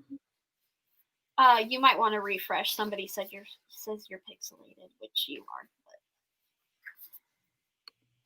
Stardust Reason, can you just say that she looked very hot in her interview? That is so funny. Honestly, if you loved her aesthetic, her books are full of hot goths. So, and hot goths kissing. So it's even better. Why do you think I love it so much? Love to see it. I'm so excited for the last book. So excited. I'm excited for you. And I'm excited for you to have Lightbringer. Thank you. You're welcome. This is our bridge point. It's like my thing is Wicked Saints and hers is Furyborn. And we have both tried to read the other and not been successful. It happens. Some books are just not for people. That's okay. I feel like both of those books also are like because they're both so niche. Like you have your theology and goths and villain romance and like theology, and then with Furyborn I have elemental magic, queen, soft boys, bisexuals, time travel, kind of. But there is some time travel. That's not one of my favorite tropes, I wouldn't say, but I do really like how it's utilized in this book. Prophecy, angels, all of it. Yeah. So. True. Honestly, Furyborn, I feel like is like one of those YA fantasies that like could easily be adult. Oh yeah, I would categorize it as new adult because all the main characters are 18 or over, and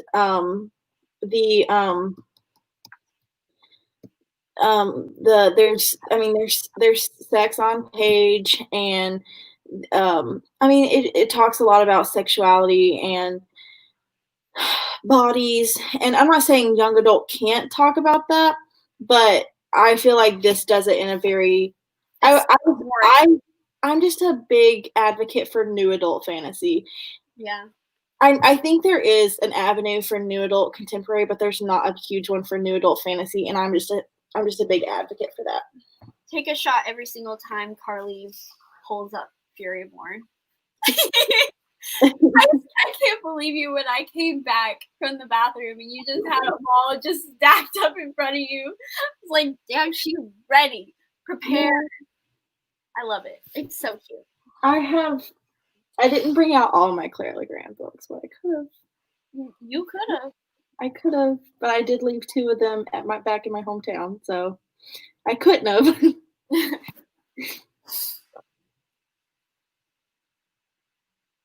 I hope I like Furyborn so I can see myself as being all over. Yeah.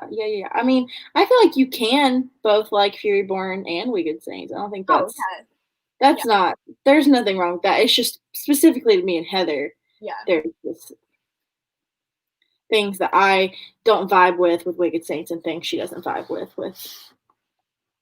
Furyborn. I feel like I'm just gonna read it one day and like have a vlog, and then I'm not gonna tell you about it, and then I'm just gonna post the vlog. I feel like I want to do that. I'm telling you, so it's like it's kind of a spoiler, but like I won't tell you when I do that. I don't know when I would do that, but like I think that would be a moment.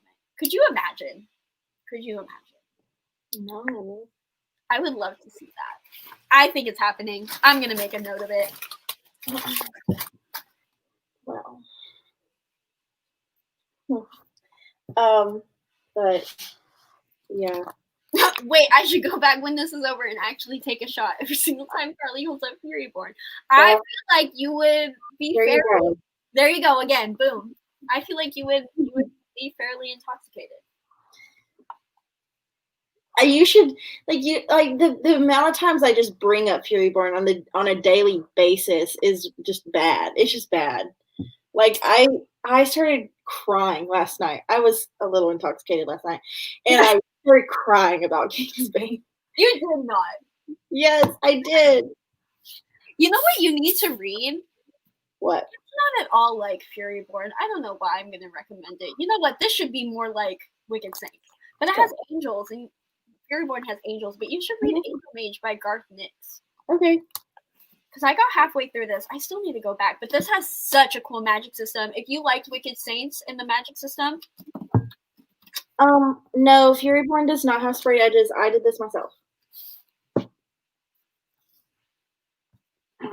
I am not aware of any. There's only one edition out there of Kingsbane that has red sprayed edges, and it came from some book box that no one told me about before the book came out. So the betrayal.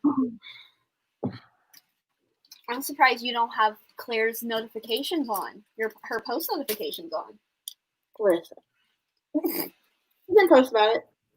I would have known. There you go. So when Kingsbane was coming out, they would grant wishes for it on NetGalley every Friday, and I would literally watch my email all day. They never granted my wish, but I got the arc in the mail. So Queen of the Tearling was similar to Furyborn. I cannot attest to that. I heard really good things about. I think that's a trilogy, right? I've heard really good things about it. It's on my TBR. I know it's like kind of royalty, so I wouldn't put it past it.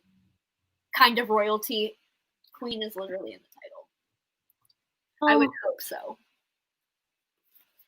If there's any book I could just like really compare Furyborn to, I think it would be Shadow and Bone. And that's so strange, I know. But I would have to go into extreme detail about how similar they are. I feel like we've had this heated discussion with Ian. Because we were like, what are you talking about? And then you were like, point. I have like an essay about how similar they are in my brain at all times.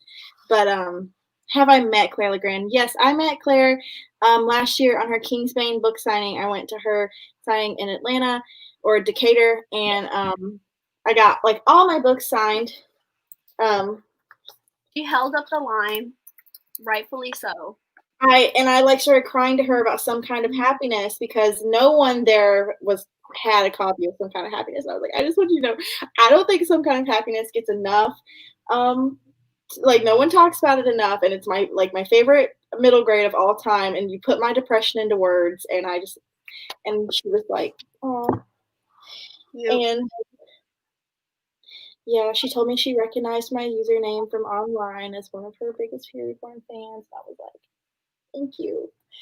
I tried. All right. I'm gonna have to just cut Carly off from screaming about Furyborn. We will revisit this at the next 10-minute break, I'm sure. But every break is good news too. it is time for our next panel. So our next panel is going to be Chandler from Chandler Ainsley and Mina from Mina Reads, and we are going to be talking about all of the upcoming anticipated romances of 2020.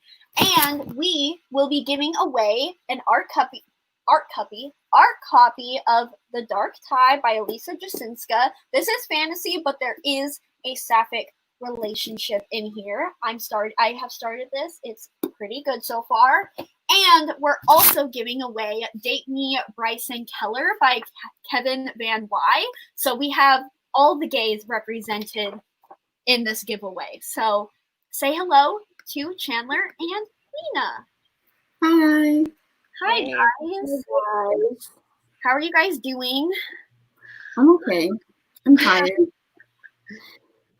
Tired is a good and accurate description of a lot of us, I'm sure. So hope you guys are doing okay, having a okay day as much as you can. So right off the bat, I guess we can just get into kind of what do you guys have, like 3 to 5 kind of anticipated romances that you're looking forward to this year, or maybe some that you've already read, all of that. I don't know if I have 5. But I'm really excited about You Had Me at Ola. I don't know when that one is coming out because I know that they pushed back the release date, but I'm still super hyped about that one. Gorgeous. Yes, it's like my favorite cover of the year. I was also really excited about You Deserve Each Other by Sarah Hogel, but I already read that. It was really good. I gave it 5 stars. We love it. I was excited about Meet Cute Club by Jack Harbin, and that came out a few weeks ago, and I really liked that one too. But I don't know if there's any others that I'm really excited about. I think Alyssa Cole has a book coming out in fall maybe that I'm excited about. It has to do with modern royalty, so excited about that. I'm trying to find it so I can tell you the name of it. It says You Had Me at Ola is coming out on August 4th. At least GOODREADS. It could be wrong, but hopefully. And that one has been mentioned so many times throughout the last 8 hours because it is just really exciting and the cover is beautiful. The cover is so pretty. Okay. While Mina's looking that up, I guess I can go. I made a small list. Honestly, I don't want to say I've been disappointed by the romance releases this year, but I don't have any that I've read so far that I'm super excited to share, but ones that I am excited about that are coming out. Queen Move by Kennedy Ryan. I don't know if that one came out already or if it's coming out soon, but I'm so excited. Yeah, I think it did. I don't know much about the synopsis, but everything that I've read by her, I've adored. So I'm really excited about that one. I probably should go back and read the 2 books that came before it. But excited about that one. Also, The Girl Next Door by Chelsea M. Cameron. It's sapphic, and it looks like it's a very a Hallmarky type book, which I don't know. I'm really wanting something just sweet and easy at this moment in time. I don't know about you guys. Yeah. I don't know when it's coming out. I think in the next couple of months because I got on Goodreads and just searched by release date. So I think it's coming out either this month or next month. And then I'd say the other one I'm excited about is also sapphic, and it is The Care and Keeping of Waspish Widows by Olivia Waite. She did Lady's Guide to Celestial Mechanics or something like that. Yeah. Loved that. Super, super good historical romance. And I'm excited for the second one because she can write really good smut. So Okay, I'm excited about that too. I still haven't read Lady's Guide to Celestial Mechanics, but I do have it, so I need to read it soon. But yeah, I'm excited about that one. I finally found the book that I was talking about. It's called How to Catch a Queen by Alyssa Cole, and it's a modern royals book, but I think it's a spinoff of her other series. But I'm really excited about that. Have you read her other series? Yeah, I read the other one. What's it called? Reluctant Royals. I read like 2 of the books in that series. I read the one with the sapphic relationship. What is it? Once Ghosted, Twice Shy. And then I read the first one, which is, what is it called? I can't think. Where's my brain today? It's just gone. Who knows? I think it's called A Princess in Theory.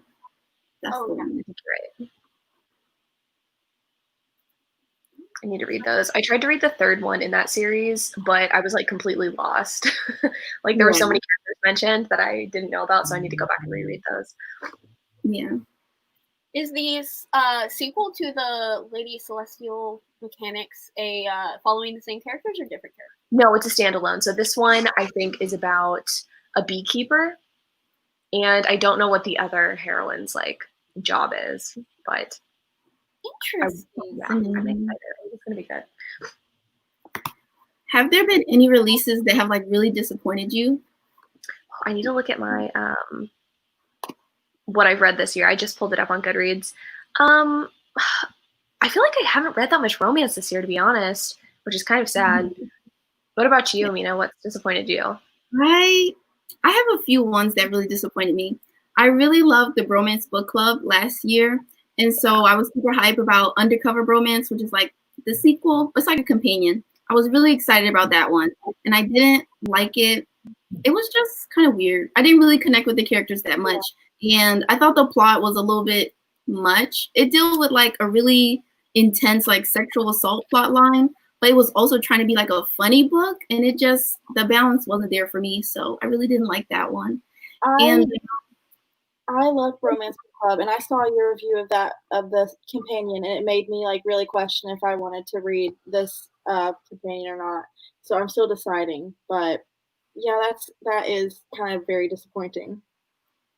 Yeah, I don't know. I've seen some people say that they like still enjoyed it, but for me, it just was uncomfortable because there will be like serious moments where they're trying to deal with like, you know, this thing that's going on, but then they would try to make it funny, and there would be like fart jokes, and it was just like, it's not, it just doesn't add up, you know, like it don't work. And then my other disappointment was definitely Something to Talk About by Meryl Wilsner. I'm so sad I didn't like the book. I'm so sad. I really didn't like it. It was not good at all. Oh, honey, I'm so sorry, Chandler. I know you were so excited about that one. I'm so excited. Well, I'm not going to pick it up if it's not good. Oh, damn. It's not. I wouldn't even say it's a romance book at It's all. not. They're just co-workers. Like, I don't care what that author says. I don't care what the publisher says. Like, they're just co-workers. That's it. Like, it's not romantic at all. Oh, it's like, what's the book then? Like, why even bother? You know, like, I don't get it, because it's like, you know, it's like this boss employee romance or whatever, but they're not in a relationship. The whole point of the book is that people think they're in a relationship, but they aren't, and they just spend the whole book like talking about the fact that they aren't in a relationship. So it's like, I feel like they barely even interact with each other. It's just like, it didn't slap. I thought it was going to be so good, and it didn't. And there's no tension either. It's so boring. Yeah, in and of itself, like that does seem like there would be tension there. Like, oh, everybody's saying that we're in a relationship, but we don't know what's happening. We kind of had crushes on each other, but like we're not telling each other. But it's like, I didn't believe for a second that they thought they were attractive to one another at all. So very sad, but much disappointment. Truly. I don't know if mine is like really considered romance, but I really, really, really didn't like The Honey Don't List by Christina Lauren. I know everybody was like hyped for their new release. I just feel like their last few books have not been great, and I don't know, this particular one was pretty bad. It wasn't a romance. It wasn't funny. There was like kind of no redeeming qualities about it. Like the whole setup was super cool because it was like, oh, you know, like a home renovation show, and like they're the assistants. I thought it was going to be like set it up on Netflix, and it really was not at all. So I hated that. And then one that didn't necessarily come out this year, but a romance that I read this year that I was super disappointed by was The Duke and I by Julia Quinn. I picked that one up because the Netflix show is coming out, which is going to be fucking awesome because Shonda's doing it, but the book sucked. And I didn't like the way they handled male sexual assault. So, yeah, wouldn't recommend. Yikes. There's a really good question in the comments. It says, "What makes or breaks a romance?" I think that's a great question. That's a great question. For me, I think that a romance has to be like one of three things. I think it has to be like really angsty, it has to be really sexy, or it has to be really funny. I think that it should be trying to be like one of those three things. And if it's not one of those three things, it's going to end up being kind of boring. So I feel like if it can't pick a certain lane to be in, if it's not trying to be really sexy, if it's not trying to be like a rom-com, if it's not an angsty, sad story, like it's just going to be boring, in my opinion. I think that those things are what make romance interesting. So like, if it doesn't have those things, I'm probably going to think it's boring. But that's me. I totally agree with you on that. I think for me personally, and I know I'm like not in the like minority with this, but I have to have some sort of connection with the two characters, as in like they have to have a romantic relationship for me to care about any of the smutty scenes. I think that's a big complaint that I hear a lot is like, oh, the sex scenes in books make me uncomfortable. And like, maybe that's the case, but I think the main reason people are uncomfortable is because the characters like have no reason to get together. So for me, the biggest thing is like, if I understand why they want to be together, if the tension's good, if like they kind of, I don't know, like fill a certain void for the other person, I think that's like a really good romance for me. I think Casey McQuiston has like a whole thread on that. And like, when you're developing a romance and going to write one, you need to understand why the two characters like need the other person in their life. And that's like my soapbox, but that's so important to me.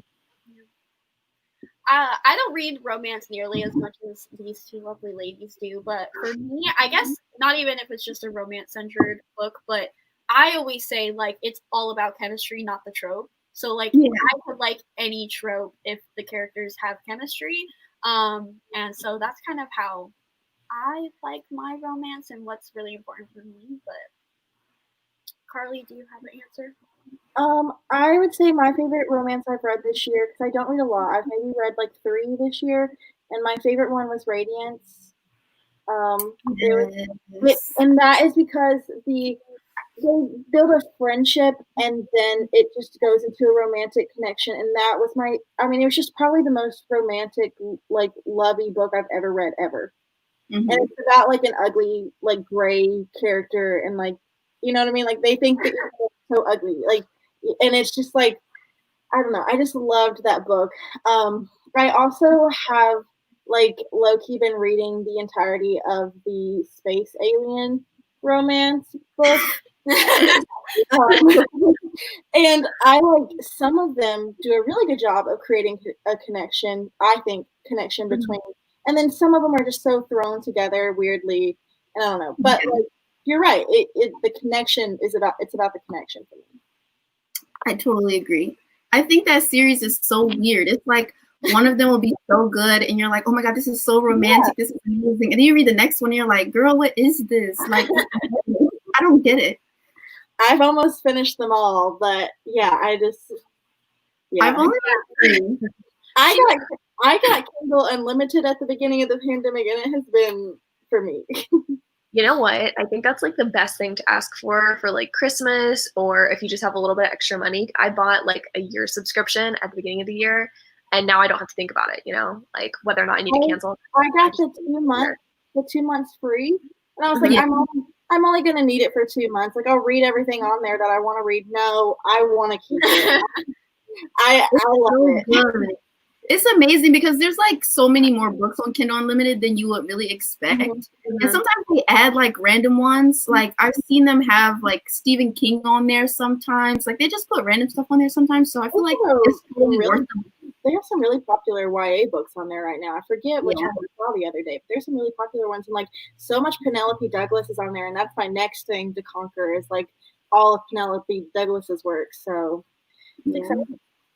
lots of Ren wanted to know if you guys have any like really tooth-rottenly sweet recommendations.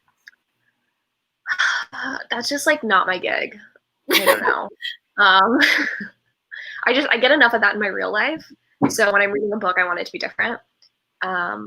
I would say Lady's Guide to Celestial Mechanics is pretty sweet. It's kind of slow moving, and if you don't care at all about like physics or like astronomy, you might not like it because it is very heavy on those topics, but so sweet. pretty low angst, but enough of angst to like have some sort of like will they, won't they. I really liked that one. I think that Meet Cute Club by Jack Harbin is like really sweet and cute, adorable. If you're into that.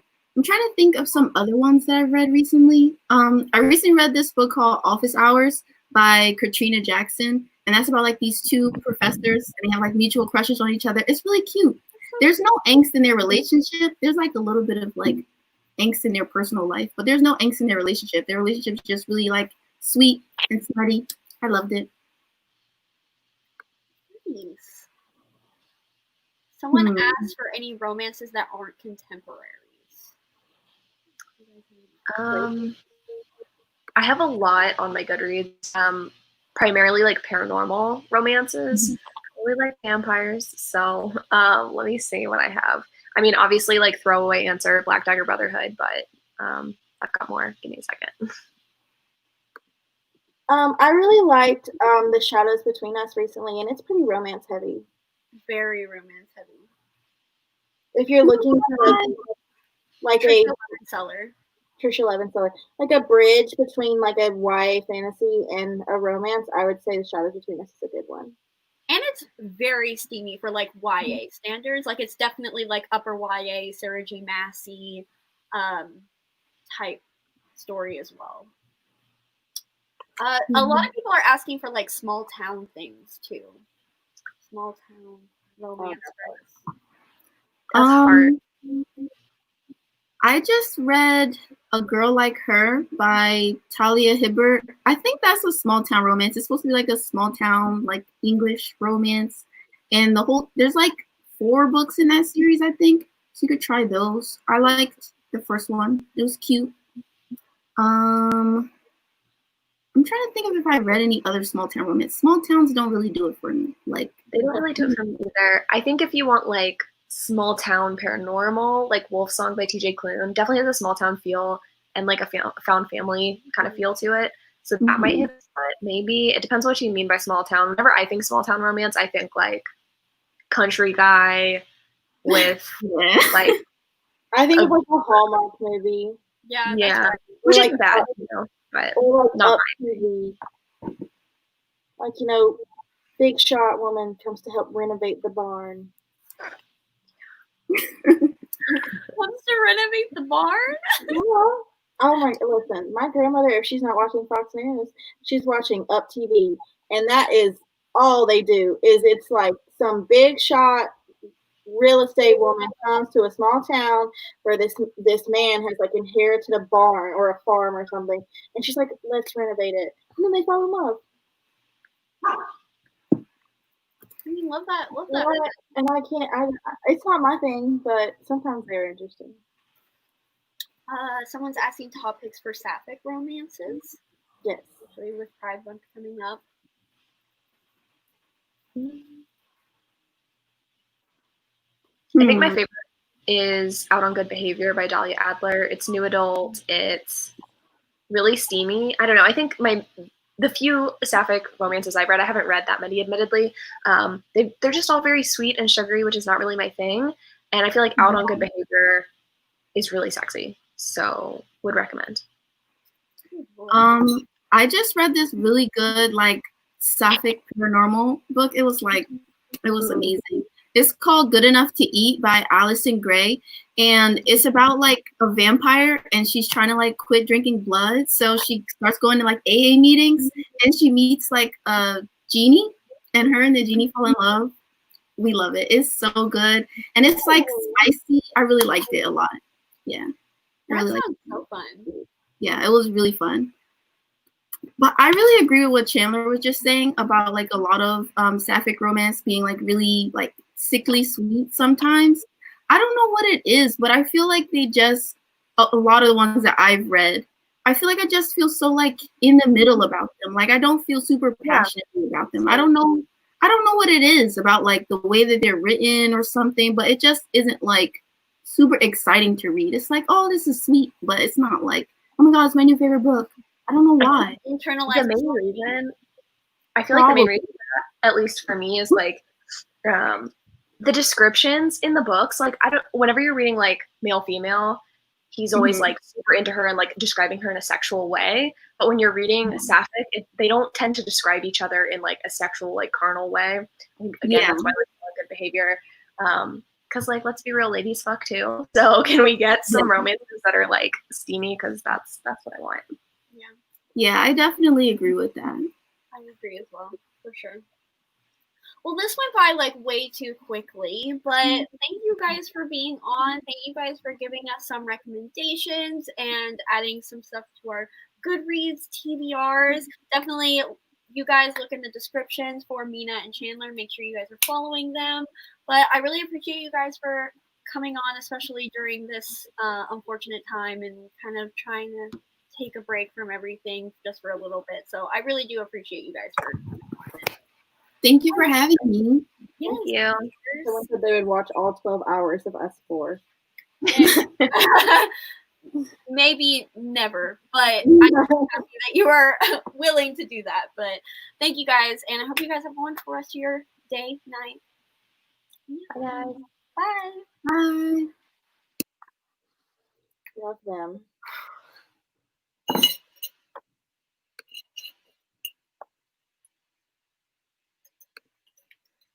We're almost on getting on hour 9, close to it. We're almost there. We're at the home stretch. We're at the home stretch, everybody. I need like a pick me up. I need some like electricity in my brain. Some sparks. Yes. I would love books with Euphoria vibes, even though I've never seen the TV show, so I don't even know what Euphoria vibes are. But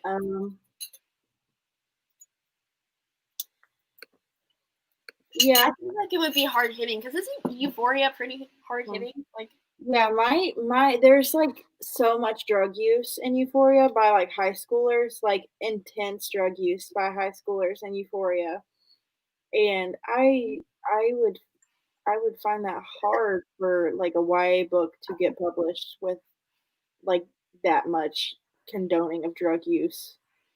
Not like weed, like I'm talking like pills and you know, like it's difficult. It was difficult to watch. So I think it'd be just as difficult to read, but I think it would be interesting to read. I just don't know.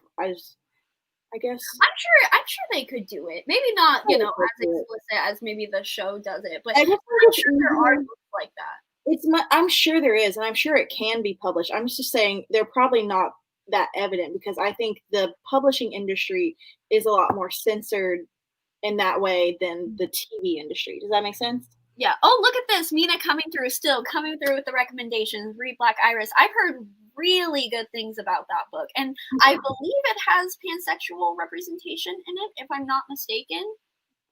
Unless I'm thinking about a different book. Let me just clarify. Also, I don't know why I assumed it would have to be YA. Like, it doesn't have to be YA. I think we're just used to saying that just because we're basic YA booktubers. Yeah. I mean, that's me. Oh yeah, I feel like Anna K would probably be a fairly good one too, because I haven't read that one, but I know it has like Gossip Girl vibes and dealing with rich nonsense. Maybe the publishing industry is more open to things like that. But I remember when I was like an actual young adult, like when I was like 16 and stuff like that. Books like that. Well, I know as I was reading Foul is Fair, I could not believe that was young adult. I couldn't believe it. I was like, there's no way. There's no way. But it is. And I think it needs to be. And it's like what Claire was talking about. Like, it's a good way to get out. Like, it's a good way to show young people that they have a way to get out their anger. Not that they should get out their anger with like murdering a bunch of people, but like, you know, yeah. But also, and I mean, I think it's kind of almost like not hard. It's kind of dangerous to not have violence like in teenage stories because the world is violent. I mean, especially right now, like you. This is a whole discussion we could have, and like I probably need to be more educated on certain things, and it's a difficult discussion to talk about like what's appropriate or what's publishable or what even should be deemed publishable. You know what I mean? Mm-hmm. Yeah, I think that's the key thing is like what are we going to like? Where are we going to draw the line, or like who's to say what the line should be drawn or where it should be drawn? Yeah, I am definitely not who's to say. Not me. No, not me. I'll read it. But I'm not going to tell you what to have your children read. But I'm also an adult reading a lot of my stories, so. Oh, Heroine by Mindy McGinnis. I have heard a lot of like really hard-hitting stuff about that, and that hit really, I mean, not really close to home with me, but I had a lot of surgeries growing up, and so I was always like pills were always, and like pain medication was always very readily available to me, and like I'm thankful that I was fine, I'm good, but that's a very real thing, and good on Mindy McGinnis for writing that book, and also her other book, what is it? The feminist something? Hold on. I know it was a pitch for readers who loved Sadie. The Female of the Species, that one. Yeah. I think it's about a girl who like murders sexual assaulters. So definitely an important discussions being made.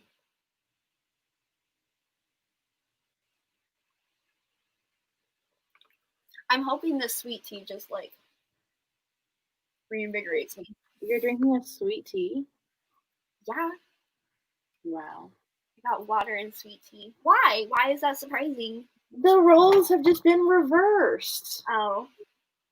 Well, if you're going to Chick-fil-A or McDonald's and you're not getting, okay, I guess a lot of people do like McDonald's and Sprite. But like McDonald's sweet tea and Chick-fil-A sweet tea is just superior. First of all, McDonald's sweet tea doesn't have shit on Chick-fil-A sweet tea. It tastes pretty much the same. No. Yes, it does. McDonald's sweet tea always tastes like soured. It's that's your McDonald's fault, It's not one of the best. It's not one of the best sweet teas out there of the fast food industry. The best one is Chick-fil-A. Okay, then, yeah. I mean, yeah, that's I'll agree. Then it's Whataburger. Okay, well, I don't have Whataburger. So whose fault? Well. Oh, and then you have Jack's, and you don't have Jack's either. No. That's sad. Only Alabama and Mississippi have Jack's. I think Georgia too, maybe. What is it? Like, what kind of food is it? It's just a burger chain. Burgers. I get their grilled chicken sandwiches. Those are good. They have chicken fingers. If you go to a burger chain and you get chicken burgers, then I don't want to try their burgers.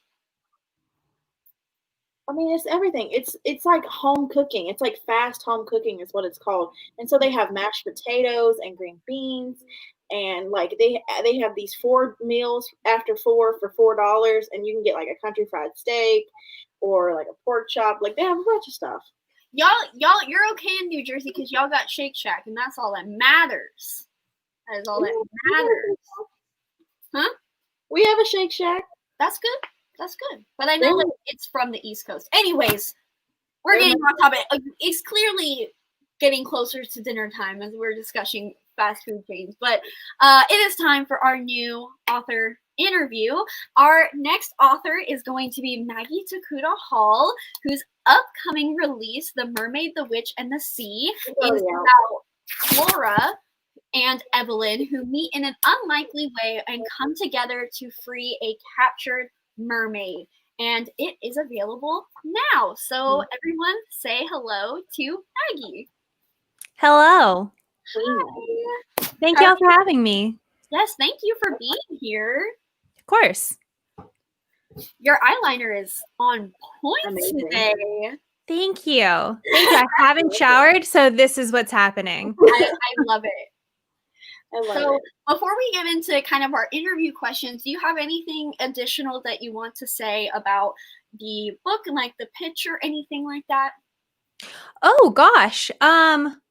Well, if you're looking for a queer romance on a high seas setting with narrative explored as actual magic, then I think The Mermaid, the Witch, and the Sea might be the book for you. Who isn't looking for that? Plus, that cover is just amazing. Yes, that cover is. Yeah, the cover artist is a woman named Victo Nagai, and all of her covers are beautiful. And I got so lucky. I'm biased, but I think this is some of her best work. I don't know. I would tattoo it on my face if that were possible. It is absolutely stunning. And so our first question for you is deconstruction of imperialism, gender, sexuality, all the things is a very core theme in your book. So was there a conscious decision to kind of deconstruct these ideas through a seafaring pirate setting? Yeah, I think that's such a wonderful question. Sort of, but not exactly. I am sort of the philosophy that no matter what kind of fantasy story you're telling, those elements are going to be present.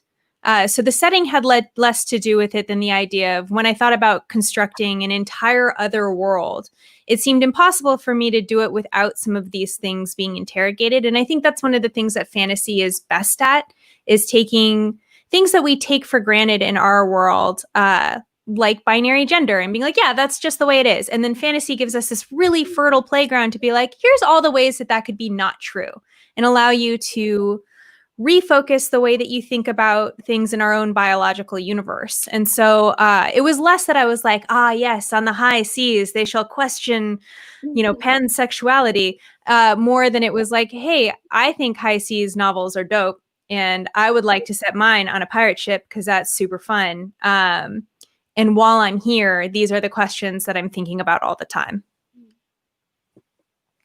Very well put. And I think a lot of people would agree that it doesn't matter the setting or the genre.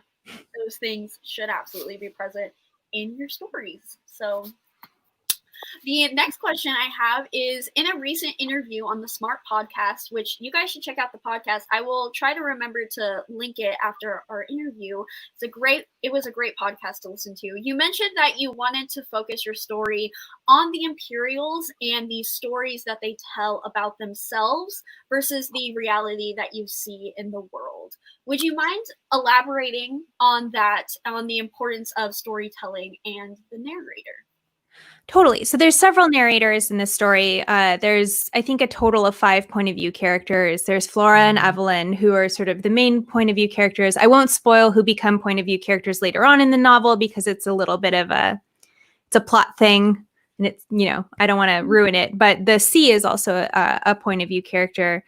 And one of the central ideas that I was thinking about a lot as I wrote it was the difference between the stories that we tell about ourselves, either personally or as a religion, as a nation, versus the reality of our situation. And I would argue that for all of those categories, there's kind of a Venn diagram of things that are true, where it's like we tell ourselves that we're mostly just, but we also let police officers kill Black people in the streets without any kind of repercussions. The Venn diagram of the myth of America versus the reality of America is like this. There are some ways that we're more just, but there's a lot of room over here where that's not true at all. And so when I was writing the Imperials, who are sort of the major power player in this world, they've colonized almost the entirety of what's called the known world that they live in. There are stories that they tell about themselves, like we are just, and we make the world a safer, better, more organized place. But Evelyn, who is an Imperial, as she goes out into the world and sees the actual effects that Imperials have there, that's not exactly the case. And in fact, they create a ton of violence and they create huge power imbalances with the assumption that what they're doing is correct, when in fact what they're doing is hugely detrimental to the entire world around them because of their greed. And in that way, I thought it was my own way of interrogating my own American heritage. Like, I'm from here.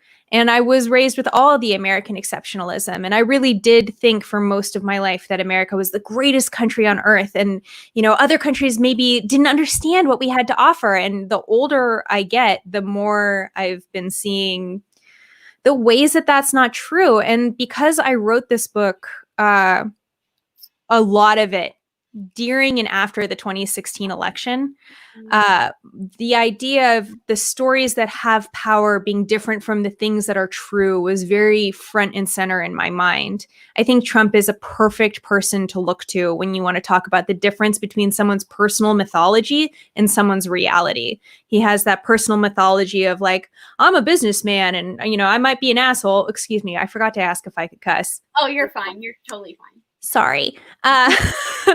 He's a jerk, but he's a jerk for you. I'm a man of the working people. And then this reality of what his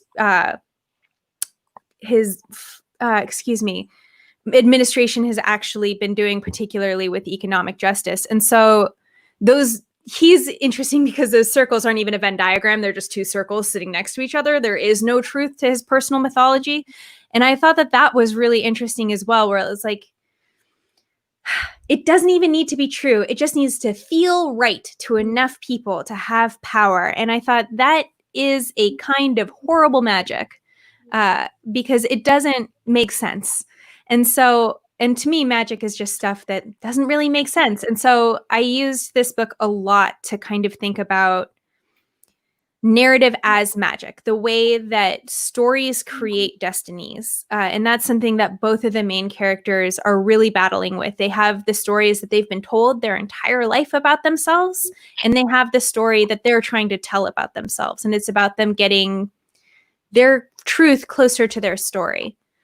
So I hope, because teenagers are in that moment of sort of conscious self-creation in such a profound way, that's, I think, when people become the most aware of the story that they're telling about themselves, and maybe the differences between what they've been told they are versus who they feel like they are really become clear when you're a teenager. And so those were themes I was thinking about a lot, particularly in writing a book for teenagers.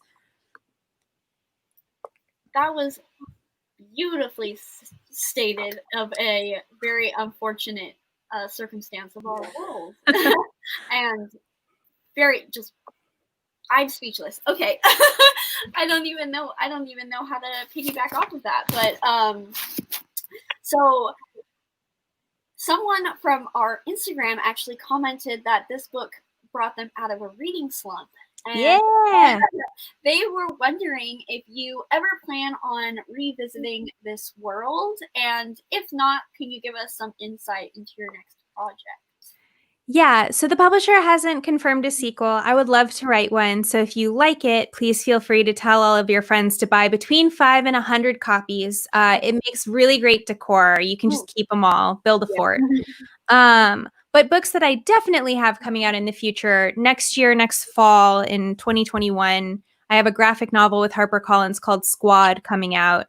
It is a horror comedy about a group of teenage girls who turn into werewolves and enact a kind of justice. The suggested tagline from my agent was "Eat the Patriarchy," and mwah, I didn't write that, but I wish I had. Anyway, it's set where I went to high school, which is Piedmont High in California. And so I like to joke that it's my memoir, but with werewolves. And it's like kind of a goofy, violent, sexy thing.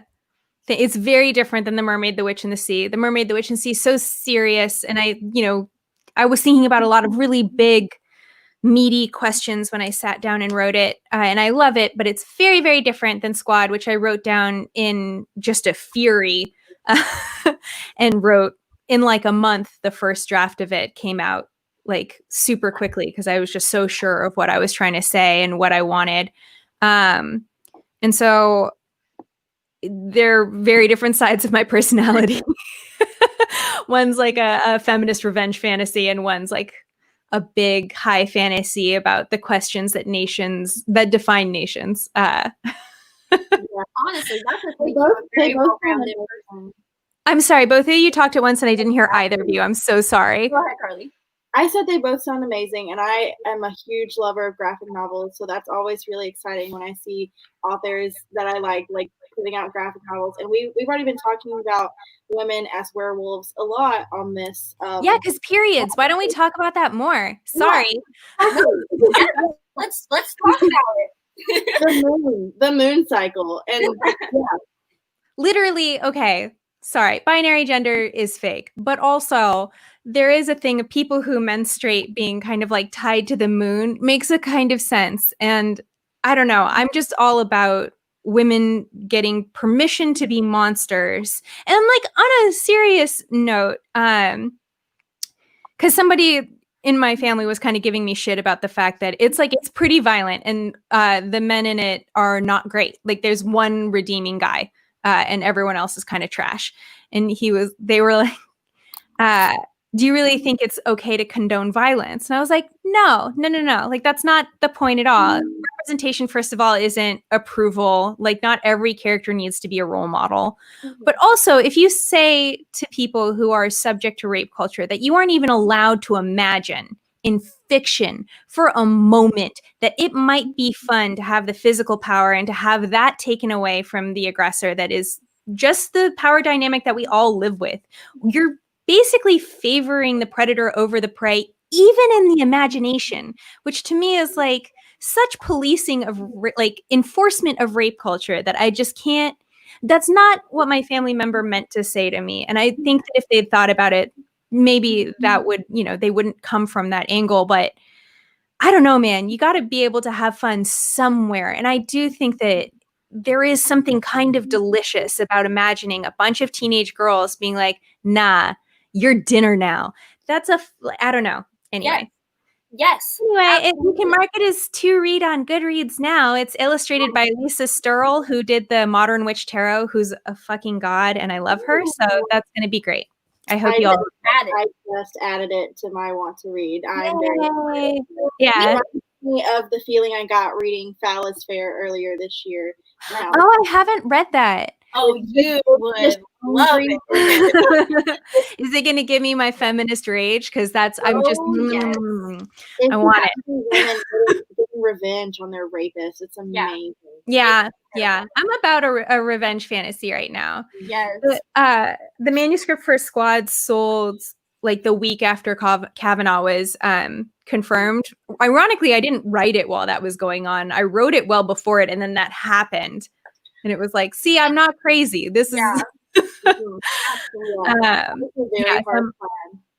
you haven't read it, it's an adult book, but The Power by Naomi Alderman also is like, mwah, for this. I'm so excited to read that one. Oh my God, it's delicious. And it's also an amazing audiobook. It's a cast audio, which I love. And I read it on like a road trip to LA and back from the Bay Area. And it was like, I didn't want to be in either location. I just wanted to be in my car, like listening to the story. So anyway, high recommendation for that. I feel like Angry Women. It's like a very I don't want to say popular, but like this is what we want right now. Like, listen, if it's a trend, it's a trend I'm into. Like when dystopian books first became a trend, like 2008, where it was like really a trend, not just like one-offs where, there were dystopian books obviously before that. I don't mean to say that. I was so into it, and angry women getting revenge in intelligent ways and having power dynamics questioned is a trend that I would love to see get beat into the ground. Like, I don't care how many of those books I need to read. I'll buy them all. Just I we're on the same page here. So we have about a little more than 5 minutes to pull some questions from the audience. So I guess we have the first question is, do you listen to any music while you write? That's a good question. And I feel like it's a question that makes me feel like a sociopath, because I feel like normal people are like, yeah, absolutely. And I can't. I have to like sit in silence with my own thoughts. I found that if I listen to music, I write to the mood of whatever that music is, as opposed to what a story or a character actually demands. So I'm unable. And I'm also like woefully uncool with music. There's that phrase like, don't trust anyone over 30. Don't trust music recommendations from anyone over 30 is also true. Because I'm like still stuck with the music that came out when I was in college. And I'm like, yeah, that's still cool. And everyone's like, it's not. It's what they play in elevators now. Like, oh my gosh. So kind of like building off of that, can you maybe explain a bit of your writing process a little? Yeah, totally. I am not a plotter or a pantser. I usually think of an emotional situation or an emotional truth that I'm driving at, and I write to that. And so sometimes I'm able to create an outline for it. I have a different graphic novel that I sold just this year where I did actually write an outline and like follow it pretty meticulously. And that worked well for that particular story. But for The Mermaid, the Witch, and the Sea, every time I outlined it, I had to go back and just change it entirely. But I knew the tenor of the ending. I knew what I wanted for these characters. And so allowing myself to delete as many words as I needed to until I felt like the path we were on for that ending was correct was the process that worked for that book. And I'm working on what could potentially be a sequel to that book right now. And I'm doing a little bit of the same thing. I know the emotional tenor of that ending, and I'm allowing the characters to kind of lead me there. Fascinating. I guess there was this question. I think you kind of answered it a little bit, but how does writing a graphic novel differ from a traditional novel? Yeah, I think it's a lot more fun. So I write picture books as well for younger kids. My first book was a picture book called Also an Octopus, and I've got a couple more picture books coming out in the next few years. And writing picture books and graphic novels are really similar in that you have to be prepared to hand it over to an illustrator and relinquish control of it. So that's sort of a double-edged sword where it's like super cool that a really talented professional takes your words and brings them to life. And the other thing is you need to make sure that what you wrote leaves room for them to do their best work, but also so that you are ready to see your work come back in a way that you didn't imagine it. And so far, I've been really lucky that that has all been, when it comes back, I'm just like, this is the coolest. But it's a different thing where when you write a novel, you are the queen of your little universe and you control everything. And so that's the biggest difference to me is like, where are you in control and where are you not? And being a social person, I like working with an illustrator. I think it's pretty cool to see someone take what you did and make it better, more complicated, more interesting. So 2 artists are better than 1, in my opinion. Awesome. So I guess we can leave it off on this question. And I know you tweeted about all of your, I don't know, I'm echoing. I don't know how to stop that. You sound good to me. Oh, okay. Someone's in the chat says always echoing. Anyways, you tweeted out you tweeted out a big list of all of the inspirational books that you had. Yeah. Is there a bigger, like, overall biggest inspiration for you?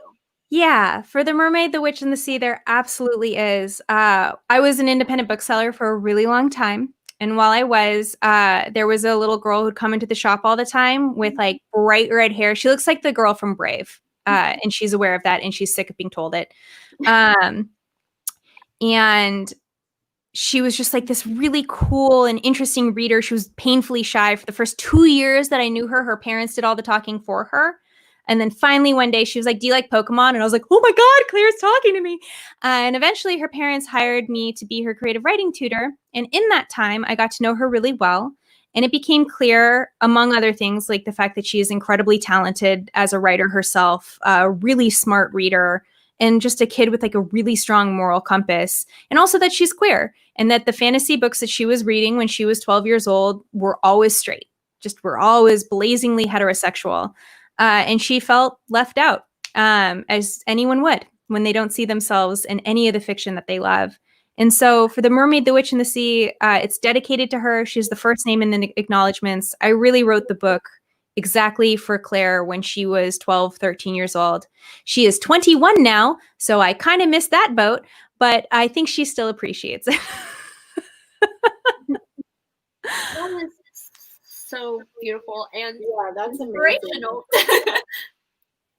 Anyway, I hope everyone gets to meet a kid like Claire. Thank you all so much for having me here today. This was really fun. Yeah, thank you so much for being here. Everybody, buy The Mermaid, the Witch, and the Sea. Links Yes, down please below. do. 5 to 100 copies. Yes. Take want care. more people. Bye. So, yeah, bye. I can sit and talk to her for forever. I know. Like, man, somebody mentioned earlier, like, the authors today are just, they She's are so so cool. eloquent. Okay. Not me tearing up about Claire. Right? Oh, that is so sweet. Is that ugly? A little bit. I'm losing daylight here, folks. Better.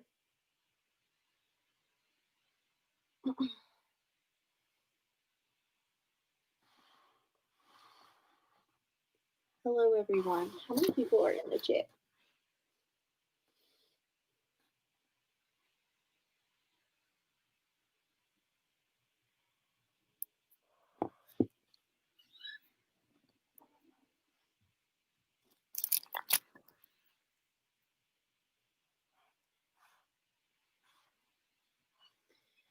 Maggie has one of my favorite social medias of an author. Like, I just love all her content.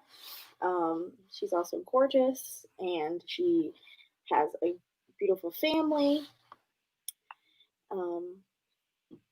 I agree. I heard the last part.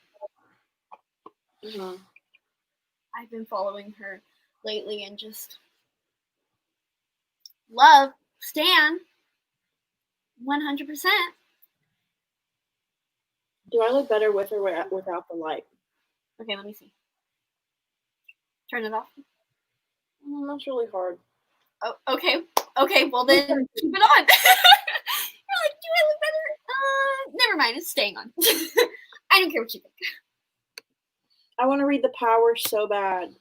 I know, I've heard such good things. Wasn't that like nominated for like a ton of awards last year or whatever year it came out? I don't know if it was 2019. I think so.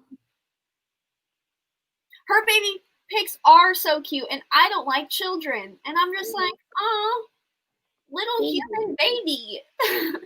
Cute.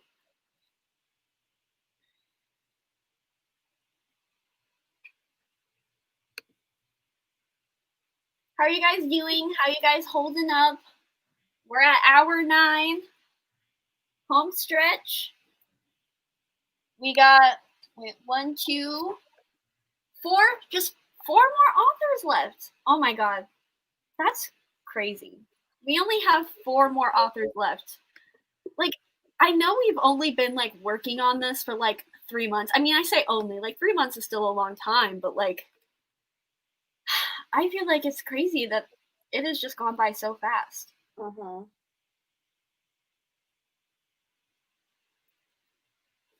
Sharifa,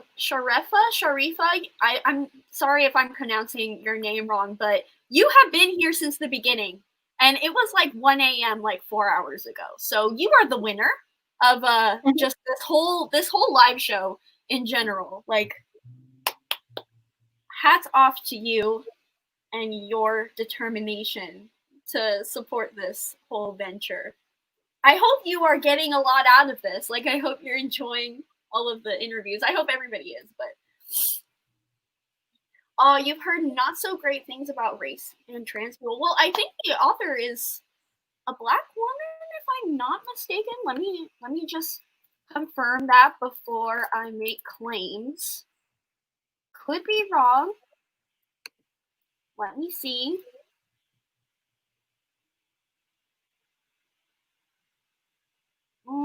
Okay, nope. I am wrong about that. So that is unfortunate. I'll have to look up some more own voices or some own voices reviews, because that would be unfortunate if it did do that. But I will have to investigate.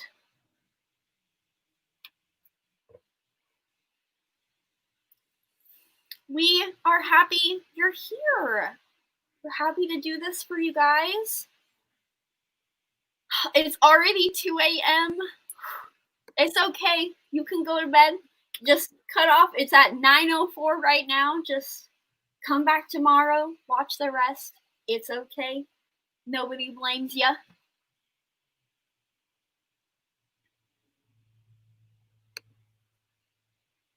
I'm just gonna post for our Insta story.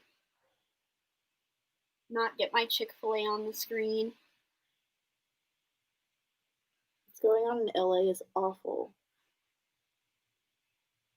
Yeah, what's going on everywhere is awful. I mean, yeah, but I know Oakland was pretty heated. Is that even the correct term? Last night they were like going strong at like 2 a.m. and stuff like that.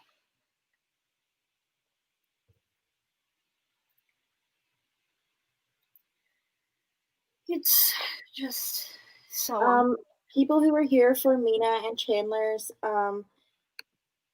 panel, Mina is currently on her Twitter making a thread of a sapphic romance recs, and it is very good. There you go. Definitely check that out. Who's next on the schedule? It is E. Latimer. E. Latimer? E. Latimer. Yes.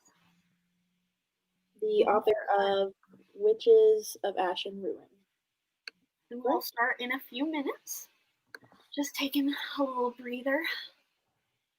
Hello, Monty. Welcome back. Welcome back. We love you. Yes. We did not expect everybody to wait the whole time. Don't worry. Which is, again, why it's good that all of this is saved. And we have all the times. All the times. Yes, I will be doing timestamps and all of that.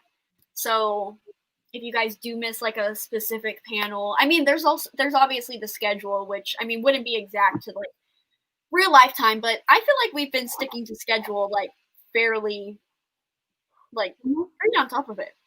Pretty much. So it's going a lot smoother than we expected. Honestly, I'm like really like surprised. Like I thought we were gonna have technical difficulties. Like I was like so scared that I was gonna have to like remake the live show and then like resend all of the authors the new link, and I was stressed. I was paranoid. So I am very happy that this has been going by so like smoothly. I've also been worried like 20 minutes wasn't going to be long enough, and I don't think it's necessarily long enough. Like I would definitely next year probably want to do like 30 to 45 minutes. I mean even an hour would be like pretty awesome, but I'm hoping you guys are. Oh my god, everybody's saying don't jinx myself. Well, I'm knocking on my bookshelves. You can't see, but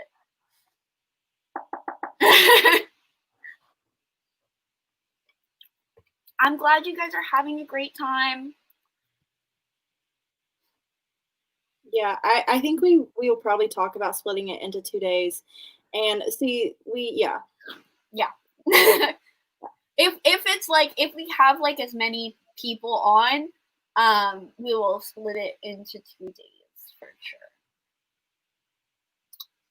That is definitely probably a good option. But with that said, I think it's time to introduce our new author interview. So as we mentioned, our next author will be E. Latimer, who is the author of Witches of Ash and Ruin, which is about two rival witches who have to come together to defeat a serial killer with supernatural origins while navigating sexuality in a small Irish town.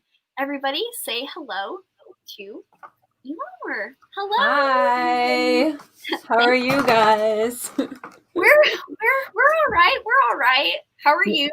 Good. You guys have been going for ages, hey? Yeah, 9 hours. 9 hours. Oh my gosh. Yes. Oh, that's crazy. Going strong. We're That's happy awesome.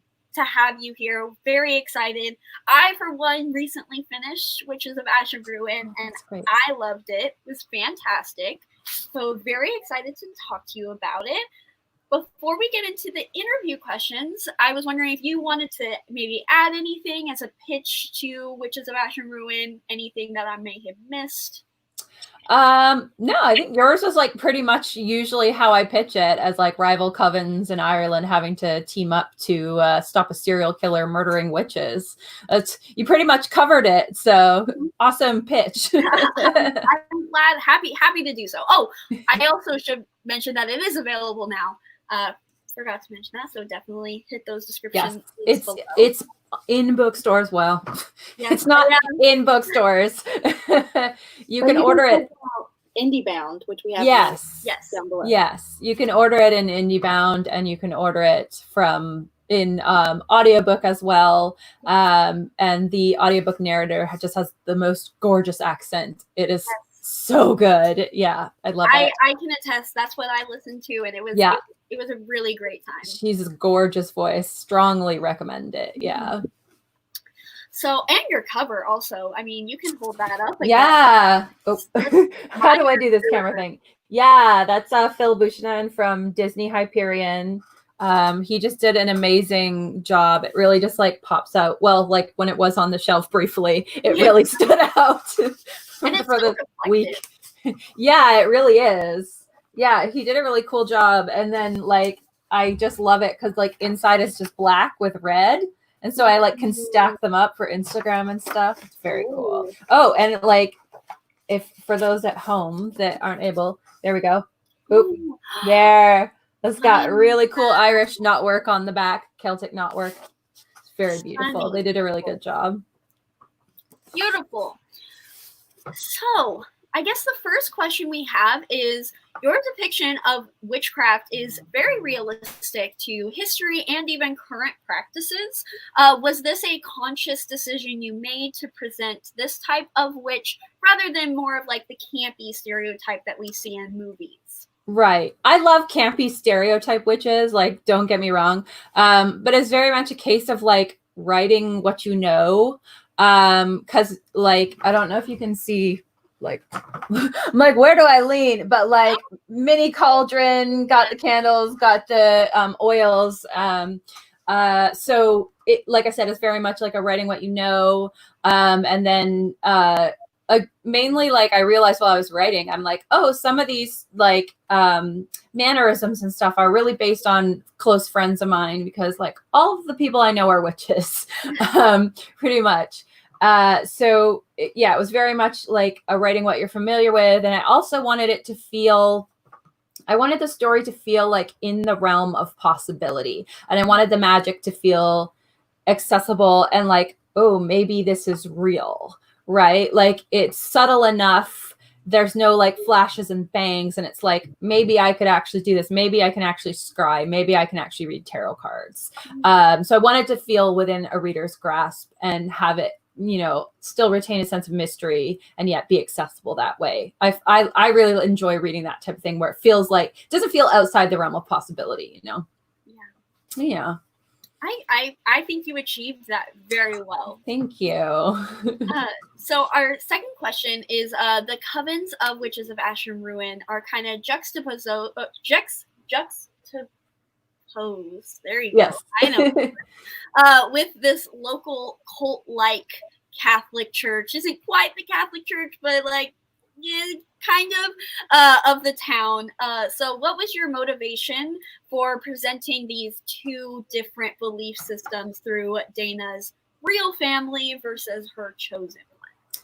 I wanted it to be like first thing I thought was, okay, we've got this like kind of chill witchy vibe of the covens. Like it's very like, you know, natural, give back to the earth type of feel for their magic. And I wanted something that was like polar opposite. Because to me as a writer, when you have that, you will inevitably have the two groups clash. And that's what I really wanted. And so for me, a conservative religion of some type, like a conservative form of Christianity, was the natural go-to for that, not just because it is essentially the opposite of witchcraft, but also that's what I was raised in. not anywhere near like the level of the Reverend. And I also wanted to, because Ireland has a very complicated history and present, so I didn't want to have it be like specifically a Catholic church. And even in the book, it says like that Dana's like, well, stuff has gone off the rails. They're not Catholics anymore.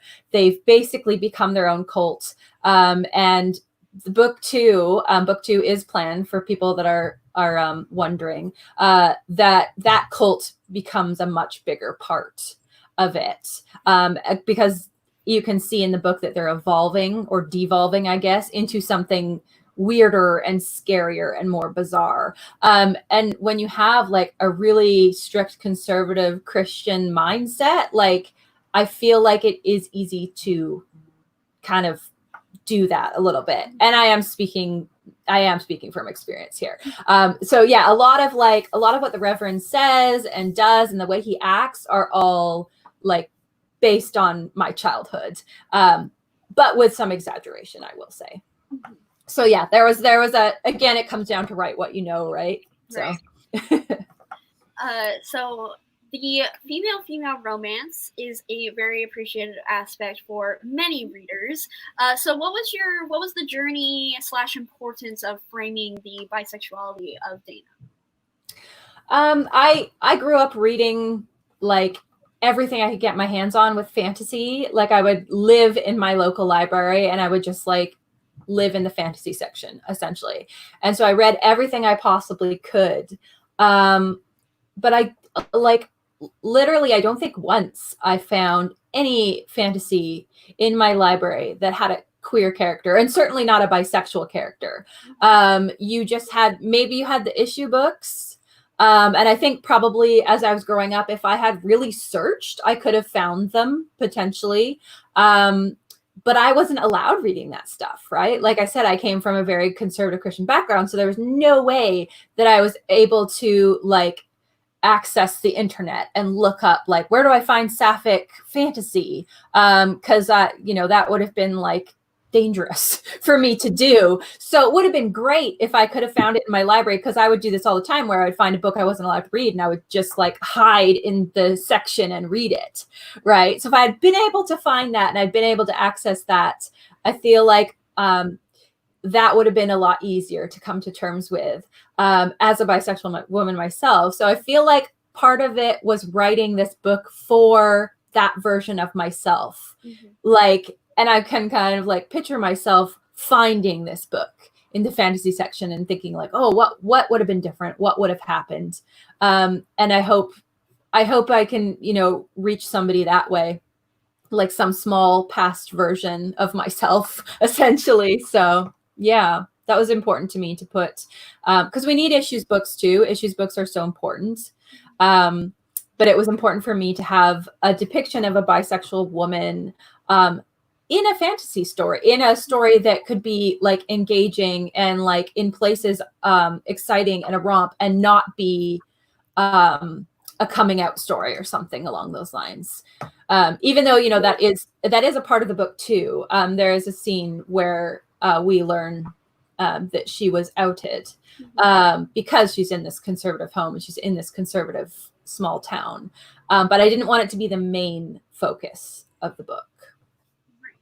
Yeah. And I'm sure it's inevitable that you will reach those that past teenage you, because I know me as a bisexual woman myself, like I personally was always like very confident in my sexualities from the beginning. And so I didn't necessarily like actively like look for those. I'm sure they were probably more available to me because I was in the teenager like just 3-5 years ago. Yeah. There are so many people. Like I know Carly herself lives in a very like grew up in a very conservative town. And it's important to have those stories available to kids. Yeah, absolutely. Yeah, I really strongly believe in making them accessible in ways that teens can access it without being in any kind of danger or any kind of like way that their parents, if they have parents that aren't accepting, they won't discover that they're reading this book. Because that's what I needed, right?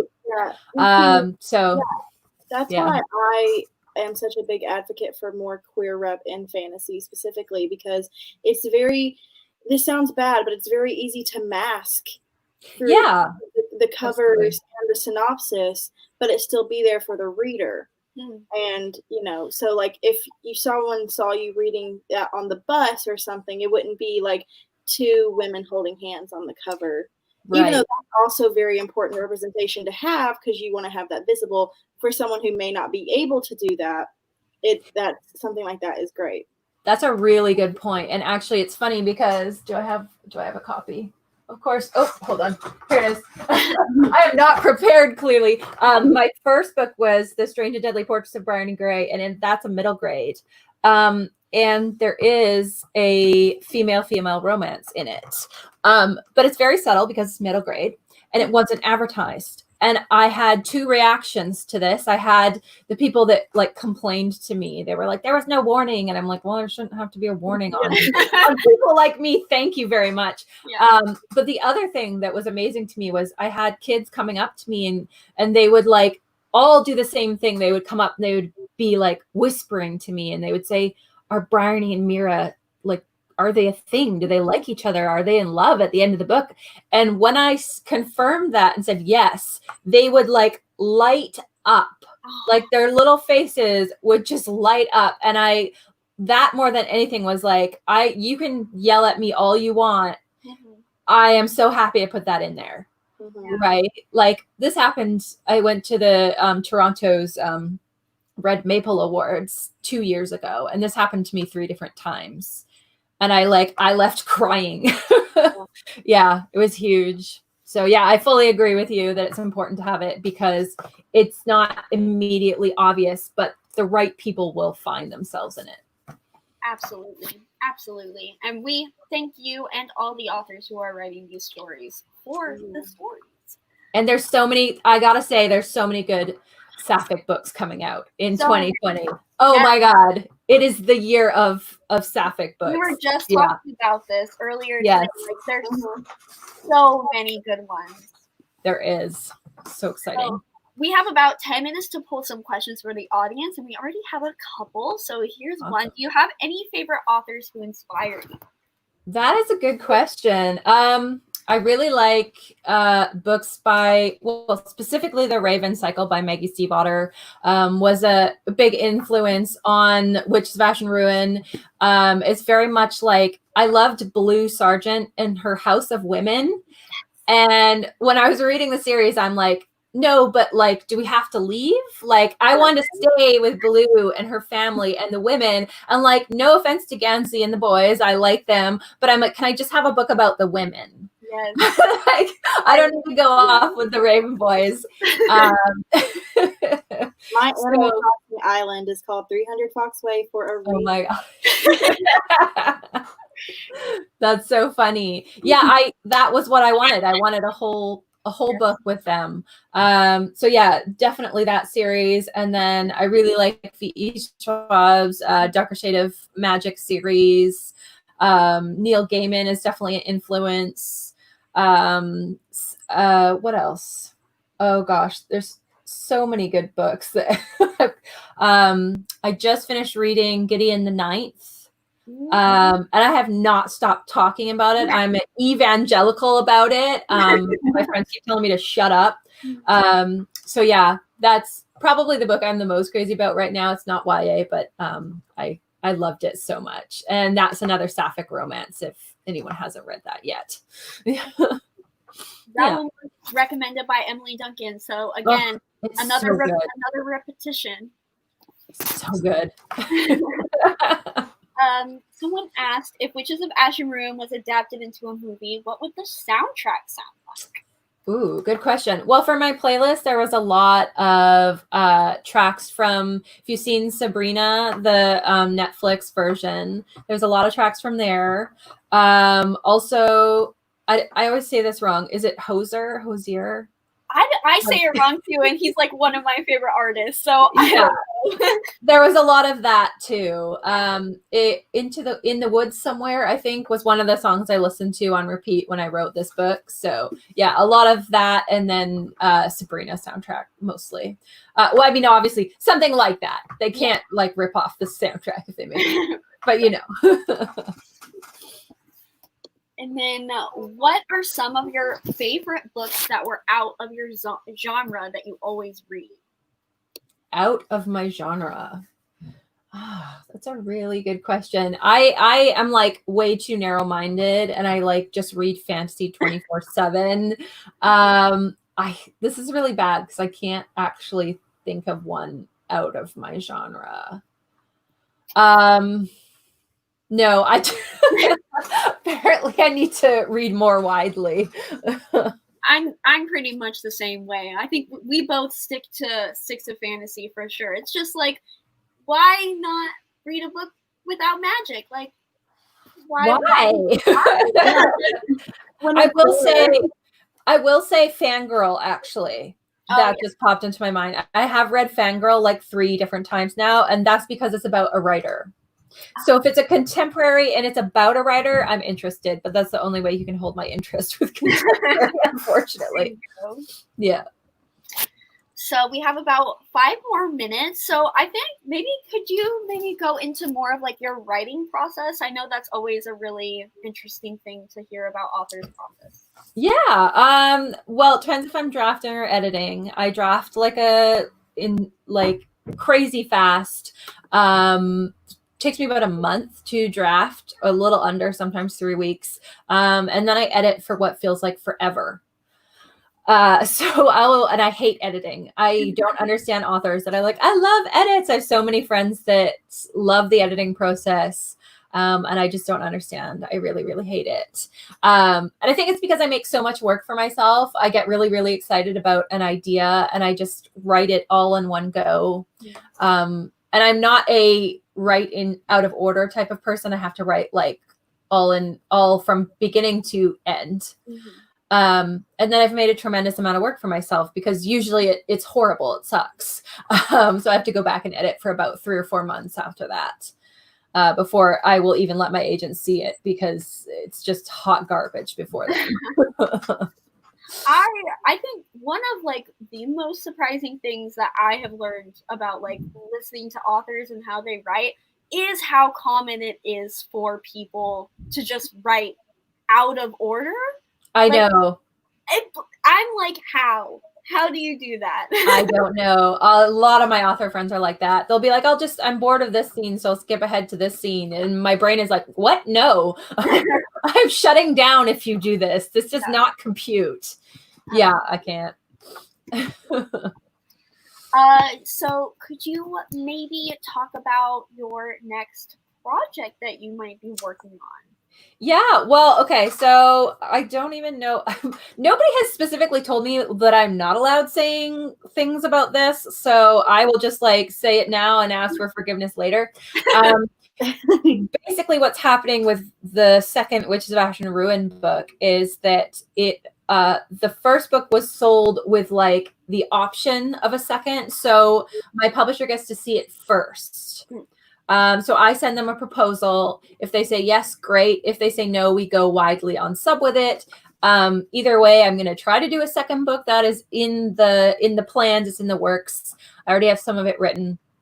And then I'm also writing a book about druids right now, in the same vein of like ancient Celtic mythology. Yes. So I'm very excited. And I'm like, and again, I don't know how much trouble I'm going to get in, but so the druid one is very much like a Gideon the Ninth style romance.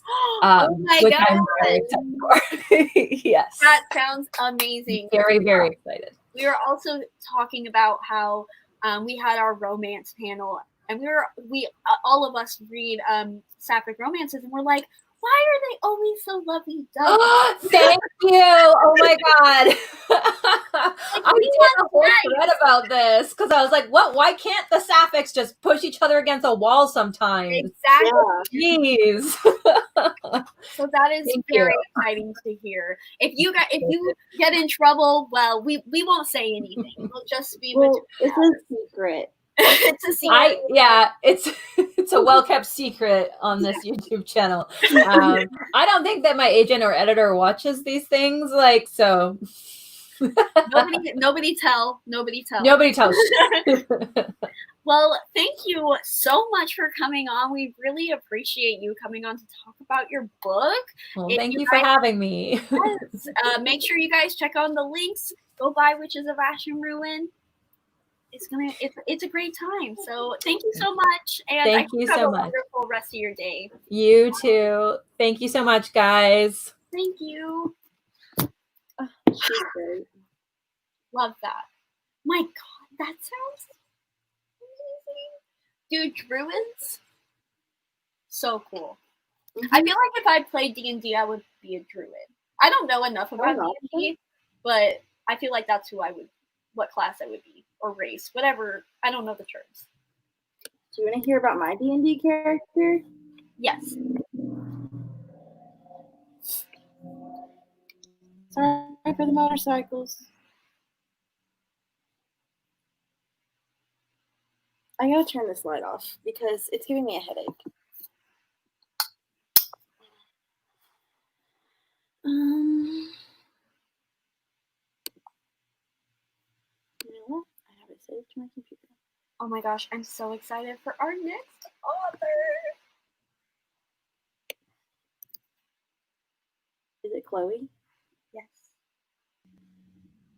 She just posted a photo of her setup currently, which is literally my setup right now as well. I just have a bunch of books stacked on top of Me too. on my desk. Oh, Witches of Ash and Ruin is for sale for Kindle right now. There you go. Information for your viewing pleasure.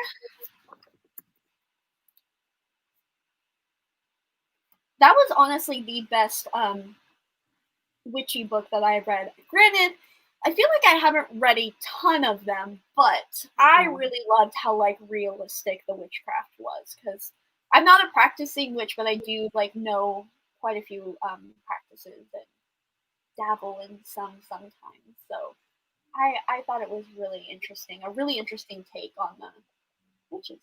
Oh, it was a fun time.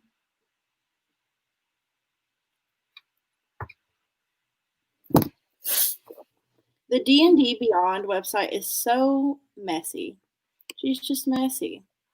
Okay, she is my character, if it'll load. Oops. The website's down. Wow. No, now it's good. Okay. Oh, I'm a half elf rogue. Love. I have a very intense backstory, but we're not going to get into that. I love her. I haven't even played the campaign. We made this, we made all our characters and stuff, and we're going to start a campaign right before the pandemic, so, oh well. Do your D&D campaign on yours and Ian's new channel. Perhaps. I need to go to the restroom. So. Hello, Julia. Welcome back. Welcome back. Glad you're back. Hope you've been having a great day, despite everything not being great at all in any aspect of any life circumstance whatsoever. We're optimistic in this house. Totally.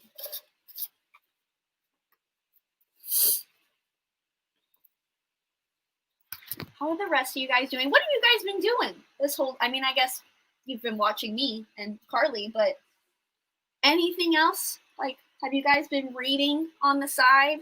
You guys been snacking, watching other videos?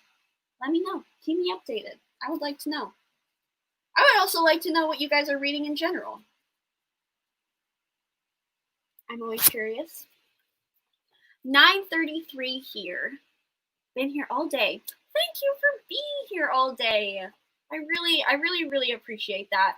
And especially the people who've been here the whole time. Like, y'all are troopers. Y'all are fantastic. We appreciate you.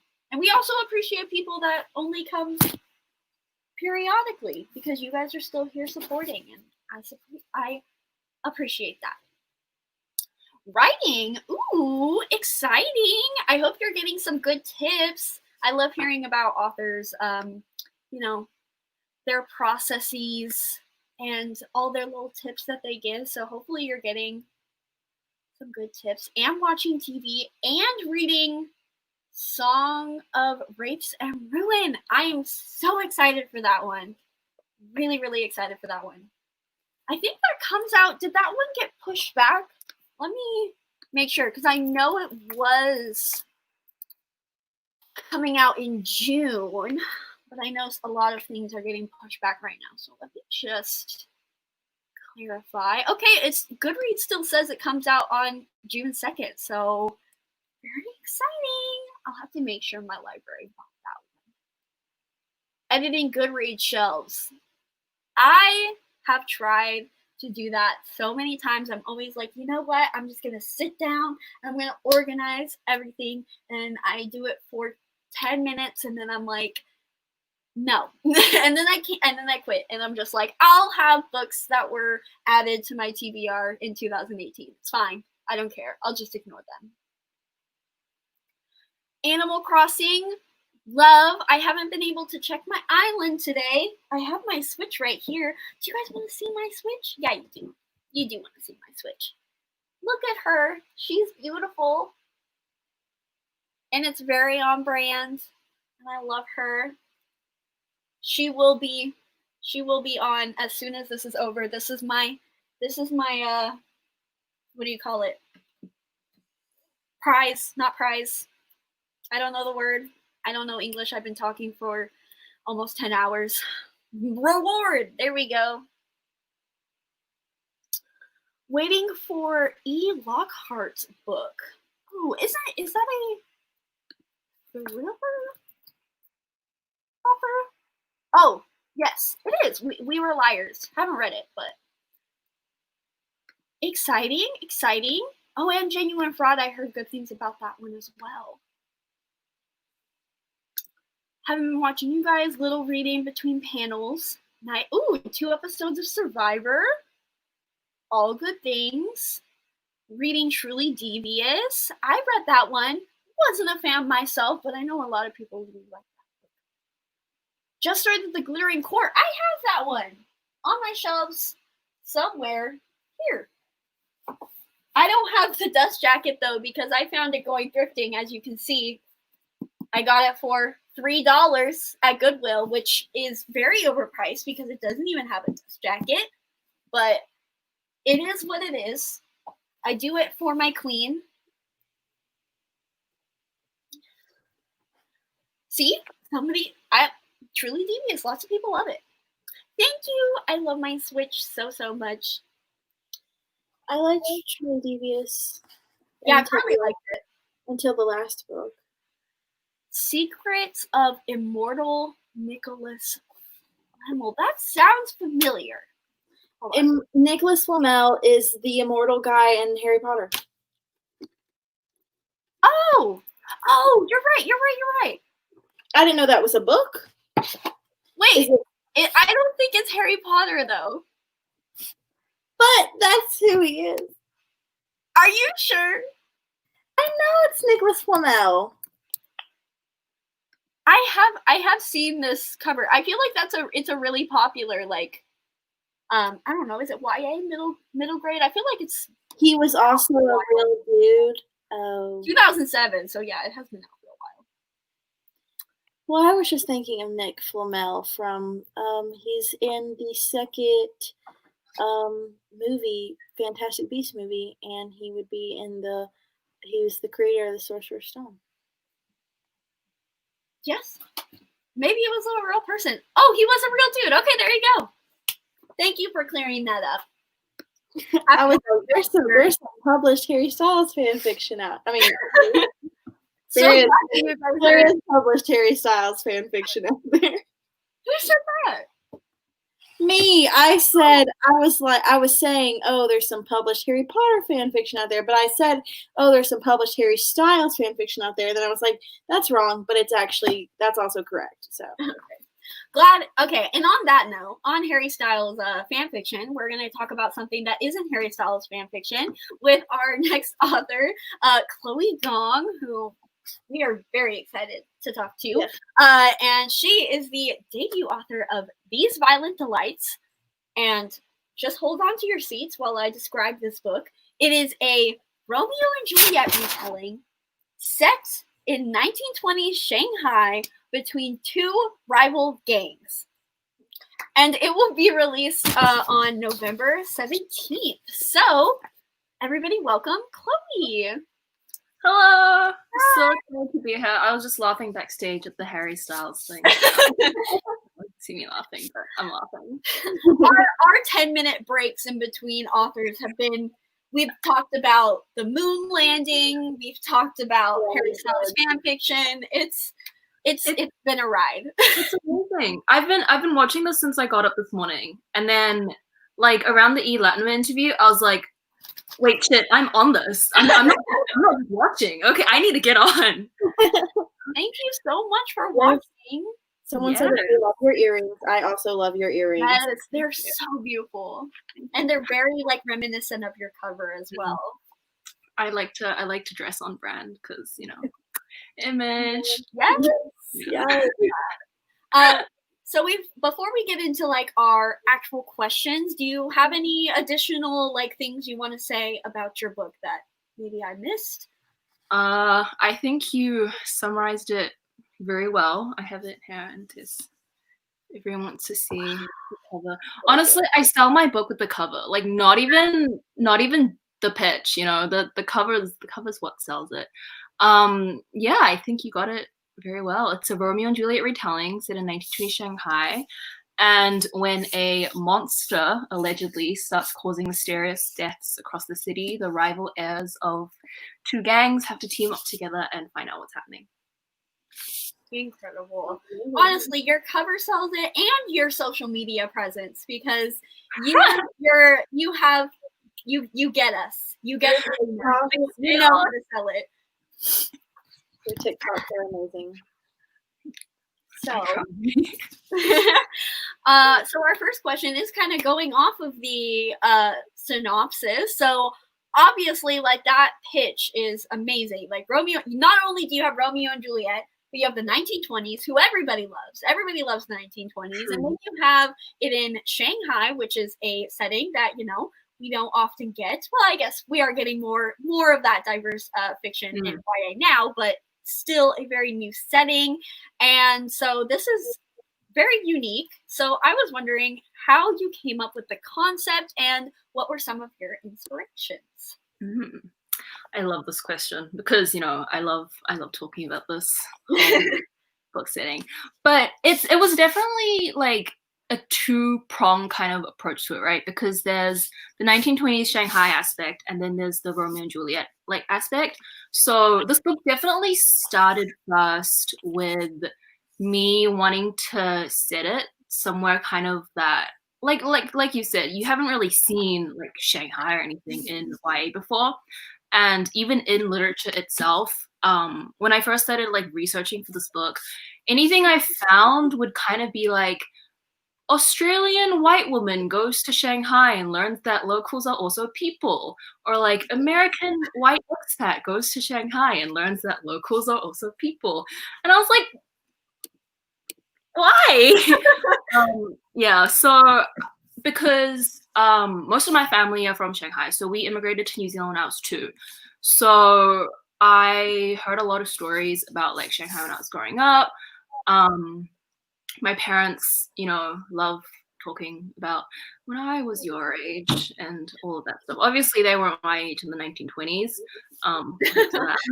but Shanghai's a city that hasn't really like changed that much. So when I do visit a few times, you can still kind of see the architecture as from that time period still. So I was like, this is something that seems really cool, and I would want to like explore what this is and what's happening.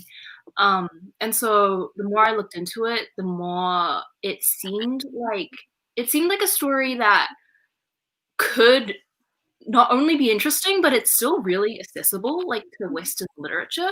Because I mean, obviously, like I was I knew that if I wrote it, I would want to go into the American market because that's like where most of YA is. And you know, it is, as much as I would want to be like, oh, I just want to write about the art, it is something you kind of think about. So I was like, well, what was happening in that time? And the history is actually so interesting because while China was never formally colonized, Shanghai was very much split between it was the French concession, which was the French was in control of the territory, and the international settlement, which had Americans, British, and Japanese governing it. So that was so strange because it was a city and almost like its own country in governance because there were just so many like players at once like grappling for power, right? And so I was like, well, doesn't this kind of sound like a YA fantasy like already in it of itself? Like it's this tiny like constrained space. There's so much going on. There's like a story in this, right? So once I actually looked into the history, I was like, well, then what else can I like bring to it? And then I kind of came to the Romeo and Juliet angle because strangely enough, I never actually read Romeo and Juliet in high school, even though I know most high schools do. I kind of came across that myself because I love atmospheric books, like books where like quotable lines. Like Heather, I know you love Lovely War, right? That's one of the ones where I'm like, these lines are just, I want to tattoo this on my face. Absolutely. Right? And that's kind of that's the sense I get off Romeo and Juliet as well, because like there are some lines where I'm like, damn, he did that. Right?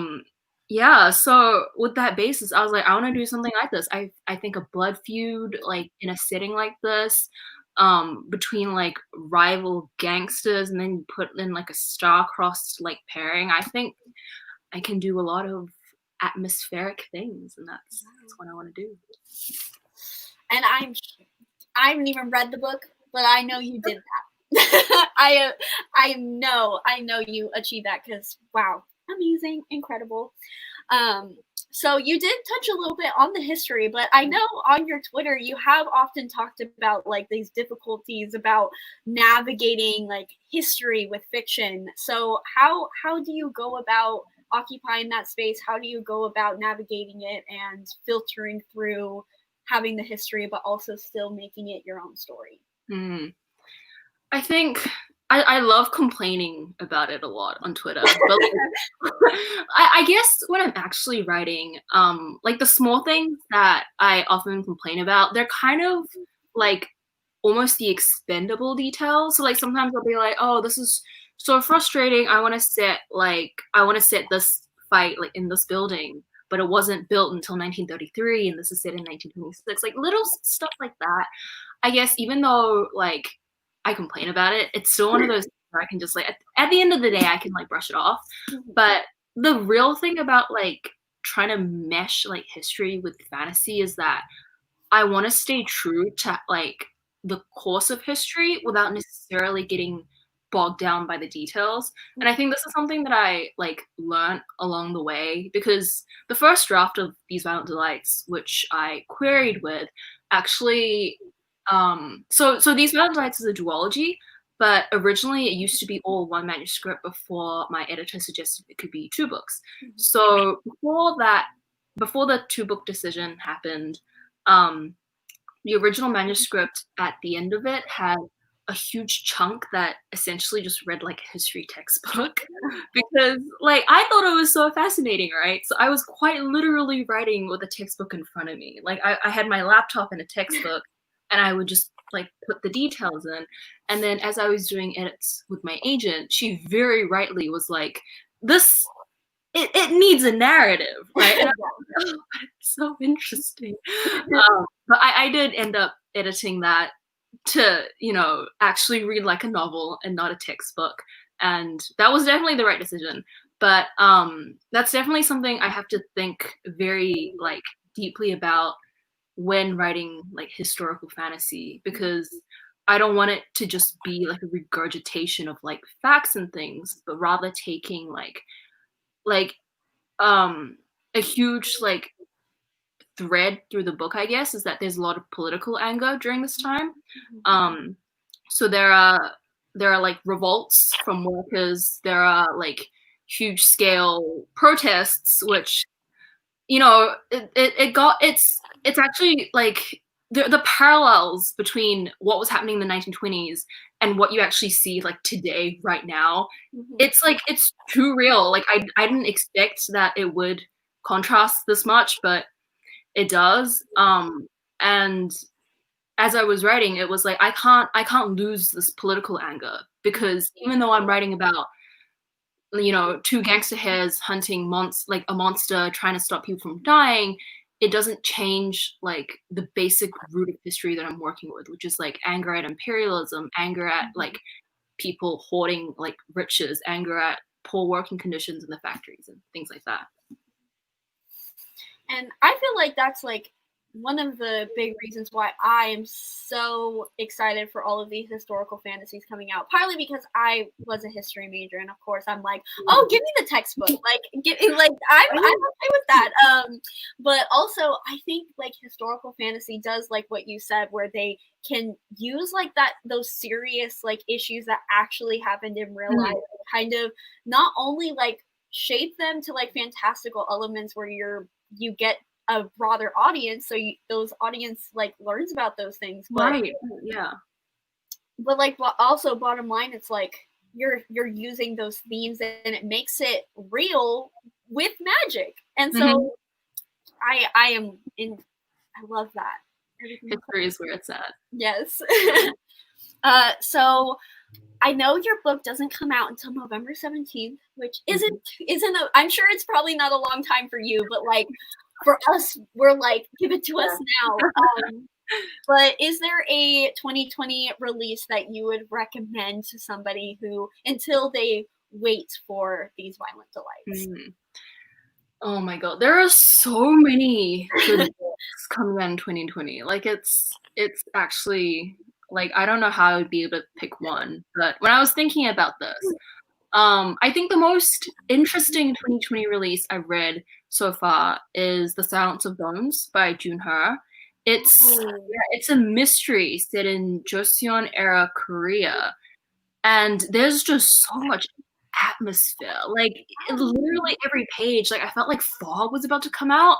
It's just, again, I even love that cover is like haunting. Yes. It's like hauntingly beautiful. Yeah, I love it. But also what I haven't read yet, which you guys were also talking about earlier, I'm also very excited for A Song of Wrath and Ruin by Rosemary Brown. Yes. That one looks incredible. Right? I love me a good we're murdering each other, but then we accidentally fall in love. That's honestly like God trope. Like, oh wait, we hate each other. Do I want to stab you? Should we make out? I don't know. Yeah. God tier cultural resets. Exactly. Okay, so we have a little bit of time for some questions from the audience. I know there were some questions, so let me just pull them up on the screen. Here we go. If you were to write another historical fiction, what time period or setting would you want to explore? Oh, that's so interesting.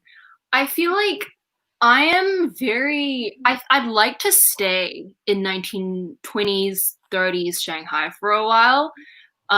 Because I think there was just so much going on that I don't think I can even cover it like in this duology. I'm hoping to write more. I don't know if publishing will let me, but I think I would want to stick with that for a while. There's just the 1920s in general, I think is such a good time period. I will say I don't think I would go any further than 1940s if I wanted to stay in China, just because of like, it's really strange, right? Because right now, like Western literature will let me write anything, like freedom of stuff, but you know, I don't think I want to go past 1949 if I were to write about China, because it's like touchy. There's a lot happening that, you know, it might not be necessarily my like right to touch, because you know I'm diaspora after all. I don't live in China anymore. But yeah, 1920s anywhere like in the world that I want to pop into. Maybe even like second world fantasy inspired by like Art Deco aesthetics is all something I love. Love that. Love that. I'm all here for the 1920s content. That is the only time period of the actual modern era where I'm like, all right, y'all can have that one. Yeah. I'll let you have that one. If you had a character that you would love to see someone cosplay, who would it be? Ooh, interesting. A character from anything, like any book series. Either one. Oh, my book. Honestly, anyone in my book, if people cosplayed it, I would just die. 1920s fashion is so cool. Like, if anyone wants to bring it into the modern sphere, I would lose it. I would be like, oh my god. Obviously, yeah.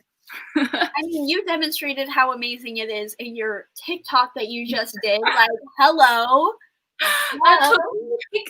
It was like what, a 10-second TikTok, and it took me like 3 hours to film because I was like, okay, I need to get my hand here. Yeah. And then like 10 minutes after I put the TikTok together, I realized I swapped hands midway through. I was like, 3 hours, and I didn't notice this.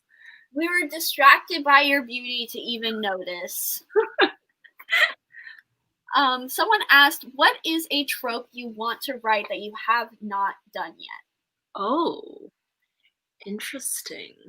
I have to admit, I guess when I start writing, I don't think as closely on the tropes. I feel like I think about that after I create the characters, and then after I write the relationships, and then I think, oh, this trope might work well for them, and then I kind of like lean into it more. But what haven't I done yet?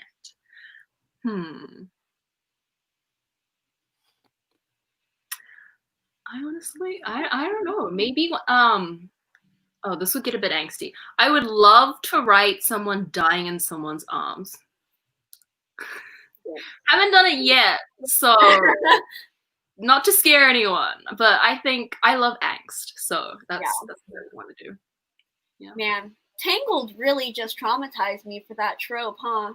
Tangled is truly God tier doing that. Yeah. Like, just we love Tangled. Someone asked, what part of the book was the hardest to write, beginning, middle, or the end? I think it differs with books, I think. So for These Iron Delights, I think the end was harder to write because that was what I revised the most as I was trying to adjust it for like the bigger manuscript itself and then splitting into a duology, so it changed a lot. In general, I think the beginning gets a bit hard to write for me, like as a person, because I have to really root down like what aesthetic, what atmosphere, what setting, like all the meaty, fleshy things I have to get in the beginning before I can like really move on. But with These Violent Delights, for some reason, like the beginning came really easily to me, which kind of like took me by surprise. The prologue it almost hasn't changed from the very first draft, which is I don't think that's common. So that was very much like a lightning strike of like divine inspiration. But yeah, the ending, it took a lot, but we got there. It's done now. Yeah. Do you have any querying tips? Ooh, let me think. I think keep going, don't give up because querying is hard.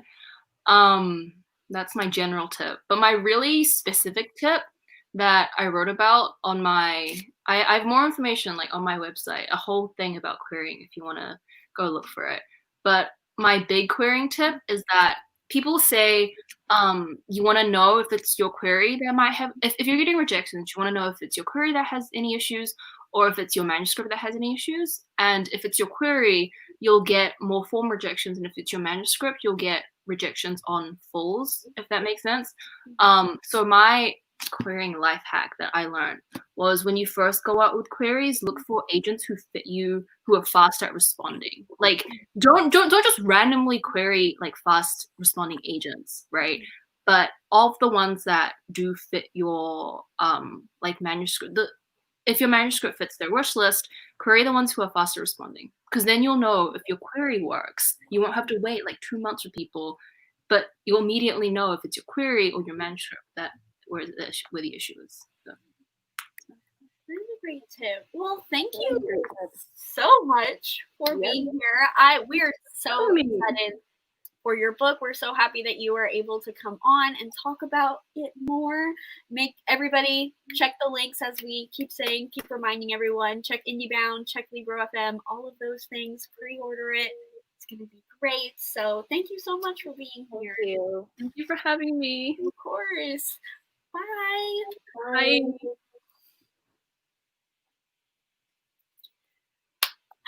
I'm so excited for that book. I am so tired. We have just 2 more authors left. I don't think we'll have to stay like the full hour of conclusions. We'll just do our closing arguments and closing thoughts and stuff. So we may be able to close out a little earlier than we planned.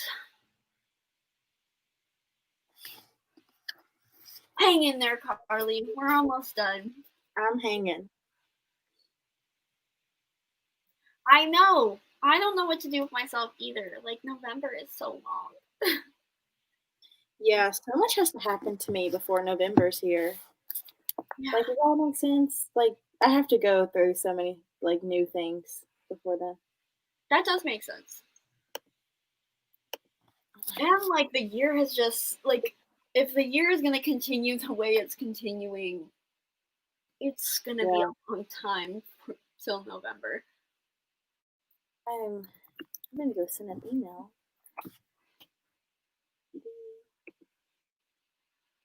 There is a giveaway coming up, yes, there is a giveaway coming out for Lori Lee, our next author, as well as Rin Chupeco. So our last 2 authors will be having giveaways.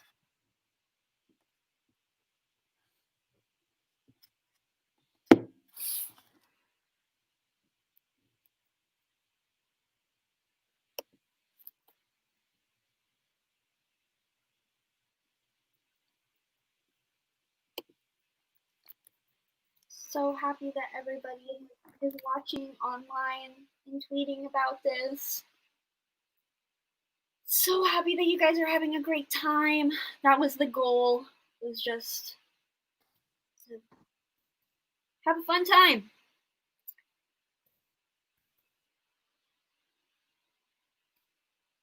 I'm accepting that program that I got into for law school. I got like offered a position to start law school early in like a special small class to like get a head start, and I'm like accepting it. I meant to send the email earlier today, but I'm doing it. That's good. It's very nerve-wracking.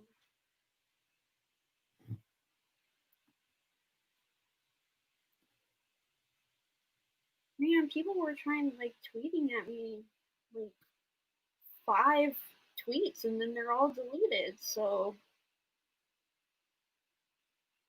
y'all really tried to say something, but then it's always saying something, but then tweets aren't loading right now. Oh yay, Taylor is starting law school in August. Oh. Yeah, I will be starting August 5th. That's so exciting. That was kind of the thing I was referring to when I said so many things have to happen before I can read these Violent Delights. My God, look at these lawyers. Oh my God, intellectuals. Here I am, just studying old white men, contributing nothing to society, and y'all are so great. You didn't necessarily miss the other giveaways. You definitely didn't miss the 7 book depository gift cards that we're giving out because you commented, and that's all you need to do. But you still have 2 other. How you entered giveaways is just commenting during specific times in which the giveaways were given out. So for authors, it's the first or second question that we ask depending on the books that we have. Our next 2 books, we only have 1 copy of each, so it'll be our first question that we draw from the audience will be the person that gets the book. And then for the book depository orders, you just have to comment at any point during the live show. So you're good. You're entered. So no worries about that. And it also doesn't matter like how many times you comment. Like I'm not gonna go in and like count how many times somebody leaves a comment. It's like you comment, you're entered, it's all good.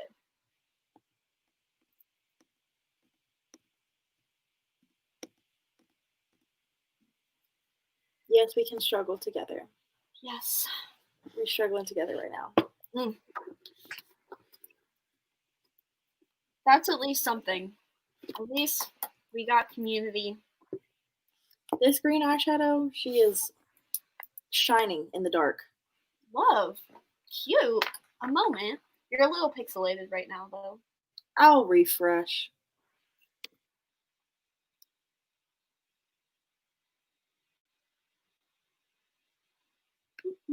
Man, I can't believe we only have 2 authors left. Like, this is crazy. Thank you guys. Thank you guys for supporting. Thank you guys. All that.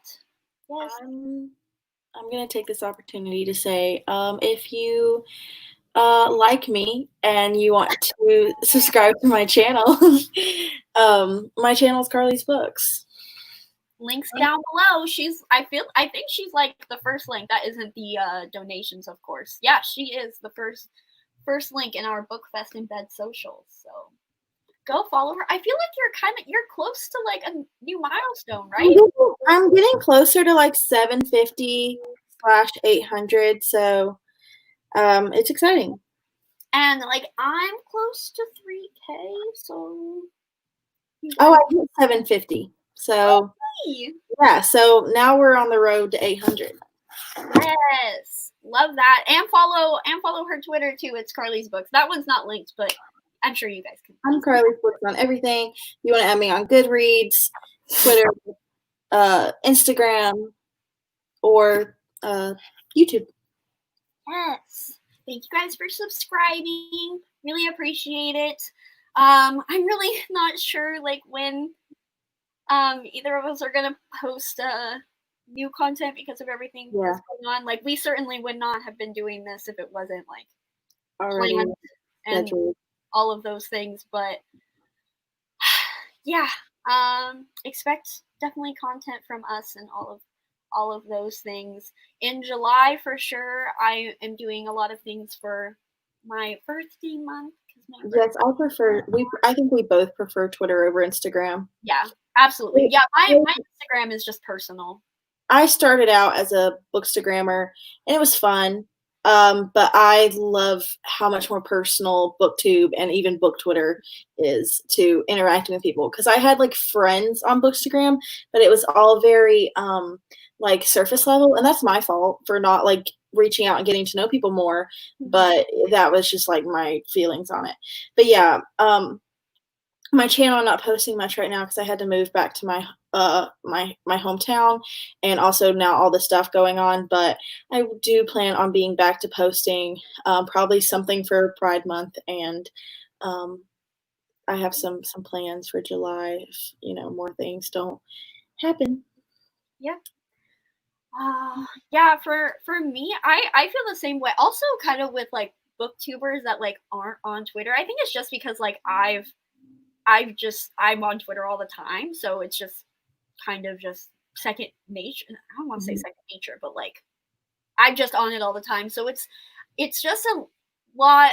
It's a lot easier to just see like who an actual person is. And as much as Twitter gets, there are a lot of negatives to Twitter, and as much as there are the downsides, I think it really does like make it easier for people in the community to come together and like find the people that you really vibe with, and like find the aspect of not even just being involved in the book community, but like find the niche of the book community that you vibe with personally. And I think Twitter is a I was just so focused on perfection and numbers when I was on Bookstagram, and I am just not when it comes to Twitter or BookTube, and I love that about it. Yeah, that's true too. Because also I've heard. I mean, again, my Instagram is personal, so like I don't really care about like I don't really see like likes or anything because I just post things. But I've heard that like the Instagram algorithm is just terrible. Oh, it's terrible. Yeah, it's definitely not something I had the skill to configure, but many people do, and they do it well. But not me. Oh, Deanna, is that how you pronounce? You can't correct me or not, but hopefully that's right. Definitely would recommend starting with the BookTube newbie tag. I think it's not required for you to start that way, but I didn't. Way for people to find your channel. I know every like couple months I like to look at the BookTube newbie tag and sort by most recent and all of those things. So definitely start there. Yeah, I didn't start that way, but it is a great way. I wish I would have. Yeah. Join Sapphic Book Twitter. Yes. I don't know if I would qualify as being a part of Sapphic Book Twitter, but I would love to be in the community so I get more recs. Oh yes, readathon TBRs are also a great way to get exposure. That's true. I just went off a little too much when I filmed my BookTube newbie tag. I had to delete it. I've been in the community too long to be doing that. Like y'all don't know me already. Hello.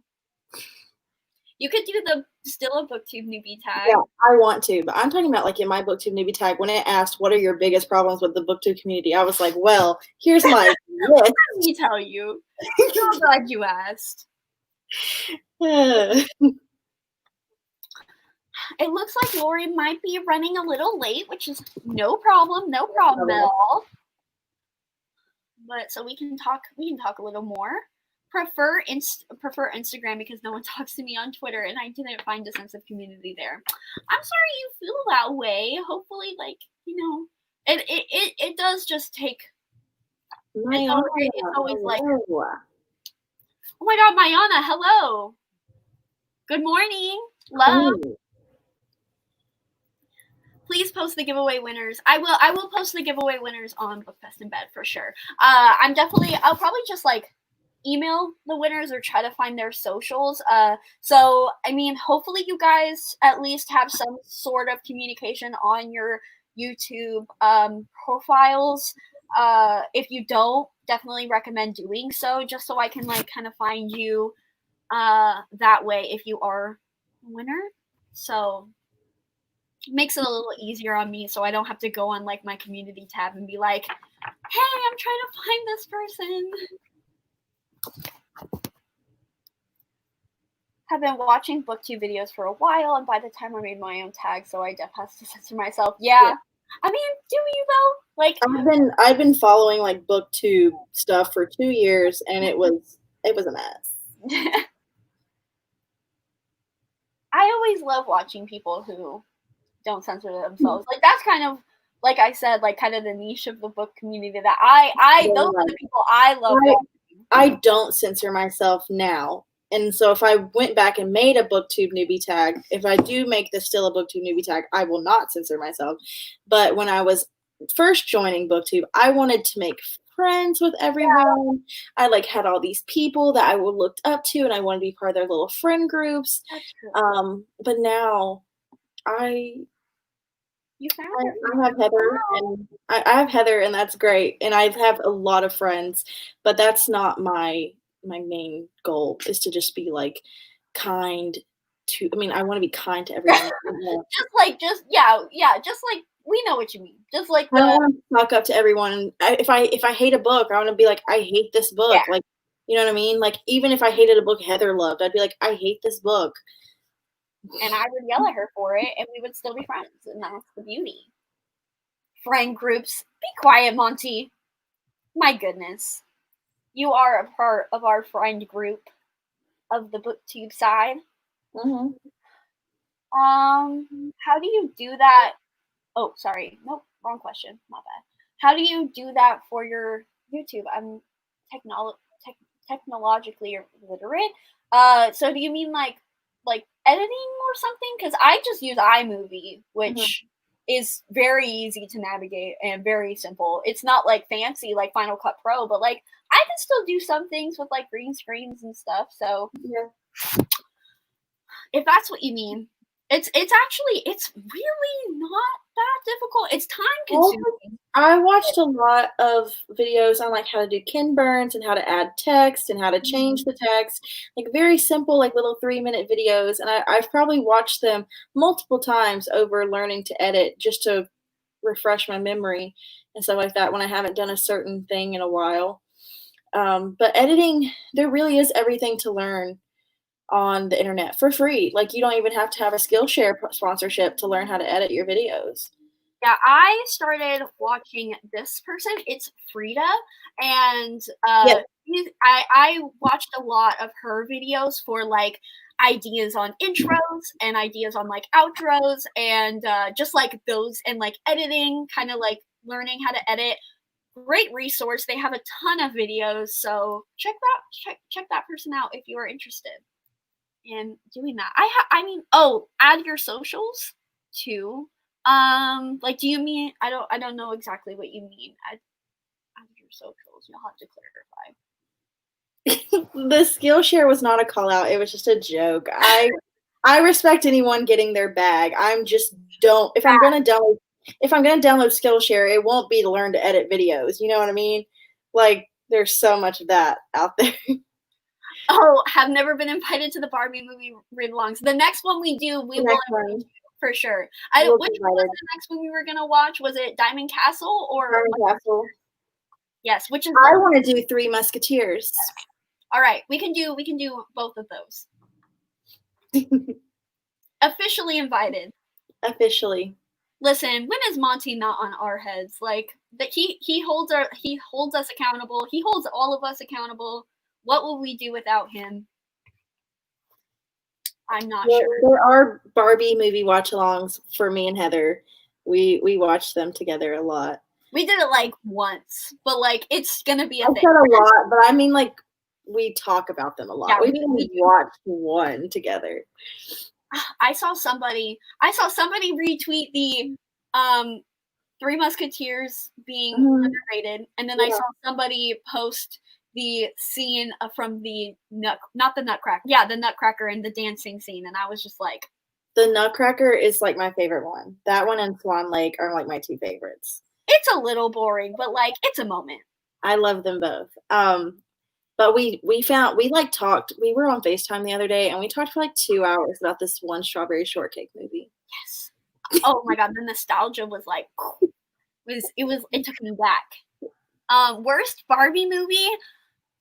I mean, okay, I there are a lot of bad like of the new ones, but if we're getting juicy and if we're getting controversial and we're talking about the ones that everybody loves,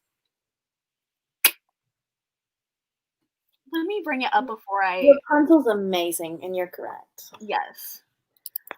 Like my instinct is to say the one that everybody loves, but that might be this one. Yeah, that might be a little mean. My instinct out of all the ones that everyone loves, and not like, oh yeah, of course no one likes like Princess and the Pop Star. You know what I mean? Even if people do like that one, but you know what I mean. Is that I think Princess and the Pauper is overrated. Yeah, because even Swan Lake, I feel like Swan Lake is a little boring, but like the aesthetics of Swan Lake and like the music. Yeah. So I really do think Princess and the Pauper is not worse because it's not bad. Like there's still iconic moments, like You're Just Like Me and freaking the dancing one with the love interest.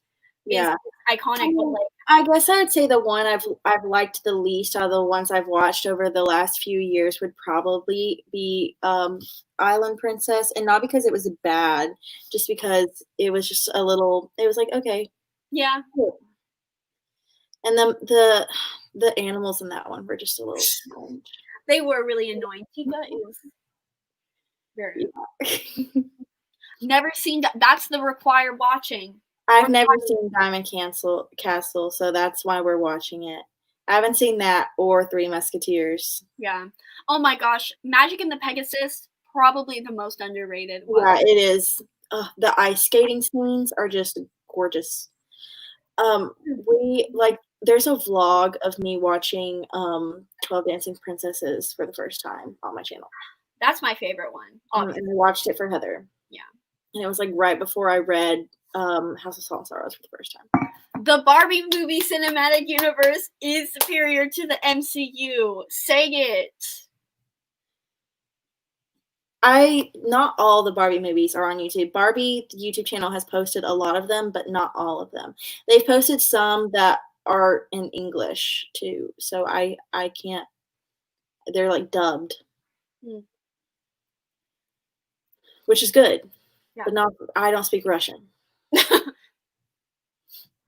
Unfortunately, I would love to speak Russian. I had to play This Is the Yes game. It did slap. It did. You're right. I love that we're all connecting over Barbie as well. Like, it was a moment. It was honestly, like, I'm not gonna say like it wasn't more formidable than Disney, because like Disney was the moment. Yeah. Like the Tinkerbell movies, especially. Like, I had a Tinkerbell room. I loved the Barbie movies. I was just a fan. But, yeah, and the Bratz movies, like childhood. Yes.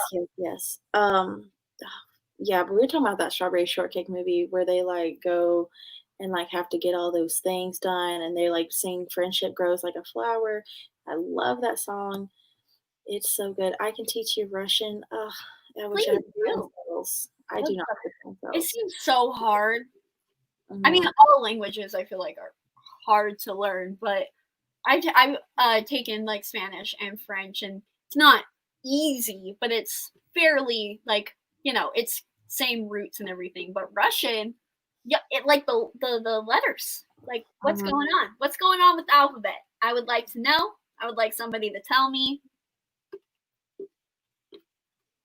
I would love to have a Swan Lake retelling. You know what? You're right. Also, freaking the Swan Lake movies. Odette, Sexual Awakening. I say that every single time I watched an animated Pretty Girl. I'm like, oh my god, Sexual Awakening. I was like, bitch, you have always been gay. Like, always, from birth. I love that name. Yeah, I do too. If you guys have any Swan Lake recommendations, let us know. Would love to hear them. I don't know what happened to Lori M. Lee, but hopefully she like comes after or kind of shows up afterwards. I mean, we can stay a little longer for her. Blanca and Roja is it's a Swan Lake retelling? I didn't know that.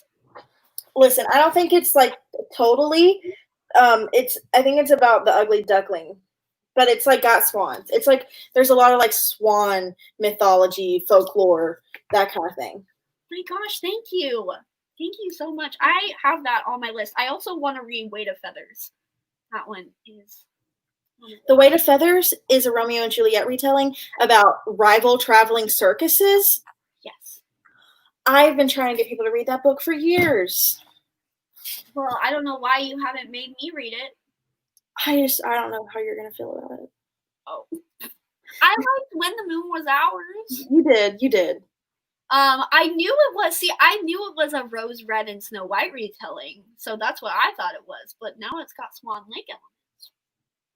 I love Anna Marie McLemore. They are amazing, and I need to read this because it's been on my shelf for a few months. Yes, Dark and Deep is read. The Red Shoes is like top 3 fairy tales for me. So I think I read a few chapters from that when it first came out, but I haven't been able to get my hands back on it because library and things like that. Dark Breaks the Dawn. Dark Breaks the Dawn. Looking it up. We have disagreed books before, Julia. So yeah, we have opposite taste, honestly. Looks interesting. Oh, it came out fairly recently. That's good. Not that books that didn't come out later are bad. You never know. Some of them are.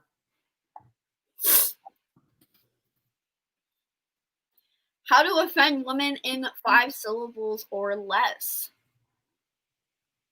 Love that. What is that from? I'm sorry, I'm not understanding the reference. I'm sure it is relevant to what we were talking about, but wait, that sounds really familiar. I'm just blanking. I'm looking it up. It's from Swan Lake. It's from the animated Swan Lake movie, which I have never seen the full thing of. Oh yeah, you're right. Yeah, that was. You haven't seen the full thing? Swan Princess. Swan Princess. No, I've never seen it, the full thing.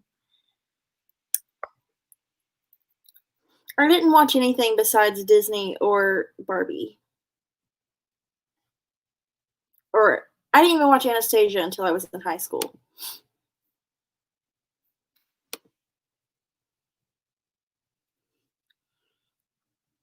I watched Fern Gully once. Ooh, I love Ferngully. Oh my god, that one is such a good one. I loved me some fairies. Still do. I had a subscription to Pixie Hollow online, and I am so sad that it is down.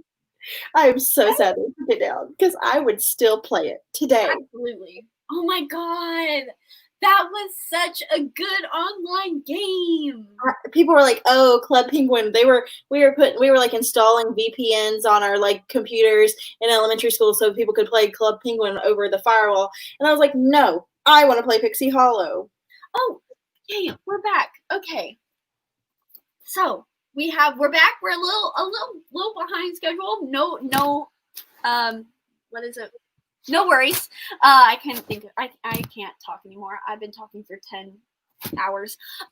So our next author guest, unfortunately, we have to pause the Barbie movie discussion, is going to be Lori M. Lee, who is the author of Gates of Thread and Stone and the upcoming released Forest of Souls, which is about Sersha, which you'll have to correct me if I was wrong in pronunciation with that, but who has restored her best friend Sango's life and now has to use her newly found abilities to bridge peace between kingdoms, and it will be available on June 23rd. So I hope you guys are excited to meet Lori. Hi. Hello. Well, sorry I'm late. No worries at all. Like we have been like really good with time, so like oh great. We no worries at all. How are you doing? Pretty good. I don't know if you got my frantic emails this morning. I thought it was 9:10 a.m. I'm sorry if I accidentally put AM. I know I did that with like, one other. It was me. Okay. Yeah. Well, no worries at all. Completely understand. I'm really excited to have you on. If there was any other thing, I know I gave a really short pitch, but if you wanted to say anything about Forest of Souls that I might have missed, feel free to do so. No, it sounded right. It's about Saoirse. Her name is Saoirse. Yep. And she's a spy in training, and she learns that she can shepherd souls, which is a rare ability. And she gets tasked with controlling an ancient forest possessed with vengeful spirits. Incredible. So just getting into the questions, Forest of Souls has a focus on a strong female friendship. So what was your motivation for having this friendship between your two main characters be a central theme in your story? So like way back in like 2014, which is when I first wrote this book, I had just finished reading like a whole string of YA novels where like there had been best friends, and every single one of them, the best friends had a falling out, and they would spend the majority of the book not speaking to each other, and like for whatever plot related reason. It was usually something petty, something superficial. These supposed best friends who've known each other like since they were kids, and then suddenly whatever, something happens and then they hate each other, for whatever reason. And it drove me bananas. Like I just really wanted a story about friends who stayed friends and who had each other's backs, so when I wrote Forest of Souls, I really wanted to lean into that. I wanted to portray this friendship between girls where, yes, the plot will strain the relationship. Yes, it will test the relationship, but ultimately they choose each other because that's what friends do. Sounds amazing. I definitely like reading YA. Like, I think at the top of my head, I really can't think of a lot of strong female friendships besides maybe like Six of Crows, maybe The like Vampire Academy. Oh yeah, Vampire Academy, but there isn't a whole lot, and so I'm really excited to read about a female friendship.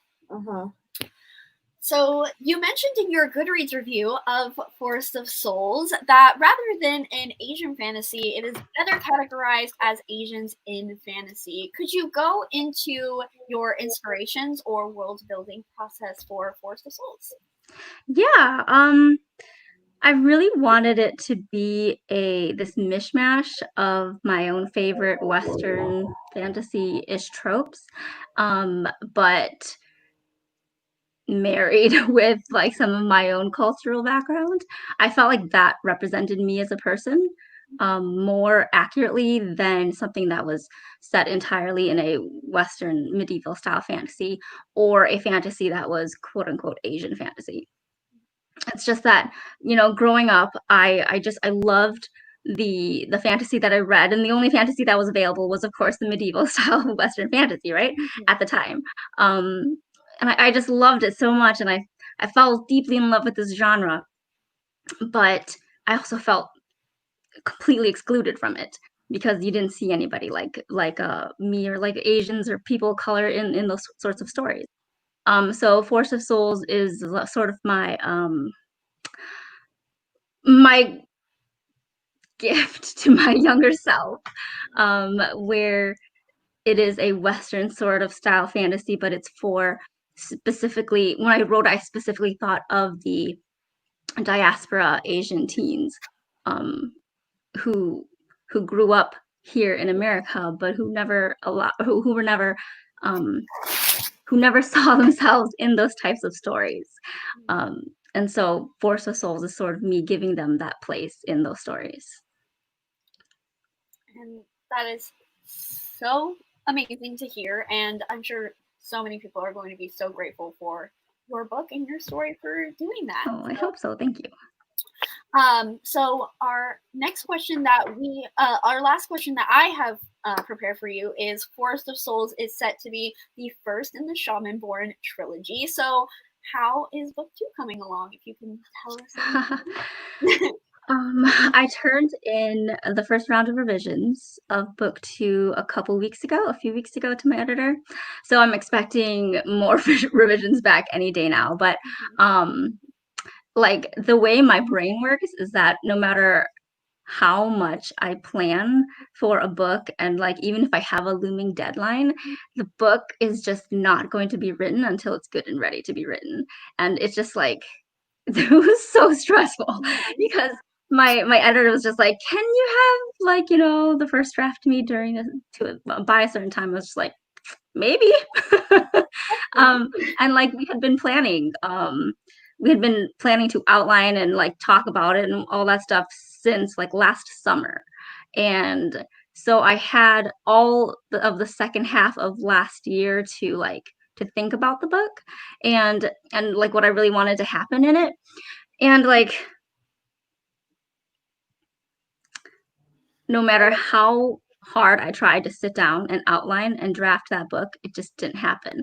And then I was finally able to do that just earlier this year, in like maybe in January. Yes, it was January that I was finally able to write it. I was just like, oh, thank goodness it happened. And now I have to do book 3. So stressful times, but I'm sure it'll be worth it. I'm very excited. Haven't even read book 1 yet, but I'm sure the wait is going to be worth it, and your hard work is going to pay off with readers. I hope so. So I totally forgot to mention, apologies for this, but we are, Lori is kind enough to be giving away a copy of Forest of Souls to the first person who gives, who we draw their comment from the audience. So I'm just going to give you guys a little more time to ask a question, think about questions. So I'm going to come up with a question at the top of my head.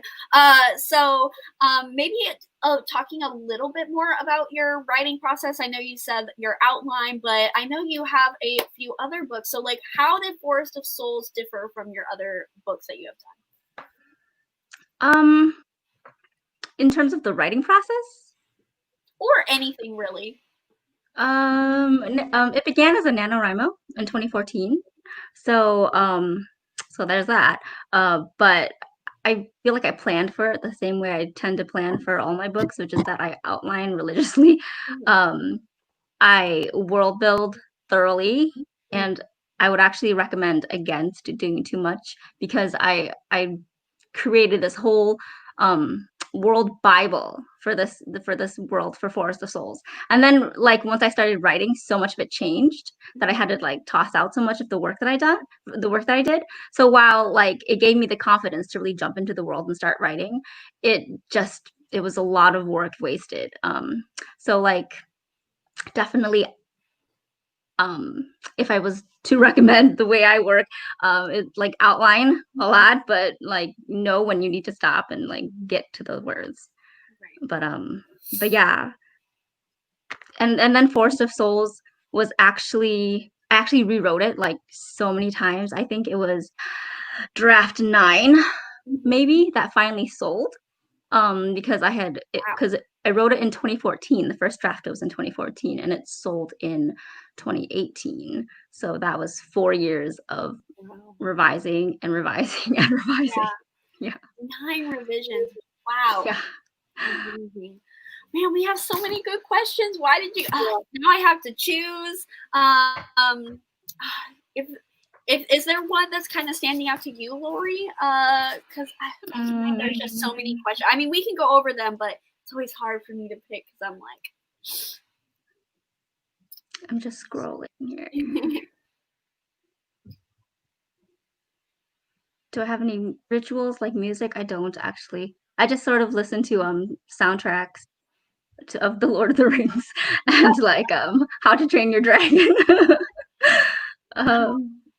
We can pick this one. What are some of your favorite, because you mentioned that you grew up reading a lot of the medieval fantasy, so what were your favorite fantasy books or influenced you as a writer? Okay, I'm gonna be a complete cliche here, and like the very first book that I read that was like true high epic fantasy was The Hobbit. And it's a lot to do with, I think it had a lot to do with just availability. Because like I'm from a small town, we have a very small library. The sort of books we had there are just the ones that were very widely available. So The Hobbit was one of them. And I read that as, I think in elementary school, I think I read that. And I just fell like so in love with, first of all, like the scope and the quest and the world. And I knew, first of all, that this is something I wanted to read, and second of all, that this is something I want to write. So The Hobbit was a huge influence. And then after that, well, before that, actually, weirdly enough, R.L. Stine, who wrote the Fear Street and the Goosebumps novels. And so like my earliest stories are actually like really terrible ghost stories with murder and like whatever stuff that I like, I don't know where that came from as like a 10-year-old. But yeah, after that is The Hobbit, and then Neil Gaiman is a favorite, and more recently Leigh Bardugo is a huge favorite, Holly Black, the amazing writers. Yeah. Love that. Thank you for sharing. I like this question as well. So when did you realize your passion for writing? Very early on. I've wanted to be a writer since I was like very young. I think part of it was escapism. Like is just a way for me to put myself into a magical world that we didn't have here, So part of it was just to escape. and I never really, and I think at that point I didn't take it seriously to the point like I want to be a published writer, but it was more like I want to be a part of these worlds, so I'm gonna write myself into it.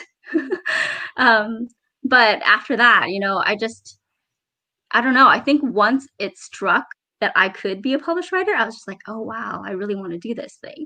And that was definitely in elementary school, so it was very early on. Like, I wanted to do that, and then I wrote a very terrible self-insert portal romance fantasy when I was like in 5th grade. It was wildly inappropriate for anyone in 5th grade to be writing.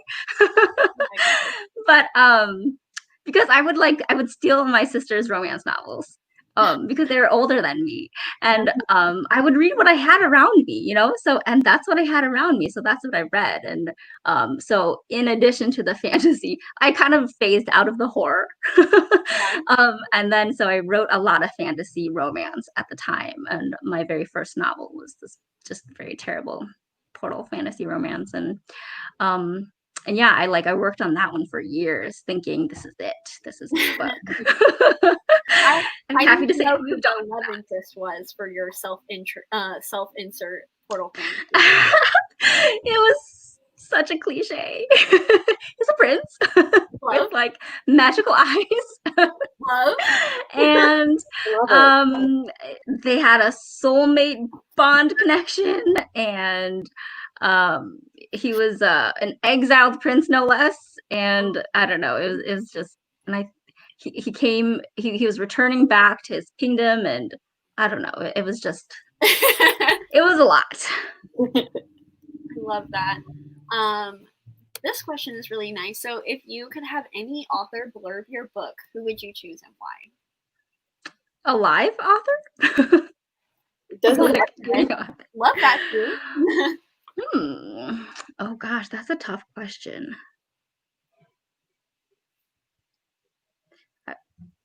I don't know. I genuinely don't know.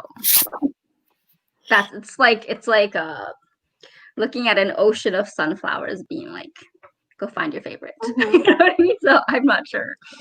Like, how about all of them give a raving review? And there you go. just like the entire book is just like blurbs from authors. Exactly. Someone asked, if Forest of Souls was made into a movie, do you have any ideas for who you want to be cast? Well, that would be amazing, first of all. And second of all, I don't. Like, I try not to think of actual real life actors for the characters, because then it sort of just gets stuck in my head that way. and then you know, should that ever happen, I don't ever want to be disappointed, of course. But yeah, I try not to do that. Like, I just want everyone to sort of like sort of have that freedom to like choose whoever they want to play the, or to whoever they visualize as the actors. Because I feel like anytime an author decide or like does that, like picks their own actors or does whatever like that, it sort of supersedes what the reader envisions. Because then if it comes from the author, it's like, oh, it's canon, you know what I mean? So yeah. I don't want to do that. That's a good point, for sure. Little differently than a cast, but lots of people, including us, have praised the beautiful cover. Stunning cover. So how important was it for you to have a cover showing an Asian character, and was it something you pushed hard for? You know, the cover underwent quite a journey, actually. They didn't really, page 3 is like really, it was really amazing, and they wanted to make sure everybody was very happy with the cover. Oh, why did that just go dark? Okay. So but actually asking for my input on the cover, they didn't really do that, but they wanted me to be happy with it. So the very first comps that they gave me, I wasn't too crazy about. It was a little too horror. It leaned really towards the horror, and I was just like, this is too much horror. It doesn't convey that it's a fantasy. So we sort of just completely scrapped it, and then they asked me for, so they decided that they wanted to commission an artist to do something completely original. It's like, oh yeah, great. I wanted an illustrated cover. Like that was the ideal for me, an illustrated cover. I was like, yes. So they asked me for like a list of artists, like my top choices for artists, and Charlie was one of them. Of course, she was my top choice, and like there were several others as well who were really amazing. And then when they came back and said that they had gotten Charlie to do the cover, I was just like, yeah. I think I just completely flipped out. I was like walking on clouds all day that day. Yeah, and then again, they didn't really ask for my input on the cover. They sort of just gave me like, this is sort of what we want her to do. And they were already there with having the Asian, showing the Asian character on the cover, which was really amazing. Like I didn't even have to ask them to do that. They just like, they were there with it already. Yeah, and then like I started seeing cover comps and I was just, oh my God. Yeah, it was really amazing process. That's amazing. It is just so beautiful. There are so many beautiful covers coming out in 2020, and yours is absolutely top of the list. Yours, yeah, I don't know how they're gonna top it for book 2, but yours just absolutely looks like it's glowing. It's just so gorgeous. So beautiful. Love this question. What message do you want your reader to take away from Forest of Souls? I want to say, like, I don't want to be preachy about it. Like, Saoirse goes through this journey of self-acceptance and she just and like there's the themes of the friendship, there's the theme of self-acceptance, you know, there are those themes in there, and I hope that they do resonate with readers. I hope that readers can read it and see themselves reflected and like take away, you know, something personal from the story. I genuinely hope that that is like what happens, but I also just want Forest of Souls to be an escape for readers the way fantasy was an escape for me as a kid. Yeah, like I just want Forest of Souls to feel immersive for readers, to be like something that they can disappear into for a while and forget all the craziness that's happening. And you know, hopefully it will resonate with them. Hopefully, I mean, maybe it won't. Hopefully it will. But ultimately, I just want it to be an escape. And yeah, if that makes sense. No, absolutely. Like, I'm not saying I want to like live in a forest of vengeful spirits, but I would love to read about it, and I'm excited to do so. So, speaking of that, do you have a favorite scene that you wrote from Forest of Souls?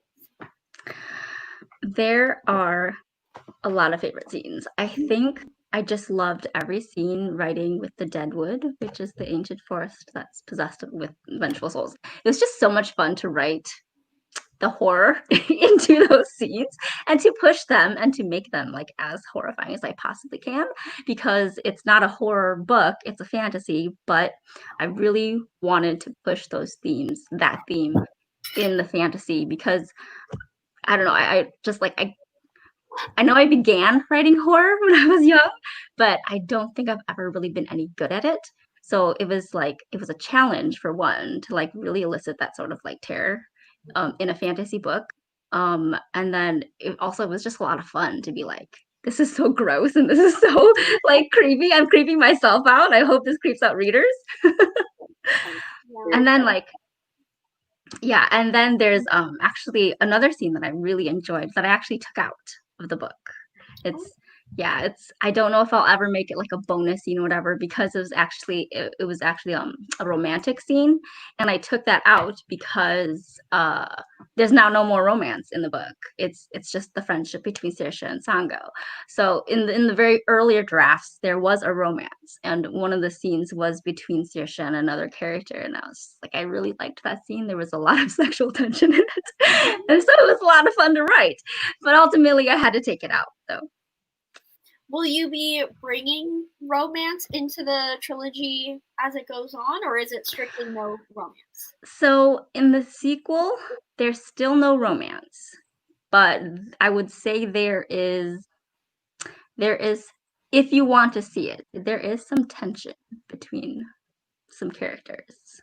Won't spoil it, but there is tension that is there if you choose to see it. I will always choose to see 10. I don't know about anybody else, but always. All right. So I think that's pretty much it. So thank you so much for coming on. I know Carly and I and so many people in the chat are so excited for Forest of Souls. It sounds amazing, so incredible. Very excited to get it into our hands. I will definitely email you for with the winner information and all that. But thank you so much for coming again. Really appreciate you talking about your book, and I hope you have a wonderful rest of your day. Thank you. Thank you so much for having me. This was a lot of fun. These were some great questions. Yes. Thank you. All right. Bye-bye. Okay. Make sure you guys check out the links, Andybound, Libra FM, all the things that we are discussing.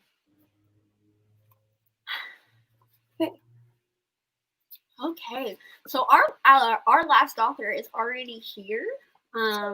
She's currently out and about right now, so we'll have give a couple minutes of a break. Oh, she's here. Okay, so we're just gonna get right into it. If you guys don't mind, we're just gonna move right along. So our last and final author of the day, our last discussion. This is so surreal. Yeah. I feel like this has just been so crazy. So we have author Rin Chupeco, who is the New York Times bestselling author of the Bone Witch trilogy and The Girl from the Well, and their most recent release, Wicked As You Wish, which is about a group of hooligan teenagers who travel back to the fairy tale kingdom of Avalon in order to change the world. And it is available now, and we have a finished copy to give away to the first, question that we pulled from the audience. So, and it's so beautiful, by the way. So definitely send in your questions throughout this. Everybody, hello, it's Rin. Hello. Hi. Hello. Hi. Nice meeting you guys. Yes. Thank you for having me. I hope you're doing well. Hope you're doing okay. Yes, it is like 11 a.m. here in the Philippines right now, so it is super hot. Oh. And I hope you guys had a good day, because I know it's at night for most of you guys right now. Yes. Yeah. We've been going for a while, but we're happy to end it off with you, ending on a high note. I will say that, the Bone Witch, oh my gosh, if you guys in the chat have not read, absolutely need to check that one out. Amazing, amazing fantasy. But we're here to talk about Wicked As You Wish. So, if you have anything else you want to blurb or pitch for Wicked As You Wish that I didn't mention in my quick little synopsis, feel free to do so. Like hooligans trying to save the world. Yeah, that pretty much sums it up. Good. I'm who doesn't love a ragtag group of hooligan teenagers in any setting, let alone an amazing world that you created with Wicked As You Wish. So we're going to get into the questions now. So you have mentioned that it has taken you 9 years to get this book published. How does it feel to finally have it in your hands? Oh wow. Well, there's relief. It's finally out and it's in my hands as in book form. But in a lot of ways, it's still there's this sort of grim determination that I still have when I first started writing it, and I started trying to pitch it. I do want to say the main reason why it took so long to have it sort of taken by an agent who was interested enough to read it was because Wicked As You Wish has a Filipino protagonist. Her name is Tala. Mm-hmm. And when I first pitched it, when I was first querying it, most of the feedback that I did receive from agents basically said, it's a great book, but I was wondering if it was possible for you to make the main character white. And their explanation for it was basically, it's kind of pitched as the American government as one of the antagonists of the book. And it would feel more like more people would prefer it if a white character was in charge, like leading against against their own government and stuff like that. And I was like, no, I'm not white, I'm not even American, so why would I be, I mean, I don't want to write a book about somebody else's experiences, even though American media is really big here in the Philippines as well. So if you could ask me, am I gonna be able to write a white character in my book, I would say yeah, I probably could, but I don't wanna. Like, why would I?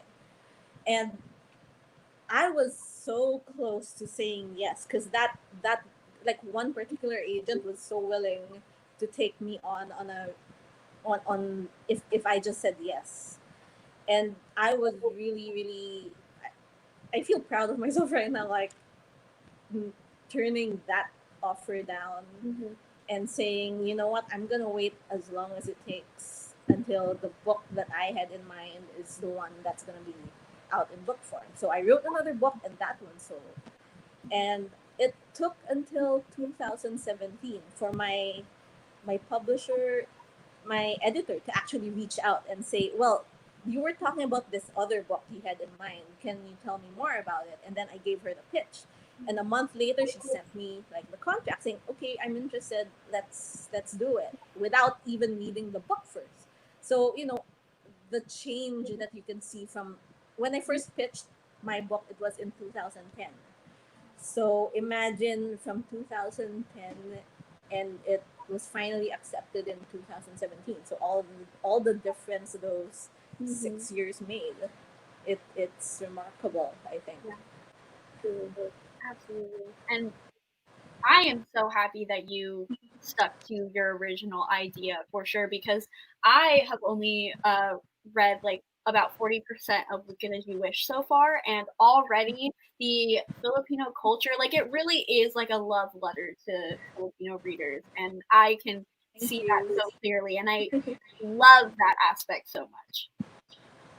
Thank you. Yeah. That was what I was hoping for. And I, like, even though I'm writing with my own culture in mind, there's always that terror at the back of your head, like, what if I don't do this right? What if, like, I'm misrepresenting my own culture, my own country? So that's all. Even when you're writing something that you've grown up with all your life, that you're raised in that culture, it's always that thing at the back of your head going, what if I do it wrong? Yeah. And yeah, I think more people ought to know about that. Like, even people of color have their own struggle with trying to do the right thing when they write their books about their own culture. Absolutely. So kind of like picking off of the amount of Filipino culture that you have in your book, a huge part of your book is kind of this examination of refugee politics through these fairy tale like characters. And so can you explain your decision to showcase the reality of refugees through these fairy tale characters and places? Well, what a lot of people don't actually know is that immigration is a huge issue in the Philippines, and it didn't start in like 2016 where like it blew up as in America as an issue, but it was a really big issue way back in the 90s in the Philippines, because we have this term in Tagalog called TNT. It's short. It's an abbreviation for Tago ng Tago, and it means just keep hiding. And Filipinos are like a big number of immigrants in the United States, and that has always been an issue with us, because even in the Philippines, there is a certain sort of discrimination against Filipinos when it comes to seeking life abroad, because we're not able to do so here. Like, a lot of us, 80%, I think 80% or 75% of the country lives below the poverty line. So looking, when you're looking for a job elsewhere, it's not just a job, it's like your life. This is going to be your life. This is what you're staking your life on. And so many people are willing and, desperate enough to do whatever they can to make sure that they can live a good life, not just for them, but also for their families.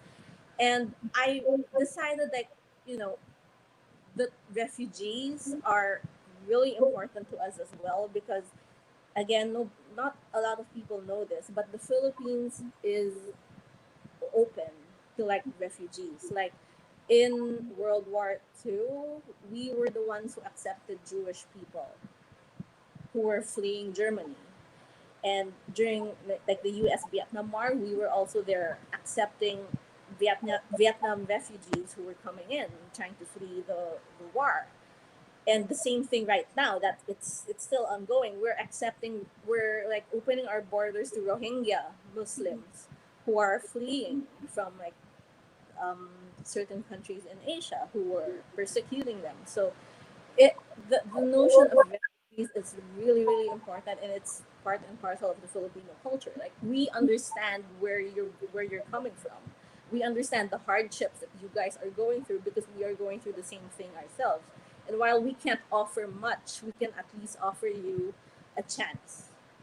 Like, and that's the sort of that Filipino thing is what I wanted to put front and center in my book about, but especially when I was revising it, that the whole everything was blowing up when it came to like U.S. immigration.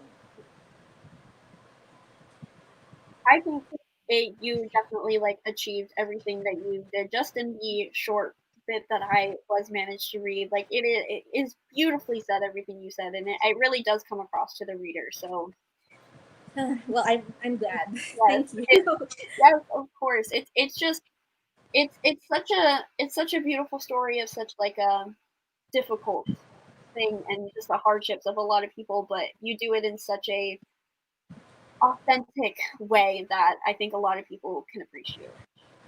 Well, thank you. So our last question that we have prepared is, what do you wish readers can get out of reading? Well, basically everything that I've mentioned before already. I think it's really important that, well, there's a big reason why I've also written Wicked as You Wish as an ensemble cast. And it's basically just saying we're all in this together. And also, like we have our own stories to tell. Like every country has its own story to tell, every culture, but that doesn't mean we're monolith when it comes to certain things. Like we we don't want to have our experiences labeled as unrealistic just because you're not familiar with our culture and that you're used to certain stereotypes. And you know, when it boils down to it, it's all of us working together that's going to make everything better. And that's the main thing that I want to push. Absolutely. And I think that is definitely a message we especially need to hear right now at this very moment in the world and with everything happening in the US at the moment. So I love that, and I hope that readers do get that message from. So now we have about 10 minutes to pull some questions from the audience. So we already have some. So I'm going to pick this one. I really want to get a little bit more of this. So what is your favorite element of Filipino culture you've incorporated into your books, aside from the refugee aspect too? If you're gonna ask most, I think if you're gonna ask most Filipinos about that, they're gonna say the food. Like, yes, we love talking about food. We will, like, as every chance we get, that's what we're gonna sort of focus on because we love good food, and like we love we love food from like other cultures as well. And but there's something really really great about home cooked meals that you've grown up with. and I'm sure like every culture will say that.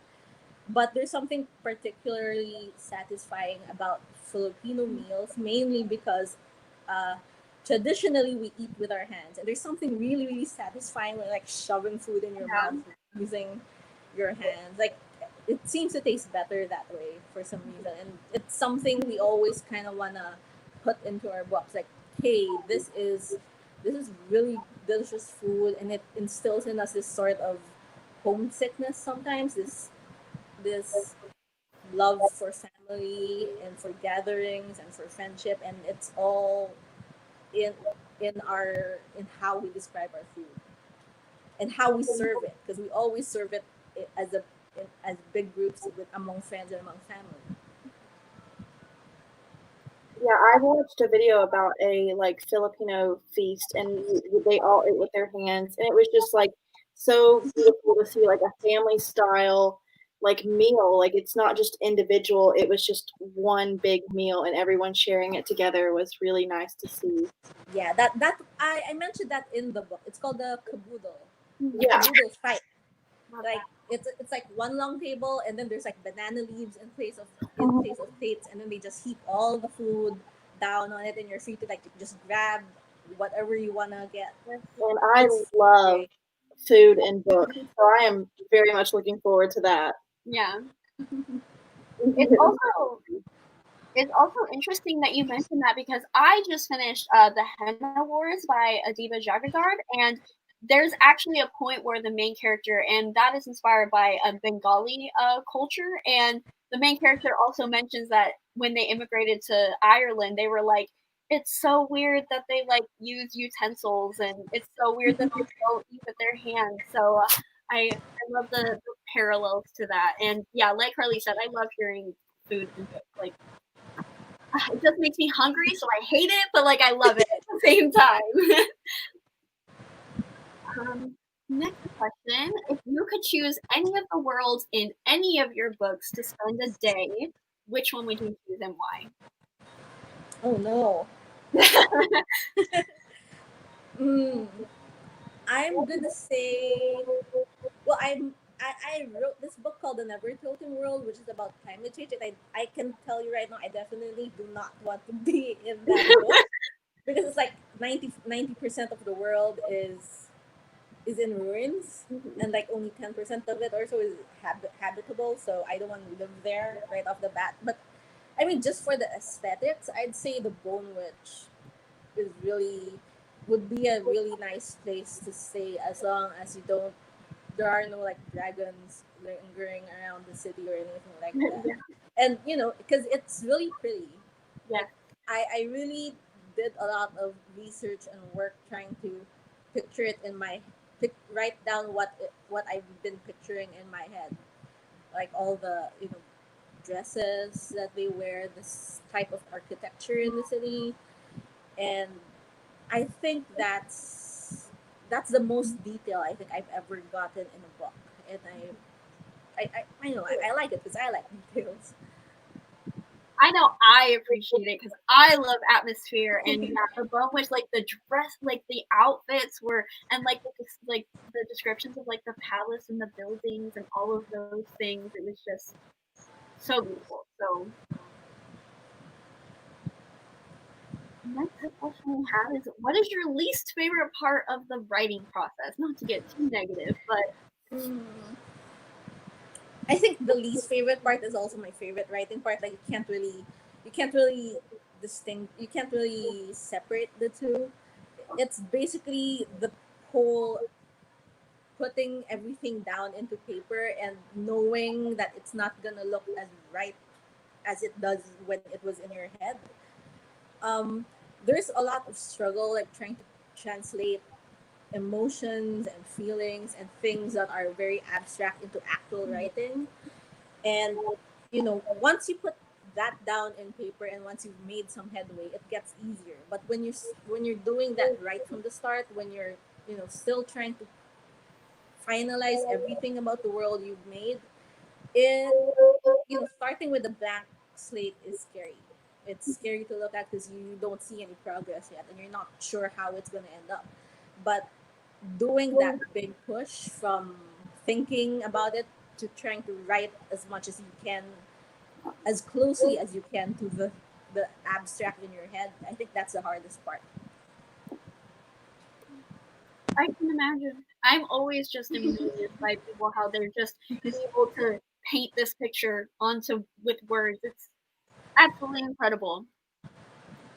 I think the last question we can leave off on is: are there any other Filipino books that you'd like to bring to the forefront to leave people maybe at Are we like YA or MG or any and all I know so many great books with middle grade. Like to start off, there's this book called My Fate According to the Butterfly, and it's written by Gail Villanueva, and it sort of deals with the drug war in the Philippines in a more through the eyes of a young girl and how it affects her and her family. And I think that's really given in light of certain like current issues in the Philippines itself.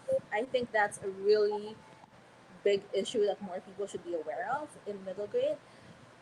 And its counterpart in YA would be Patron Saint of Nothing, which is by Randy Ribe. And that's like the older sort of like the older big brother for My Fate According to the Butterfly, because it also deals with the drug war in the Philippines, but it's a little grittier and it's a little more no holds barred when it comes to talking about it. And I guess if you're looking for fantasy adult, I do recommend this book called The Wolf of Oren Yarrow by Kay Villosa. And it's a really, I mean, it's a fantasy about this queen who's trying to rebuild her world, her kingdom, and trying to reach out to her estranged husband and trying to keep her whole kingdom together. But the bare bones of it is basically a Filipino woman who is trying to keep her family together because family is the most important thing, and that is so inherently a part of Filipino culture, and it's so inherently a Filipino book despite it being a fantasy book, and I can't recommend it enough. And I mean, a little bit off topic because I was watching like previously, and you guys were talking about the Swan Princess thing. The Swan Princess. Oh yeah. Thing. Yeah, and I was like sort of wriggling around here in my chair because the book that I'm writing right now is actually a Swan Lake retelling. Oh my god! But it's a little it's more subversive because it is. I pitched it to my agent as Swan Princess meets Untitled Goose Game.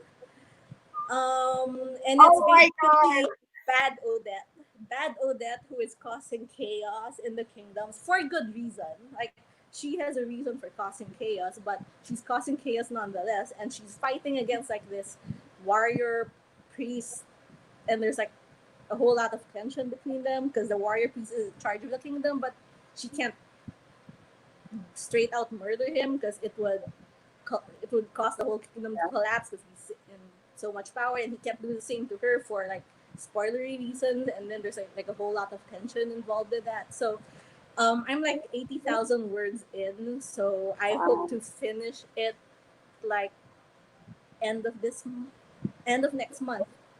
So I wasn't sure like how many people were actually interested in like a Swan Princess retelling, so I was really happy to hear. Wow, it's already on my most anticipated list. Yes. Whenever it comes out, it'll be there. Oh, that's so exciting. That is like the perfect way to end this. That was a full circle moment. I love the fates were in our favor. But thank you so much, Rin Chupeco, for coming on. Like, you are an incredible author with an incredible presence in the publishing, and we are so grateful for your books and all your future projects. So, well, thank you so much for having me here, in spite of everything that's happened, and I'm very grateful always. Of course. So, thank you, and I hope you have a wonderful rest of your day and stay cool. But Thank you. Thank you. Thank you. Bye-bye. Well, they were just lovely. We're done. Oh my god.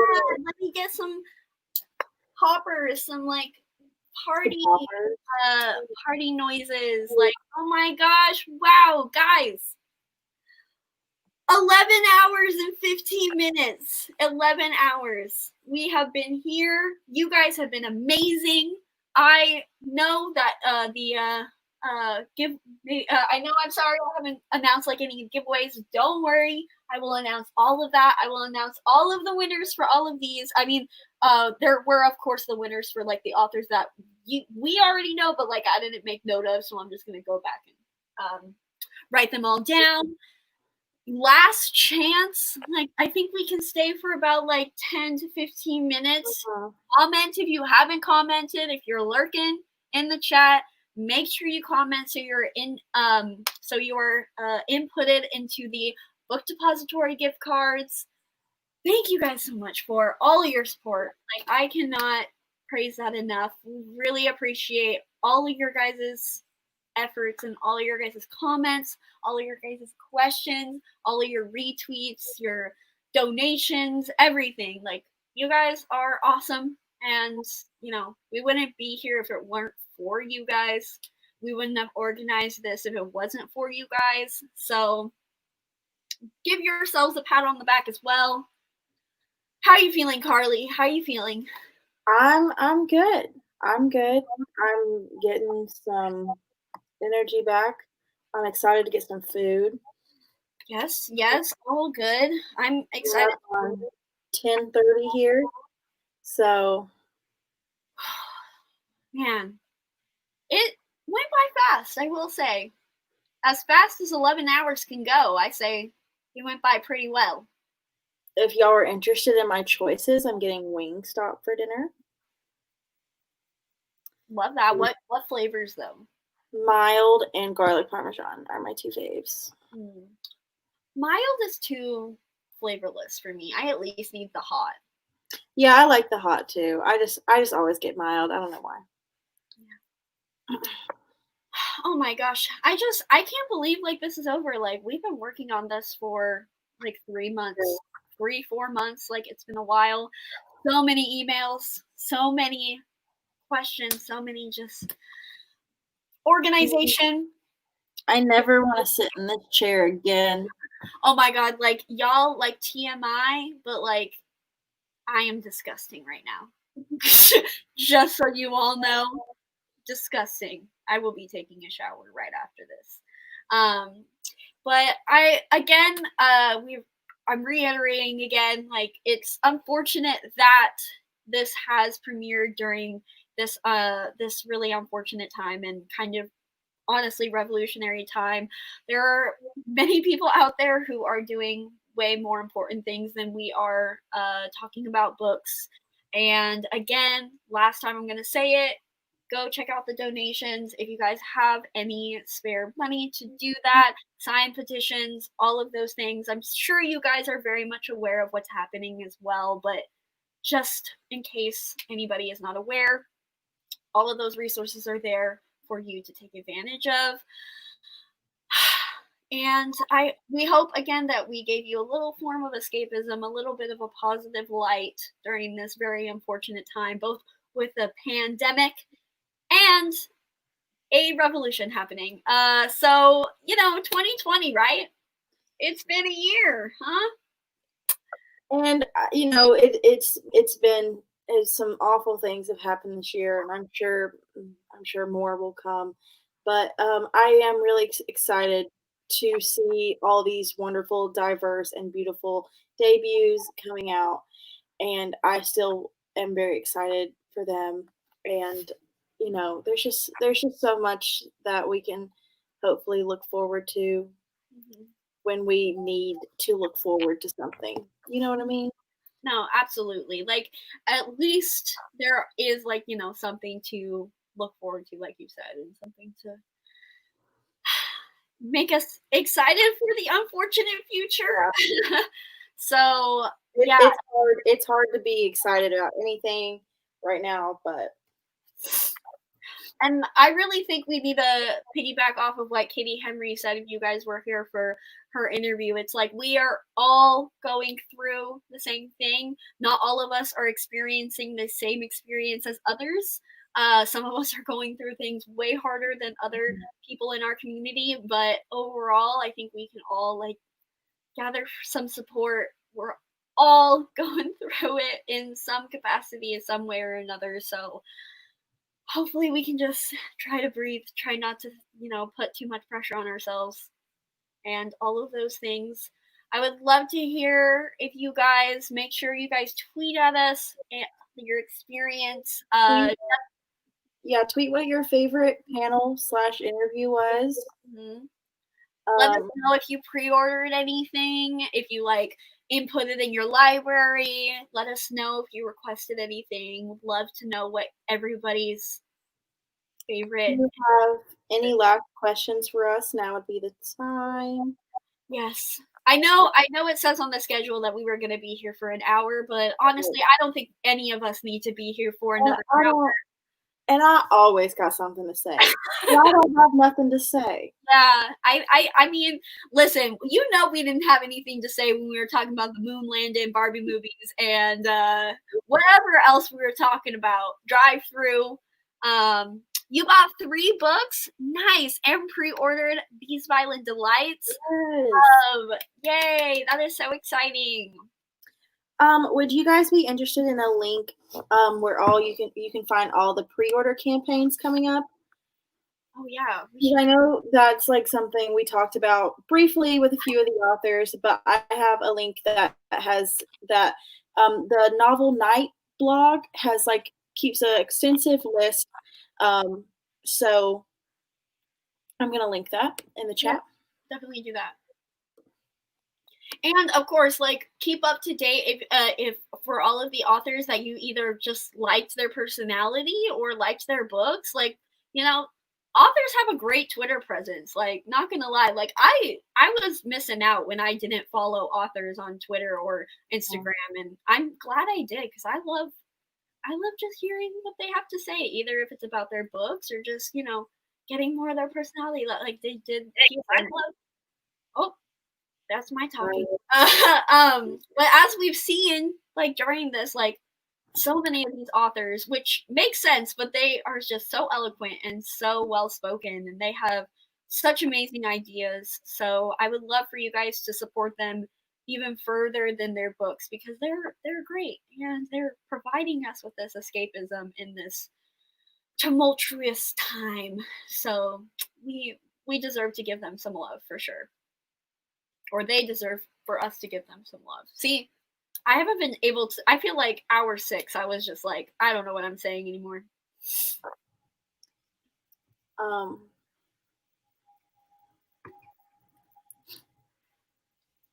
I'm so excited. Now I feel like this is honestly going to get me out of my reading slump. I'm just so excited to pick up all these books that I've talked about today. Yeah. It's so wild. It feels like we talked to Janelle yesterday. Yeah, I know. Wow, that's true. Yeah, don't forget Where Dreams Send. It was a great read from the very beginning. And I love that Rin Chupeco gave a middle grade recommendation to, again, full circle to the very beginning with our panel with Gavin and Jade. Wow. This was crazy. This was wild. I'm so glad you guys enjoyed yourselves. And I know a lot of people, we've talked about how long it is, and people have suggested we do 2 days next year. I think that's a very big possibility. But this year, we had no idea so many authors would respond and actually want to do this. We just emailed a ton, and then they all were like, okay. And we were like, one of them was like, sure. 24 hours long. Okay. Yeah, and I was like, oh no, what am I gonna do now? But it worked out. It worked out. So I'm really happy you guys enjoyed it because that's all that matters. Of course I had a fun time, and I'm sure Carly had a fun time, and I'm completely honored that I got to freaking talk to Katie Henry and Claire Legrand and Rin Chupeco and Janella Angeles, all these people. Oh, hold it up. last shot of the night. One more. Yes. So obviously, like, I got to talk to them, so I got plenty out of this experience. But it really was for you guys not to get all like mushy gushy and like, oh, I wouldn't be here without you guys. But like, it's true. Like, this is why we, do these things, is to hopefully bring the community together, especially during the times that we're living in. I'm gonna stop talking about the times. I'm trying to not be as depressing, but it's true. Yeah. So again, thank you guys. There's really no need to thank us, because like, again, we got just as much experience out of this as you guys did. So yes, and of course, using your platform again, like this. No, thank you for using your platform. Everybody should be doing that, whether you have 1 follower or 1 million followers. Like, everybody should be talking about this, and do not just be silent after a couple days when everybody starts talking about other things again. We need to keep bringing awareness for this. So, well, okay, so I believe that if you guys don't have any other questions, we are going to be doing so. I'm not going to promise that I'm going to have like all of the winners by tomorrow, but definitely by next week. Like, sometime next week, all of the winners will be contacted. All of the winners will be announced. Hopefully, you guys, the people that did the questions for the authors for the physical books, are not international, because again, we can't afford to give international shipping to the physical books. But again, that's why we have the book depository gift card. So we'll be in contact if there's something amiss, if there's something that went wrong, we'll deal with that and we'll go to that. But yeah, so excited for that. We'll also be doing this week, I will be wanting to make a Google survey, because I want to hear your guys' opinions, even if maybe they're a bit negative and you want to be a little anonymous, which is fine. Any constructive criticism is valid. Like, I don't want you guys to feel like you're gonna hurt our feelings, because again, we are not professionals. We're like, how are we gonna do this? How are we gonna do this? Like, we're just making it up as we go along. So again, any constructive criticism you have, any advice, anything that you want us to do next year. I know a lot of people wanted us to do games. We didn't really get the chance to do a lot of games or trivia, which is a fairly big part of the book convention experience. So anything that you want, any authors that you want us to try to have. I mean, try not to like recommend like, Holly Black or like Bardugo or like Renee Audier or people like that. But I mean, we did get Rin Chupeco and Claire Legrand, so you never know. Put your request in. I can't promise anything, but again, this is a community event, and so we want as much of community input as possible. Booktubers, you have any booktubers or even bookstagrammers, like book twitterers, book bloggers, any creators in the book sphere. We could do maybe I would like to get someone like from publishing. Like, I feel like it would be really cool to get like Tao Lee. I know she's a really big literary agent at the moment who's representing a ton of amazing releases, including Rocky from Blonde with a Book, our fellow booktuber. So that's ideas. I'm just throwing out all kinds of things. So again, just any and all things, any and all thoughts, any and all suggestions. Feel free to comment them or do that in the survey. I would also love to see Mary H.K. Choi. I would too. Conversation, but I would want to spend 12 hours with her. Yeah, exactly. I wonder, is she coming out with a book in 2021? I mean, she must be, right? Permanent Record came out last year, and I don't think she has a 2020 release. Otherwise, I probably would have tried to get her on here. Oh, that should be a note. We do try to get authors like for this, because it's like BookCon and it's like a book festival. We do definitely want to have people that are having a book come out that year. So that's something to be of note. But I mean, we still had Katie Henry, who didn't release a book this year. So again, any suggestions we could take into account. But I feel like I have talked enough. I feel like we both have talked enough. I think we have a lot of resting to do, and sleeping to do. So again, thank you guys so much for coming. Thank you, Carly, for joining me, even though you didn't always. Have all. You were forced here. You didn't have a decision to make. So yes, thank you guys again. All the links, check the description bar. Click all of the links, follow all of the people, add all of the books, donate to all the things, sign all the petitions, all of that. Thank you guys for joining us for low-key our kind of first Bookfest in Bed. So, and thank you, Heather. Heather put so much work into this, y'all. Y'all have no idea. Like, I've seen all the behind the scenes, but like, y'all just have no idea how much how much time and passion and love Heather put into making this really great. And so, yeah, that's just one last thing I wanted to say. But yeah, so thank you guys so much for watching. Ew, that was so, stop it. Ew, disgusting. I hate when you're mushy. Disgusting. Anyway, so yeah, with that, like, thank you guys for attending Bookfest in Bed 2020, and we'll see you next year. See ya.